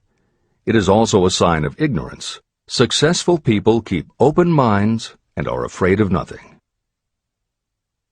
19. Wrong selection of a vocation. You cannot have outstanding success in work that you do not like. The most essential step in the marketing of personal services is that of selecting an occupation into which you can throw yourself wholeheartedly. Although money or circumstances may require you to do something you don't like for a time, no one can stop you from developing plans to make your goal in life a reality. Editor's comments. Most contemporary experts agree with Napoleon Hill's statement that finding the work you love is of key importance in achieving success that is truly rewarding. This concept coincides so well with modern attitudes that it has inspired a number of books, including Feel the Fear and Do It Anyway by Susan Jeffers, Wishcraft by Barbara Sher, and Do What You Love, The Money Will Follow by Marcia Sinitar. All three books became bestsellers by expanding upon that single concept. This is the end of the editor's comments. 20. Lack of concentration of effort. The jack of all trades seldom is good at any. Concentrate all of your efforts on one definite chief aim. 21. The habit of indiscriminate spending. You cannot succeed if you are eternally in fear of poverty. Form the habit of systematic saving by putting aside a definite percentage of your income. Money in the bank gives you a very safe foundation of courage when bargaining for the sale of personal services. Without money, you must take what you are offered and be glad to get it. 22. Lack of enthusiasm. Without enthusiasm, you cannot be convincing. Moreover, enthusiasm is contagious, and the person who has it under control is generally welcome in any group of people. 23. Intolerance. The person with a closed mind on any subject seldom gets ahead. Intolerance means that you have stopped acquiring knowledge. The most damaging forms of intolerance are those connected with religious, racial, and political differences of opinion. 24. Intemperance. The most damaging forms of intemperance are connected with overeating, alcohol, drugs, and sexual activities. Overindulgence in any of these can be fatal to success. 25. Inability to cooperate with others. More people lose their positions and their big opportunities in life because of this fault than for all other reasons combined. It is a fault that no well-informed business person or leader will tolerate. 26. Possession of power that was not acquired through self-effort. Sons and daughters of wealthy parents and others who inherit money that they did not earn. Power in the hands of one who did not acquire it gradually is often fatal to success. Quick riches are more dangerous than poverty. 27. Intentional dishonesty. There is no substitute for honesty. You may be temporarily dishonest because of circumstances over which you have no control without permanent damage, but there is no hope for you if you are dishonest by choice. Sooner or later, your deeds will catch up with you, and you will pay by loss of reputation and perhaps even loss of liberty. 28. Egotism and vanity. These qualities serve as red lights that warn others to keep away. They are fatal to success. 29. Guessing instead of thinking.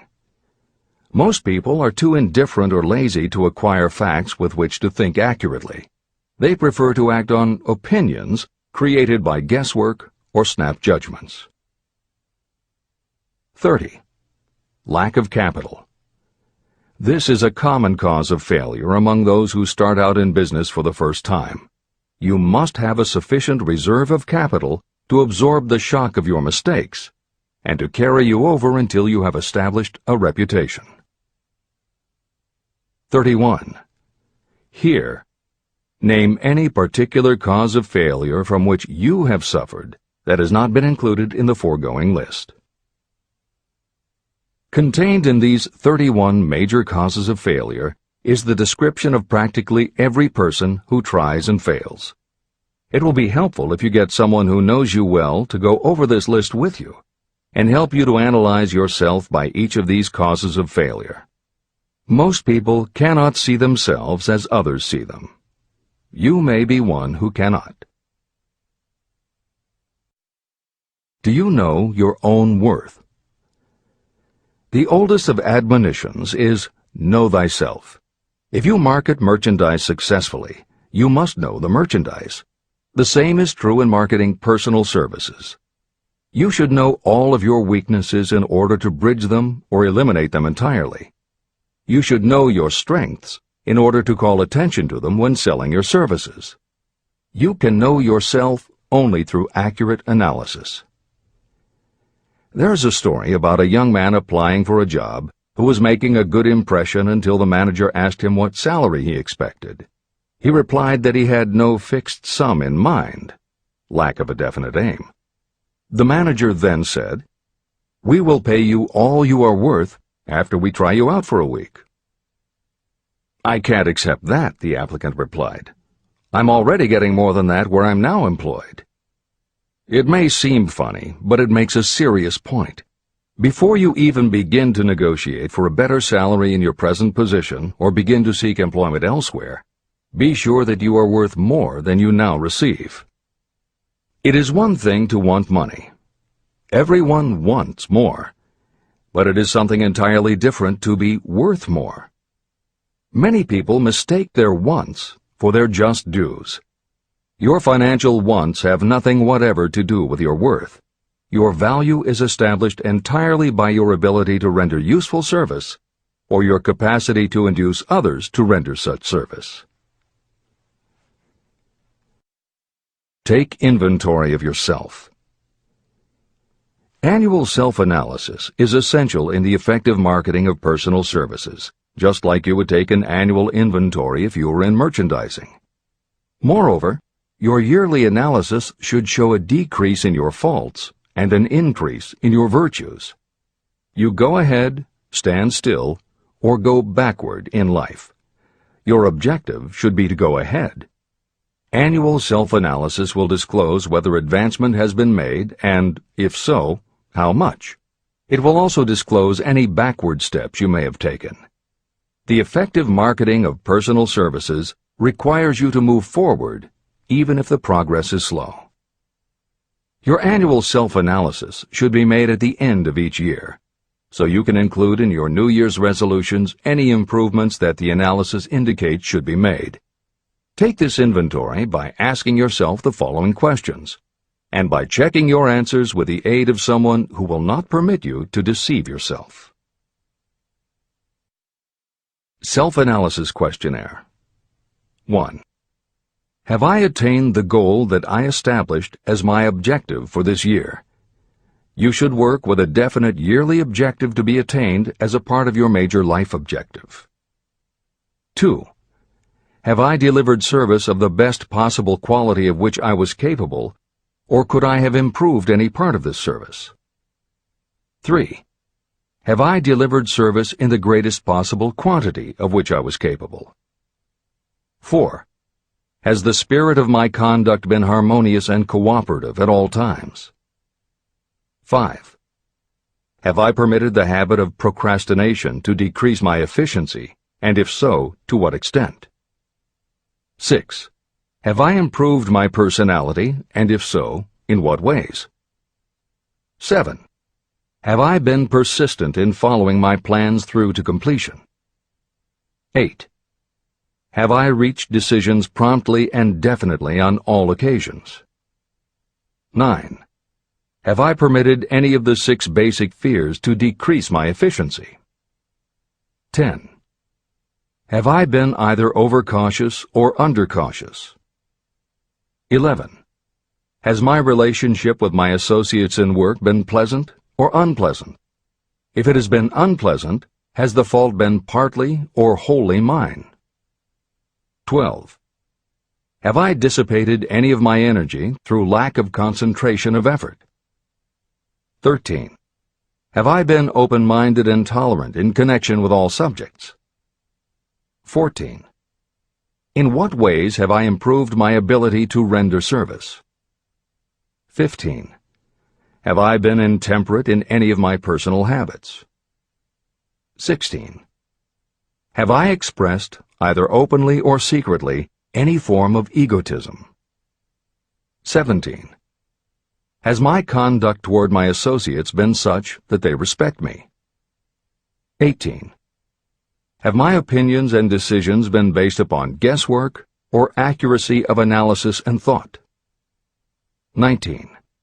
Have I followed the habit of budgeting my time, my expenses, and my income, and have I been conservative in these budgets? 20. How much time have I devoted to unprofitable effort which I might have used to better advantage? 21. How may I rebudget my time and change my habits so I will be more efficient during the coming year? 22. Have I been guilty of any conduct that was not approved by my own conscience? 23. In what ways have I rendered more service and better service than I was paid to render? 24. Have I been unfair to anyone, and if so, in what way? 25. If I had been the purchaser of my own services for the year, would I be satisfied with my purchase? 26. Am I in the right vocation, and if not, why not? 27. Has the purchaser of my services been satisfied with the service I have rendered, and if not, why not? 28. What is my present rating on the fundamental principles of success? Make this rating fairly and frankly, and have it checked by someone who is courageous enough to do it accurately. After you have finished reading through to the end of this book at least once, and you are sure you have assimilated the information in this chapter, you will be ready to create a practical plan for marketing your personal services. In this chapter, you should have found adequate descriptions of every principle essential in planning the sale of personal services. These include the major attributes of leadership, the most common causes of failure in leadership, a description of the fields of opportunity for leadership, the main causes of failure in all walks of life, and the important questions that should be used in self-analysis. This extensive and detailed presentation has been included because it will be needed by you if you are going to earn your riches by marketing your personal services. Those who have lost their fortunes and those who are just beginning to earn money have nothing but personal services to offer in return for riches. Therefore, it is essential that you have real, practical information that you'll need to market your services to best advantage. Complete assimilation and understanding of the information will help you to market your services, and it will help you to become more analytical and capable of judging people.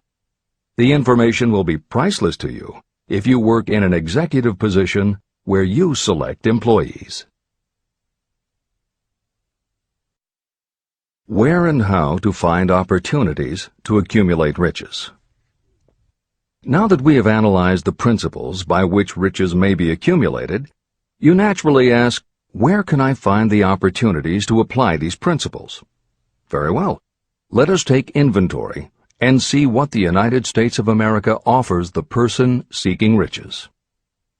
To begin with, remember that we live in a country where every law-abiding citizen enjoys freedom of thought and freedom of deed unequaled anywhere in the world. Most of us have never taken inventory of the advantages of this freedom.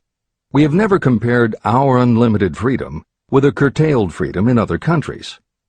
Here we have freedom of thought, freedom in the choice and enjoyment of education, freedom in religion, freedom in politics, freedom in the choice of a business, profession, or occupation, freedom to accumulate and own all the property we can accumulate, freedom to choose our place of residence, freedom in marriage, freedom through equal opportunity to all races, freedom of travel from one state to another, freedom in our choice of foods, and freedom to aim for any station in life for which we have prepared ourselves, even for the presidency of the United States. We have other forms of freedom, but this list gives an overview of the most important freedoms that offer you the opportunity to think and grow rich.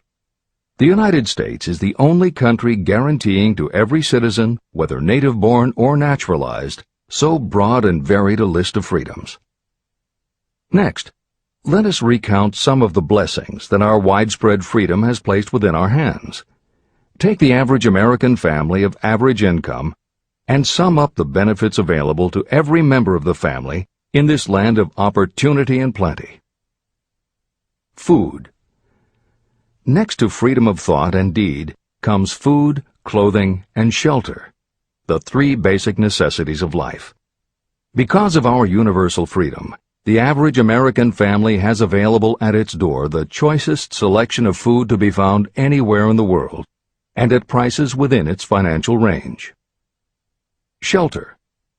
This family lives in a comfortable apartment or house, complete with light, heat, water, and many conveniences. The toast they had for breakfast was toasted in an electric toaster, which cost but a few dollars.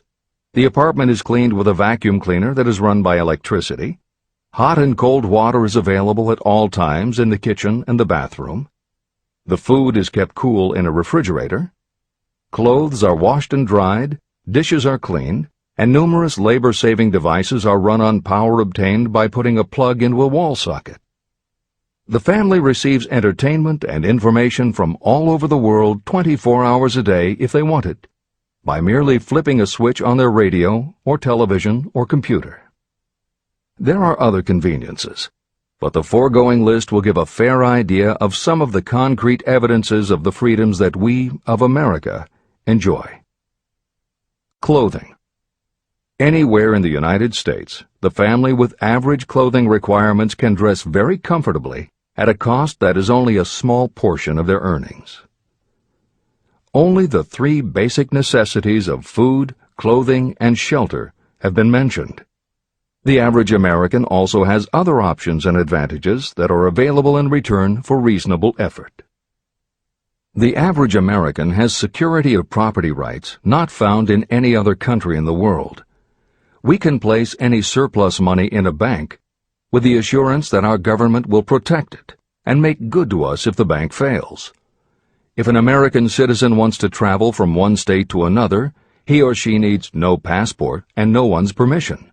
You may go when you please, and you may travel by car, train, bus, airplane, ship, or any other method that you can afford. The miracle that has provided these blessings.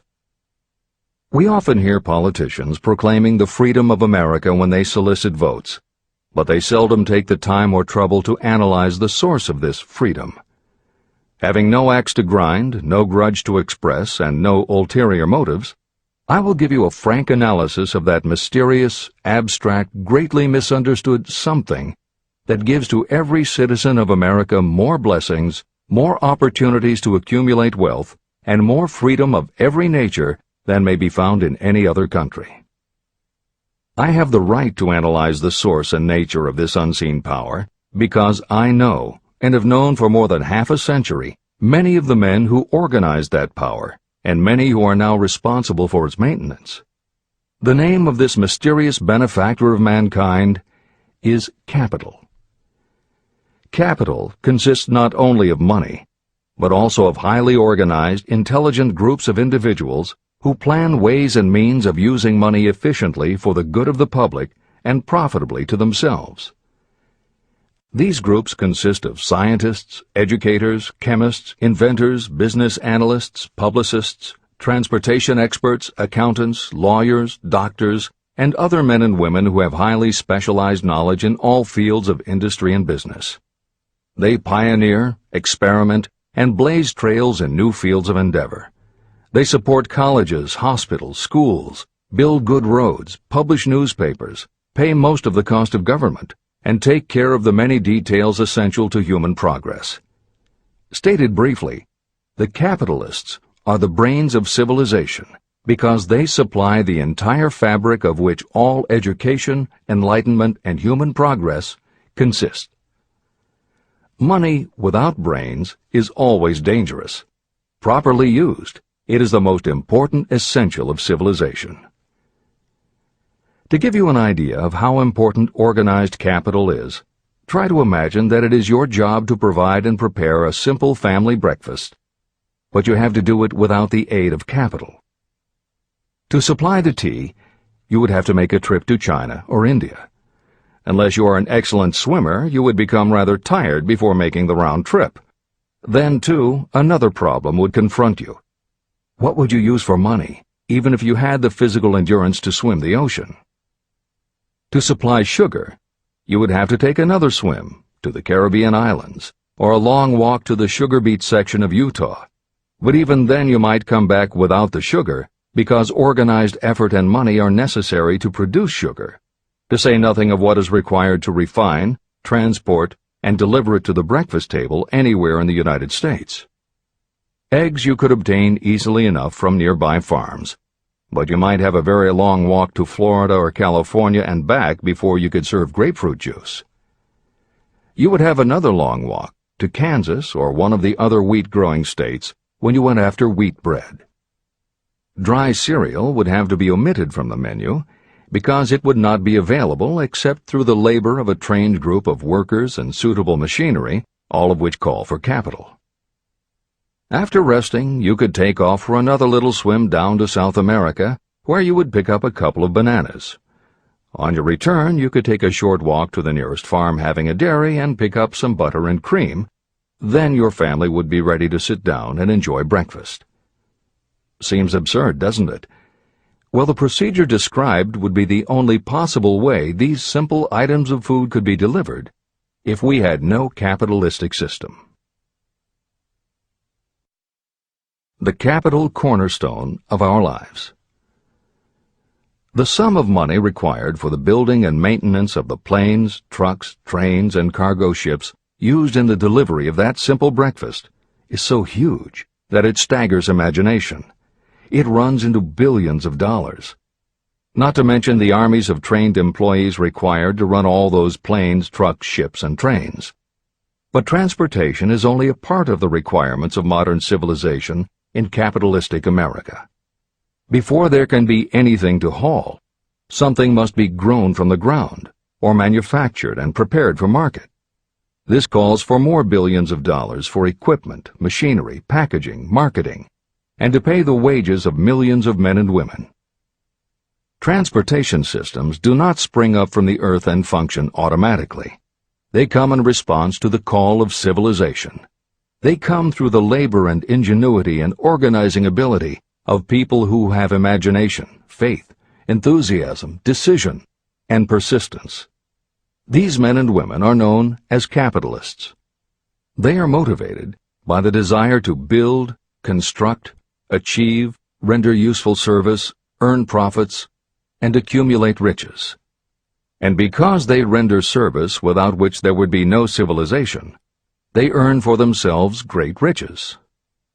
Just to keep the record simple and understandable, I will add that these capitalists are the same men and women who are often denounced as the greedy establishment or Wall Street. I'm not attempting to present a case for or against any group or any system of economics.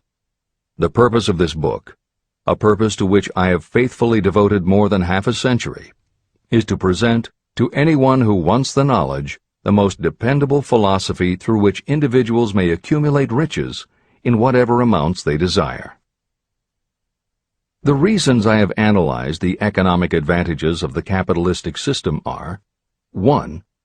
To point out that all who seek riches must recognize and adapt themselves to the system that controls all approaches to fortunes, large or small. 2. To present the side of the picture opposite to the one portrayed by politicians and demagogues, and the media, who often refer to organized capital as if it were something poisonous. This is a capitalistic country. It was developed through the use of capital. We who claim the right to partake of the blessings of freedom and opportunity, we who seek to accumulate riches here, should know that neither riches nor opportunity would be available to us if organized capital had not provided these benefits. There is only one dependable method of accumulating and legally holding riches, and that is by rendering useful service. No system has ever been created by which anyone can legally acquire riches through mere force of numbers, or without giving in return an equivalent value of one form or another. Your opportunities in the midst of riches. America provides all the freedom and all the opportunity to accumulate riches that any honest person may require. When you go hunting for game, you select hunting grounds where game is plentiful. When you are seeking riches, the same rule naturally applies. If it is riches you are seeking, do not overlook the possibilities of a country whose citizens are so rich that women alone spend billions of dollars each year for cosmetics and other beauty products. Do not be in too big a hurry to get away from a country whose men willingly, even eagerly, hand over more billions of dollars annually for football, basketball, baseball, and all the related products that go with these and other sporting events. Only a few of the luxuries and non-essentials have been mentioned, but remember that the business of producing and marketing these few products gives regular employment to many millions of men and women, who receive for their services many millions of dollars monthly, and spend it freely for both the luxuries and the necessities. Especially, remember that behind all this exchange of merchandise and personal services is an abundance of opportunity to accumulate riches. Here our American freedom comes to your aid. There is nothing to stop you or anyone from engaging in any portion of the effort necessary to carry on these businesses. If you have superior talent, training, experience, you may accumulate riches in large amounts. Those not so fortunate may accumulate smaller amounts. Anyone may earn a living in return for a very nominal amount of labor. So there you are. Opportunity has spread its wares before you. Step up to the front, select what you want, create your plan, put the plan into action, and follow through with persistence. Capitalistic America will do the rest. You can depend on this much. Capitalistic America ensures every person the opportunity to render useful service and to collect riches in proportion to the value of the service. The system denies no one this right. But it does not and cannot promise something for nothing.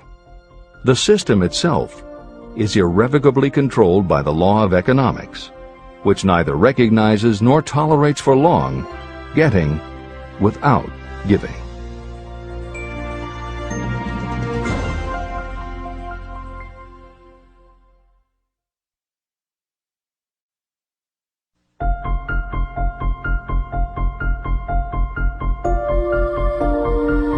Conceit is a fog that envelops a man's real character beyond his own recognition. It weakens his native ability and strengthens all his inconsistencies. Chapter 9. Decision. The mastery of procrastination. The seventh step toward riches. Analysis of over 25,000 men and women who had experienced failure reveals that lack of decision was near the head of the list of the 31 major causes of failure. Procrastination, the opposite of decision, is a common enemy which practically every person must conquer.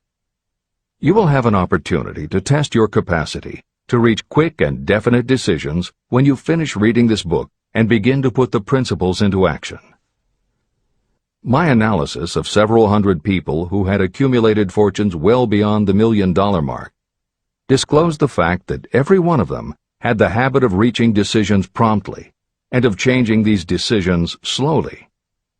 People who fail to accumulate money, without exception, have the habit of reaching decisions, if at all, very slowly, and of changing these decisions quickly and often.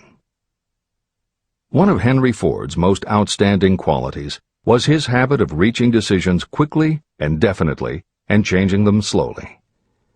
This quality was so pronounced in Mr. Ford that it gave him the reputation of being obstinate. It was this quality that prompted Mr. Ford to continue to manufacture his famous Model T, the world's ugliest car, when all of his advisors and many of the purchasers of the car were urging him to change it. Perhaps Mr. Ford delayed too long in making the change, but the other side of the story is that Mr. Ford's firmness of decision yielded a huge fortune before the change in model became necessary. Some say that Mr. Ford's definiteness of decision was just obstinacy, but even this quality is preferable to slowness in reaching decisions and quickness in changing them. Editor's comments. Henry Ford's consistency extended also to the color of the Model T, 15 million of which in 19 years of production from 1908 to 1927 were made only in black and with little change in the design. Shortly after its introduction, Napoleon Hill met with Ford to talk about the principles of success. According to Hill, in Michael Ritt's biography of Napoleon Hill, A Lifetime of Riches, Henry Ford was cold, indifferent, unenthusiastic, and spoke only when forced to, unless he was talking about his car. Early on, few people other than Carnegie could foresee the success Ford would achieve, which Hill later attributed to Ford's self-control and concentrated effort. At Hill's first meeting with him in 1911, Ford was interested only in talking about the Model T. After Ford took him for a spin around the factory, Hill bought one for $680. This is the end of the editor's comments. Making your own decisions. The majority of people who fail to accumulate the money they need are generally easily influenced by the opinions of others. They permit gossip, rumors, other people's opinions, and the news reporters to do their thinking for them. Opinions are the cheapest commodities on earth. Everyone has a flock of opinions they are ready to tell anyone who will listen. If you are too influenced by other people's opinions when you reach decisions, you will not succeed in any undertaking, much less in that of transmuting your own desire into money. If you are influenced by the opinions of others, you will have no desire of your own. Keep your own counsel. Rely on yourself to reach your own decisions when you begin to put these principles into practice, and follow through on your decisions. Take no one into your confidence except the members of your mastermind group, and be very sure that you choose for your group only those who will be in complete sympathy and harmony with your purpose. Close friends and relatives, while not meaning to do so, often handicap one through opinions. And for some reason, even friends often seem to think that ridiculing you and your plans is funny. Thousands of men and women carry inferiority complexes with them all through life because some well-meaning but ignorant person destroyed their confidence through opinions or ridicule. You have a brain and mind of your own. Use it, and reach your own decisions. If you need facts or information from others to help you reach decisions, acquire the facts or information you need quietly, without disclosing your purpose. It is characteristic of people who have a smattering of knowledge to try to give the impression that they know more than they do. Such people generally do too much talking and too little listening. Keep your eyes and ears open and your mouth closed if you wish to acquire the habit of prompt decision. Those who talk too much do little else. If you talk more than you listen, you may miss some important piece of knowledge that might have been very useful to you. By talking too much, you may also disclose your plans and purposes to people who will take great delight in defeating you because they envy you. Remember, every time you open your mouth in the presence of a person who really has knowledge, you tip your hand and show that person your exact stock of knowledge, or you tip your hand to your lack of it. The mark of genuine wisdom is modesty and silence. Keep in mind that every person is, like you, seeking the opportunity to accumulate money. If you talk about your plans too freely, you may be surprised when you learn that some other person has beat you to it by using the plans you bragged about. Let one of your first decisions be to keep a closed mouth and open ears and eyes. As a reminder to yourself, Copy the following epigram in large letters and place it where you will see it daily. Tell the world what you intend to do, but first, show it. This is the equivalent of saying that deeds and not words are what count most. The value of decisions depends upon the courage required to render them. The great decisions that served as the foundation of civilization were reached by assuming great risks, which often meant the chance of death. Lincoln's decision to issue his famous Proclamation of Emancipation, which gave freedom to African Americans, was rendered with full understanding that his act would turn thousands of friends and political supporters against him. When the rulers of Athens gave Socrates the choice of disclaiming his teachings or being sentenced to death, Socrates' decision to drink the cup of poison, rather than compromise in his personal belief, was a decision of courage. It turned time ahead 1,000 years and gave to people then unborn the right to freedom of thought and of speech. 56. Who risked the gallows? The greatest decision of all time, as far as any American citizen is concerned, was reached in Philadelphia on July 4, 1776, when 56 men signed their names to a document that they well knew would bring freedom to all Americans, or leave every one of the 56 hanging from a gallows.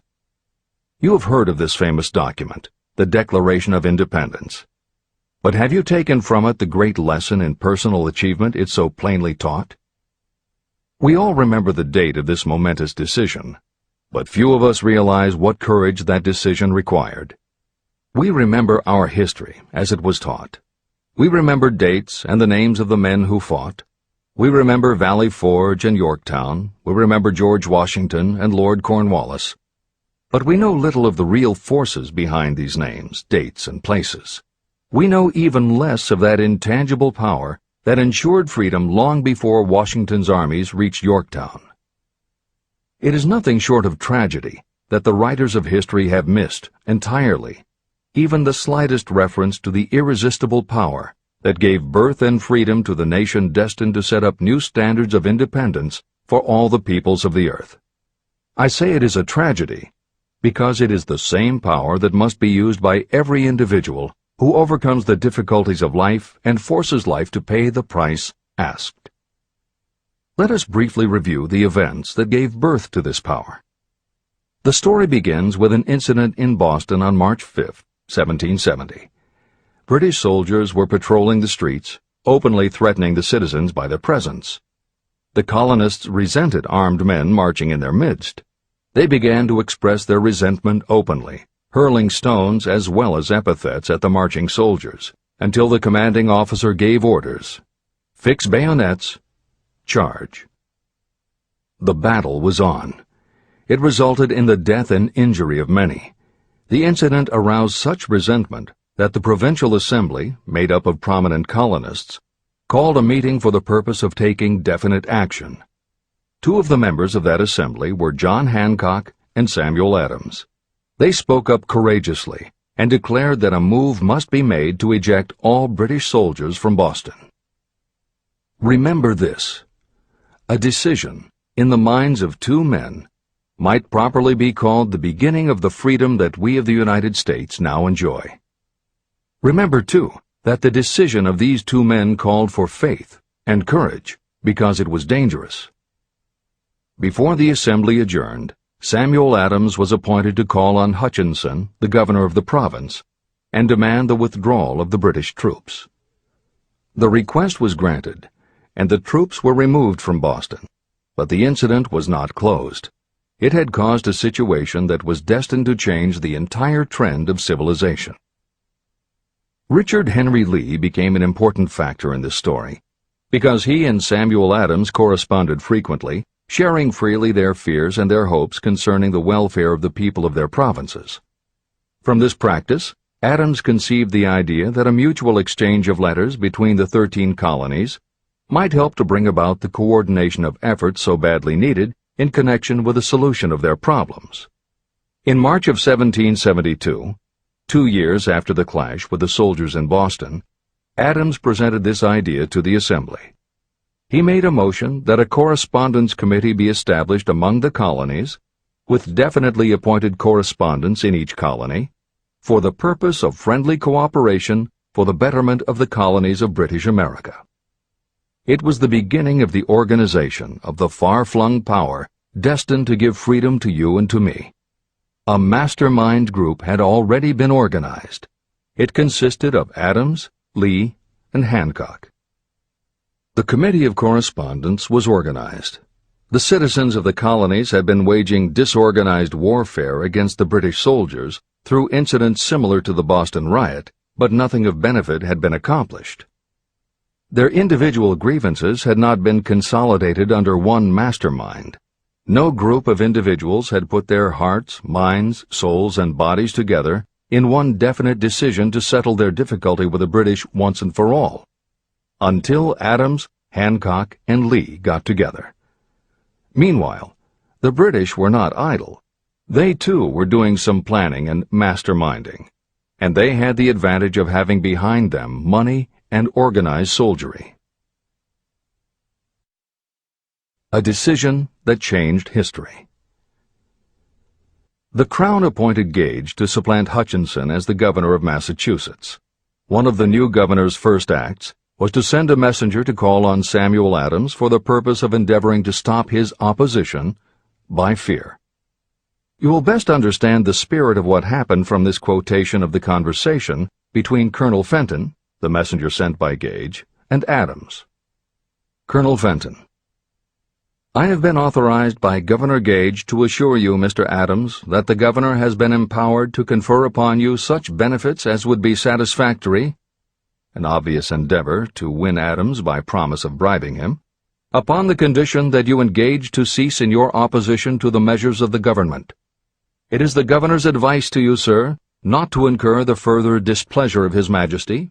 Your conduct has been such as makes you liable to penalties of an act of Henry VIII, by which persons can be sent to England for trial for treason or misprision of treason at the discretion of a governor of a province. But by changing your political course, you will not only receive great personal advantages, but you will make your peace with the king.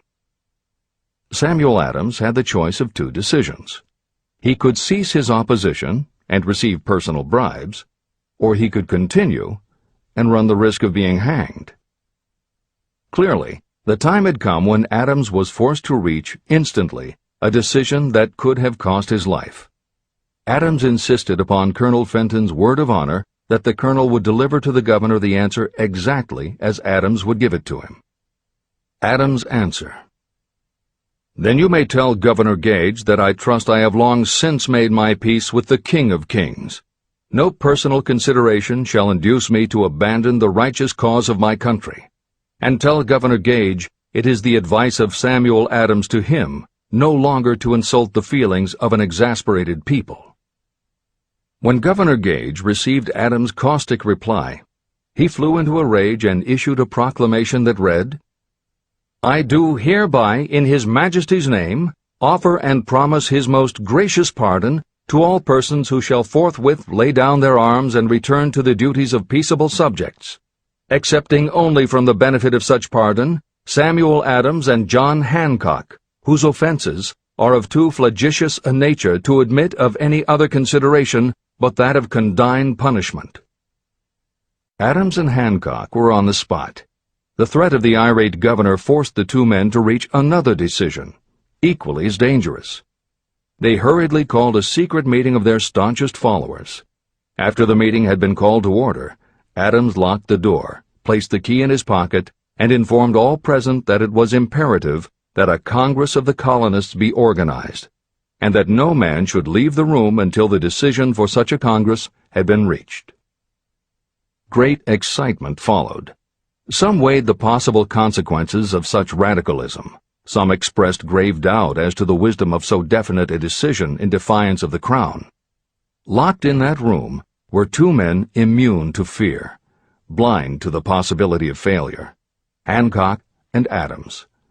Through the influence of their minds, the others were induced to agree that, through the Correspondence Committee, arrangements should be made for a meeting of the First Continental Congress to be held in Philadelphia, September 5th, 1774. Remember this date. It is more important than July 4th, 1776. If there had been no decision to hold a Continental Congress, there could have been no signing of the Declaration of Independence.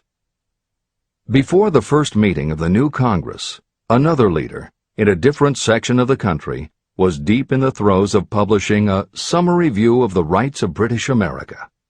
He was Thomas Jefferson, of the province of Virginia, whose relationship to Lord Dunmore, representative of the Crown in Virginia, was as strained as that of Hancock's and Adams with their governor. Shortly after his famous Summary of Rights was published, Jefferson was informed that he was subject to prosecution for high treason against His Majesty's government. Inspired by the threat, one of Jefferson's colleagues, Patrick Henry, boldly spoke his mind, concluding his remarks with a sentence that shall remain forever a classic. "If this be treason, then make the most of it." It was such men as these who, without power, without authority, without military strength, without money, sat in solemn consideration of the destiny of the colonies, beginning at the opening of the First Continental Congress and continuing at intervals for 2 years, until on June 7th, 1776, Richard Henry Lee arose, addressed the chair, and to the startled assembly made this motion. "Gentlemen, I make the motion that these united colonies are, and of right ought to be, free and independent states, that they be absolved from all allegiance to the British Crown, and that all political connection between them and the state of Great Britain is, and ought to be, totally dissolved." The most momentous decision ever placed on paper. Lee's astounding motion was discussed fervently and at such length that he began to lose patience. Finally, after days of argument, he again took the floor and declared in a clear, firm voice, "Mr. President, we have discussed this issue for days. It is the only course for us to follow. Why then, sir, do we longer delay? Why still deliberate? Let this happy day give birth to an American republic. Let her arise, not to devastate and to conquer, but to re-establish the reign of peace and of law." Before his motion was finally voted upon, Lee was called back to Virginia because of serious family illness. But before leaving, he placed his cause in the hands of his friend, Thomas Jefferson, who promised to fight until favorable action was taken. Shortly thereafter, the President of the Congress, Hancock, appointed Jefferson as chairman of a committee to draw up a Declaration of Independence. Long and hard the committee labored on a document that would mean, when accepted by the Congress, that every man who signed it would be signing his own death warrant should the colonies lose in the fight with Great Britain that was sure to follow. The document was drawn, and on June 28th, the original draft was read before the Congress. For several days it was discussed, altered, and made ready. On July 4th, 1776, Thomas Jefferson stood before the Assembly and fearlessly read the most momentous decision ever placed on paper. When in the course of human events it becomes necessary for one people to dissolve the political bands which have connected them with another, and to assume among the powers of the earth the separate and equal station to which the laws of nature and of nature's God entitled them, a decent respect to the opinions of mankind requires that they should declare the causes which impel them to the separation. When Jefferson finished, the document was voted upon, accepted, and signed by the 56 men, every one staking his own life upon his decision to write his name. By that decision came into existence a nation destined to bring to mankind forever the privilege of making decisions. Analyze the events that led to the Declaration of Independence, and be convinced that this nation, which now holds a position of commanding respect and power among all nations of the world, was born of a decision created by a mastermind consisting of 56 men. Note well the fact that it was their decision that ensured the success of Washington's armies, because the spirit of that decision was in the heart of every soldier who fought with him, and served as a spiritual power which recognizes no such thing as failure. Note also, with great personal benefit, that the power that gave this nation its freedom is the same power that must be used by every individual who becomes self-determining. This power is made up of the principles described in this book. It will not be difficult to detect in the story of the Declaration of Independence at least 6 of these principles: desire, decision, faith, persistence, the mastermind, and organized planning. Know what you want, and you will generally get it. Throughout this philosophy, you will find the suggestion that thought, backed by strong desire, will transmute itself into its physical equivalent. The story of the founding of America and the story of the organization of the United States Steel Corporation are perfect examples of the method by which thought makes this astounding transformation. In your search for the secret of the method, do not look for a miracle, because you will not find it. You will find only the eternal laws of nature. These laws are available to every person who has the faith and the courage to use them. They may be used to bring freedom to a nation or to accumulate riches. Those who reach decisions promptly and definitely know what they want and generally get it. The leaders in every walk of life decide quickly and firmly. That is the major reason why they are leaders. The world has a habit of making room for the people whose words and actions show that they know where they are going. Indecision is a habit that usually begins when a person is young. It becomes more and more of a habit as the youth goes through grade school, high school, and even through college without definiteness of purpose. The habit of indecision goes with the student into the occupation he or she chooses. Generally, a young person just out of school seeks any job that can be found. Young people take the first job they can find because they have fallen into the habit of indecision. The vast majority of people working today are in the positions they hold because they lack the definiteness of decision to plan a definite position and the knowledge of how to choose an employer. Definiteness of decision always requires courage, sometimes very great courage. The 56 men who signed the Declaration of Independence staked their lives on the decision to affix their signatures to that document. The person who reaches a definite decision to go after a specific job and make life pay the price he or she asks does not stake his or her life on that decision. They stake their economic freedom. Financial independence, riches, and desirable business positions are not within reach of the person who neglects or refuses to expect, plan, and demand these things. The person who desires riches in the same spirit that Samuel Adams desired freedom for the colonies is sure to accumulate wealth. No man achieves great success who is unwilling to make personal sacrifices. Chapter 10. Persistence. The sustained effort necessary to induce faith. The 8th step toward riches. Persistence is an essential factor in the procedure of transmuting desire into its monetary equivalent. The basis of persistence is the power of will. Willpower and desire, when properly combined, make an irresistible pair. Those who accumulate great fortunes are sometimes called cold-blooded or ruthless.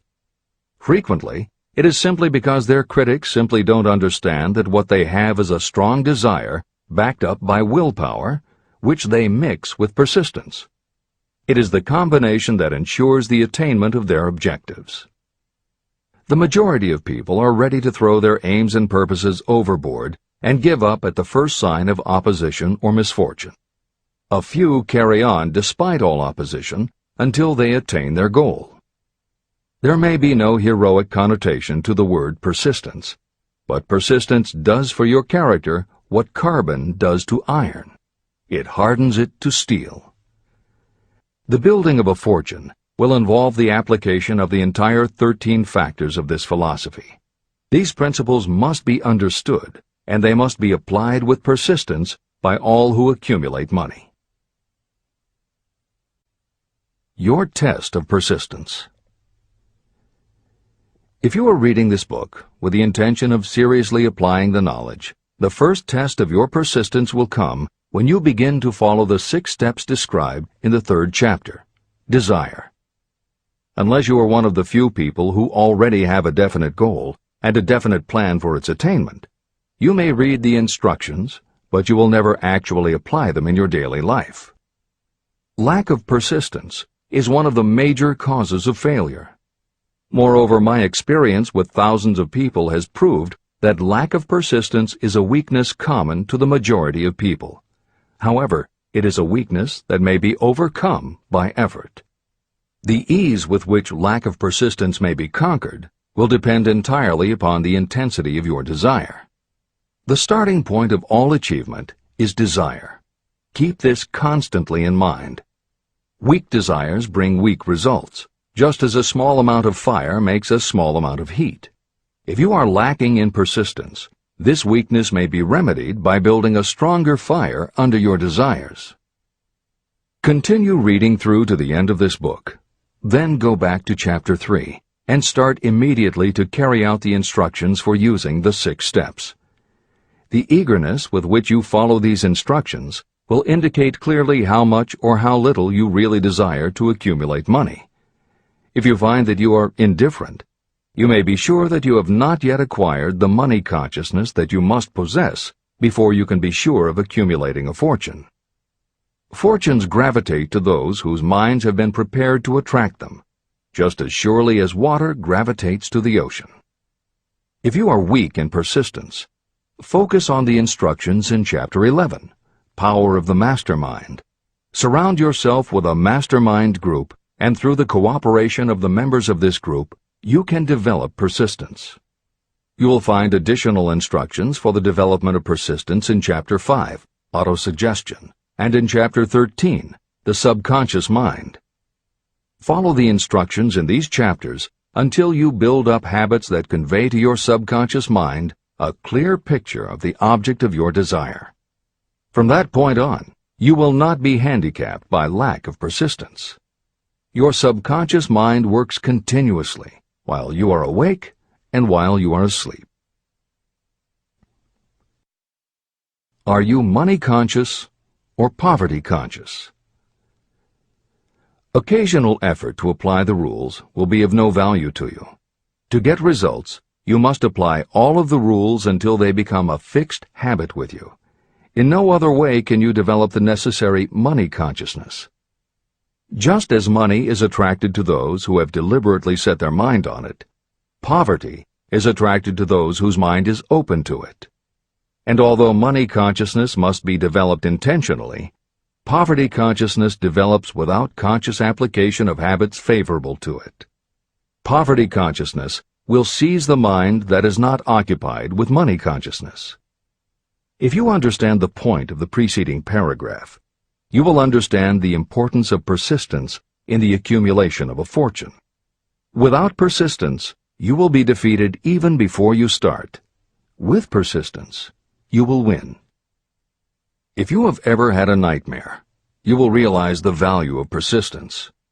You are lying in bed, half awake, with a feeling that you are about to smother. You are unable to turn over or to move a muscle.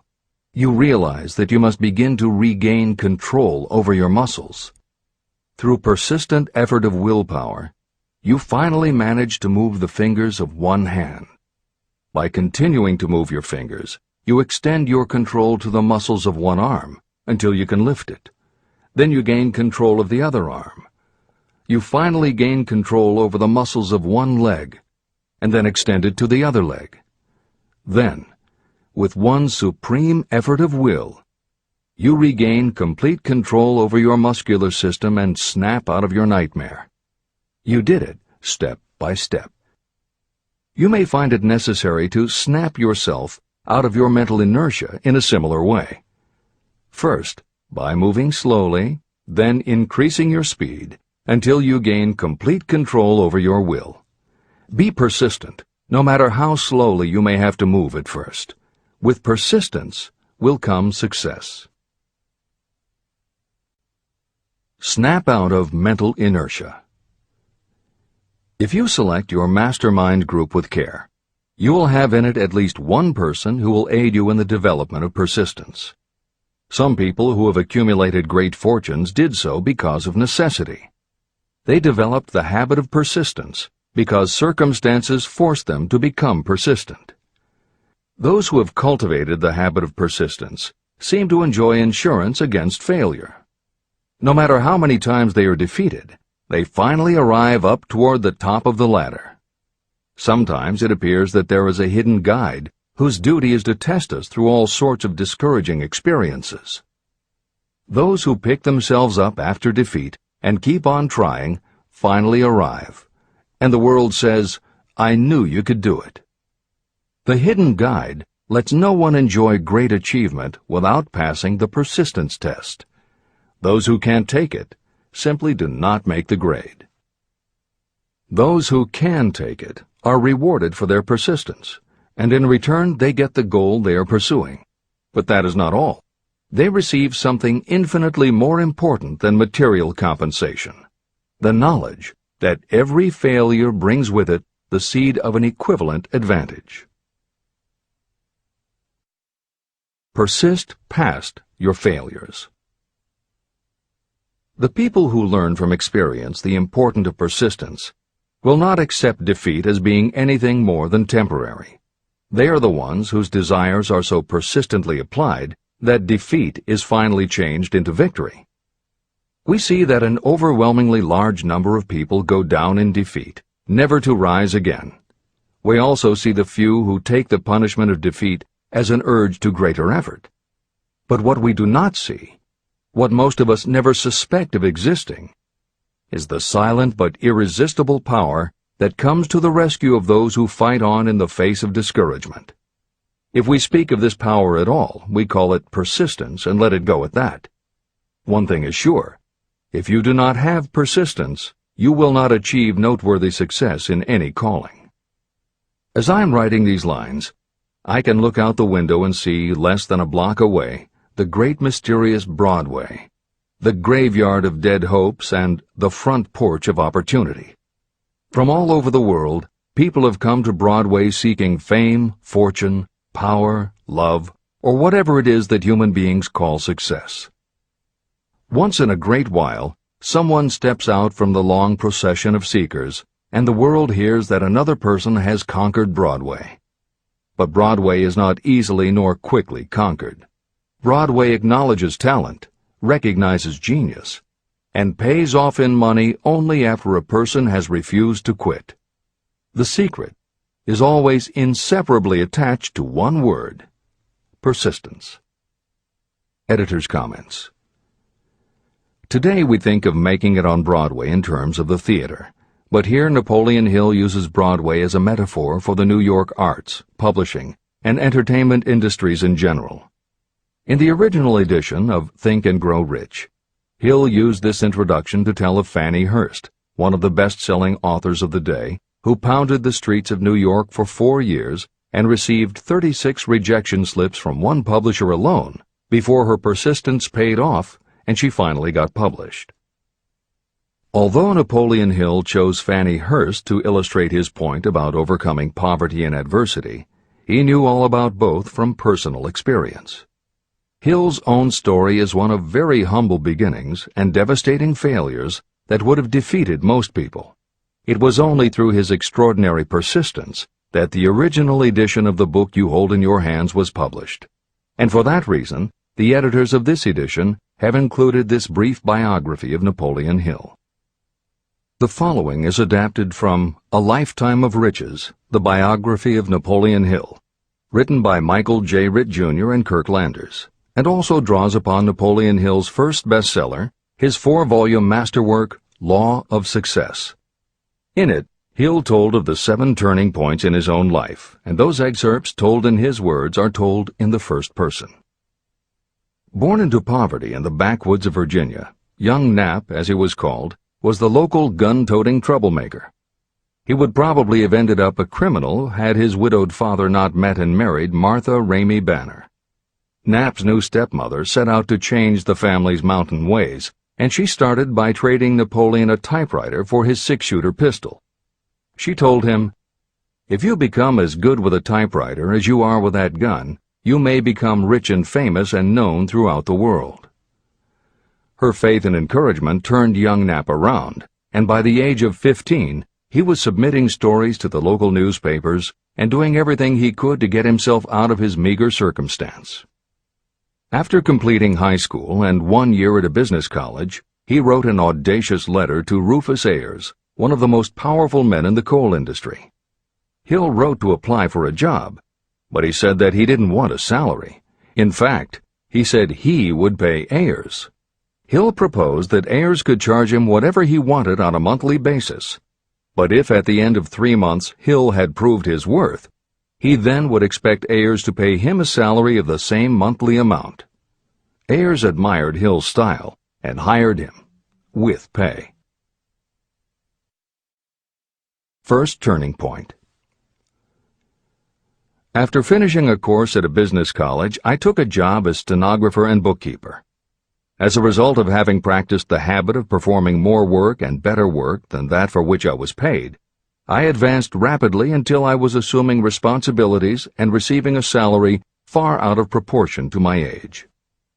Hill also proved to be so trustworthy and honest that Ayers promoted him to replace the manager, making this 19-year-old the youngest manager of a mine and in charge of 350 men. Then fate reached out and gave me a gentle nudge. My employer lost his fortune, and I lost my position. This was my first real defeat, and even though it came about as a result of causes beyond my control, I didn't learn a lesson from it until many years later. Second turning point. My next position was that of sales manager for a large lumber manufacturer in the South. My advancement was rapid, and I did so well that my employer took me into partnership with him. We began to make money, and I began to see myself on top of the world again.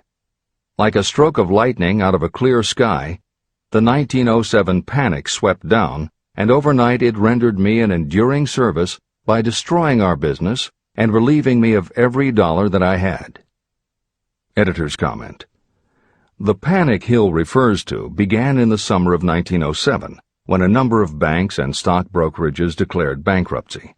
Word spread to the general public, and it created a run on the banks as depositors lined up to demand that they be given the money they had on deposit. Banks called in loans to meet the demand for cash, but those borrowers couldn't find buyers for their goods or property, so they couldn't pay back their loans. When the banks couldn't get back the money they had loaned, they repossessed the homes or businesses that the borrowers had put up as collateral. Businesses were closed, farmers were evicted from their land, jobs were lost, so even more banks were forced to close, and it just kept getting worse. America was caught in a downward spiral that was reversed only when the major Wall Street bankers and financial executives, who were themselves in danger of losing their businesses, stepped in to shore up troubled banks. It was in large part because of the bank panic of 1907 that legislation was enacted in 1913 to create the Federal Reserve System. This is the end of the editor's comments. Third turning point. This was my first serious defeat. I mistook it then for failure, but it was not. And before I complete this lesson, I will tell you why it was not. It required the 1907 panic and the defeat that it brought me to redirect my efforts from the lumber business to the study of law. I entered law school with the firm belief that I would emerge doubly prepared to catch up with the end of the rainbow and claim my pot of gold. Napoleon Hill planned to put himself and his brother through law school by writing articles for Bob Taylor's magazine. It was through the magazine that he arranged the fateful meeting with Andrew Carnegie, described at the beginning of this book. As was noted there, when Carnegie proposed the idea of writing The Philosophy of Success, he told Hill that he would have to earn his own way. I attended law school at night and worked as an automobile salesman during the day. Because of the job, I saw the need for trained automobile mechanics. I opened an educational department in the manufacturing plant and began to train ordinary machinists in automobile assembly and repair work. The school prospered, paying me over $1,000 a month in net profits. My banker knew that I was prospering, therefore he loaned me money with which to expand. A peculiar trait of bankers is that they will loan us money without any hesitation when we are prosperous. My banker loaned me money until I was hopelessly in his debt. Then he took over my business as calmly as if it had belonged to him, which it did. From an income of more than $1,000 a month, I was suddenly reduced to poverty. For the third time, Hill had experienced defeat, but he was not beaten. He got another job, and all the while continued to work on the Carnegie Project. Fourth turning point, 1912. Because my wife's family had influence, I secured the appointment as assistant to the chief counsel for one of the largest coal companies in the world. I was among friends and relatives, and I had a position that I could keep for as long as I wished without exerting myself. What more did I need? Nothing, I was beginning to say to myself. Then, without consultation with my friends and without warning, I resigned. This was the first turning point that was of my own selection. It was not forced upon me. I quit that position because the work was too easy and I was performing it with too little effort. This move proved to be the next most important turning point of my life, although it was followed by 10 years of effort that brought almost every conceivable grief the human heart can experience. I selected Chicago as my new field of endeavor. I made up my mind that if I could gain recognition in Chicago, in any honorable sort of work, it would prove that I had something that might be developed into real ability. Fifth turning point. My first position in Chicago was that of advertising manager for a large correspondence school. I did so well that the president of the school induced me to resign my position and go into the candy manufacturing business with him. We organized the Betsy Ross Candy Company, and I became its first president. The business grew rapidly, and soon we had a chain of stores in 18 different cities. They did so well, in fact, Hill's partners decided they wanted to take over the business. They had Hill arrested on a false charge and then offered to withdraw the charge if he would turn over to them his interest in the business. Outraged at the suggestion, Hill refused. When the case went to court, his partners failed to appear for the hearing. Hill sued them for malicious damage to his character. The judge's ruling completely vindicated Hill and allowed him the option to have his partners thrown in jail. Being arrested seemed at the time a terrible disgrace, even though the charge was false. It was not a pleasant experience, and I would not wish to go through a similar experience again, but I must admit that it was worth all the grief it cost me, because it gave me the opportunity to find out that revenge was not a part of my makeup. Sixth turning point. This turning point came shortly after my dreams of success in the candy business had been shattered, when I turned my efforts to teaching advertising and salesmanship as a department of one of the colleges in the Midwest. My school prospered from the very beginning. I had a resident class and also a correspondence school through which I was teaching students in nearly every English-speaking country. It was 1917, and in April of that year, President Woodrow Wilson declared the United States would enter the war against Germany. Hill contacted the president, who he had previously met through Andrew Carnegie, and offered his services to help the war effort. Hill was given the position of creating public relations materials and helping to sell war bonds. When not operating his school, he threw himself into his war work, for which he insisted that he be paid only $1 a year. Then came the second military draft, and it practically destroyed my school, as it caught most of those who were enrolled as students. At one stroke, I charged off more than $75,000 in tuition fees. Once more, I was penniless. Despite the fact that Hill had to scrape just to get by, he continued to work for President Wilson and continued to refuse to take any compensation. Though Hill had a family to support, and the ridicule of his relatives put a tremendous strain on relations, he also continued to work on the Carnegie Project. Hill later said, "Believe me, There were times when, between the needling of my relatives and the hardships I endured, it was not easy to maintain a positive mental attitude and persevere. Sometimes, in barren hotel rooms, I almost believed my family was right.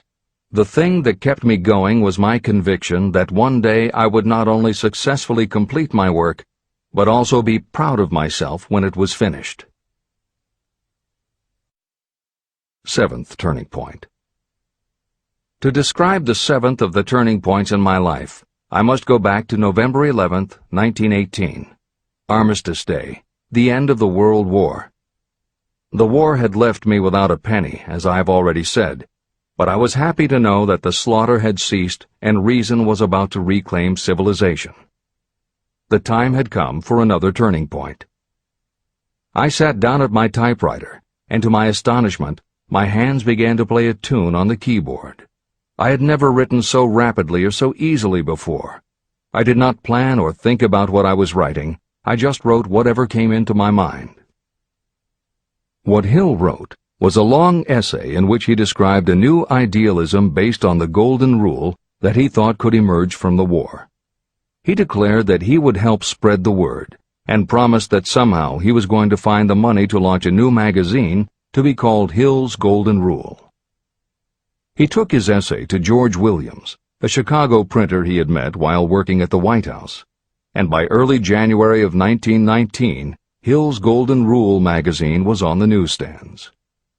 The first issue was 48 pages.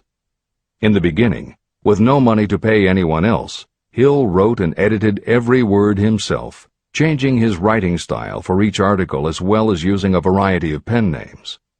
Additional staff was hired later, which soon led to problems on the inside and on the outside, and Williams attempted to buy out Hill's share of the business. But when Hill realized that one stipulation of the buyout prevented him from any involvement in a competing publication, in October of 1920, he simply left. By April of 1921, he had raised the money for a new publication, Napoleon Hill's magazine, the foundation of which was again the Golden Rule. But it also expanded into presenting many of the principles of success that would become the basis of Hill's later books. The magazine's acceptance and success also led to Hill's success as a speaker and motivator, which led to even greater success for the magazine. At the same time, Napoleon Hill was working with one of the inmates of a penitentiary to develop a correspondence course, which he took to the prisons to encourage prisoner rehabilitation. Most everything Hill did during this time was successful, and the success of the prison program was significant.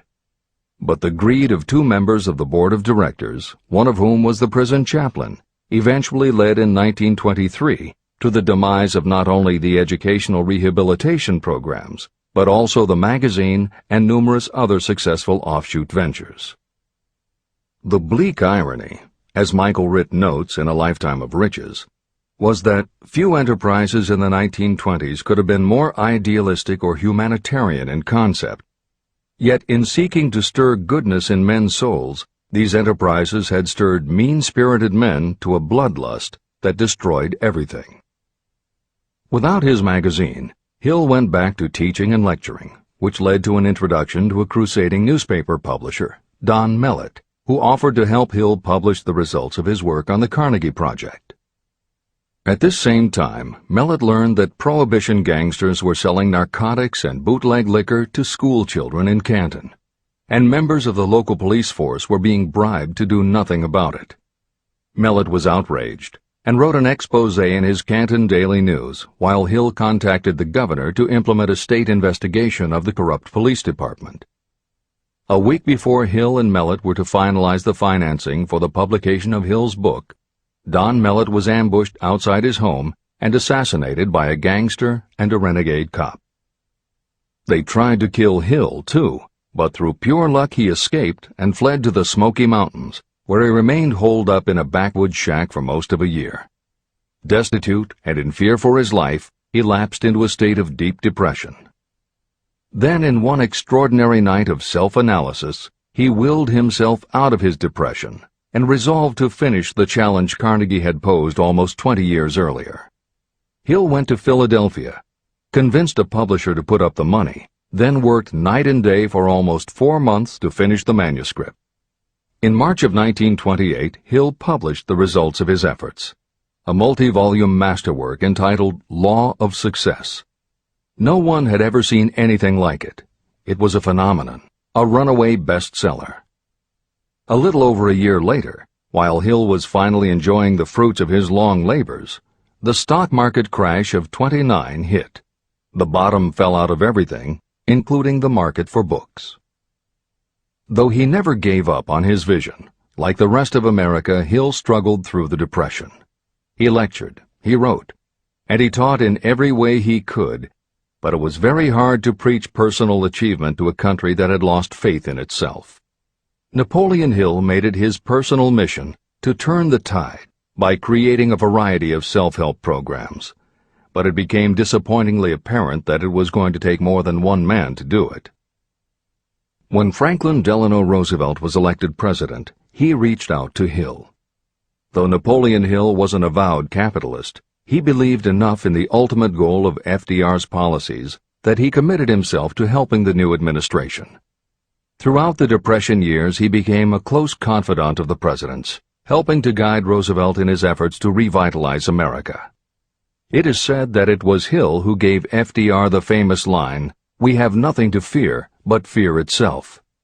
And though Hill was dead broke, just as he had done for President Wilson, he refused to accept more than $1 a year for his efforts.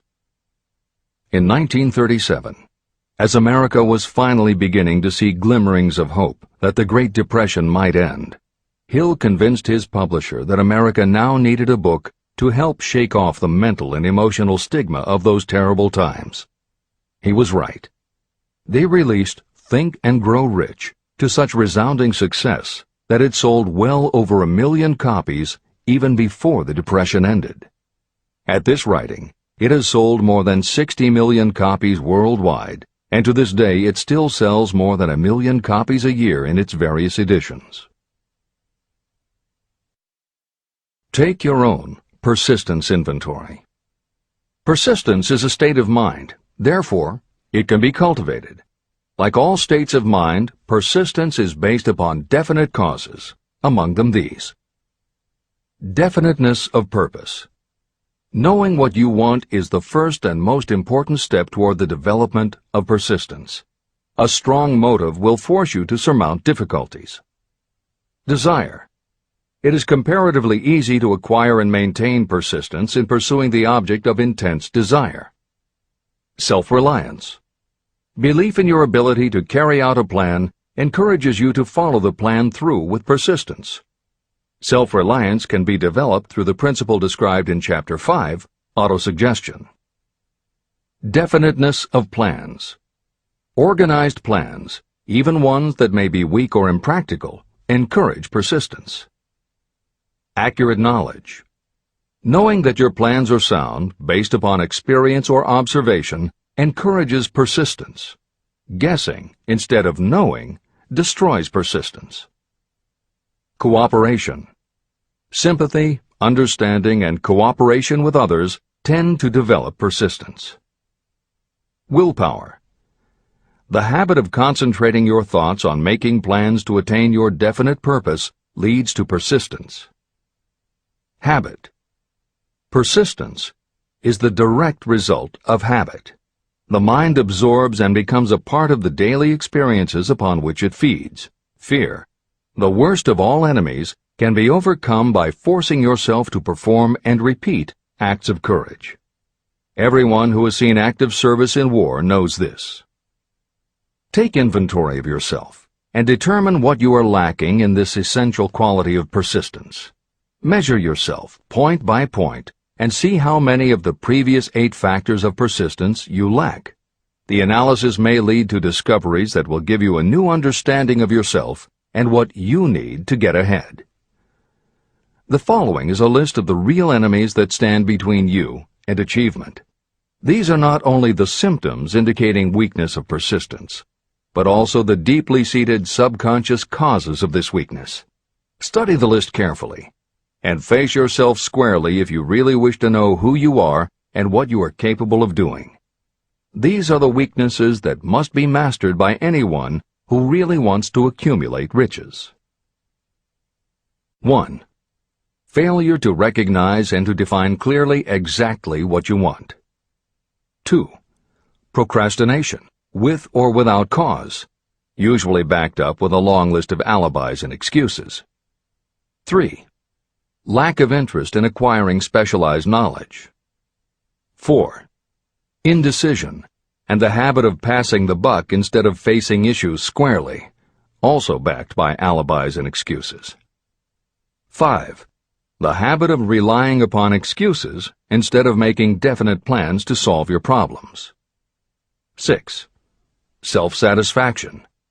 There is little remedy for this, and no hope for those who suffer from it. 7.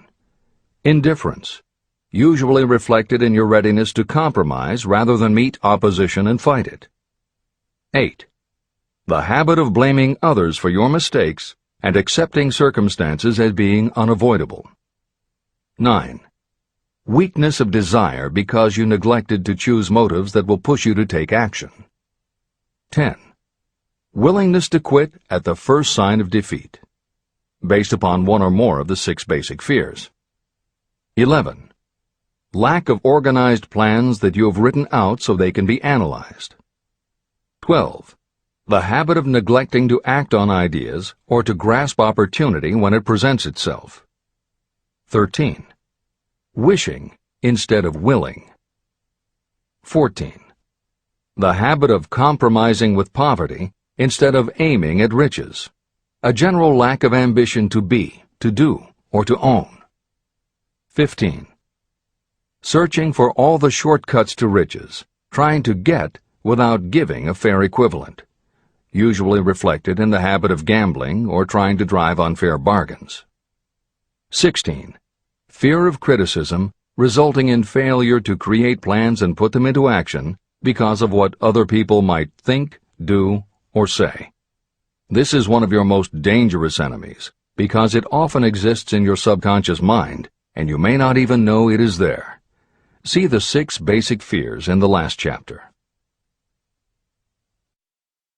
If you fear criticism. Following is an examination of the symptoms of the fear of criticism. The majority of people permit relatives, friends, and the public at large to influence them so that they cannot live their own lives because they fear criticism. Many people make mistakes in marriage but stay married, then go through life miserable and unhappy because they fear criticism. Anyone who has submitted to this form of fear knows the irreparable damage it does by destroying one's ambition and the desire to achieve. Millions of people neglect to go back and get an education after having left school because they fear criticism.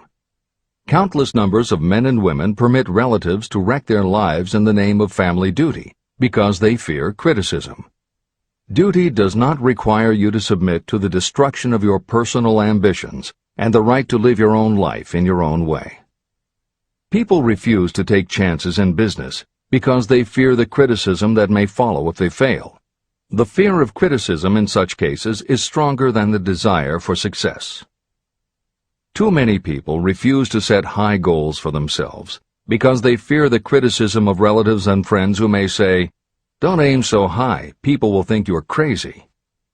When Andrew Carnegie suggested that I devote 20 years to the organization of a philosophy of individual achievement, my first impulse was fear of what people might say. His suggestion was far greater than anything I had ever conceived for myself. My first instinct was to create excuses, all of them traceable to the fear of criticism. Something inside of me said, "You can't do it. The job is too big and requires too much time. What will your relatives think of you? How will you earn a living? No one has ever organized a philosophy of success. What right have you to believe you can do it? Who are you anyway to aim so high? Remember your humble birth. What do you know about philosophy? People will think you are crazy," and they did. "Why hasn't some other person done this before now?" These and many other questions flashed into my mind. It seemed as if the whole world had suddenly turned its attention to me, with the purpose of ridiculing me into giving up all desire to carry out Mr. Carnegie's suggestion. Later in life, after having analyzed thousands of people, I discovered that most ideas are stillborn. To grow, ideas need the breath of life injected into them through definite plans of immediate action. The time to nurse an idea is at the time of its birth. Every minute it lives gives it a better chance of surviving. The fear of criticism is what kills most ideas that never reach the planning and action stage. Breaks can be made to order. Many people believe that success is the result of lucky breaks. There may be something to that, but if you depend upon luck, you will almost surely be disappointed. The only break anyone can afford to rely on is a self-made break. These come through the application of persistence. The starting point is definiteness of purpose. Editor's comments. In 1999, Mark Myers, editor of one of the country's most influential self-help newsletters, Bottom Line Personal, wrote a book entitled How to Make Luck: 7 Secrets Lucky People Use to Succeed. In it, he tells of a study that was done by the psychology department at the University of Hertfordshire near London. They assembled a group of people, half of whom either thought themselves lucky or were considered to be lucky by others. The other half of the group believed they were unlucky. They were all brought to campus to watch a computerized random coin toss. Each person watched as a cartoon elf came on screen and flipped a coin. Each was asked to call heads or tails. The results of the experiment proved that the unlucky group guessed right approximately the same number of times as the lucky group. In follow-up interviews, the researchers concluded that the only difference between so-called lucky and unlucky people was that the lucky people tended to remember the good things that had happened in their lives, and those that thought they were unlucky tended to dwell on the bad things. The scientific fact is that luck, in terms of calling a coin toss, spinning a wheel, or turning a card, is completely random, and there's nothing we can do about it. All we can control is what we say and do.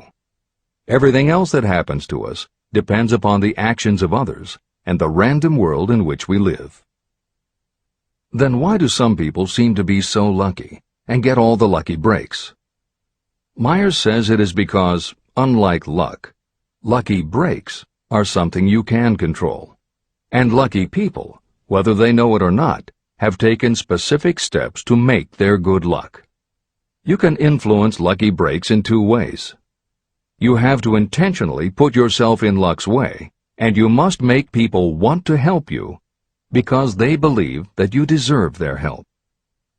Once you have let the world know you are ready for a break, luck is largely a matter of being introduced to opportunities by people who open doors for us. Myers calls these people gatekeepers. Gatekeepers offer help not only out of goodwill, but also because they hope you will help them in return when you are in a position to do so. People who are lucky make it a point to impress their gatekeepers so that they will be the first to come to mind when opportunities arise. Your gatekeepers must believe that you deserve a break, and that it is worth it to them to give you one. One of the best ways to do that is simply to behave and act lucky. If you act like a loser, people think you are a loser. If you perceive yourself as lucky, it will be easier for others to see you that way. And if you are believed to be a lucky person, your chances of receiving lucky opportunities will increase, partly because others hope some of your luck will rub off on them. This is the biggest secret lucky people know. They know that when they seem lucky, more people want to help them. There are people waiting to make a difference in your life if you show them you are willing to make an effort and that you are enthusiastic. Mark Myers' book is devoted to explaining ways to do that. As Hill says, the only lucky break anyone can afford to rely upon is a self-made break. These come through the application of persistence. The starting point is definiteness of purpose. This is the end of the editor's comments. If you stop the first 100 people you meet on the street and ask them what they want most in life, 98 of them would not be able to tell you. If you press them for an answer, some will say security, many will say money, a few will say happiness, and others will say fame and power. Some might tell you they want social recognition, ease in living, the ability to sing, dance, or write. But none of them will be able to give you the slightest indication of a plan by which they hope to attain these vaguely expressed wishes. Riches do not respond to wishes. They respond only to definite plans, backed by definite desires through constant persistence. How to develop persistence. There are 4 simple steps that lead to the habit of persistence. They call for no great amount of intelligence, no particular amount of education, and little time or effort. These necessary steps are: 1. A definite purpose, backed by a burning desire for its fulfillment. 2. A definite plan, expressed in continuous action. 3. A mind closed tightly against all negative and discouraging influences, including negative suggestions of relatives, friends, and acquaintances. 4. A friendly alliance with one or more persons who will encourage you to follow through with both plan and purpose. These 4 steps are essential for success in all walks of life. An important purpose of the 13 principles of this philosophy is to enable you to take those 4 steps as a matter of habit. They are steps by which you may control your economic destiny. They are steps that lead to freedom and independence of thought. They are steps that lead to riches, in small or great quantities. They are steps that lead the way to power, fame, and worldly recognition. They are 4 steps that guarantee favorable breaks. They are steps that convert dreams into physical realities. They are steps that lead also to the mastery of fear, discouragement, indifference. There is a magnificent reward for anyone who learns to take these 4 steps. It is the privilege of writing your own ticket and of making life yield whatever price is asked. How to master difficulties. What mystical power gives people of persistence the capacity to master difficulties? Does the quality of persistence set up in your mind some form of spiritual, mental, or chemical activity that gives you access to supernatural forces? Does infinite intelligence throw itself on the side of the person who still fights on when the whole world seems to be against them? These and many other similar questions were in my mind as I watched Henry Ford start from scratch and build an industrial empire with little more than persistence. Or Thomas A. Edison, who, with less than 3 months of schooling, became the world's leading inventor. He turned his persistence into sound recording and playback machines, motion picture cameras and projectors, and the incandescent light, to say nothing of 100 other useful inventions. I had the opportunity to analyze both Mr. Edison and Mr. Ford up close and personal, year by year, over a long period of time. So I speak from actual knowledge when I say that I found no quality except persistence in either of them that even remotely suggested the major source of their stupendous achievements. If you make an impartial study of the prophets, philosophers, and religious leaders of the past, you will come to the inevitable conclusion that persistence, concentration of effort, and definiteness of purpose were the major sources of their achievements. Consider, for example, the fascinating story of Muhammad. Analyze his life. Compare him with men of achievement in this modern age of industry and finance, and observe how they all have one outstanding trait in common: persistence. If you want to understand more about the power of persistence and how it works, I strongly suggest that you read a biography of Muhammad. Editor's comments. At the beginning of the 21st century, there was an increased interest in Islam due to the attacks on the World Trade Center and the subsequent war on terror. Consequently, the modern reader will have no difficulty finding a number of very good books about Muhammad. At the time that Hill was writing the first edition of Think and Grow Rich, one of the best biographies of Muhammad was written by Esad Bey, who was born in Baku, Azerbaijan, the son of a Jewish businessman named Nussenbaum. Later, he changed his name when he converted to Islam. During the Russian Revolution, he fled his home for Berlin, where he lived until the rise of Hitler again forced him to move, first to Austria and then finally to Italy. It is believed by some that this man, known as Esad Bey, also wrote under another pen name, Kurban Said, and was in fact the author of the acclaimed Azerbaijani novel, Ali and Nino. That Napoleon Hill was very impressed with this particular biography of Mohammed is clear from his recommendation, which follows. I strongly suggest that you read a biography of Mohammed, especially the one by Esad Bey. This brief review of that book, which appeared in the Herald Tribune, will provide a preview of the rare treat in store for those who take the time to read the entire story of one of the most astounding examples of the power of persistence known to civilization. The Last Great Prophet. Reviewed by Thomas Sugru. Mohammed was a prophet, but he never performed a miracle. He was not a mystic.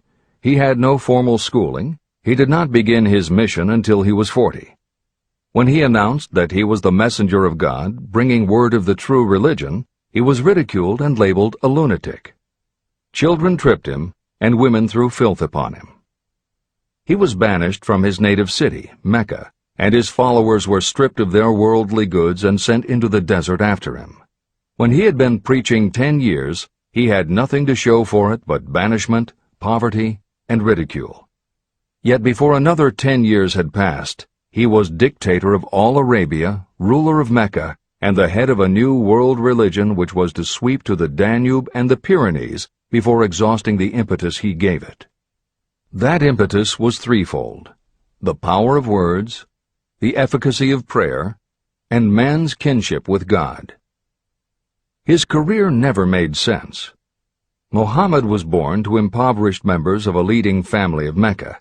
Because Mecca, the crossroads of the world, home of the magic stone called the Kaaba, great city of trade and the center of trade routes, was unsanitary, its children were sent to be raised in the desert by Bedouins. Mohammed was thus nurtured, drawing strength and health from the milk of nomad, vicarious mothers. He tended sheep and soon hired out to a rich widow as leader of her caravans. He traveled to all parts of the Eastern world, talked with many men of diverse beliefs, and observed the decline of Christianity into warring sects. When he was 28, Khadijah, the widow, looked upon him with favor and married him. Her father would have objected to such a marriage, so she got him drunk and held him up while he gave the paternal blessing. For the next 12 years, Mohammed lived as a rich and respected and very shrewd trader. Then he took to wandering in the desert, and one day he returned with the first verse of the Koran and told Khadijah that the archangel Gabriel had appeared to him and said that he was to be the messenger of God. The Koran, the revealed word of God, was the closest thing to a miracle in Mohammed's life. He had not been a poet. He had no gift of words. Yet the verses of the Koran, as he received them and recited them to the faithful, were better than any verses which the professional poets of the tribes could produce. This, to the Arabs, was a miracle. To them, the gift of words was the greatest gift. The poet was all-powerful. In addition, the Koran said that all men were equal before God, that the world should be a democratic state, Islam. It was this political heresy, plus Mohammed's desire to destroy all the 360 idols in the courtyard of the Kaaba, which brought about his banishment. The idols brought the desert tribes to Mecca, and that meant trade. So the businessmen of Mecca, the capitalists, of which he had been one, set upon Mohammed. Then he retreated to the desert and demanded sovereignty over the world. The rise of Islam began. Out of the desert came a flame which would not be extinguished. A democratic army, fighting as a unit and prepared to die without wincing. Mohammed had invited the Jews and Christians to join him, for he was not building a new religion. He was calling all who believed in one God to join in a single faith. If the Jews and Christians had accepted his invitation, Islam would have conquered the world. They didn't. they would not even accept Muhammad's innovation of humane warfare. When the armies of the Prophet entered Jerusalem, not a single person was killed because of his faith. When the Crusaders entered the city, centuries later, not a Muslim man, woman, or child was spared. But the Christians did accept one Muslim idea, the place of learning, the university.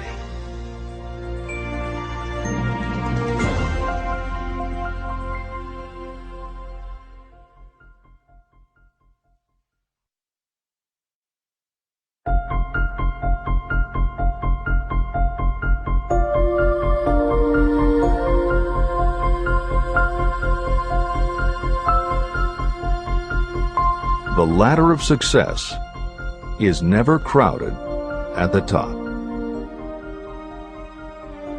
Chapter 11. Power of the Mastermind, the Driving Force. The ninth step toward riches. Power is essential for success in the accumulation of money. Plans are useless without sufficient power to turn them into action. This chapter will describe the method by which an individual may attain and apply power. Power may be defined as organized and intelligently directed knowledge. Power, as the term is used here, refers to organized effort, sufficient to enable an individual to transmute desire into its monetary equivalent. Organized effort is produced through the coordination of effort of two or more people who work toward a definite end in a spirit of harmony. Power is required to accumulate money. Power is necessary to keep the money after it has been accumulated. How can power be acquired? If power is organized knowledge, let us examine the sources of knowledge. Infinite intelligence. This source of knowledge may be accessed with the aid of creative imagination through the subconscious mind, as described in the previous chapters on faith, autosuggestion, and imagination, and as will be elaborated on in Chapter 13, the subconscious mind, and Chapter 14, the brain. Accumulated experience. The accumulated experience of humanity may be found in any well-equipped public library. An important part of this accumulated experience is taught in public schools and colleges, where it has been classified and organized. Editor's comment. The computer revolution and the Internet have had a profound effect upon the quantity of information available and on the ease of access and ability to organize that information. This is the end of the editor's comment. Experiment and research. In the field of science, and in practically every other walk of life, people are gathering, classifying, and organizing new facts daily. This is the source to which you must turn when knowledge is not available through accumulated experience. Here, too, the creative imagination must often be used. Editor's comment. Today, because of the computer revolution and the Internet, publishing and dissemination of information happens so quickly that there is almost no lag time between experiment or research and the integration of those results into available knowledge. This is the end of the editor's comment. Knowledge may be acquired from any of the foregoing sources. It may be converted into power by organizing it into definite plans and by putting those plans into action. If you examine the three sources of knowledge, you will see how difficult it would be if you had to depend upon just your own efforts to assemble all the knowledge you need and turn it into definite plans of action. If your plans are big and comprehensive, generally you will have to get others to cooperate with you if you are going to organize your knowledge so that you can turn your plans into power. Gaining power through the mastermind. The mastermind may be defined as coordination of knowledge and effort in a spirit of harmony between two or more people for the attainment of a definite purpose. No individual may have great power without utilizing the mastermind. In Chapter 8, Organized Planning, I commented on how to create plans for translating desire into its monetary equivalent. If you carry out these instructions with persistence and intelligence, and use discrimination in choosing your mastermind group, your objective will have been halfway reached even before you begin to recognize it. Editor's comments. In the following section, Hill describes the two kinds of power that an individual can access by assembling a mastermind alliance and working with that group. The first kind of power that he mentions is economic power, which needs no comment from the editors. However, to describe the second kind of power, for want of a better term, Hill uses the term psychic. Because this word has taken on connotations that Hill never intended, this concept deserves clarification before you read on. As is obvious throughout this book, Napoleon Hill was a very practical man. His use of the word psychic in this chapter has nothing to do with seances, fortune-telling, magic, or any other aspect of the paranormal. The word psychic is defined as of or pertaining to the human mind, and Hill uses the term to describe something pertaining to the mind that everyone reading this book has experienced. It is that feeling you get when you are working together with other people. Everyone is very focused on the same goal, and it is going so well that you seem to be in tune with each other. When that happens, you not only work well with the others, but your own work and ideas also seem to be operating on a higher and better plane than usual. This is the end of the editor's comments. So you may better understand the potential power available to you through a properly chosen mastermind group, I will explain the two characteristics of the mastermind principle. One kind of power is economic, and the other psychic. Economic power. The economic feature is obvious. Economic advantages may be created by any person who surrounds himself with the advice, counsel, and personal cooperation of a group of people who are willing to lend him or her wholehearted aid in a spirit of perfect harmony. This form of cooperative alliance has been the basis of nearly every great fortune. Your understanding of this great truth may definitely determine your financial status. Psychic power. What I refer to as the psychic phase of the mastermind principle is a little more difficult to comprehend. You'll get a better sense of the meaning from this statement. No two minds ever come together without creating a third, invisible, intangible force, which may be likened to a third mind. The human mind is a form of energy. When the minds of two people are coordinated in a spirit of harmony, the energy of each mind seems to pick up on the energy of the other mind, which constitutes the psychic phase of the mastermind. The mastermind principle, or rather the economic feature of it, was first called to my attention by Andrew Carnegie. Discovery of this principle was responsible for the choice of my life's work. Mr. Carnegie's mastermind group consisted of a staff of approximately 50 people with whom he surrounded himself for the purpose of manufacturing and marketing steel. He knew little of the technical side of the steel business. His strength was his ability to get others to work together in perfect harmony toward achieving a common goal. Carnegie attributed his entire fortune to the power he accumulated through this mastermind alliance.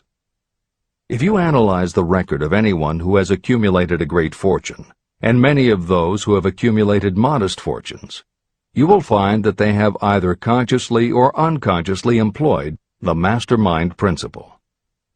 Great power can be accumulated through no other principle. How to multiply your brain power. The human brain may be compared to an electric battery. It is a fact that a group of batteries will provide more energy than a single battery. It is also a fact that the amount of energy provided by each individual battery depends upon the number and capacity of the cells it contains. The brain functions in a similar fashion. Some brains are more efficient than others.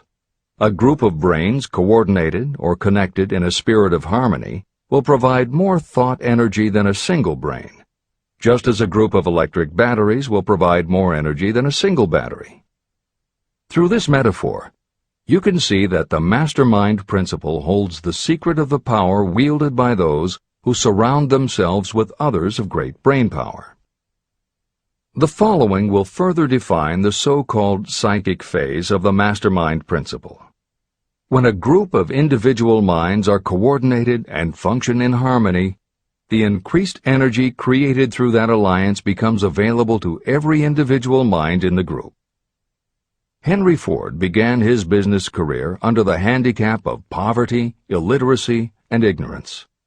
Within the inconceivably short period of 10 years, Mr. Ford mastered these 3 handicaps, and within 25 years, he made himself one of the richest men in America. How did he do it? Here is an important clue. Mr. Ford's most rapid strides became noticeable from the time he became a personal friend of the famed inventor Thomas A. Edison. In the story of Ford's success, this is just the first indication of what the influence of one mind upon another can accomplish. Follow his story further, and you will have even more evidence that power may be produced through friendly alliance of minds. It is a fact that Mr. Ford's most outstanding achievements became even more pronounced later, after he formed the acquaintances of Harvey Firestone, John Burroughs, and Luther Burbank, each a man of great mental capacity. People take on the nature and the habits and the power of thought of those with whom they associate in a spirit of sympathy and harmony. Through his association with Edison, Burbank, Burroughs, and Firestone, Mr. Ford added to his own brain power the intelligence, experience, knowledge, and spiritual forces of these 4 men. Henry Ford used the mastermind principle in exactly the way it is described in this book. This principle is available to you. I have already mentioned Mahatma Gandhi. Let me review the method by which he attained his stupendous power. It may be explained in a few words. He came by power through inducing over 200 million people to coordinate with mind and body in a spirit of harmony for a definite purpose. In brief, Gandhi accomplished a miracle. For it is a miracle when 200 million people can be induced, not forced, to cooperate in a spirit of harmony. If you doubt that this is a miracle, try to get even 2 people to cooperate in a spirit of harmony for any length of time. Every person who manages a business knows how difficult it is to get employees to work together in a spirit even remotely resembling harmony. Editor's comments. The first step in putting together your mastermind alliance is to clearly know your desire. Your desire will tell you what you need. It could be a small group, just 2 or 3 people, as was the case with Stephen Jobs and Steve Wozniak when they formed Apple, Bill Gates and Paul Allen launching Microsoft, or Steven Spielberg, Jeffrey Katzenberg, and David Geffen creating DreamWorks SKG. Or it could be a large group, such as the Mastermind Alliance of 30 regional directors of Century 21 Real Estate, which founder Arthur Bartlett firmly believes was essential to the company's success. Napoleon Hill suggests that in most cases it should be a dozen people or less, and generally the smaller the better. Choosing the people means finding those who not only share your vision, but who will also share their ideas, information, and contacts with you. They will let you use the full strength of their experience, training, and knowledge as if it were your own, and they will do it in a spirit of perfect harmony. The question that immediately comes to every reader's mind is, where do I find people who will help me to that degree? Napoleon Hill cannot answer that question for you, but he does tell you what to look for. Where you look is up to you. And if you really do have the desire to succeed, you will start looking and you won't give up until you find the right people. Napoleon Hill's description of the mastermind that appears below is augmented with additional material from articles and speeches he wrote after the publication of Think and Grow Rich. These were compiled for publication by Hill's friend, mentor, and business associate, W. Clement Stone, and appear in 2 books, Napoleon Hill's Keys to Success and Believe and Achieve. This is the end of the editor's comments. Finding your mastermind members. Ally yourself with a group of as many people as you may need in order to assemble a mastermind that will assist you in creating and carrying out your plan or plans for the accumulation of money. Compliance with this instruction is absolutely essential. Choose to associate with people who share common values, goals, and interests, yet who each have a strong desire to contribute to the overall effort. Trial and error will be part of the process, but there are two qualities to keep foremost in your mind. The first is ability to do the job. Do not select people for your alliance merely because you know them and like them. Such people are valuable to you because they improve the quality of your life, but they are not necessarily suited to a mastermind alliance. Your best friend may not be the most knowledgeable marketing professional, but perhaps he or she can introduce you to someone who is. The second quality is the ability to work in a spirit of harmony with others. There must be a complete meeting of minds without any reservations. Personal ambition must be subordinate to the achievement of the purpose of the alliance. This includes your own. You must also insist upon confidentiality. Some people can give away an idea simply because they love to talk. You don't need them in your group. Attune yourself to every member of the group. Try to imagine how you would react in a given situation if you were in his or her shoes. Pay attention to body language. Sometimes facial expressions and movements say far more about what a person feels than the words that come out of his or her mouth. Be sensitive to what is not being said. Sometimes what is left out is far more important than what is included. Don't try to force the group along too quickly. Allow for those who want to test ideas by playing devil's advocate. Compensating your mastermind. Before forming your mastermind alliance, decide what advantages and benefits you may offer the individual members of your group in return for their cooperation. No one will work indefinitely without some form of compensation. No intelligent person should request or expect another to work without adequate compensation. Wealth will obviously have the most appeal to your members. Be fair and generous in your offer. Recognition and self-expression may be just as important as money to some of your members. Remember that in such partnerships, the principle of going the extra mile, doing more and better than paid for, is especially important. As the leader, you should set an example for the others to follow. Each member must agree at the outset on the contribution each will make, and on the division of benefits and profits. Otherwise, be assured that dissension will arise, you will have wasted everyone's time, you will ruin friendships, and your venture will be destroyed. Meeting with your mastermind. Arrange to meet with the members of your mastermind group at least twice a week, and more often if possible, until you have jointly perfected the necessary plan or plans for the accumulation of money. The first meeting will be involved in sorting out strengths and weaknesses, and in fine-tuning your plans. Your alliance must be active to do any good. Establish specific responsibilities and action steps to be taken. As your mastermind matures and harmony grows among the members, you will find that the meetings create a flow of ideas into every member's mind. Don't let the meetings become so regular and formalized that they inhibit phone calls and other less formal contact. Mastermind maintenance. Maintain perfect harmony between yourself and every member of your mastermind group. If you fail to carry out this instruction to the letter, you may expect to meet with failure. The mastermind principle cannot work where perfect harmony does not prevail. Create a non-threatening environment. Explore all ideas with equal interest and concern for the originator's feelings.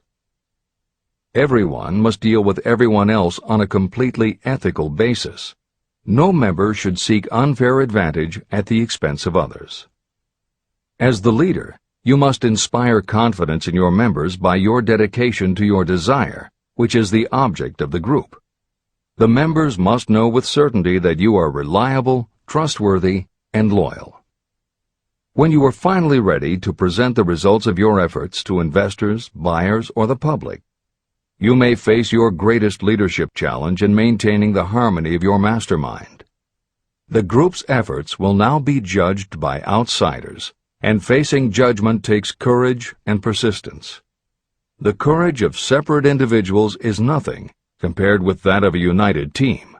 The more you are able to maintain harmony, the greater the power, and the greater the power, the more resistance you can overcome. Marriage and the mastermind. A mastermind alliance with the person you love most deeply is of untold importance. If you are married and have not built your relationship on the same principles of harmony that are crucial to any alliance, you may have some reselling to do with your spouse. Set aside time each day to talk about what you want to achieve and how you are going about it. Rely on your definiteness of purpose to build your persuasive abilities, to convince your partner of the benefits of the work you are doing. It is very unlikely that your work will not affect your husband or wife in some significant way, and you absolutely must not drag your partner unwillingly into any adventure. Build your mastermind alliance into your marriage from the start, and it will steady and support you through the darkest moments. In fact, your whole family should be incorporated into your alliance. Lack of harmony at home can easily spill over elsewhere. A united family is a great team. The mastermind and infinite intelligence. The list of sources from which you can get power is headed by infinite intelligence. When two or more people coordinate in a spirit of harmony and work toward a definite objective, they place themselves in position to absorb power directly from that great universal storehouse that I refer to as infinite intelligence. This is the greatest of all sources of power. It is the source to which geniuses and great leaders turn, whether they may be conscious of the fact or not. In Chapter 13, The Subconscious Mind, and Chapter 14, The Brain, the methods for accessing infinite intelligence will be described in greater detail. This is not a course on religion. Neither the principle of infinite intelligence nor any other principle in this book should be interpreted as interfering with, endorsing, or rejecting any person's religious beliefs. This book is confined exclusively to instructing the reader how to transmute the definite purpose of desire for money into its monetary equivalent. Read, and really think about what you are reading. Soon the entire subject will unfold, and you will see it in perspective. At this point, you are only seeing the detail of the individual chapters. Editor's comments. This chapter would not be complete without commenting on a mastermind that came into being almost 15 years after the first publication of Think and Grow Rich. Napoleon Hill's own mastermind alliance with multimillionaire businessman and philanthropist W. Clement Stone. On May 2, 1951, at the age of 67, Napoleon Hill and his wife Annie Lou agreed it was time for Napoleon to think about retiring. They decided to begin by cutting back on his speaking engagements after he completed the lectures that were already on his calendar, including one he was scheduled to give a few weeks later in Chicago. Unbeknownst to them, at that event W. Clement Stone had prearranged to sit at the head table next to Napoleon Hill. Like Hill, Stone had been born into poverty. At the age of 6, he started selling newspapers to help pay the rent, and by 13, he owned his own stand. By 16, he was selling insurance, and by 20, he'd managed to scrape together $100, which he used to start his own insurance agency. Stone was a consummate salesman and motivator, and his company was growing very nicely. Then in 1938, he read Think and Grow Rich, and was so inspired by it that he bought a copy for every one of his employees and continued to do so for each new person who joined his company. Over the years, this amounted to thousands of copies. When Stone was introduced to Hill, he told him about all the copies he had purchased of Think and Grow Rich, and said that he firmly believed it was Hill's book that had transformed his sales force and turned his company from modest to extraordinary success. Napoleon Hill and W. Clement Stone found that they were in such complete accord that by the end of their first meeting, Hill had decided to postpone his retirement and join with Stone in a venture dedicated to creating a better world for this and future generations. Within a year, they launched Napoleon Hill Associates. They published new books by Hill, including How to Raise Your Own Salary and The Master Key to Riches. They reissued Hill's earlier bestsellers, and they co-authored a new bestseller, Success Through a Positive Mental Attitude.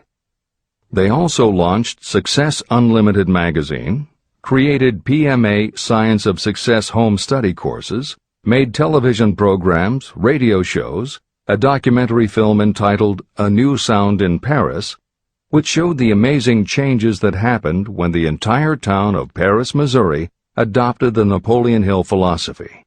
And they both crisscrossed America speaking, teaching, giving interviews, and spreading the philosophy to as many people as possible. In addition to his work with Napoleon Hill Associates, Hill also consulted to W. Clement Stone's company, Combined Insurance Company of America. Hill designed and implemented a new training program for the sales force, which was so successful he astounded the business world by helping Stone grow his company from $30 million in assets to $100 million in less than 10 years. When W. Clement Stone passed away in 2002, his company, now known as Aon Corporation, had revenues of $2 billion a year. W. Clement Stone had personally given more than $275 million to various charitable and philanthropic organizations. There has perhaps never been a greater example of coordination of knowledge and effort in a spirit of harmony between two or more people for the attainment of a definite purpose. The sheer volume of work and scope of influence achieved in a 10-year period by Napoleon Hill and W. Clement Stone leaves little question as to the power and importance of a mastermind alliance. This is the end of the editor's comments. The power of positive emotions. Money is shy and elusive. It must be wooed and won by methods not unlike those used by a determined lover. And the power you use in the wooing of money is not greatly different from what you use to attract the one you love. It is the power of positive emotion. That power, when successfully used in the pursuit of money, must be mixed with faith. It must be mixed with desire. It must be mixed with persistence. It must be applied through a plan, and that plan must be set into action. When money comes in large quantities, it flows to the one who accumulates it as easily as water flows downhill. There exists a great unseen stream of power, which may be compared to a river that flows in two directions. One side flows in one direction, carrying all who get into that side of the stream onward and upward to wealth.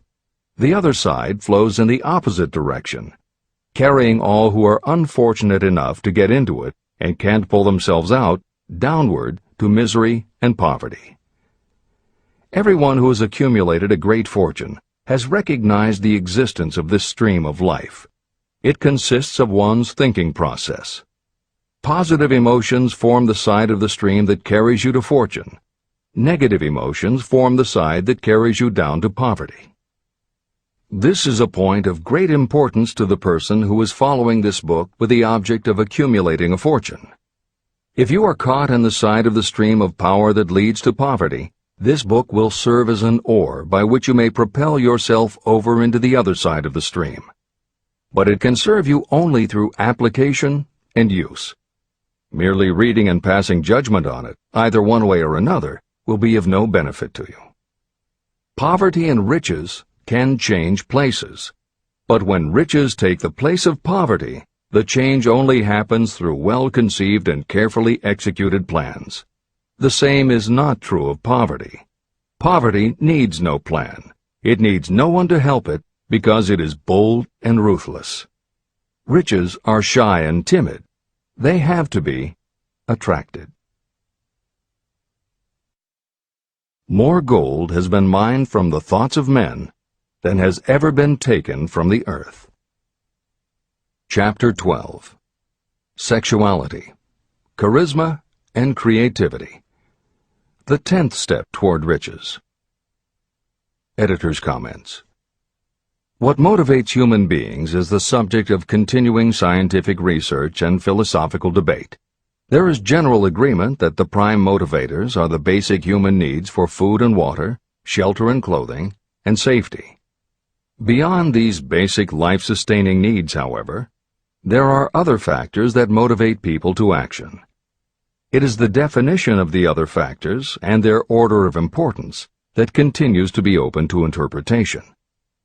Perhaps the most widely known theory is psychologist Abraham Maslow's hierarchy of human needs, which lists 8 levels of motivational forces, starting with the basic physiological and safety needs, then ascends through belonging and love, esteem, understanding, aesthetics, self-actualization, and transcendence.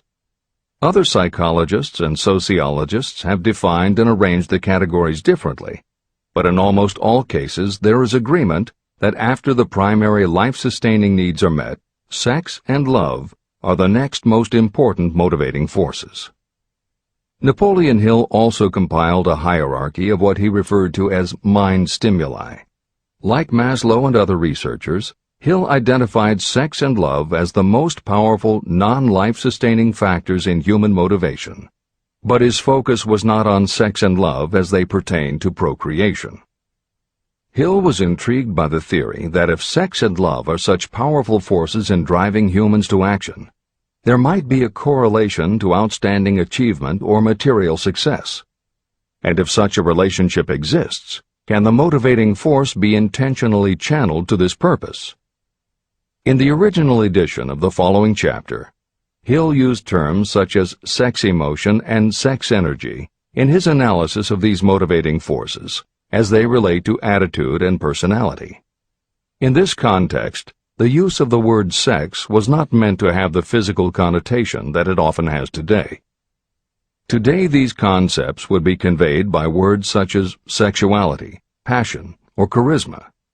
In this edition, where appropriate, the editors have opted for the modern usage of these and similar terms.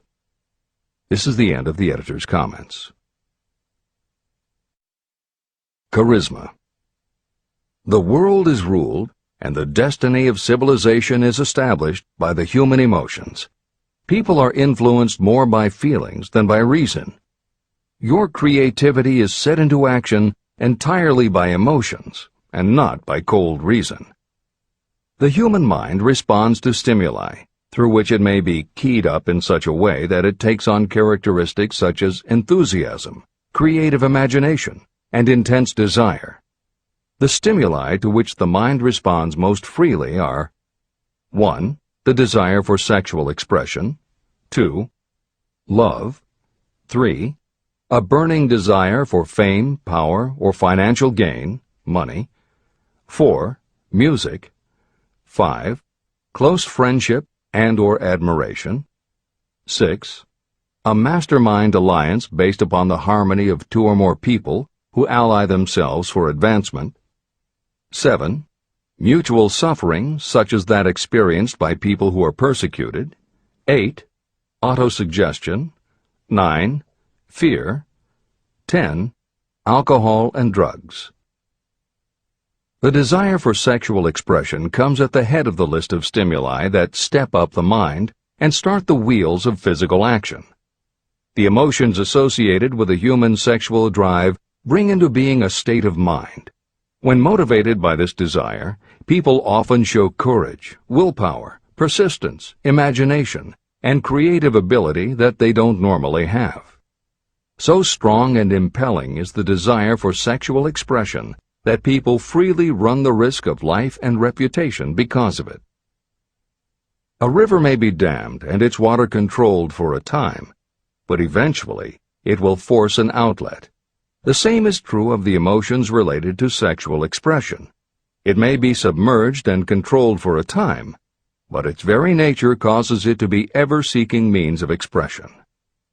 The desire for sexual expression is inborn and natural.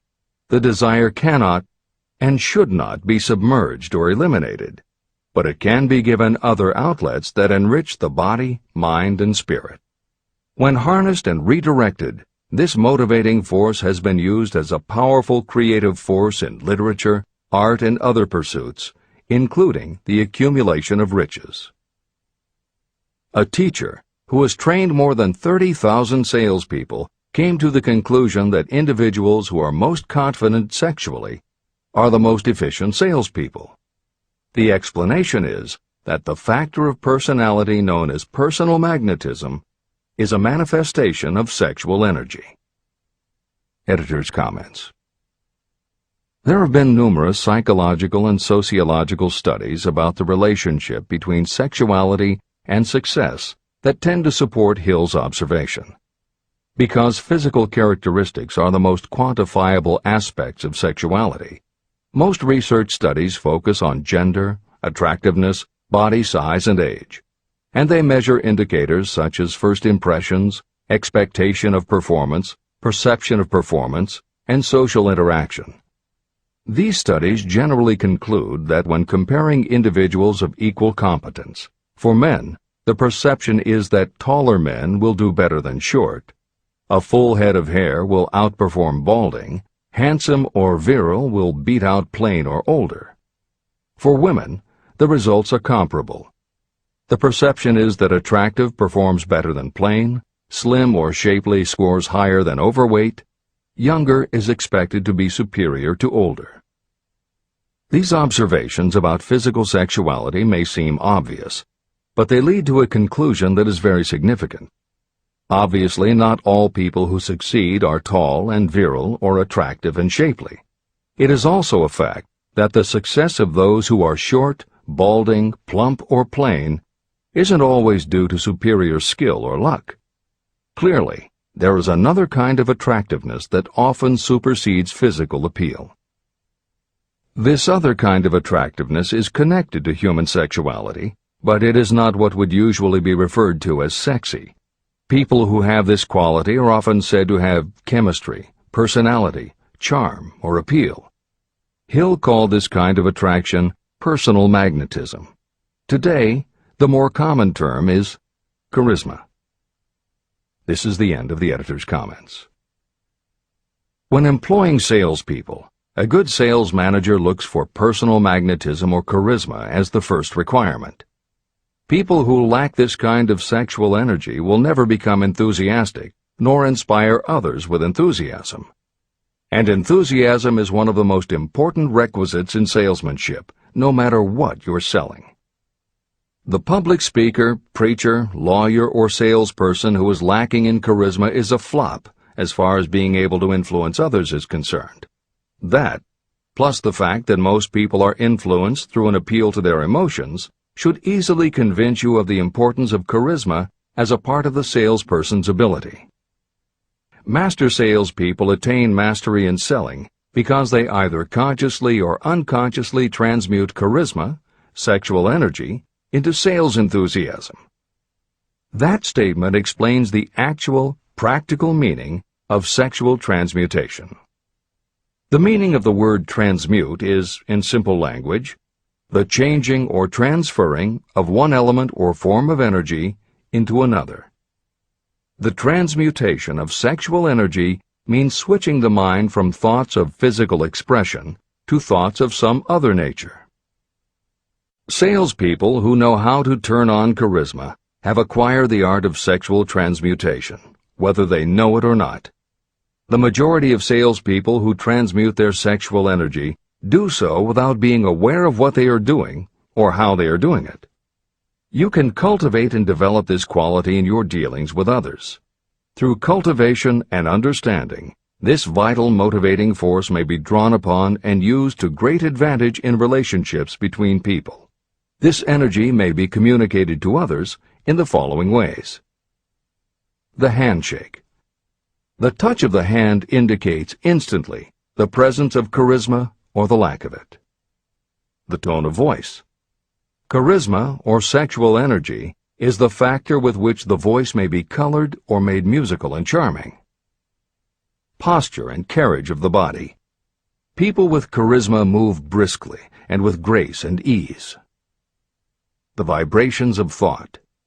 People with charisma project sexuality through their personality in a way that influences those around them. Clothing and style. People who are charismatic are usually very careful about their personal appearance. They usually select clothing of a style becoming to their personality, physique, complexion, etc. Editor's comments. Having established a link between sexuality and success in the form of charisma, in the following section, Napoleon Hill explores how sexuality might also be a motivating factor in success by enhancing creativity. To illustrate the connection, Hill draws upon the biographies of historical figures who exhibited both charisma and exceptional creativity. In the time since Hill conducted his research, many women have risen to positions of power and influence. Their accomplishments have been well documented and are readily available in bookstores and libraries.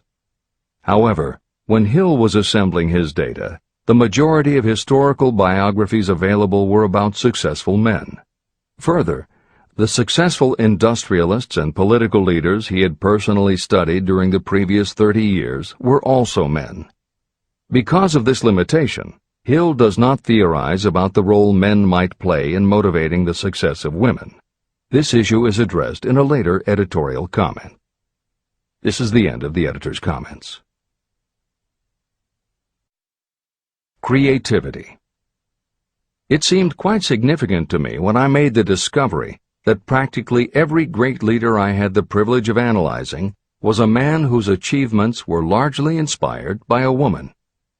In most instances, the woman was a wife, of whom the public had heard little or nothing. In a few of the cases I studied, the source of inspiration was the other woman. The pages of history are filled with the records of great men whose achievements may be traced directly to the influence of women who aroused the creative faculties of their minds. Napoleon Bonaparte was one of these. When inspired by his first wife, Josephine, he was irresistible and invincible. When his better judgment, or reasoning faculty, prompted him to put Josephine aside, he began to decline. His defeat and exile to St. Helena were not far distant. Abraham Lincoln was a notable example of a great leader who achieved his greatness through the discovery and use of his faculty of creative imagination. It is noted in practically every book written about Lincoln that he discovered and began to use this faculty as the result of the love that he experienced when he met Anne Rutledge. This is more than an interesting historical fact. It is of significance in connection with the role sexuality plays in the study of the source of genius. Following is a list of famous men of outstanding achievement: George Washington, Napoleon Bonaparte, William Shakespeare, Abraham Lincoln, Ralph Waldo Emerson, Robert Burns, Thomas Jefferson, Elbert Hubbard, Elbert H. Gary, Woodrow Wilson, John H. Patterson, Andrew Jackson, Enrico Caruso. Wherever there was evidence available in connection with the lives of these men of achievement, it indicated most convincingly that each possessed a highly developed sexual nature. An analysis of the information taken from biographies and historical writings leads to the following conclusions. 1. Those of greatest achievement have a highly developed sexual nature, but have learned the art of transmutation of sexual energy. 2. Those who have accumulated great fortunes and achieved outstanding recognition in literature, art, industry, architecture, and the professions were motivated by the influence of a mate or lover. When driven by these emotions, people become gifted with a superpower for action. If you understand this, you will also understand that sexual transmutation contains the secret of creative ability. Editor's comments. As noted previously, although Hill's analysis focused on men, today there is a wide range of biographies about women who have succeeded in every aspect of life, including business, politics, religion, sports, entertainment, and the arts. Bearing in mind that biographical information is always subjective, the reader can now find ample material from which to draw a conclusion as to whether Hill's theory about sexuality as a motivating force is equally evident in women. Napoleon Hill had to do an in-depth analysis of biographies in searching for indications that the subject sexuality had a correlation to their success.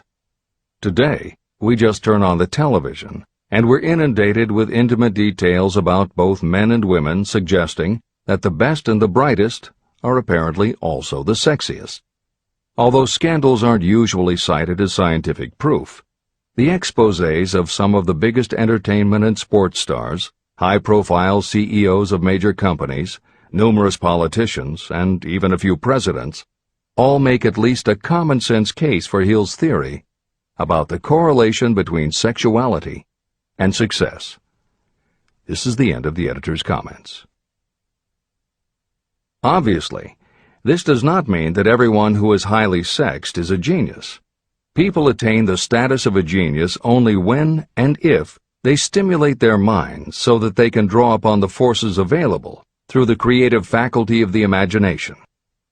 Although it is the most important of the stimuli or motivators, the mere possession of sexual energy is not sufficient to produce a genius.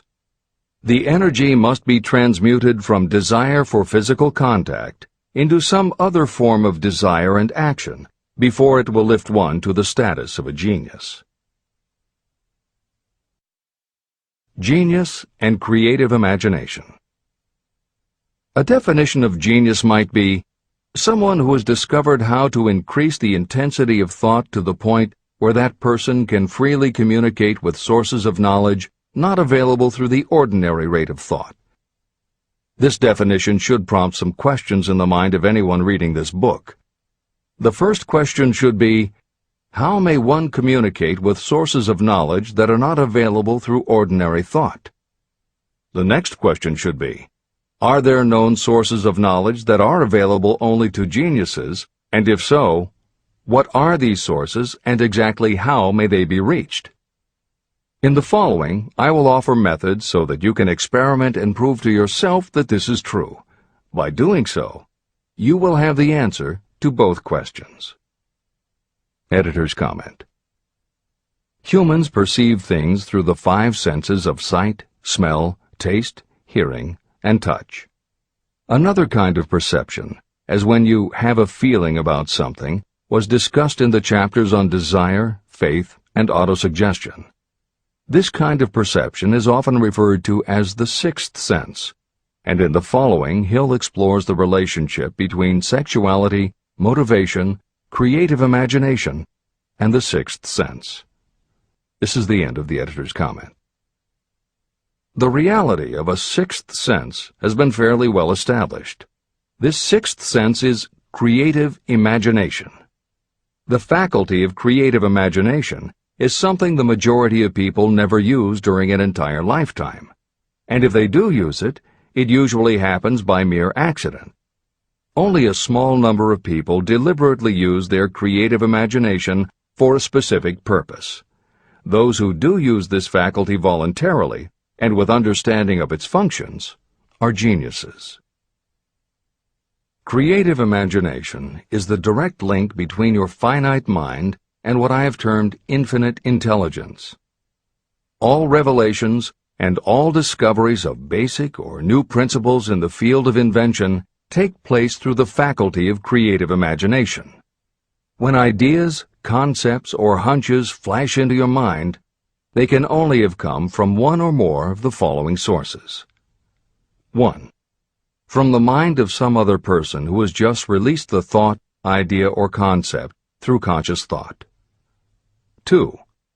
Your subconscious mind, which stores every thought and impression that ever reached your brain through any of the 5 senses. 3. From another person's subconscious storehouse. 4. Infinite intelligence. There are no other possible sources from which inspired ideas or hunches may be received. When brain action has been stimulated through one or more of the 10 mind stimulants listed at the beginning of this chapter, it has the effect of lifting you far above the horizon of ordinary thought. It permits you to envision distance, scope, and quality of thoughts not available on the lower plane, such as when you are solving routine problems of business. When you are lifted to a higher level of thought through mind stimulation, it is as though you have taken off in an airplane. You can now see over and beyond the horizon that limits your vision when you are on the ground. Not only that, but while you are on this higher level of thought, you are not even aware of such things as the problems of gaining the 3 basic necessities of food, clothing, and shelter. You are in a world of thought in which the ordinary workaday thoughts have been removed, just as the hills and valleys that obstruct your vision on the ground don't interfere when you are in an airplane. While on this exalted plane of thought, the creative faculty of the mind is given freedom for action. The way has been cleared for the 6th sense to function. It becomes receptive to ideas that could not reach the individual under any other circumstances. The 6th sense is the faculty that marks the difference between a genius and an ordinary individual. Developing your creative imagination. A mind stimulant is any influence that will either temporarily or permanently increase the intensity of thought. The previously mentioned 10 major stimulants are those most commonly resorted to. Through these sources you may commune with infinite intelligence, enter the storehouse of your subconscious mind, or perhaps even that of another person. That is all there is to genius. The more you use your creative faculty, the more alert and receptive it becomes to factors originating outside your conscious mind. And the more this creative faculty is used, the more you will rely upon it for your thoughts and ideas. This faculty can be cultivated and developed only through use. What we generally refer to as our conscience operates entirely through the faculty of the 6th sense. The great artists, writers, musicians, and poets become great because they acquire the habit of relying upon the still small voice that speaks from within, through their creative imagination. Anyone with a keen imagination knows that some of their best ideas come through so-called hunches. One of the best-known public speakers admits that his speeches are only really great when he closes his eyes and begins to rely entirely upon the faculty of creative imagination. When asked why he closed his eyes just before the climax of his speech, he replied, "I do it because then I speak through ideas that come to me from within." One of America's most successful and best-known financiers has the habit of closing his eyes for 2 or 3 minutes before making a decision. When asked why, he replied, "With my eyes closed, I am able to draw upon a source of superior intelligence." Dr. Elmer R. Gates created more than 200 useful patents through the process of cultivating and using his creative faculty. His method is significant to anyone interested in attaining to the status of genius. Dr. Gates was one of the really great, though less publicized, scientists of the world. In his laboratory, he had what he called his personal communication room. It was practically soundproof, and all light could be shut out. It had a small table on which he kept a pad of writing paper. In front of the table, on the wall, was a light switch.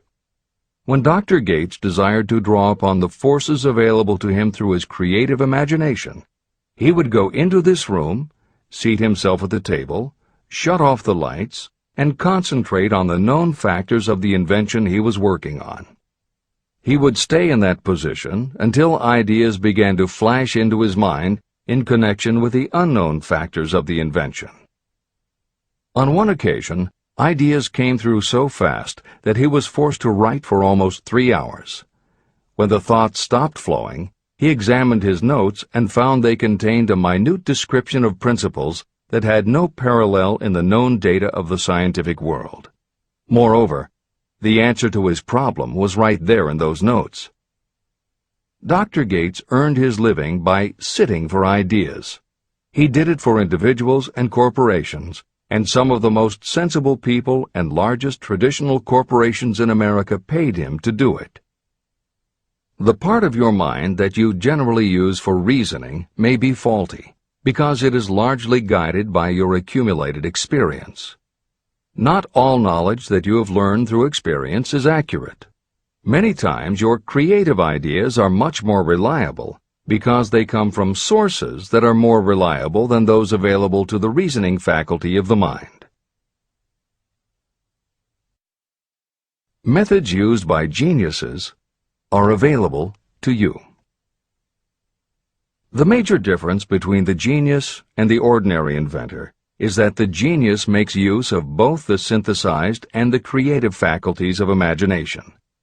For example, the scientific inventor begins an invention by organizing and combining the known ideas or principles accumulated through experience through the synthesized faculty, the reasoning faculty. If the inventor finds this accumulated knowledge is insufficient, the scientist then draws upon the sources of knowledge available through the creative faculty. The method by which the inventor does this varies with the individual, but this is the essence of the procedure. 1. The inventor stimulates his or her mind so that it functions on a higher-than-average plane through one or more of the mind stimulants. 2. The inventor then concentrates on the known factors, the finished part of the invention, and creates in his or her mind a perfect picture of the unknown factors, the unfinished part of the invention. The inventor holds this picture in mind until it has been taken over by the subconscious, then relaxes by clearing his or her mind of all thought and waits for the answer to flash into mind. Sometimes the results are both definite and immediate. At other times the results are negative, depending on the state of development of the sixth sense or creative faculty. Thomas Edison tried out more than 10,000 different combinations of ideas through the synthetic faculty of his imagination, before he tuned in through the creative faculty and got the answer that perfected the incandescent light bulb. His experience was similar when he produced the phonograph. Editor's comments. Synchronicity, precognition, intuition, flashes of insight, hunches, gut feelings, symbolic dreams. These are all aspects of the phenomena Napoleon Hill was describing in his two correlated terms, creative imagination and infinite intelligence. And the fact that Hill made a serious study of this function of the mind puts him in exceptional company. The fathers of modern psychology, Sigmund Freud and Carl Jung, recognized and tried to explain this sixth sense. Jung's concept of the collective unconscious, which is the very basis of Jungian psychology, is in many ways identical to Hill's concept of infinite intelligence. Scientists from Archimedes to Newton to Einstein to the team of Watson and Crick, who determined the structure of DNA, all conceded that intuition was instrumental in their discoveries. Duke University created a department for the sole purpose of studying these phenomena under scientific conditions. Many scientists admit to using personalized techniques similar to Hill's method for accessing intuition and creativity. These include Friedrich Kekule, who discovered the molecular structure of benzene through a dream symbol; physiologist Otto Loewi, who had a hunch followed by a dream that won him the Nobel Prize in Medicine; and as mentioned above, James Watson's breakthrough in the structure of DNA. Mozart, Shelley, Coleridge, Huxley, Descartes, Robert Louis Stevenson all claimed intuition played a role in their creations. William Blake learned the secret to a copper engraving process from a dream. British Prime Minister Winston Churchill firmly believed a premonition saved him from being killed by a bomb during the Blitz of London. As was noted earlier, psychiatry, clinical hypnosis, and affirmations all had to overcome considerable skepticism before they were accepted. That is also true of those phenomena Hill terms infinite intelligence.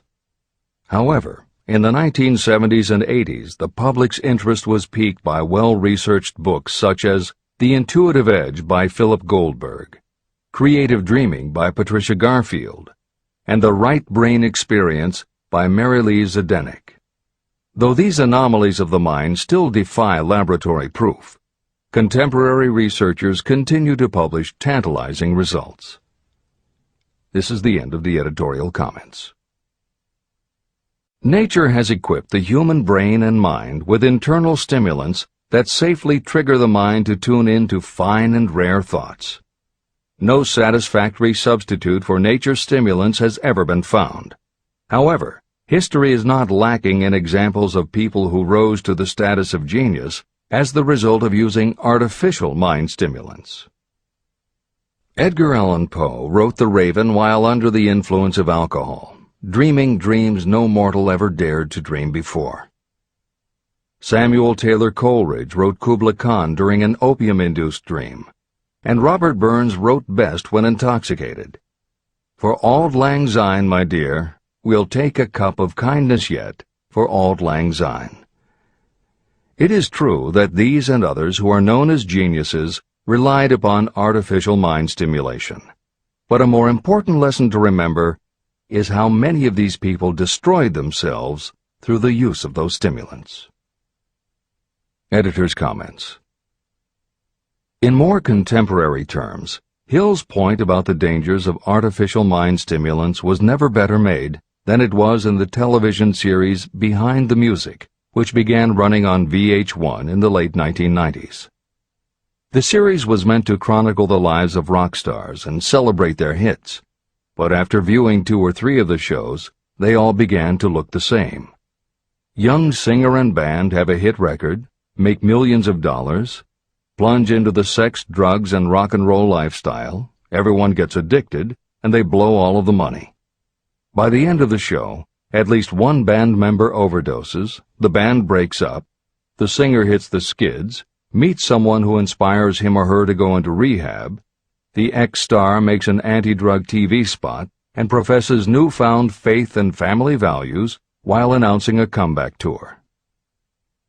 Although the shows played like a bad parody of themselves, the fact that the stories were so similar, that so many talented singers and songwriters who depended on drugs ended up burning out, should be telling you something, especially if you don't just want to succeed, but want to keep and enjoy your success.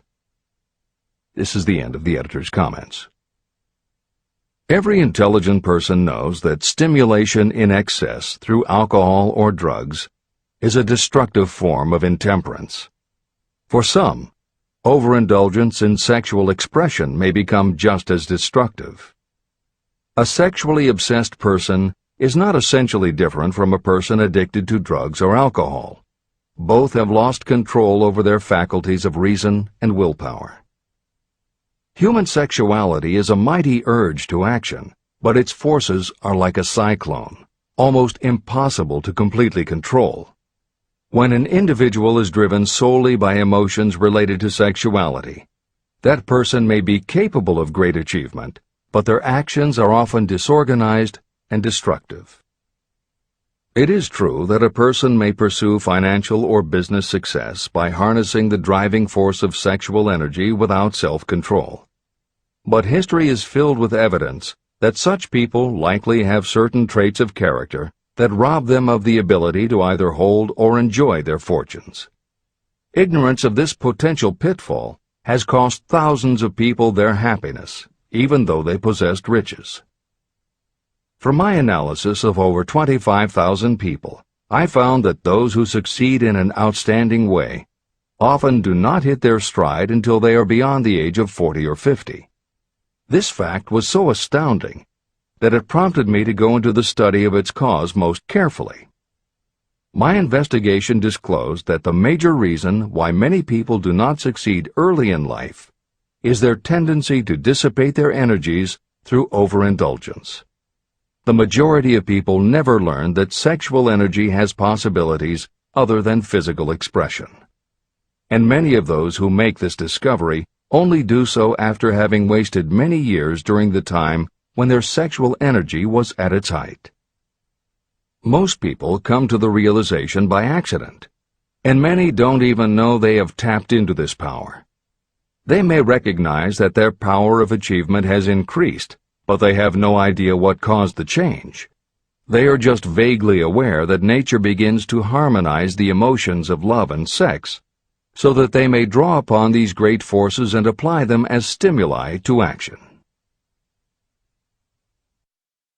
The importance of love. Love, romance, and sex are all emotions capable of driving people to heights of superachievement. When combined, these three emotions may lift you to an altitude of a genius. Every person who has been moved by genuine love knows that it leaves enduring traces upon the human heart. The effect of love endures, because love is spiritual in nature. Those who cannot be stimulated to great heights of achievement by love are hopeless. They are dead, though they may seem to live. If you believe you are unfortunate because you have loved and lost, you are wrong. One who has loved truly can never lose entirely. Love is whimsical and temperamental.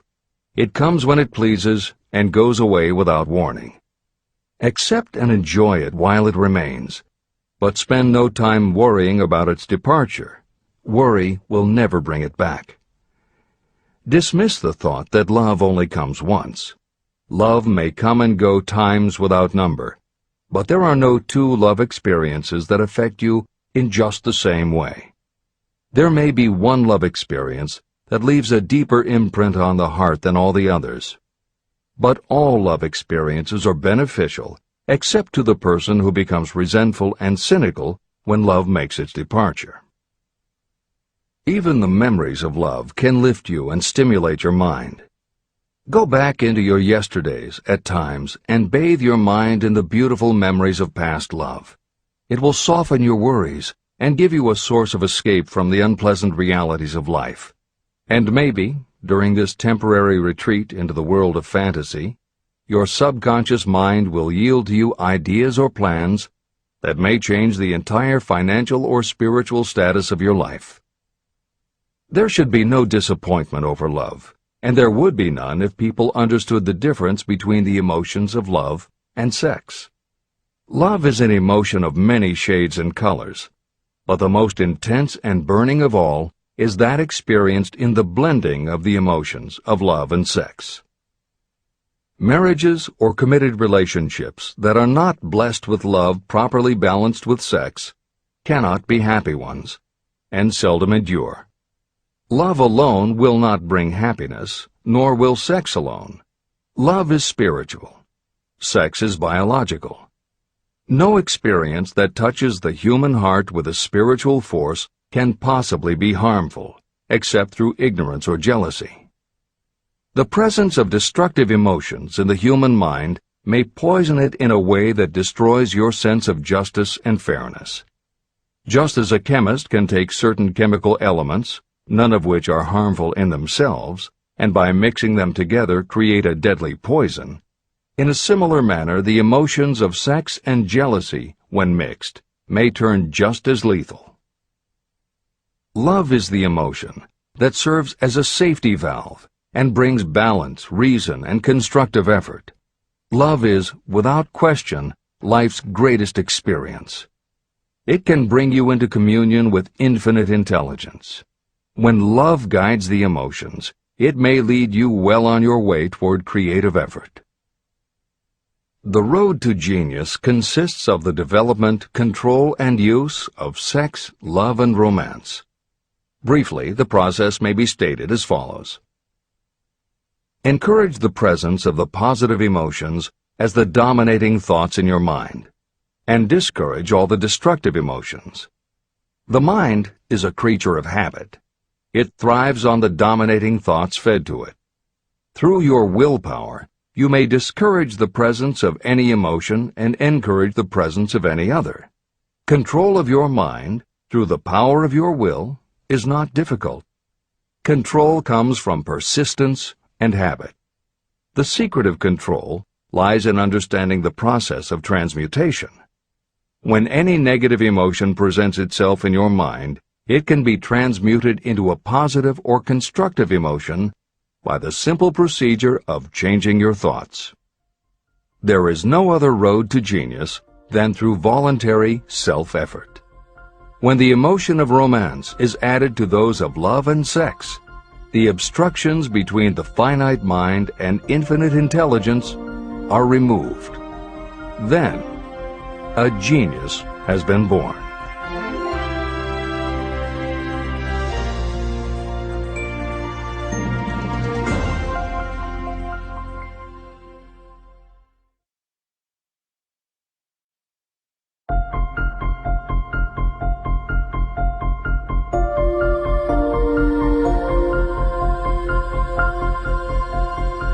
Success requires no explanations. Failure permits no alibis. Chapter 13. The Subconscious Mind. The Connecting Link. The 11th Step Toward Riches. The subconscious mind consists of a field of consciousness, in which every impulse of thought that reaches the conscious mind, through any of the 5 senses, is classified and recorded. The subconscious receives and files sense impressions or thoughts regardless of their nature. You can plant in your subconscious mind any plan, thought, or purpose that you desire to translate into its physical or monetary equivalent. Those desires that have been mixed with emotional feeling and faith in your ability are the ones that are strongest. Therefore, they are the first to which the subconscious responds. The subconscious mind works day and night, and in some way which is not fully understood, the subconscious seems able to draw upon the forces of infinite intelligence for the power to transmute your desires into their physical equivalent. And it does it in the most straightforward and practical way. You cannot entirely control your subconscious mind, but you can hand over to it any plan, desire, or purpose that you wish transformed into concrete form. Refer again to the instructions for using the subconscious mind in Chapter 5, Autosuggestion. Editor's comments. In the chapter on autosuggestion, the 4 primary methods for planting and reinforcing suggestions in your subconscious are: 1. The formulation and writing out of your desire. 2. The repetition of positive affirmations. 3. The creative visualization of your goal. And 4. By acting as though the goal is already yours. This is the end of the editor's comment. From my research, I have concluded that the subconscious mind is the connecting link between the finite mind of man and infinite intelligence. It is the intermediary through which you may draw upon the forces of infinite intelligence. From my research, I have concluded that the subconscious mind is the connecting link between the finite mind of man and infinite intelligence. It is the intermediary through which you may draw upon the forces of infinite intelligence. Only the subconscious mind contains the process by which mental impulses, thoughts, are modified and changed into their spiritual, energy, equivalent. It alone is the medium through which prayer, desire, may be transmitted to the source capable of answering prayer, infinite intelligence. How to energize your subconscious mind for creative effort. The possibilities of what you can do when you connect creative effort with the subconscious mind are stupendous. They inspire me with awe. I never approached the discussion of the subconscious mind without a feeling of littleness and inferiority, due to the fact that man's entire stock of knowledge on this subject is so pitifully limited. First, you must accept as a reality the existence of the subconscious mind and what it can do for you. This will enable you to understand its possibilities as a medium for transmuting your desires into their physical or monetary equivalent, and then you will comprehend the full significance of the instructions given in Chapter 3, Desire. You will also understand the importance of making your desires clear and putting them in writing. You will understand as well the necessity of persistence in carrying out instructions. The 13 principles that are the basis of this book are the stimuli with which you acquire the ability to reach and to influence your subconscious mind. Do not become discouraged if you cannot do this on your first attempt. Remember that the subconscious mind can be directed only through habit. You have not yet had time to master faith. Be patient. Be persistent. Editor's comments. There are two aspects to Hill's theory of the subconscious mind. There are two aspects to Hill's theory of the subconscious mind. One is the concept of the subconscious as the storehouse of all information and thoughts that you have ever experienced. The second is the concept of the subconscious as the gateway to infinite intelligence. In this chapter, Hill focuses primarily on the subconscious as a storehouse. Expanding on the editorial comment about the subconscious mind that appears in the chapter on autosuggestion, proof that the subconscious is a storehouse of information is confirmed in the use of hypnotherapy by psychiatrists. Through hypnosis, psychiatrists are able to help patients open the door to their subconscious so that they can retrieve information about traumatic situations that have been filtered out or repressed by the conscious mind. Further proof is in the use of hypnosis by law enforcement officials to recapture information such as license plate numbers and other details that the conscious mind of a witness has filtered out. Although results vary from person to person, there is no doubt that the subconscious has access to information that the conscious mind does not. This storehouse aspect of the subconscious is what accounts for some ideas that come to us through creative imagination. In some instances, bits of information and ideas that our conscious mind has forgotten will connect with each other on a subconscious level to create a new idea, and that idea will be received by our creative intelligence, which presents it to us as a flash of inspiration. You can't completely control this process, but you can condition yourself to come up with more and better ideas. It is a fact that a traumatic experience, the result of which creates a strongly planted idea, can influence the way a person thinks and acts. If that is true, then by intentionally using all of your efforts to powerfully plant an idea in your subconscious, you should be able to create what would amount to a good traumatic experience that will influence the way you think and act in a positive way.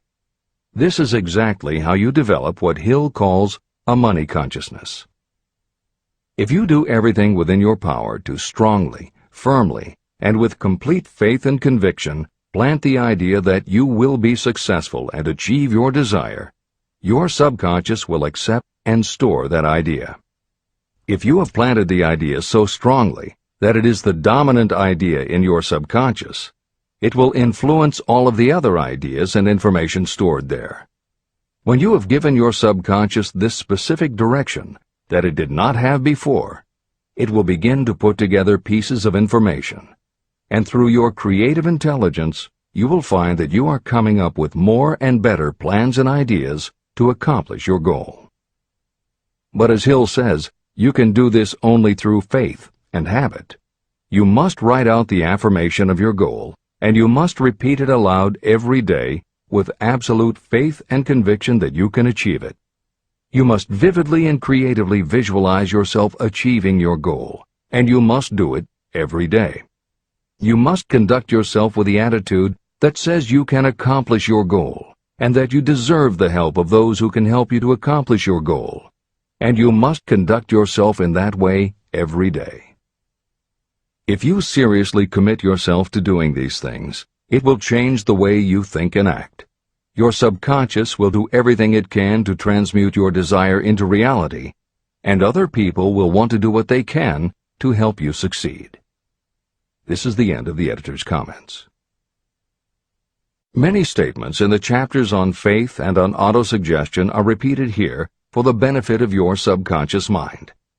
Remember, your subconscious mind functions whether you make any effort to influence it or not. This means that thoughts of fear, poverty, and all negative ideas will affect your subconscious mind unless you master these impulses and give it more desirable food on which it may feed. The subconscious mind will not remain idle. If you don't plant desires in your subconscious mind, It will feed on the thoughts that reach it as the result of your neglect. Both negative and positive thoughts are reaching your subconscious mind continuously. These thoughts come from the four sources. 1. Consciously from other people. 2. Your subconscious. 3.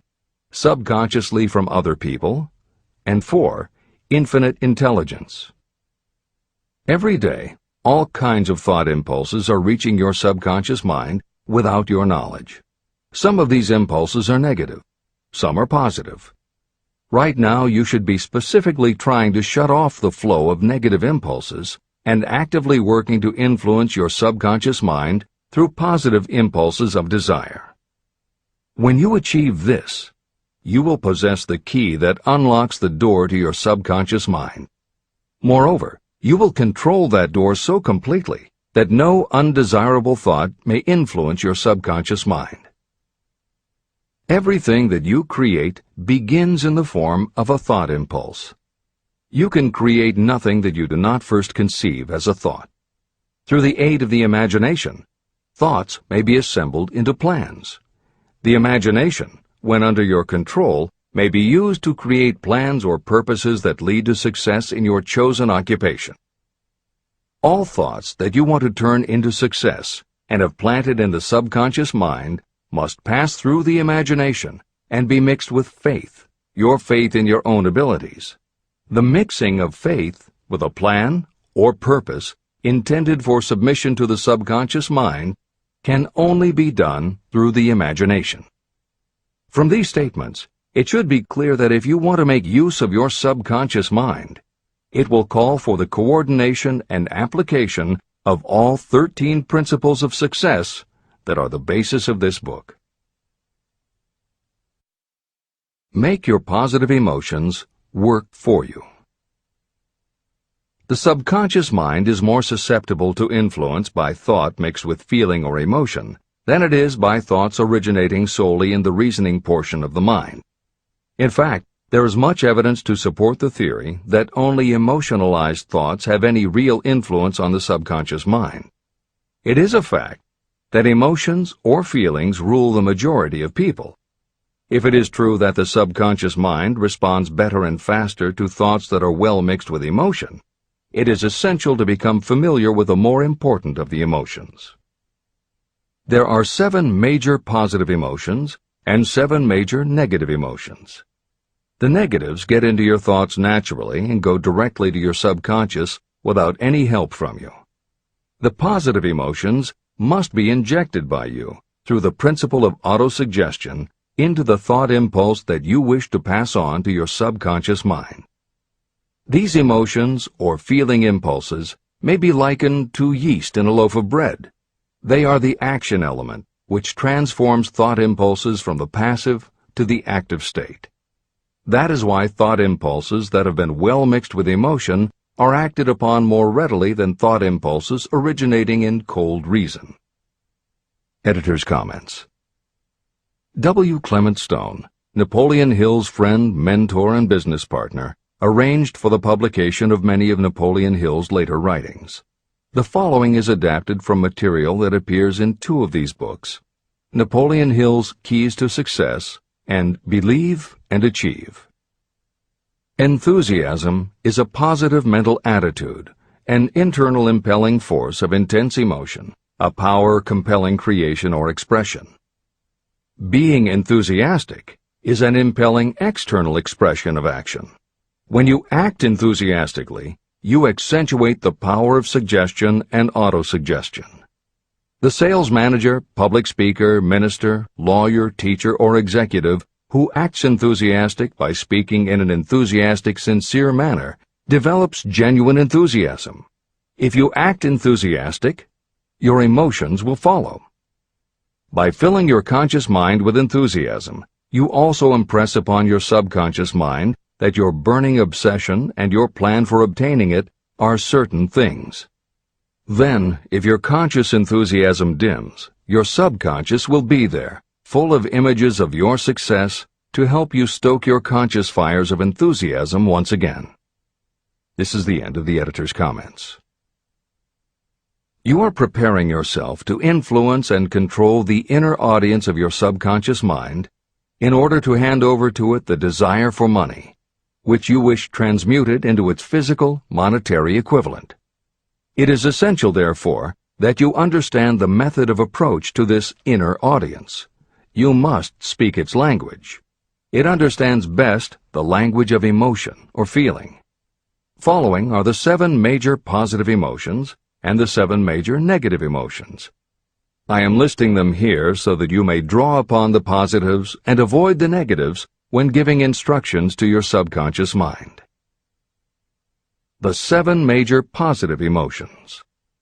The emotion of desire, the emotion of faith, the emotion of love, the emotion of sex, the emotion of enthusiasm, the emotion of romance, the emotion of hope. There are other positive emotions, but these are the 7 most powerful and the ones most commonly used in creative effort. Master these 7 emotions. They can be mastered only by use, and the other positive emotions will be at your command when you need them. Remember that you are studying a book that is intended to help you develop a money consciousness by filling your mind with positive emotions. The 7 major negative emotions to be avoided. The emotion of fear, the emotion of jealousy, the emotion of hatred, the emotion of revenge, the emotion of greed, the emotion of superstition, the emotion of anger. Positive and negative emotions cannot occupy the mind at the same time. One or the other must dominate. It is your responsibility to make sure that positive emotions constitute the dominating influence of your mind. That is where the law of habit will help you. Form the habit of applying and using the positive emotions. Eventually, they will dominate your mind so completely that the negatives cannot enter it. Only by following these instructions literally and continuously can you gain control over your subconscious mind. The presence of a single negative in your conscious mind is sufficient to destroy all chances of constructive aid from your subconscious mind. Editor's comments. Napoleon Hill's concern about the susceptibility of the subconscious mind to negative thoughts, emotions, and comments is well known to professionals who work with these techniques. In clinical hypnotherapy, there is an axiom referred to as the law of reversed effect, which states that whenever there is a conflict between imagination and willpower, the imagination wins. When you attempt to plant an idea, if the subconscious already harbors a negative, trying to force the new idea has the reverse effect, because the subconscious becomes obsessed with defending its established negative idea. And the harder you try to do something, the more the subconscious resists, and the more difficult it becomes. Even the use of the word try is warned against, because it gives the suggestion to the subconscious of a preconceived failure. The concept of trying implies an ongoing effort. You don't want to try. You want to succeed. If you ask your subconscious to help you try, it may do just that. It may help you try, but it will prevent you from succeeding. Because if you did succeed, then it could no longer help you try, which is what you asked it to do. The cautionary note about using the word try is just one example of the care that should be taken when formulating affirmations and using autosuggestion. The following are some other rules of thumb that most modern experts agree on. 1. Affirmations should always be stated as a positive. Affirm what you do want, not what you don't want. 2. Affirmations work best when they are short and very clear about a single desired goal. Take the time to write, rewrite, and polish your affirmation until you can express your desire in a short statement of precise and well-chosen words. 3. Affirmations should be specific about the desired goal, but not about how to accomplish it. Your subconscious knows better than you what it can do and how it can do it. 4. Do not make unreasonable time demands. Your subconscious can't make anything happen suddenly or now. 5. Just saying the words will have little effect. When you affirm your desire, you must do it with such faith and conviction that your subconscious becomes convinced of how important it is to you. As you affirm your desire to yourself, visualize it in your mind's eye as big as a billboard. Make it big, powerful, and memorable. 6. Repetition of your emotionalized affirmation is crucial. At this time, it is your habit to think one way. By repeating your affirmation often every day, your new way of thinking will begin to be your automatic response. Keep reinforcing it until it becomes second nature to you, and your habit will have become to think the new way, the way you want to think. This is the end of the editor's comments. We form habits based on the degree of reinforcement we receive. Habits make no moral judgments. They can be either good or bad. Both are formed through repetition. If we try something and like the results, we repeat the action. You can replace negative thoughts with positive ones. You can replace inaction with action, and you can form any habit you choose. Your thoughts are the only thing that you can completely control if you choose to do so. You can control your thoughts to control your habits. The secret of effective prayer. Most people resort to prayer only after everything else has failed, or else they pray by a ritual of meaningless words. And because most people who pray do so only after everything else has failed, they go to prayer with their minds filled with fear and doubt. Because fear and doubt are the emotions that are mixed with their prayer, these are the emotions the subconscious mind passes on, and these are the emotions that infinite intelligence receives and acts upon. If you pray for a thing, but as you pray you have fear that you may not receive it, or that your prayer will not be acted upon by infinite intelligence, your prayer will have been in vain. Prayer does sometimes result in the realization of that for which one prays. If you have ever had the experience of receiving something for which you prayed, go back in your memory and recall your actual state of mind while you were praying, and you will know for sure that the theory here described is more than a theory. The method by which you may communicate with infinite intelligence is very similar to the way the vibration of sound is transmitted by radio waves. Sound cannot be transmitted through the atmosphere until it has been changed into a very high rate of vibration. The radio station takes the sound of the human voice and modifies it by stepping up the vibration millions of times. Only in this way can the energy of sound be sent over distances. After this transformation has taken place, the energy, which originally was in the form of vibrations of sound, is broadcast or transmitted as a radio signal. When a radio set receives the high-speed transmission, it then reconverts that energy back to its original slower rate of vibration.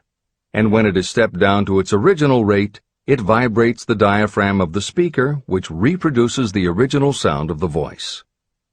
The subconscious mind is the intermediary that translates prayers or desires into terms that infinite intelligence can receive. The answer comes back to you in the form of a definite plan or idea for procuring the object of your prayer.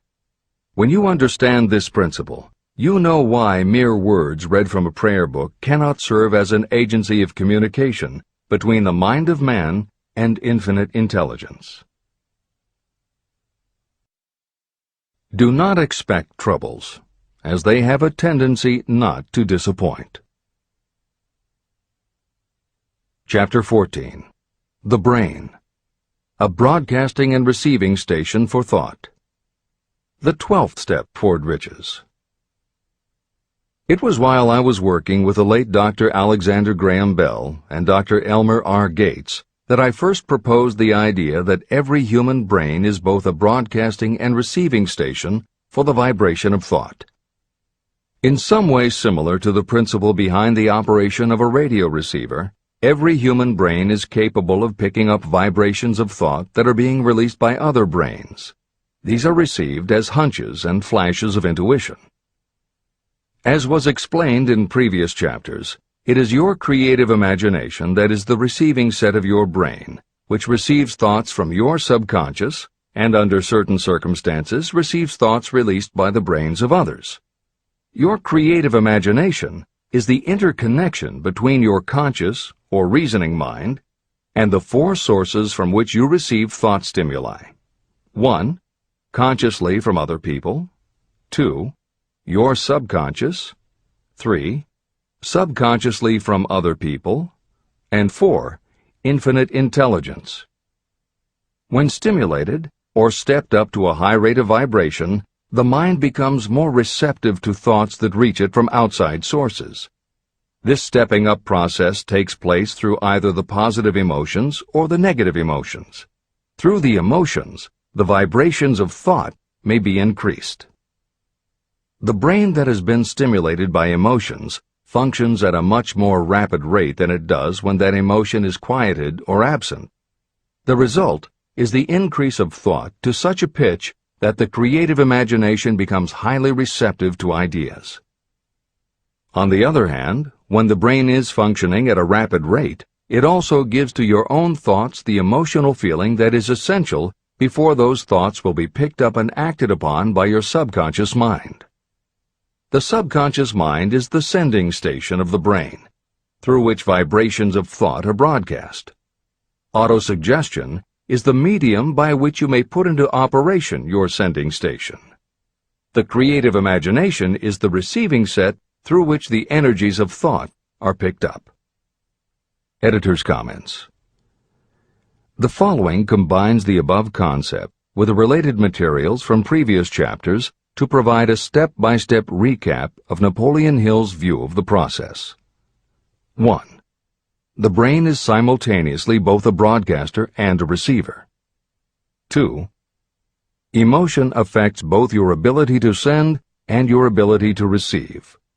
When under the effect of strong emotion, the more powerfully you can send thoughts. When under the effect of strong emotion, the more receptive you are to receiving thoughts. 3. When you send thoughts, to where do you send them? You send them to your subconscious by using autosuggestion. 4. When you receive thoughts, where do they come from? They come from your subconscious and you receive them through your creative imagination. 5. Your subconscious mind has two aspects. Your subconscious is a storehouse of information, as explained in the previous chapter. Your subconscious is your connection to infinite intelligence. 6. Infinite intelligence is the medium through which you receive thoughts from other brains. Infinite intelligence is Hill's term for describing the following basic law of physics. Because everything in the universe is made of time, space, energy, or matter, and because matter is just energy in a different form, then everything is actually different parts of the same thing. This means that your subconscious mind, energy, has a common base with every other subconscious mind, energy. 7. Thoughts from other brains come to you as follows. When you are under the effect of a strong emotion and your receiver is especially receptive, sometimes its pull is so strong that it attracts a thought from the subconscious mind of another brain. It is able to do this because infinite intelligence interconnects your subconscious with the subconscious of the other brain. 8. These thoughts from other brains are what we refer to as intuition, hunches, déjà vu, and foreknowledge.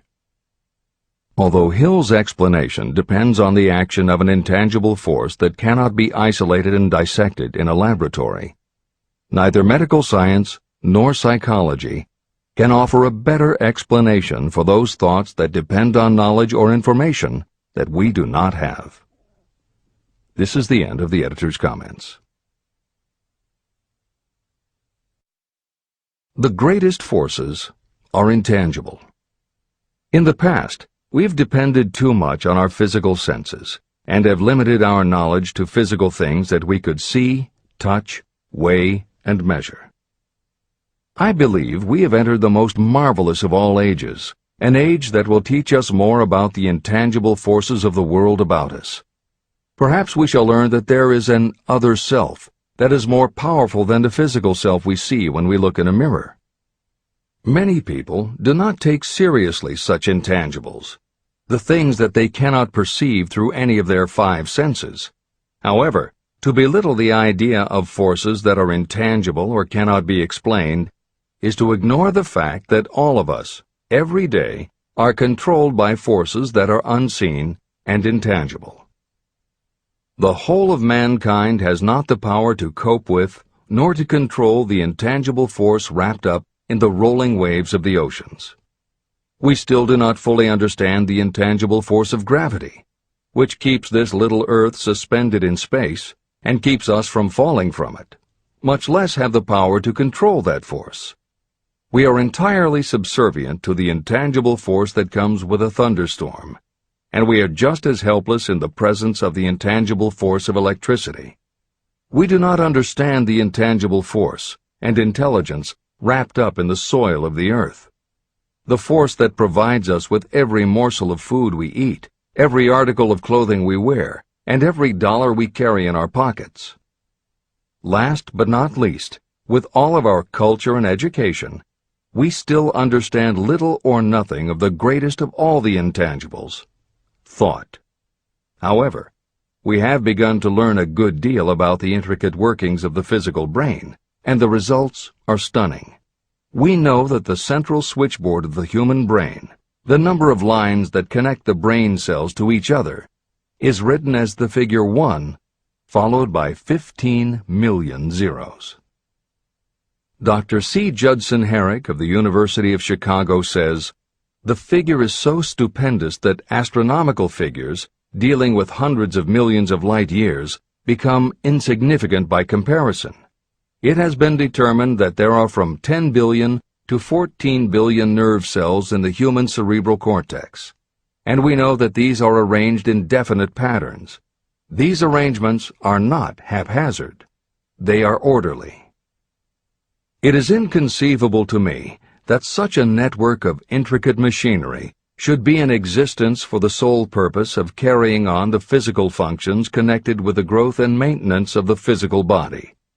Is it not likely that the same system, which gives billions of brain cells the media for communication, one with another, also provides the means of communication with other intangible forces?"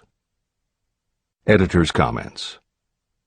In the time since Hill wrote the above comments, we have learned a great deal more about the physical brain and how it operates. We understand much about the chemistry of the brain. We can measure the energies it releases. We know which areas control the various functions of the body and which areas affect memory, emotions, reasoning, and many other subtleties related to the thinking process. Through surgery, medication, and other techniques, we know how to prevent the brain from having certain kinds of thoughts.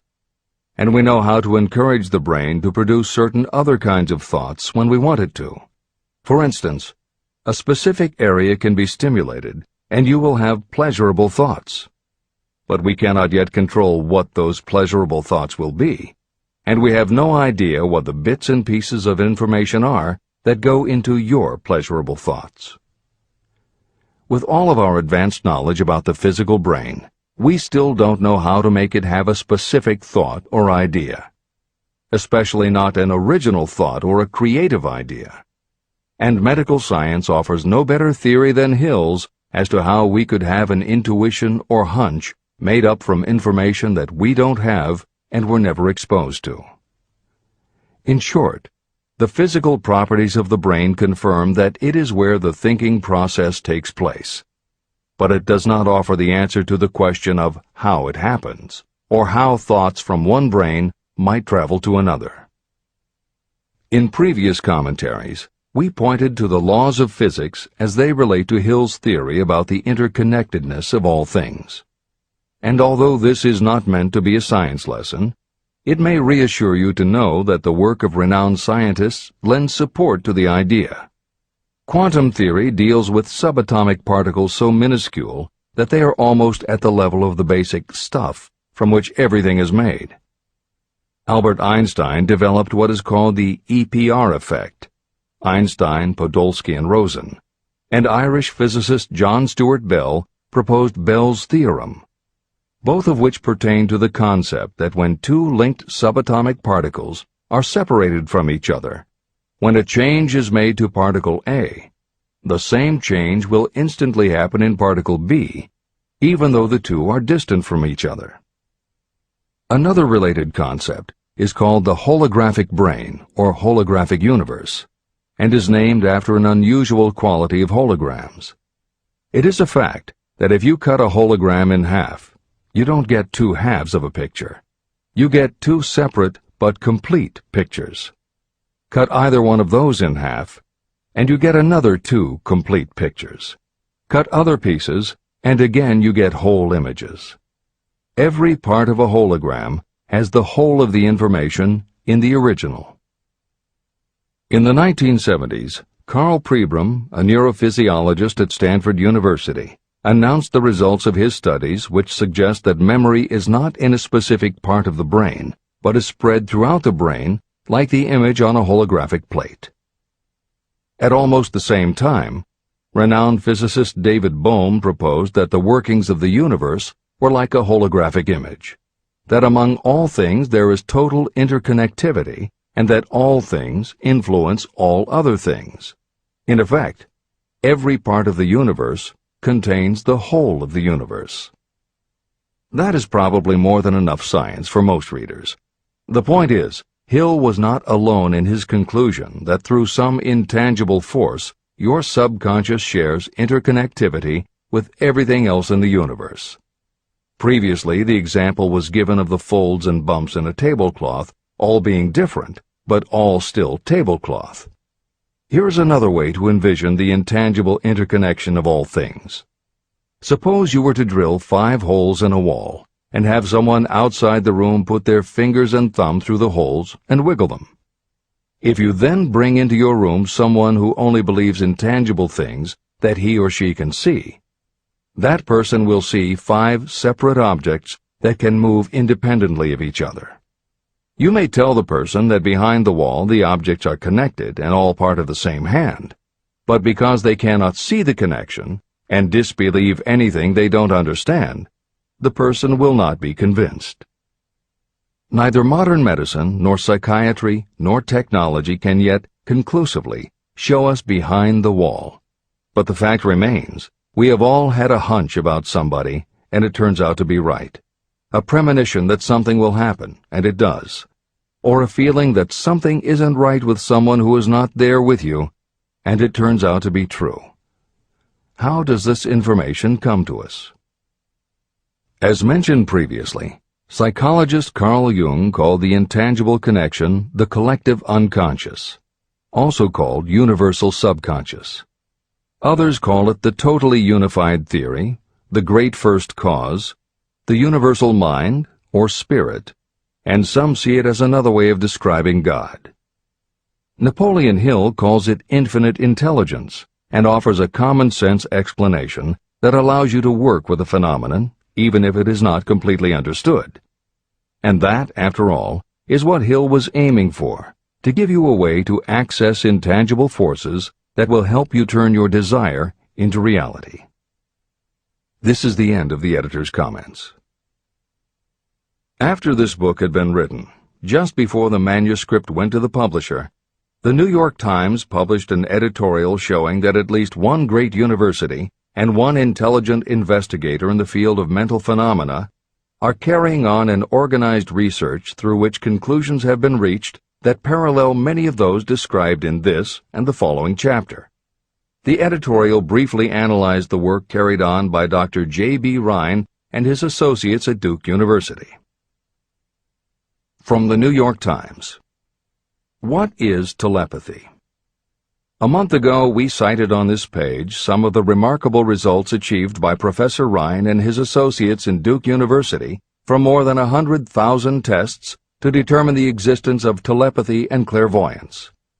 These results were summarized in the first 2 articles in Harper's Magazine. In the second, which has now appeared, the author, E.H. Wright, attempts to summarize what has been learned, or what it seems reasonable to infer, regarding the exact nature of these extrasensory modes of perception. The actual existence of telepathy and clairvoyance now seems to some scientists enormously probable as the result of Rhine's experiments. Various percipients were asked to name as many cards in a special pack as they could without looking at them and without other sensory access to them. About a score of men and women were discovered who could regularly name so many of the cards correctly that there was not one chance in many a million of their having done their feats by luck or accident. But how did they do them? These powers, assuming that they exist, do not seem to be sensory. There is no known organ for them. The experiments work just as well at distances of several hundred miles as they did in the same room. These facts also dispose, in Mr. Wright's opinion, of the attempt to explain telepathy or clairvoyance through any physical theory of radiation. All known forms of radiant energy decline inversely as the square of the distance traversed. Telepathy and clairvoyance do not. But they do vary through physical cause, as our other mental powers do. Contrary to widespread opinion, they do not improve when the percipient is asleep or half asleep, but on the contrary, when he is most wide awake and alert. Rhine discovered that a narcotic will invariably lower a percipient's score, while a stimulant will always send it higher. The most reliable performer apparently cannot make a good score unless he tries to do his best. One conclusion that Wright draws with some confidence is that telepathy and clairvoyance are really one and the same gift. That is, the faculty that sees a card face down on a table seems to be exactly the same one that reads a thought residing only in another mind. There are several grounds for believing this. So far, the two gifts have been found in every person who has either of them. If you have the abilities, both seem to be of equal strength. Screens, walls, distances have no effect at all on either. Wright expresses his hunch that other extrasensory experiences, such as prophetic dreams, premonitions of disaster, and the like, may also prove to be part of the same faculty. The reader is not asked to accept any of these conclusions, but the evidence that Rhine has piled up must remain impressive. In 1927, Dr. J.B. Rhine and his wife, Dr. Louisa E. Rhine, joined Professor William McDougall, chairman of the psychology department at Duke University, to create a lab that would apply strict scientific procedures to the study of psychic phenomena. They developed scientific methodologies and procedures to study, identify, and test individuals who demonstrated unusual abilities. It was Dr. Rhine who coined the term extrasensory perception, ESP, and he adopted the word parapsychology to describe their studies. It is fair to say that the research done at the Rhine lab is some of the most advanced work on the entire subject. In 1962, they created the Foundation for Research into the Nature of Man in order to continue their studies independent of the university and to publish related works. In 1995, the name was changed to the Rhine Research Institute. This is the end of the editor's comments. How to join minds in teamwork. In view of Dr. Rhine's findings about the conditions under which the mind responds to what he terms extrasensory modes of perception, I would like to add my own observations. My associates and I have discovered what we believe to be the ideal conditions under which the mind can be stimulated so that this sixth sense can be made to function in a practical way. To begin with, I should explain that there is a close working alliance between myself and two members of my staff. Through experimentation and practice, we have discovered how to stimulate our minds so that we can, by a process of blending our three minds into one, find the solution to a great variety of problems that are submitted by my clients. The procedure is very simple. We sit down at a conference table, clearly state the nature of the problem we have under consideration, then begin discussing it. Each contributes whatever thoughts may occur by applying the principle used in connection with the invisible counselors described in the next chapter. The strange thing about this method of mind stimulation is that it places each participant in communication with unknown sources of knowledge definitely outside their own experience. If you understand the principle described in the chapter on the mastermind, you of course recognize the round table as being a practical application of the mastermind. This method of mind stimulation, through the discussion of definite subjects between three people, illustrates the simplest and most practical use of the mastermind. When you tap into the power of your mastermind group, you will find that the more you work together, the more each member will learn to anticipate the ideas of others and to connect immediately with their intense enthusiasm and inspiration. You cannot completely control this process, but the more you use it, the more it will come into play. By adopting and following a similar plan, you will be making use of the famous Carnegie formula described in Chapter 1. If it means nothing to you at this time, mark this page and read it again after you have finished the last chapter. Great achievement is usually born of great sacrifice and is never the result of selfishness. Chapter 15. The Sixth Sense, the Door to the Temple of Wisdom, the 13th Step Toward Riches. The 13th principle is known as the Sixth Sense, through which infinite intelligence may and will communicate voluntarily without any effort from or demands by the individual. This principle is the apex of the philosophy of success. It can be assimilated, understood, and applied only by first mastering the other 12 principles. The sixth sense is that portion of the subconscious mind that has been referred to as the creative imagination. It has also been referred to as the receiving set through which ideas, plans, and thoughts flash into the mind. The flashes are sometimes called hunches or inspirations. The sixth sense defies description. It cannot be described to a person who has not mastered the other principles of this philosophy, because such a person has no knowledge and no experience with which the sixth sense may be compared. After you have mastered the principles in this book, you will be prepared to accept as truth a statement that may otherwise be incredible to you. Through the sixth sense, you will be warned of impending dangers in time to avoid them and notified of opportunities in time to embrace them. As you develop your sixth sense, it is almost as though a guardian angel comes to you to be of help and assistance, a guardian angel who will open to you at all times the door to the Temple of Wisdom. Miracles of the Sixth Sense. I am not a believer in, nor an advocate of, miracles, for the simple reason that I have enough knowledge of nature to understand that nature never deviates from her established laws. However, I believe that some of nature's laws are so incomprehensible that they produce what appear to be miracles. The sixth sense comes as near to being a miracle as anything I have ever experienced. This much I do know, that there is a power, or a first cause, or an intelligence which permeates every atom of matter and embraces every unit of energy perceptible to man.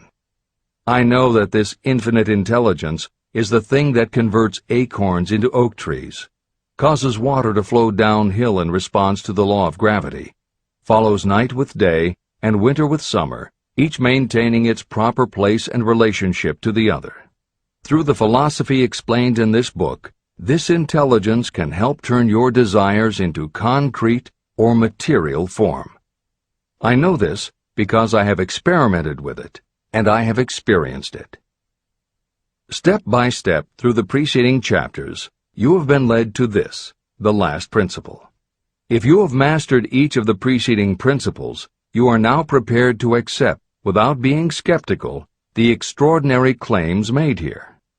If you have not mastered the other principles, you must do so before you may determine definitely whether or not the claims made in this chapter are fact or fiction. Let great people shape your life. I have never completely divested myself of the habit of hero worship. While I was passing through the stage of hero worship, I found myself trying to imitate those whom I most admired. My experience has taught me that the next best thing to being truly great is to emulate the great, to try to act like them, be like them, and feel like them as much as I could.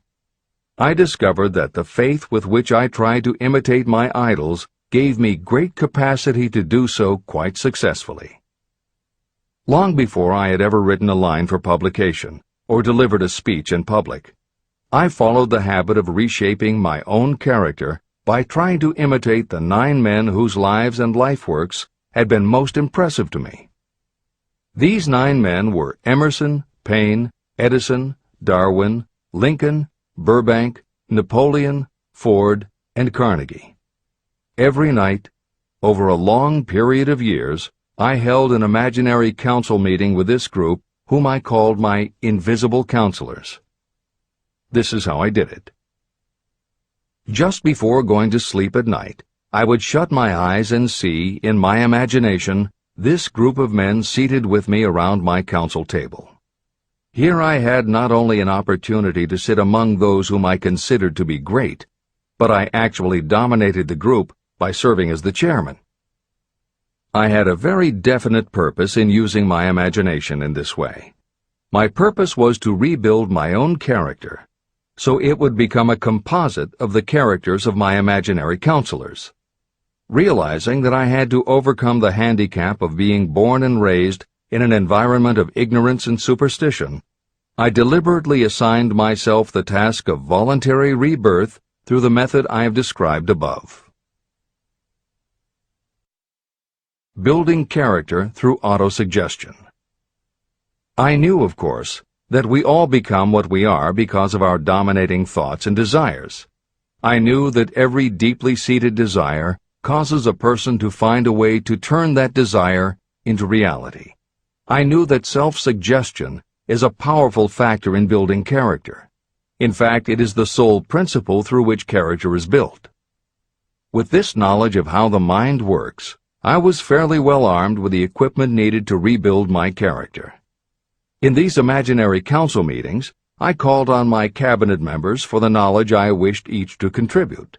I would even speak out loud to each of them as follows. Mr. Emerson, I desire to acquire from you the marvelous understanding of nature which distinguished your life. I ask that you impress upon my subconscious mind those qualities you possessed that enabled you to understand and adapt yourself to the laws of nature.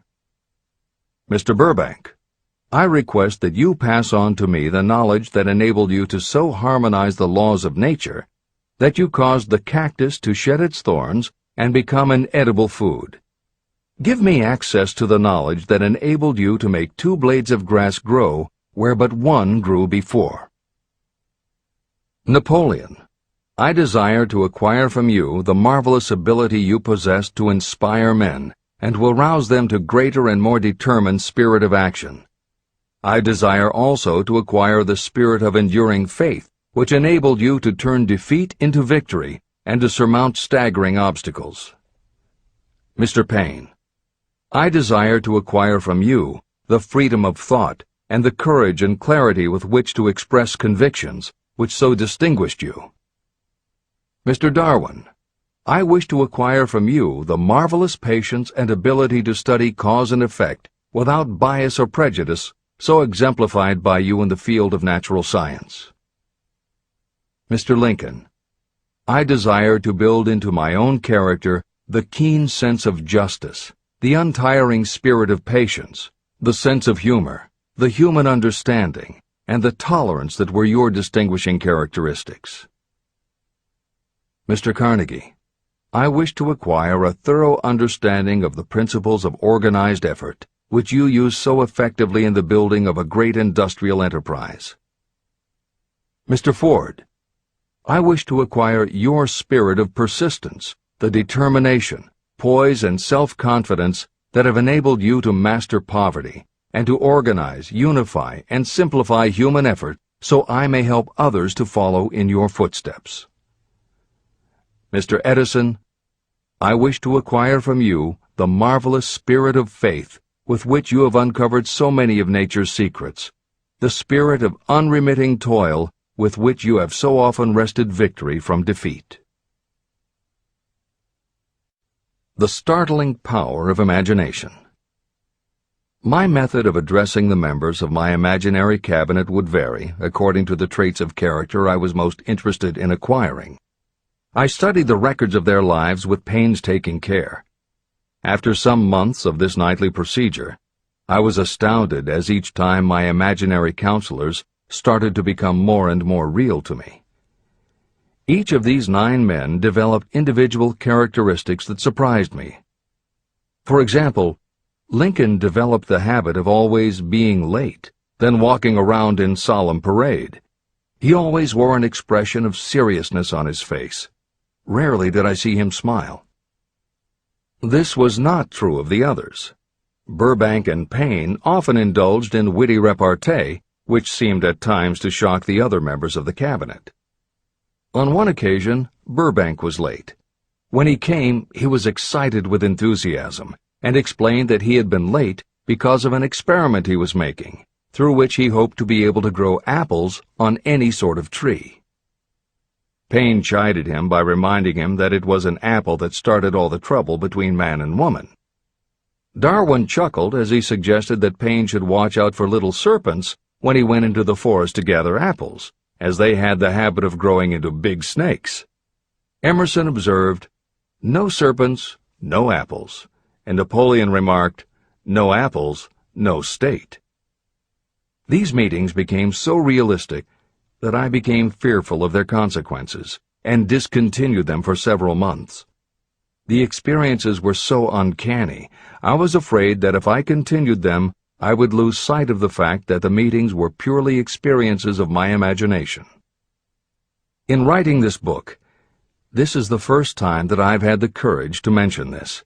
I knew from my own attitude in connection with such matters that I would be misunderstood if I described my unusual experience. I now have the courage to put this on the printed page, because I am now less concerned about what they say than I was in the years that have passed.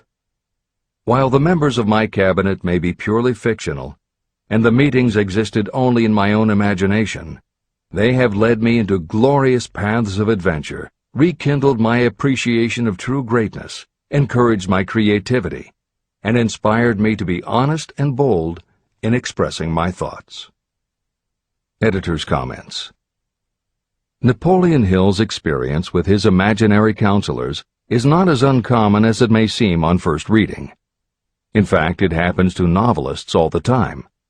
As an author proceeds with the writing of a book, there will come a point when the characters in the novel become so well defined in the author's mind that the personalities of the characters themselves begin to suggest plot points and dialogue that the author never planned. Often the thoughts that come to the author when he or she is in the character are completely original, and in real life would never have occurred to the author. Psychiatrists, therapists, and motivational experts also use this phenomenon when they work with role-playing. The usual procedure is to ask 2 people to act out a scenario as if they were in each other's shoes. If this is done in a situation where the participants do not feel embarrassed or self-conscious, and if the people will allow themselves to become submerged and seriously try to become the other person, the results can be stunning. Depending on the faith with which you approach it, you can get not just a general sense of what the other person is going through, but also have flashes of insight, actually feel what the other person feels, and gain a real understanding about the reactions or motivations of others.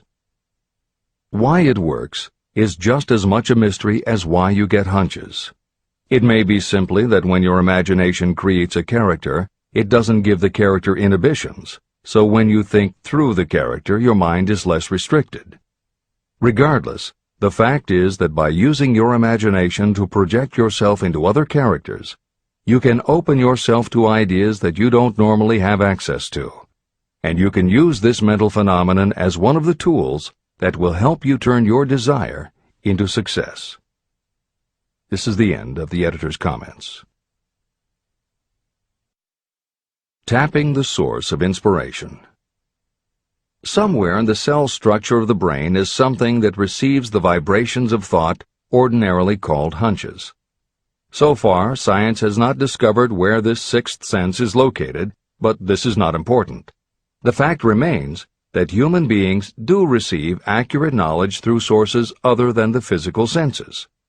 Generally, such knowledge is received when the mind is under the influence of extraordinary stimulation.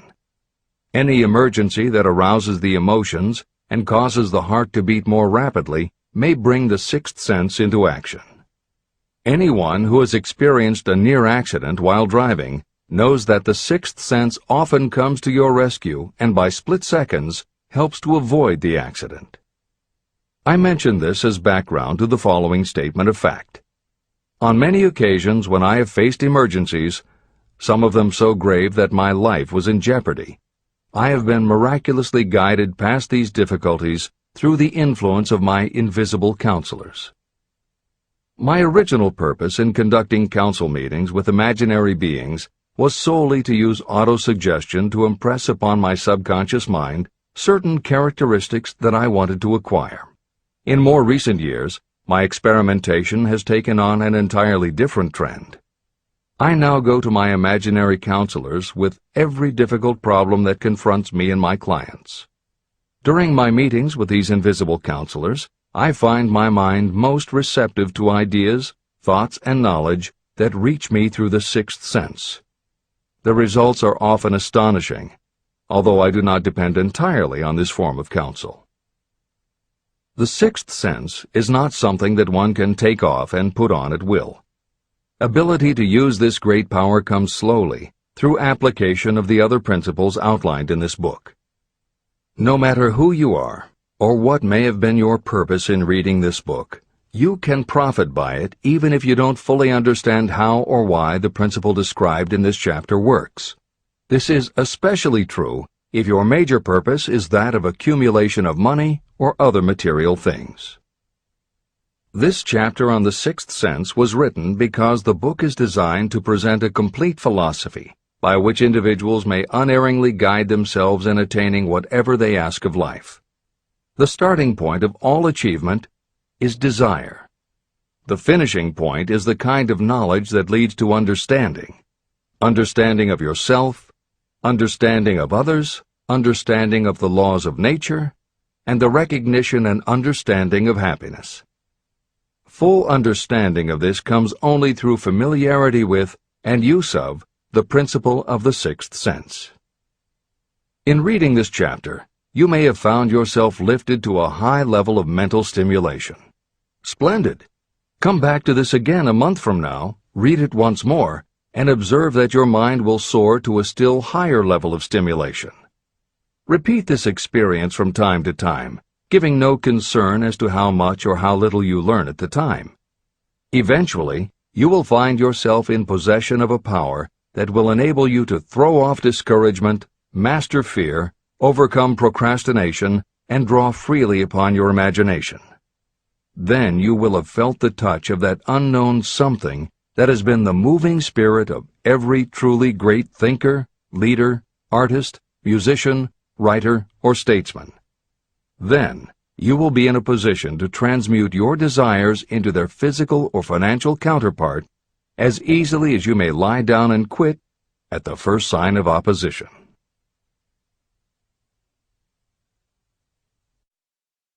The man who actually knows just what he wants in life has already gone a long way toward attaining it. Chapter 16. The 6 Ghosts of Fear.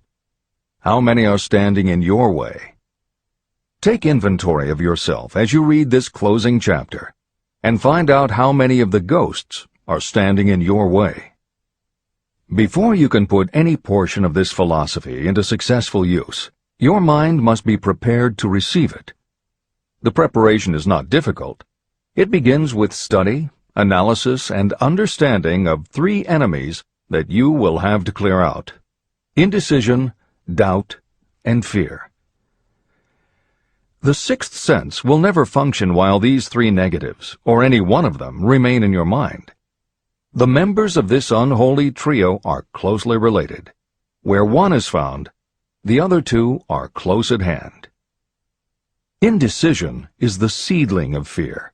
Remember this as you read. Indecision crystallizes into doubt. The two blend and become fear. The blending process often is slow. This is one reason why these three enemies are so dangerous. They germinate and grow without their presence being observed. The remainder of this chapter describes a state of mind that you must attain before the philosophy can be put into practical use. This chapter also analyzes a condition that has reduced huge numbers of people to poverty, and it states a truth that must be understood by all who accumulate riches, whether measured in terms of money or in terms of a state of mind that may be of far greater value than money. The purpose of this chapter is to turn the spotlight of attention on the cause and the cure of the 6 basic fears. Before you can master an enemy, you must know its name, its habits, and where to attack it. As you read, analyze yourself carefully and determine which, if any, of the 6 common fears have attached themselves to you. And keep in mind that sometimes they are hidden in the subconscious mind, where they are difficult to locate and still more difficult to eliminate.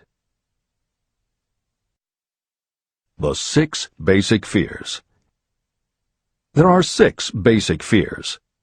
At one time or another, every person suffers from some combination of these fears. Most people are fortunate if they do not suffer from the entire 6.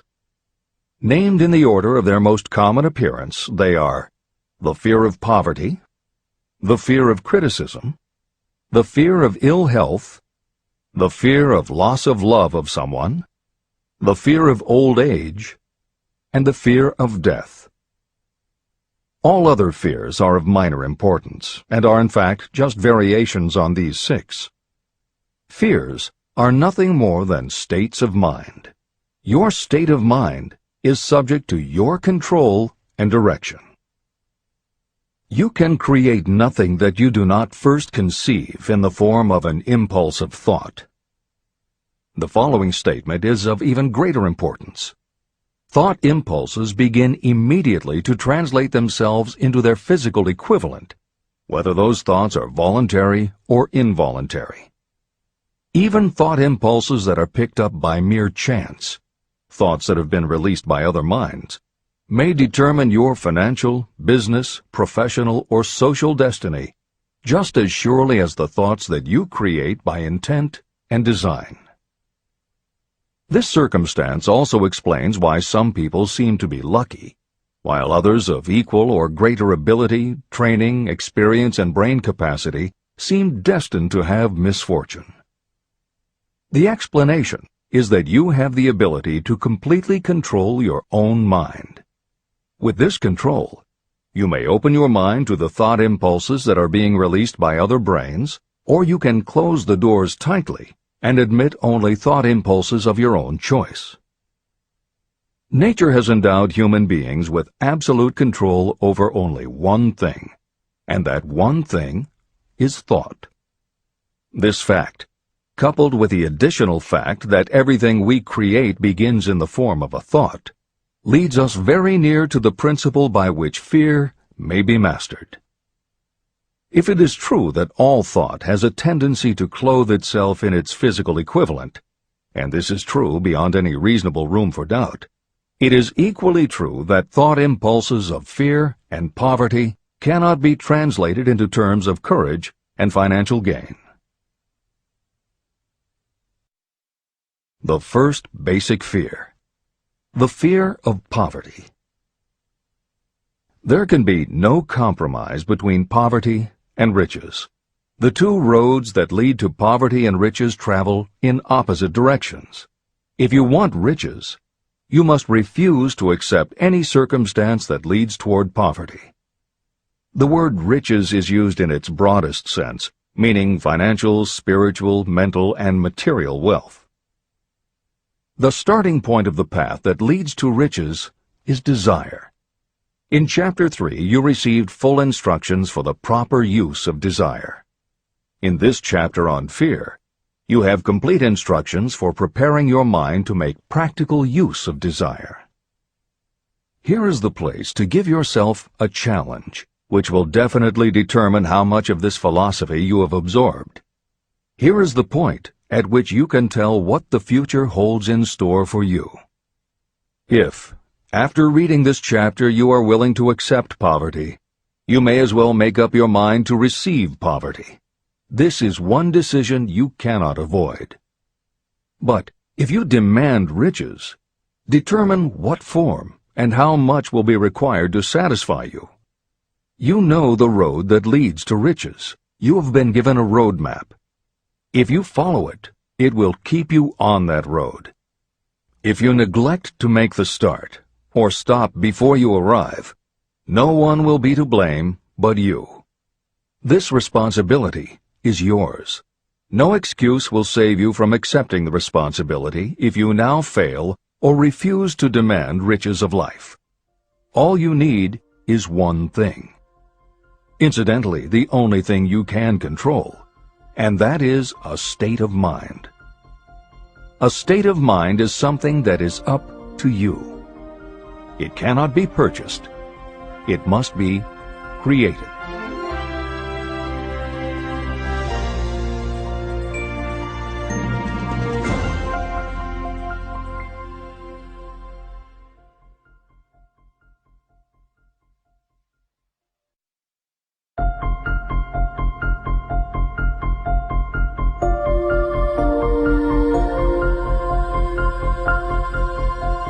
The most destructive fear.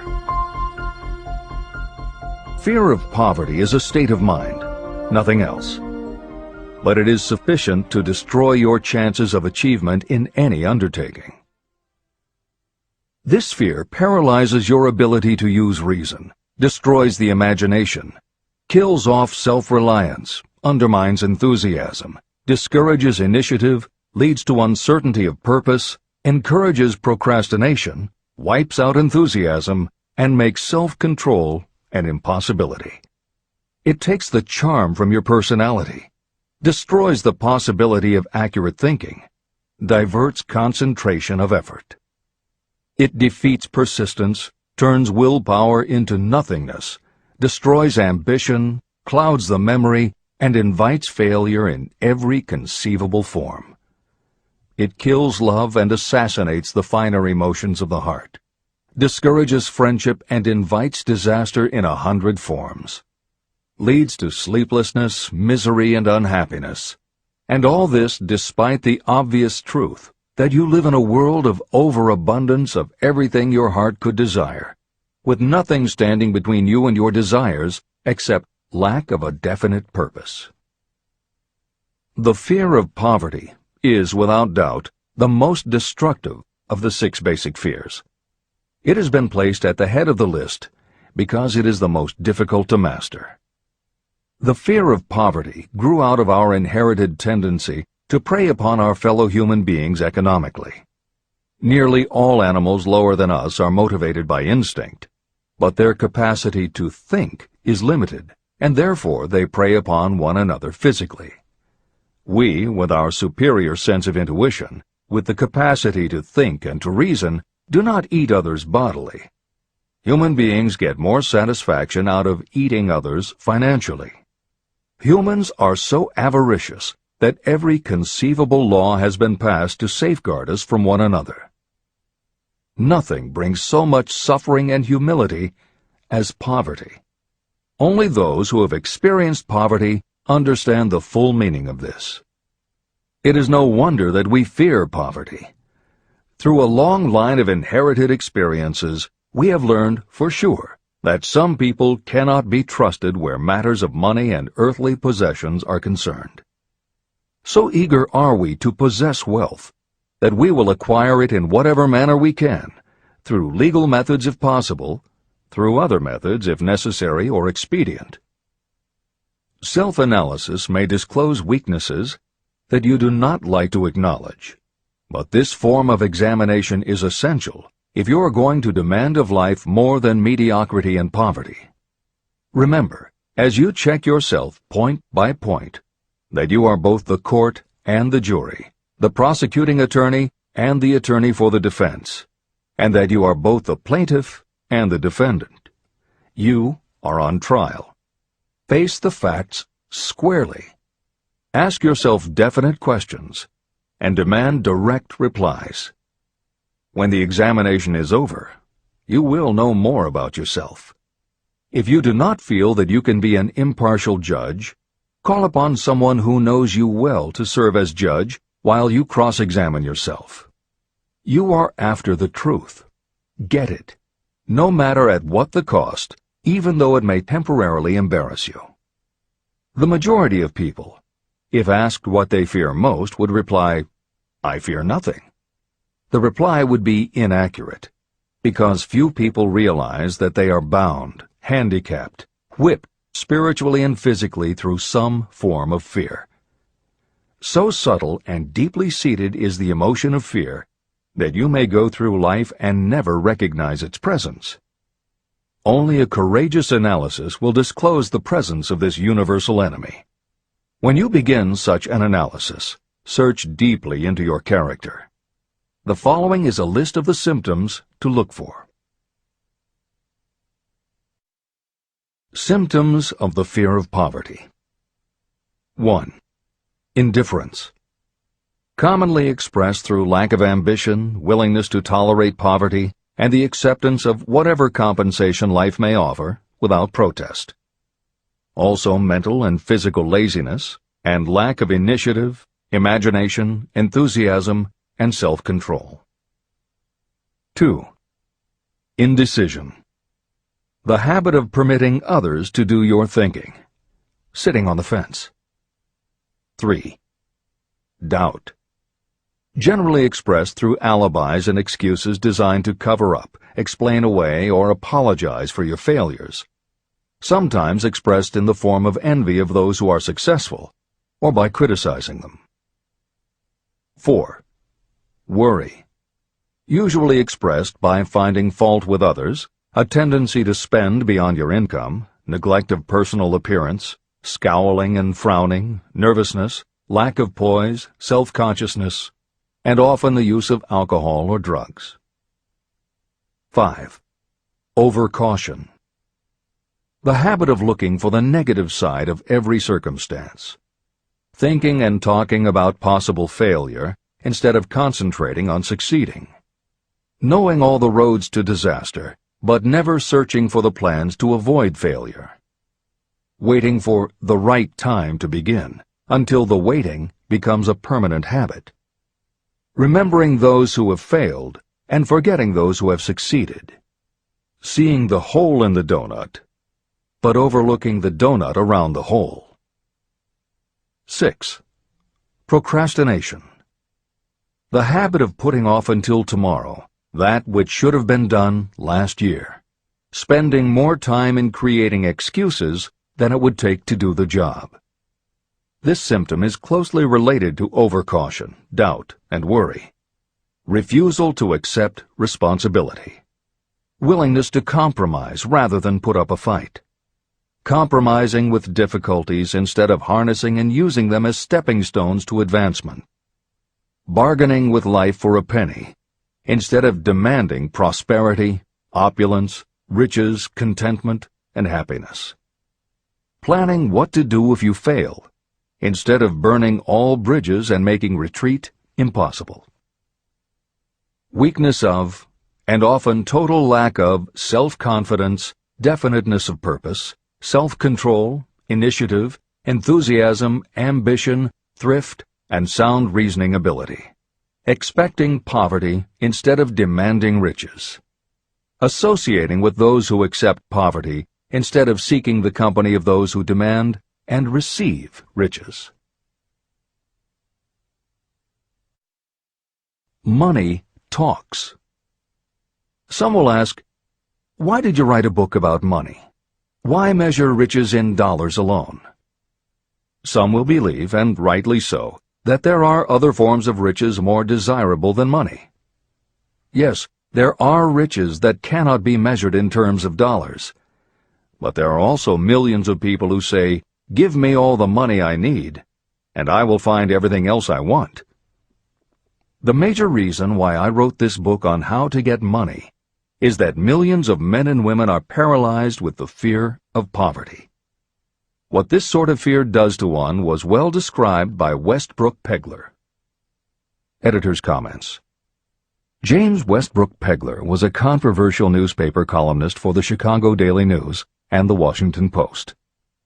Although his career lasted into the 1960s, he was most widely read and quoted during the 1930s and 1940s. During that period, he went from being a public supporter of Franklin Roosevelt and the New Deal policies to the opposite end of the political spectrum, championing conservative points of view. Pegler was also the author of 3 books based on his columns, and in 1940 won the Pulitzer Prize for his expose of union racketeering. This is the end of the editor's comments. We continue with the article by Westbrook Pegler. Money is only clamshells or metal discs or scraps of paper, and there are treasures of the heart and soul which money cannot buy. But most people, being broke, are unable to keep this in mind and sustain their spirits. When a man is down and out and on the street, unable to get any job at all, something happens to his spirit, which can be observed in the droop of his shoulders, the set of his hat, his walk, and his gaze. He cannot escape a feeling of inferiority among people with regular employment, even though he knows they are definitely not his equals in character, intelligence, or ability. These people, even his friends, feel, on the other hand, a sense of superiority and regard him, perhaps unconsciously, as a casualty. He may borrow for a time, but not enough to carry on in his accustomed way, and he cannot continue to borrow very long. But borrowing in itself, when a man is borrowing merely to live, is a depressing experience, and the money lacks the power of earned money to revive his spirits. Of course, none of this applies to bums or habitual ne'er-do-wells, but only to men of normal ambitions and self-respect. Women in the same predicament must be different. We somehow do not think of women at all in considering the down-and-outers. They are scarce in the breadlines, they rarely are seen begging on the streets, and they are not recognizable in crowds by the same plain signs which identify busted men. Of course, I do not mean the shuffling hags of the city streets, who are the opposite number of the confirmed male bums. I mean reasonably young, decent, and intelligent women. There must be many of them, but their despair is not apparent. When a man is down and out, he has time on his hands for brooding. He may travel miles to see a man about a job and discover that the job is filled, or that it is one of those jobs with no base pay, but only a commission on the sale of some useless knick-knack which nobody would buy except out of pity. Turning that down, he finds himself back on the street with nowhere to go, but just anywhere. So he walks and walks. He gazes into store windows at luxuries which are not for him, and feels inferior and gives way to people who stop to look with an active interest. He wanders into the railroad station, or puts himself down in the library to ease his legs and soak up a little heat, but that isn't looking for a job, so he gets going again. He may not know it, but his aimlessness would give him away even if the very lines of his figure did not. He may be well dressed in the clothes left over from the days when he had a steady job, but the clothes cannot disguise the droop. He sees thousands of other people, bookkeepers or clerks or chemists or wagon hands, busy at their work, and envies them from the bottom of his soul. They have their independence, their self-respect and manhood, and he simply cannot convince himself that he is a good man too, though he argue it out and arrive at a favorable verdict hour after hour. It is just money which makes this difference in him. With a little money, he would be himself again. This is the end of the article by Westbrook Pegler. The second basic fear, the fear of criticism. Just how we originally came by this fear, no one can say definitely, but one thing is certain: we have it in a highly developed form. I am inclined to attribute the basic fear of criticism to that part of our inherited nature that prompts us not only to take away other people's goods and wares, but also to justify our actions by criticism of the character of others.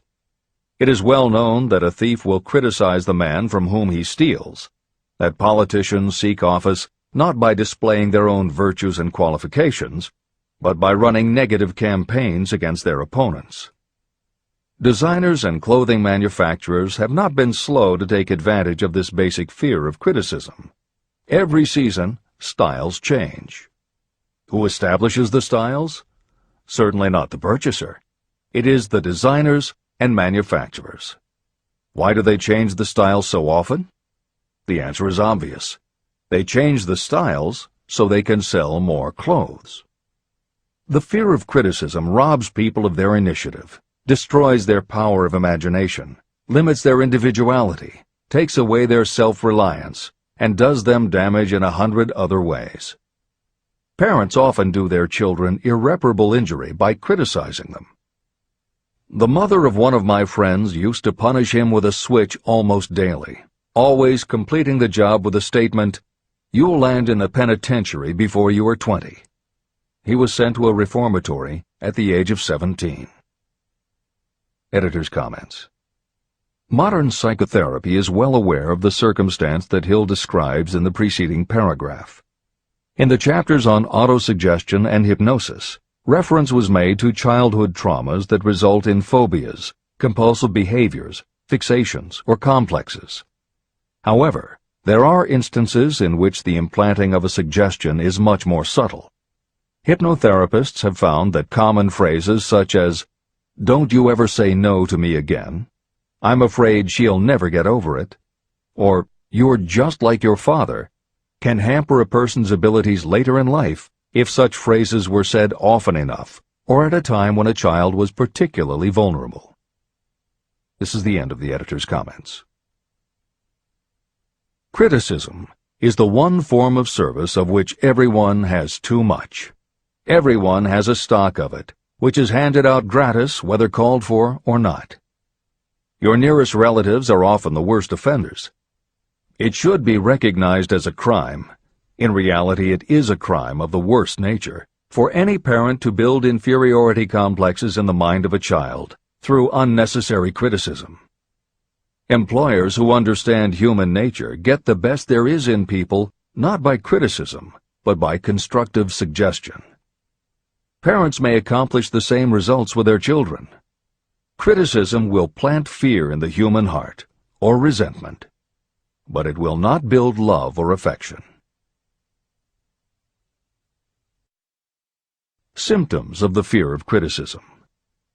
This fear is almost as universal as the fear of poverty, and its effects are just as fatal to personal achievement, mainly because this fear destroys initiative and discourages the use of imagination. The major symptoms of the fear are 1. Self-consciousness, generally expressed through nervousness, timidity in conversation and in meeting strangers, awkward movements, and shifting of the eyes. 2. Lack of poise, expressed through lack of voice control, nervousness in the presence of others, poor posture, poor memory. 3. Personality weaknesses, lacking in firmness of decision, personal charm, and ability to express opinions definitely, the habit of sidestepping issues instead of meeting them squarely, agreeing with others without careful examination of their opinions. 4. Inferiority complex, the habit of expressing your own self-approval as a means of covering up your feeling of inferiority, using big words to impress others, often without knowing the real meaning of the words, imitating others in dress, speech, and manners, boasting of imaginary achievements, and acting superior to cover up the fact that you feel inferior. 5. Extravagance, the habit of trying to keep up with the Joneses and spending beyond your income. 6. Lack of initiative, failure to embrace opportunities for self-advancement, fear to express opinions, lack of confidence in your own ideas, giving evasive answers to questions asked by superiors, hesitancy of manner and speech, deceit in both words and deeds. 7. lack of ambition. Mental and physical laziness, lack of self-assertion, slowness in reaching decisions, being too easily influenced, the habit of accepting defeat without protest, or quitting an undertaking when opposed by others. Also the habit of criticizing others behind their backs and flattering them to their faces, suspicion of other people without cause, lack of tactfulness of manner and speech, and unwillingness to accept the blame for mistakes. The third basic fear, the fear of ill health. This fear may be traced to both physical and social heredity. It is closely associated with the causes of fear of old age and the fear of death. We fear ill health because of the terrible pictures that have been planted in our minds of what may happen if death should overtake us. We also fear it because of the economic toll that it may claim. One reputable physician estimated that 75% of all people who visit doctors are suffering with hypochondria, imaginary illness. It has been shown that the fear of disease, even when there is not the slightest cause for fear, often produces the physical symptoms of the disease feared. Powerful and mighty is the human mind. It builds or it destroys. Through a series of experiments, my staff proved how susceptible people are to the power of suggestion. We asked 3 acquaintances to visit separately with the victim. They were instructed to pose the question, "What ails you? You look terribly ill." The first questioner provoked a grin from him and a nonchalant, "Oh, nothing, I'm all right." The second questioner was answered with a statement, "I don't know exactly, but I do feel badly." The third questioner was met with the admission that the victim was actually feeling ill. Editor's comment. Hill's experiment is one that you do not want to carry too far. It is not that different from the principle behind certain religious sects whose members take vengeance on their enemies by hexing or placing a spell on a victim.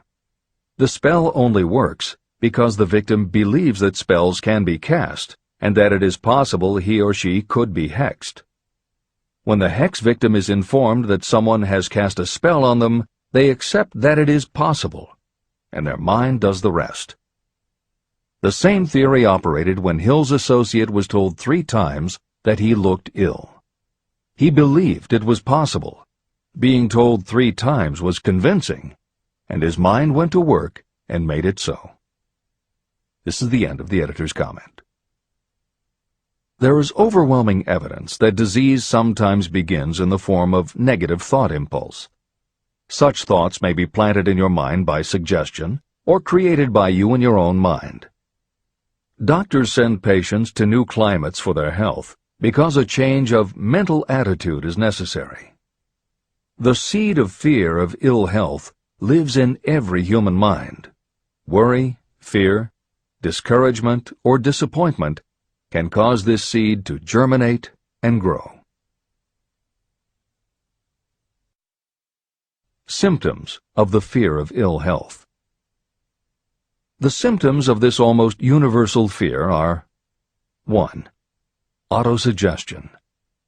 The habit of negative use of self-suggestion by looking for and expecting to find symptoms of all kinds of disease. Enjoying your imaginary illness and speaking of it as being real.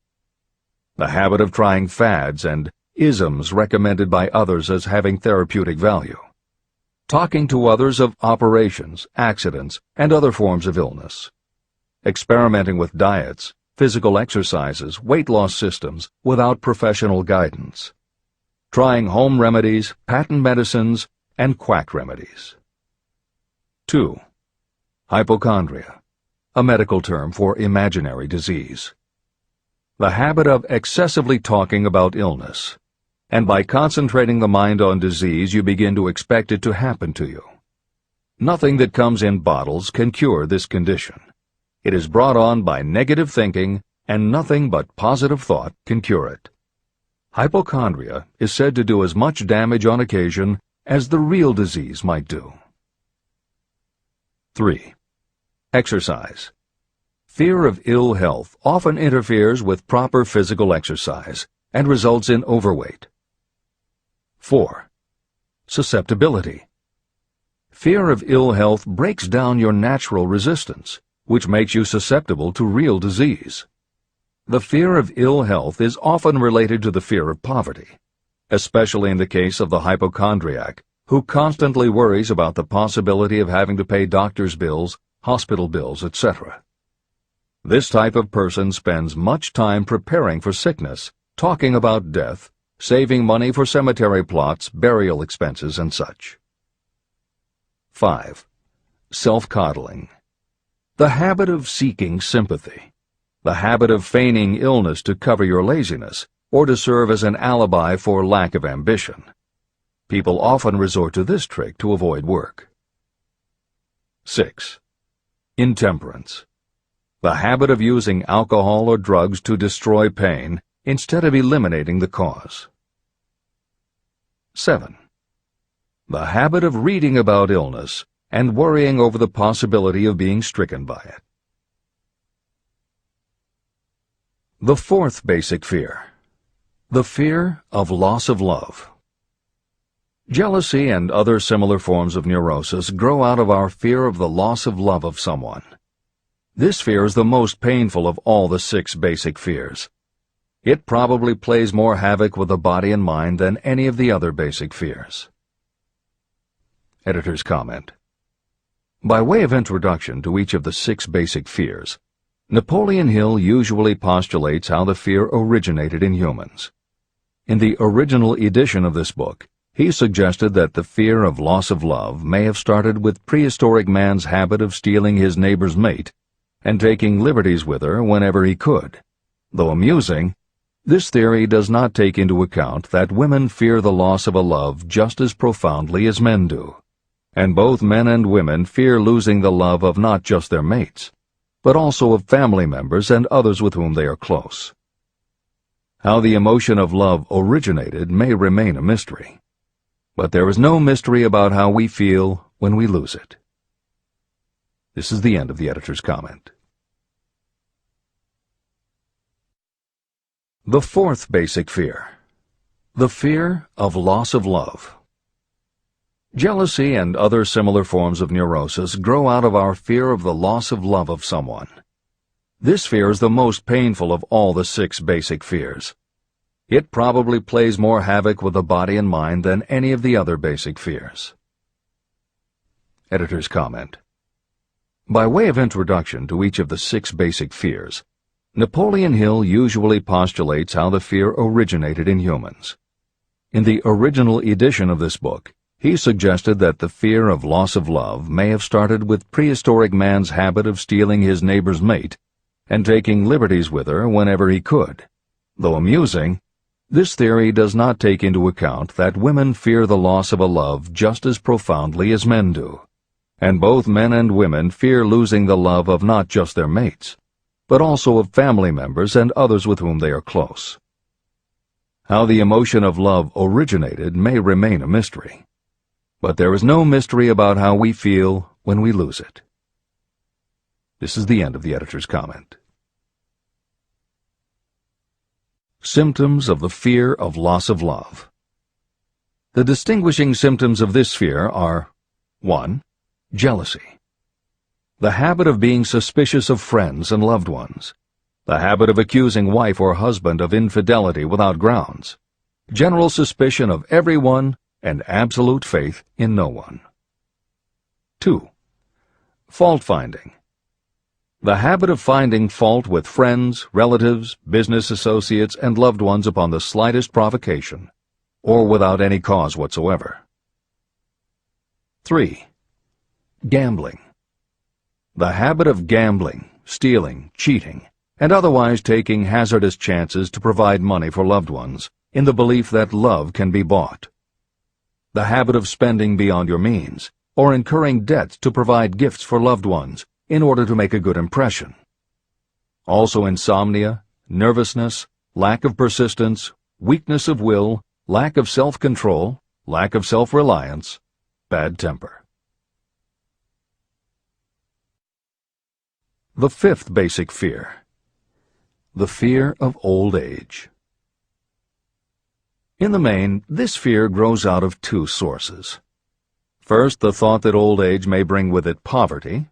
Second is the concern that many have for what may await them in the world beyond. The most common cause of fear of old age is associated with the possibility of poverty. Poorhouse is not a pretty word. It throws a chill into the mind of every person who faces the possibility of having to spend declining years having to live on some form of charity.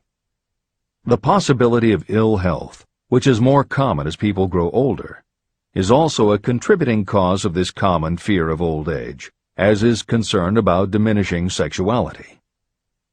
Another contributing cause of the fear of old age is the possibility of loss of freedom and independence, as old age may bring with it the loss of both physical and economic freedom.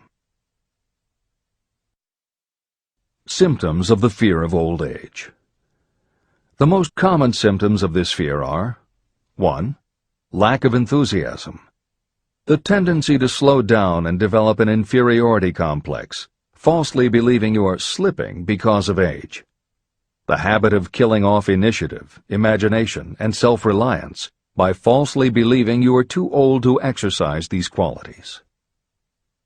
2. Self-consciousness of speech.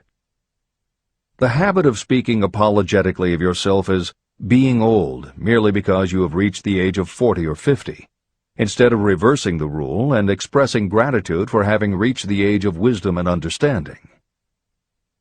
3. Inappropriate dress and action. Trying to appear much younger than your age by going overboard in your attempt to keep up with the style and mannerisms of youth. The sixth basic fear. The fear of death. To some, this is the cruelest of all the basic fears. The reason is obvious.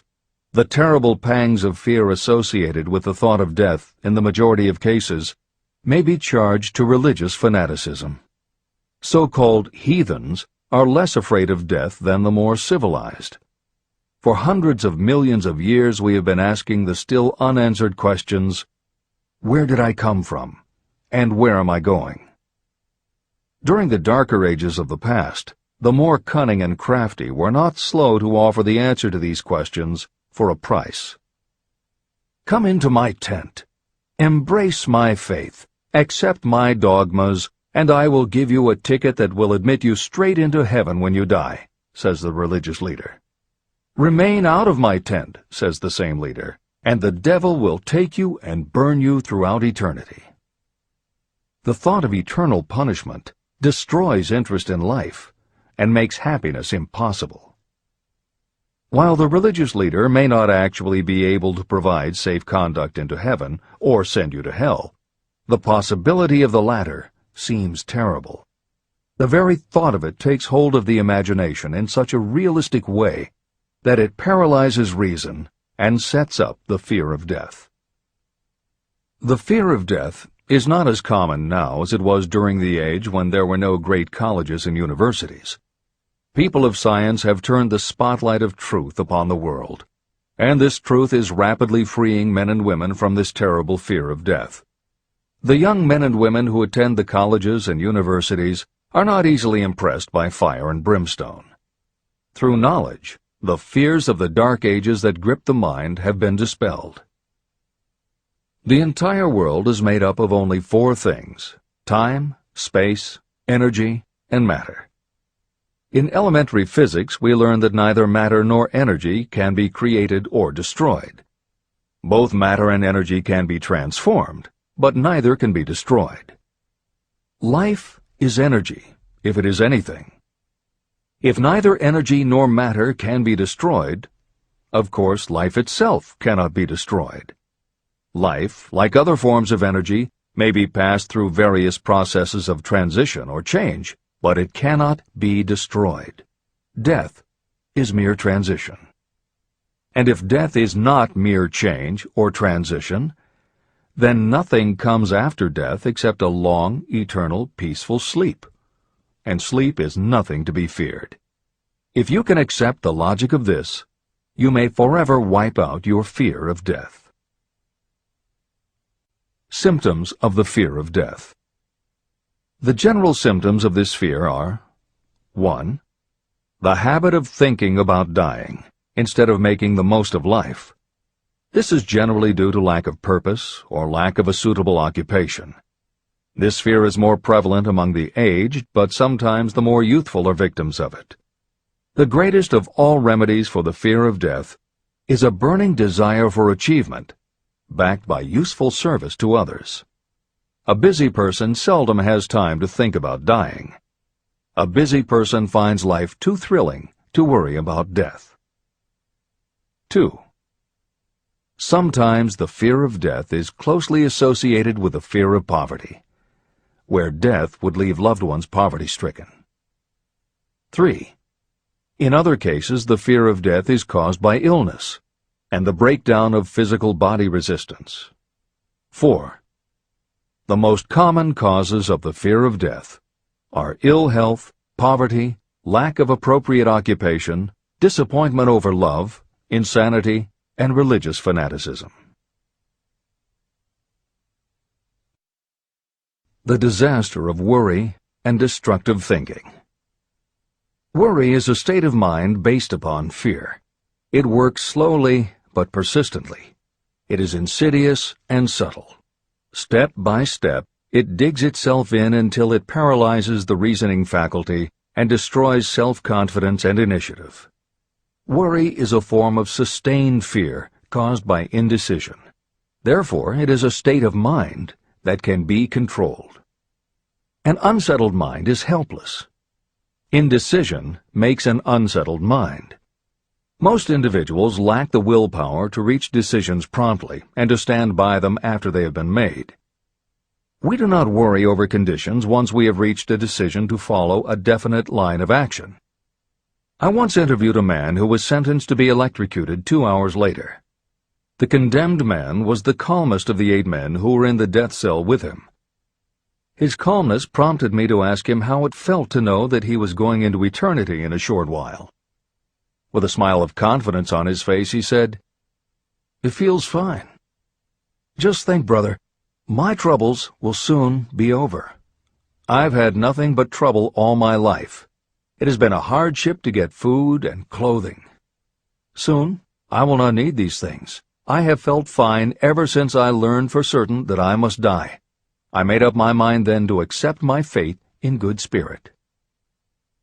As he spoke, he devoured a dinner sufficient for 3 men, eating every mouthful of the food brought to him, and apparently enjoying it as much as if no disaster awaited him. Decision gave this man resignation to his fate. Decision can also prevent one's acceptance of undesired circumstances. Through indecision, the 6 basic fears become translated into a state of worry. Relieve yourself forever of the fear of death by reaching a decision to accept death as an inescapable event. Eliminate the fear of old age by reaching a decision to accept it not as a handicap, but as a great blessing that carries with it wisdom, self-control, and understanding. Master the fear of loss of love by reaching a decision to get along without love, if that is necessary. Defeat the fear of criticism by reaching a decision not to worry about what other people think, do, or say. Overcome the fear of ill health by the decision to forget symptoms, and whip the fear of poverty by reaching a decision to get along with whatever wealth you can accumulate without worry. Kill the habit of worry in all its forms by reaching a general blanket decision that nothing life has to offer is worth the price of worry. With this decision will come poise, peace of mind, and calmness of thought, which will bring happiness. If your mind is filled with fear, you not only destroy your own chances of intelligent action, but you transmit these destructive vibrations to the minds of all who come into contact with you, and you destroy their chances too. Even a dog or a horse knows when its master lacks courage. It will pick up the vibrations of fear given off by its master and behave accordingly. The vibrations of fear pass from one mind to another just as quickly and as surely as the sound of the human voice passes from the broadcasting station to a radio receiver. The person who constantly speaks of negative or destructive thoughts is practically certain to experience the results of those words in the form of destructive feedback. But even negative thoughts without words will come back to you. The release of destructive thought impulses alone also produces feedback in more ways than one. First, and perhaps most important to be remembered, the person who releases thoughts of a destructive nature must suffer damage through the breaking down of creative imagination. Secondly, the presence in the mind of any destructive emotion develops a negative personality, which repels people and often converts them into antagonists. The third source of damage is that negative thoughts not only affect others, but they also embed themselves in the subconscious mind of the person releasing them and there become a part of that person's character. Your business in life is to achieve success. To be successful, you must find peace of mind, acquire the material needs of life, and above all, attain happiness. All of these indications of success begin in the form of thought impulses. You control your own mind. You have the power to feed it whatever thought impulses you choose. With this goes the responsibility of using your mind constructively. You are the master of your own earthly destiny, just as surely as you have the power to control your own thoughts. You may influence, direct, and eventually control your own environment, making your life what you want it to be. Or you may neglect to make your life what you want, and you will be adrift on the seas of circumstance, where you will be tossed like a wood chip on the waves of the ocean. The Devil's Workshop. In addition to the 6 basic fears, there is another evil by which people suffer. It constitutes a rich soil in which the seeds of failure grow abundantly. It is so subtle that its presence often is not detected.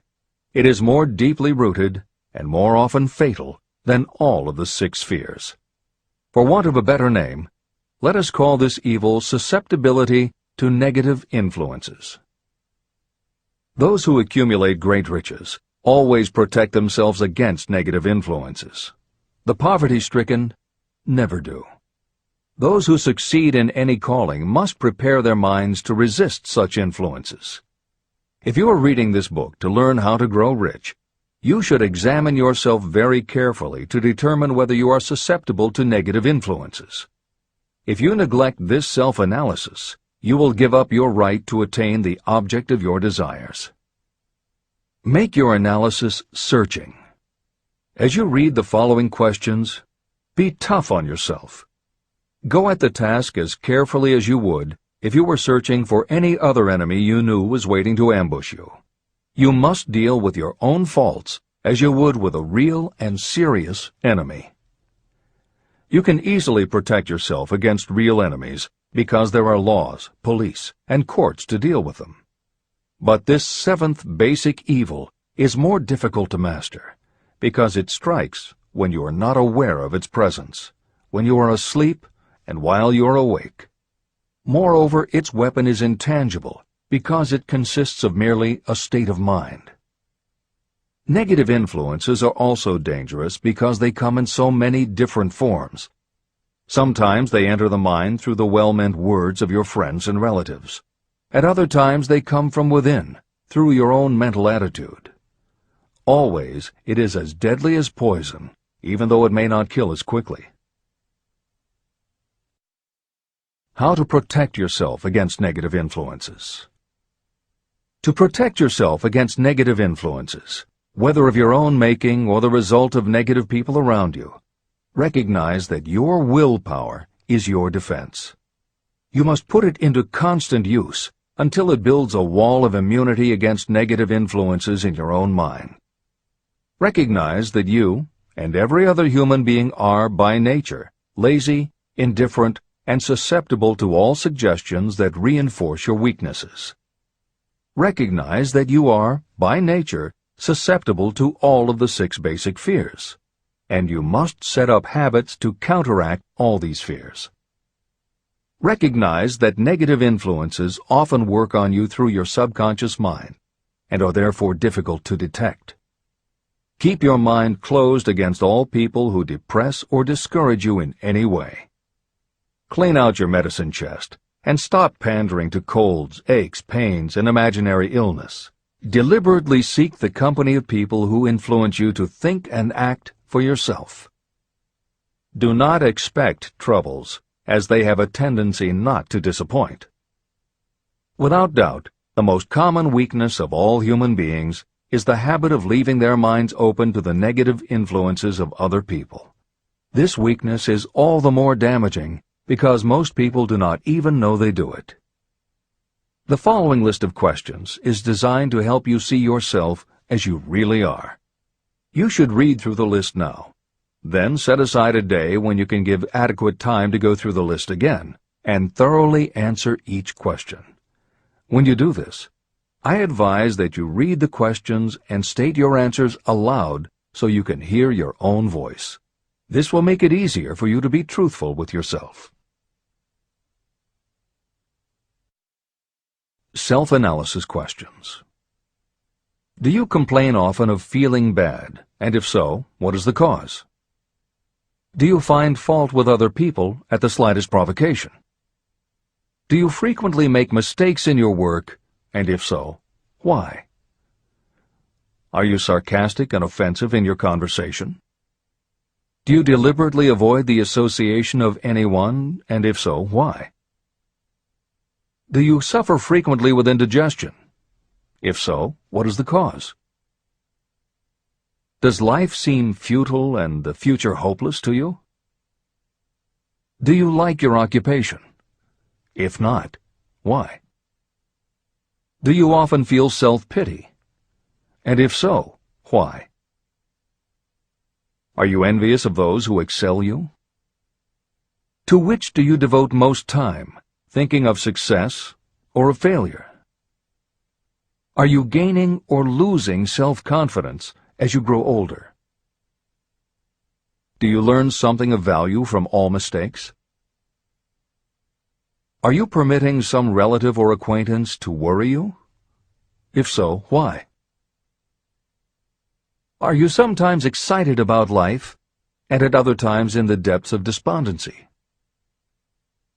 Who has the most inspiring influence upon you, and for what reason? Do you tolerate negative or discouraging influences that you could avoid? Are you careless of your personal appearance? If so, when and why? Have you learned how to ignore your troubles by being too busy to be annoyed by them? Would you call yourself a spineless weakling if you permitted others to do your thinking for you? How many preventable disturbances annoy you, and why do you tolerate them? Do you resort to alcohol, drugs, cigarettes, or other compulsions to quiet your nerves? If so, why do you not try willpower instead? Does anyone nag you, and if so, for what reason? Do you have a definite major purpose? And if so, what is it, and what plan do you have for achieving it? Do you suffer from any of the 6 basic fears? If so, which ones? Have you developed a method to shield yourself against the negative influence of others? Do you use autosuggestion to make your mind positive? Which do you value most, your material possessions or your privilege of controlling your own thoughts? Are you easily influenced by others against your own judgment?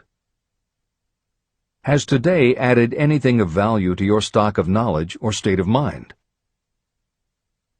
Do you face squarely the circumstances that make you unhappy, or do you sidestep the responsibility? Do you analyze all mistakes and failures and try to profit by them, or do you take the attitude that this is not your duty?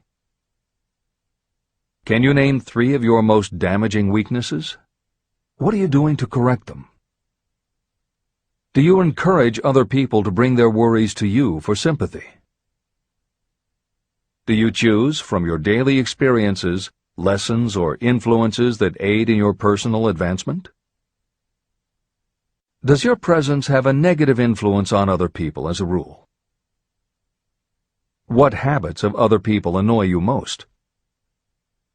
Do you form your own opinions, or do you permit yourself to be influenced by other people? Have you learned how to create a mental state of mind with which you can shield yourself against all discouraging influences? Does your occupation inspire you with faith and hope? Are you conscious of possessing spiritual forces of sufficient power to enable you to keep your mind free from all forms of fear? Does your religion help to keep your mind positive? Do you feel it your duty to share other people's worries? If so, why? If you believe that birds of a feather flock together, what have you learned about yourself by studying the friends whom you attract? What connection, if any, do you see between the people with whom you associate most closely and any unhappiness you may experience? Could it be possible that some person whom you consider to be a friend is, in reality, your worst enemy because of his or her negative influence on your mind? By what rules do you judge who is helpful and who is damaging to you? Are your intimate associates mentally superior or inferior to you? How much time out of every 24 hours do you devote to your occupation, sleep, play and relaxation, acquiring useful knowledge, plain wasted time? Who among your acquaintances encourages you most, cautions you most, discourages you most? What is your greatest worry? Why do you tolerate it? When others offer you free, unsolicited advice, do you accept it without question, or do you analyze their motive? What, above all else, do you most desire? Do you intend to acquire it? Are you willing to subordinate all other desires for this one? How much time daily do you devote to acquiring it? Do you change your mind often? If so, why? Do you usually finish everything you begin? Are you easily impressed by other people's business or professional titles, college degrees, or wealth? Are you easily influenced by what other people think or say about you? Do you cater to people because of their social or financial status? Whom do you believe to be the greatest person living? In what respect is this person superior to yourself? How much time have you devoted to studying and answering these questions? At least one day is necessary for the analysis and the answering of the entire list. If you have answered all these questions truthfully, you know more about yourself than the majority of people. Study the questions carefully. Come back to them once each week for several months, and be astounded at the amount of additional knowledge of great value to yourself you will have gained by the simple method of answering the questions truthfully. If you are not certain about the answers to some of the questions, seek the counsel of those who know you well, especially those who have no motive in flattering you, and see yourself through their eyes. The experience will be astonishing. The one thing over which you have absolute control. You have absolute control over only one thing, and that is your thoughts. This is the most significant and inspiring of all facts known to humans. It reflects our divine nature. This ability to control your thoughts is the sole means by which you may control your own destiny. If you fail to control your own mind, you may be sure you will control nothing else. Your mind is your spiritual estate. Protect and use it with the care to which divine royalty is entitled. You were given your willpower for this purpose. Unfortunately, there is no legal protection against those who, by design or through ignorance, poison the minds of others with negative suggestion.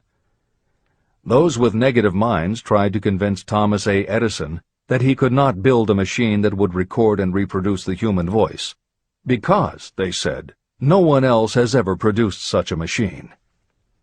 Edison did not believe them. He knew that the mind could produce anything the mind could conceive and believe. That knowledge was the thing that lifted the great Edison above the common herd. Men with negative minds told F.W. Woolworth he would go broke trying to run a store on 5 and 10-cent sales. He did not believe them. He knew that he could do anything within reason if he backed his plans with faith. Exercising his right to keep the negative suggestions of others out of his mind, he piled up a fortune of more than $100 million. Doubting Thomases scoffed scornfully when Henry Ford tried out his first crudely built automobile on the streets of Detroit. Some said the thing would never become practical. Others said no one would pay money for such a contraption. Ford said, "I'll belt the earth with dependable motor cars." And he did. For the benefit of those seeking vast riches, let it be remembered that practically the sole difference between Henry Ford and a majority of workers is this: Ford had a mind, and he controlled it. The others have minds that they do not try to control. Mind control is the result of self-discipline and habit. You either control your mind, or it controls you. There is no halfway compromise. The most practical method for controlling your mind is the habit of keeping it busy with a definite purpose, backed by a definite plan. Study the records of those who achieve noteworthy success, and you will see that they have control over their own minds, and that they exercise that control and direct it toward the attainment of definite objectives. Without this control, success is not possible. 55 Famous Alibis by Old Man If. People who do not succeed have one distinguishing trait in common. They know all the reasons for failure and have what they believe to be airtight alibis to explain away their own lack of achievement.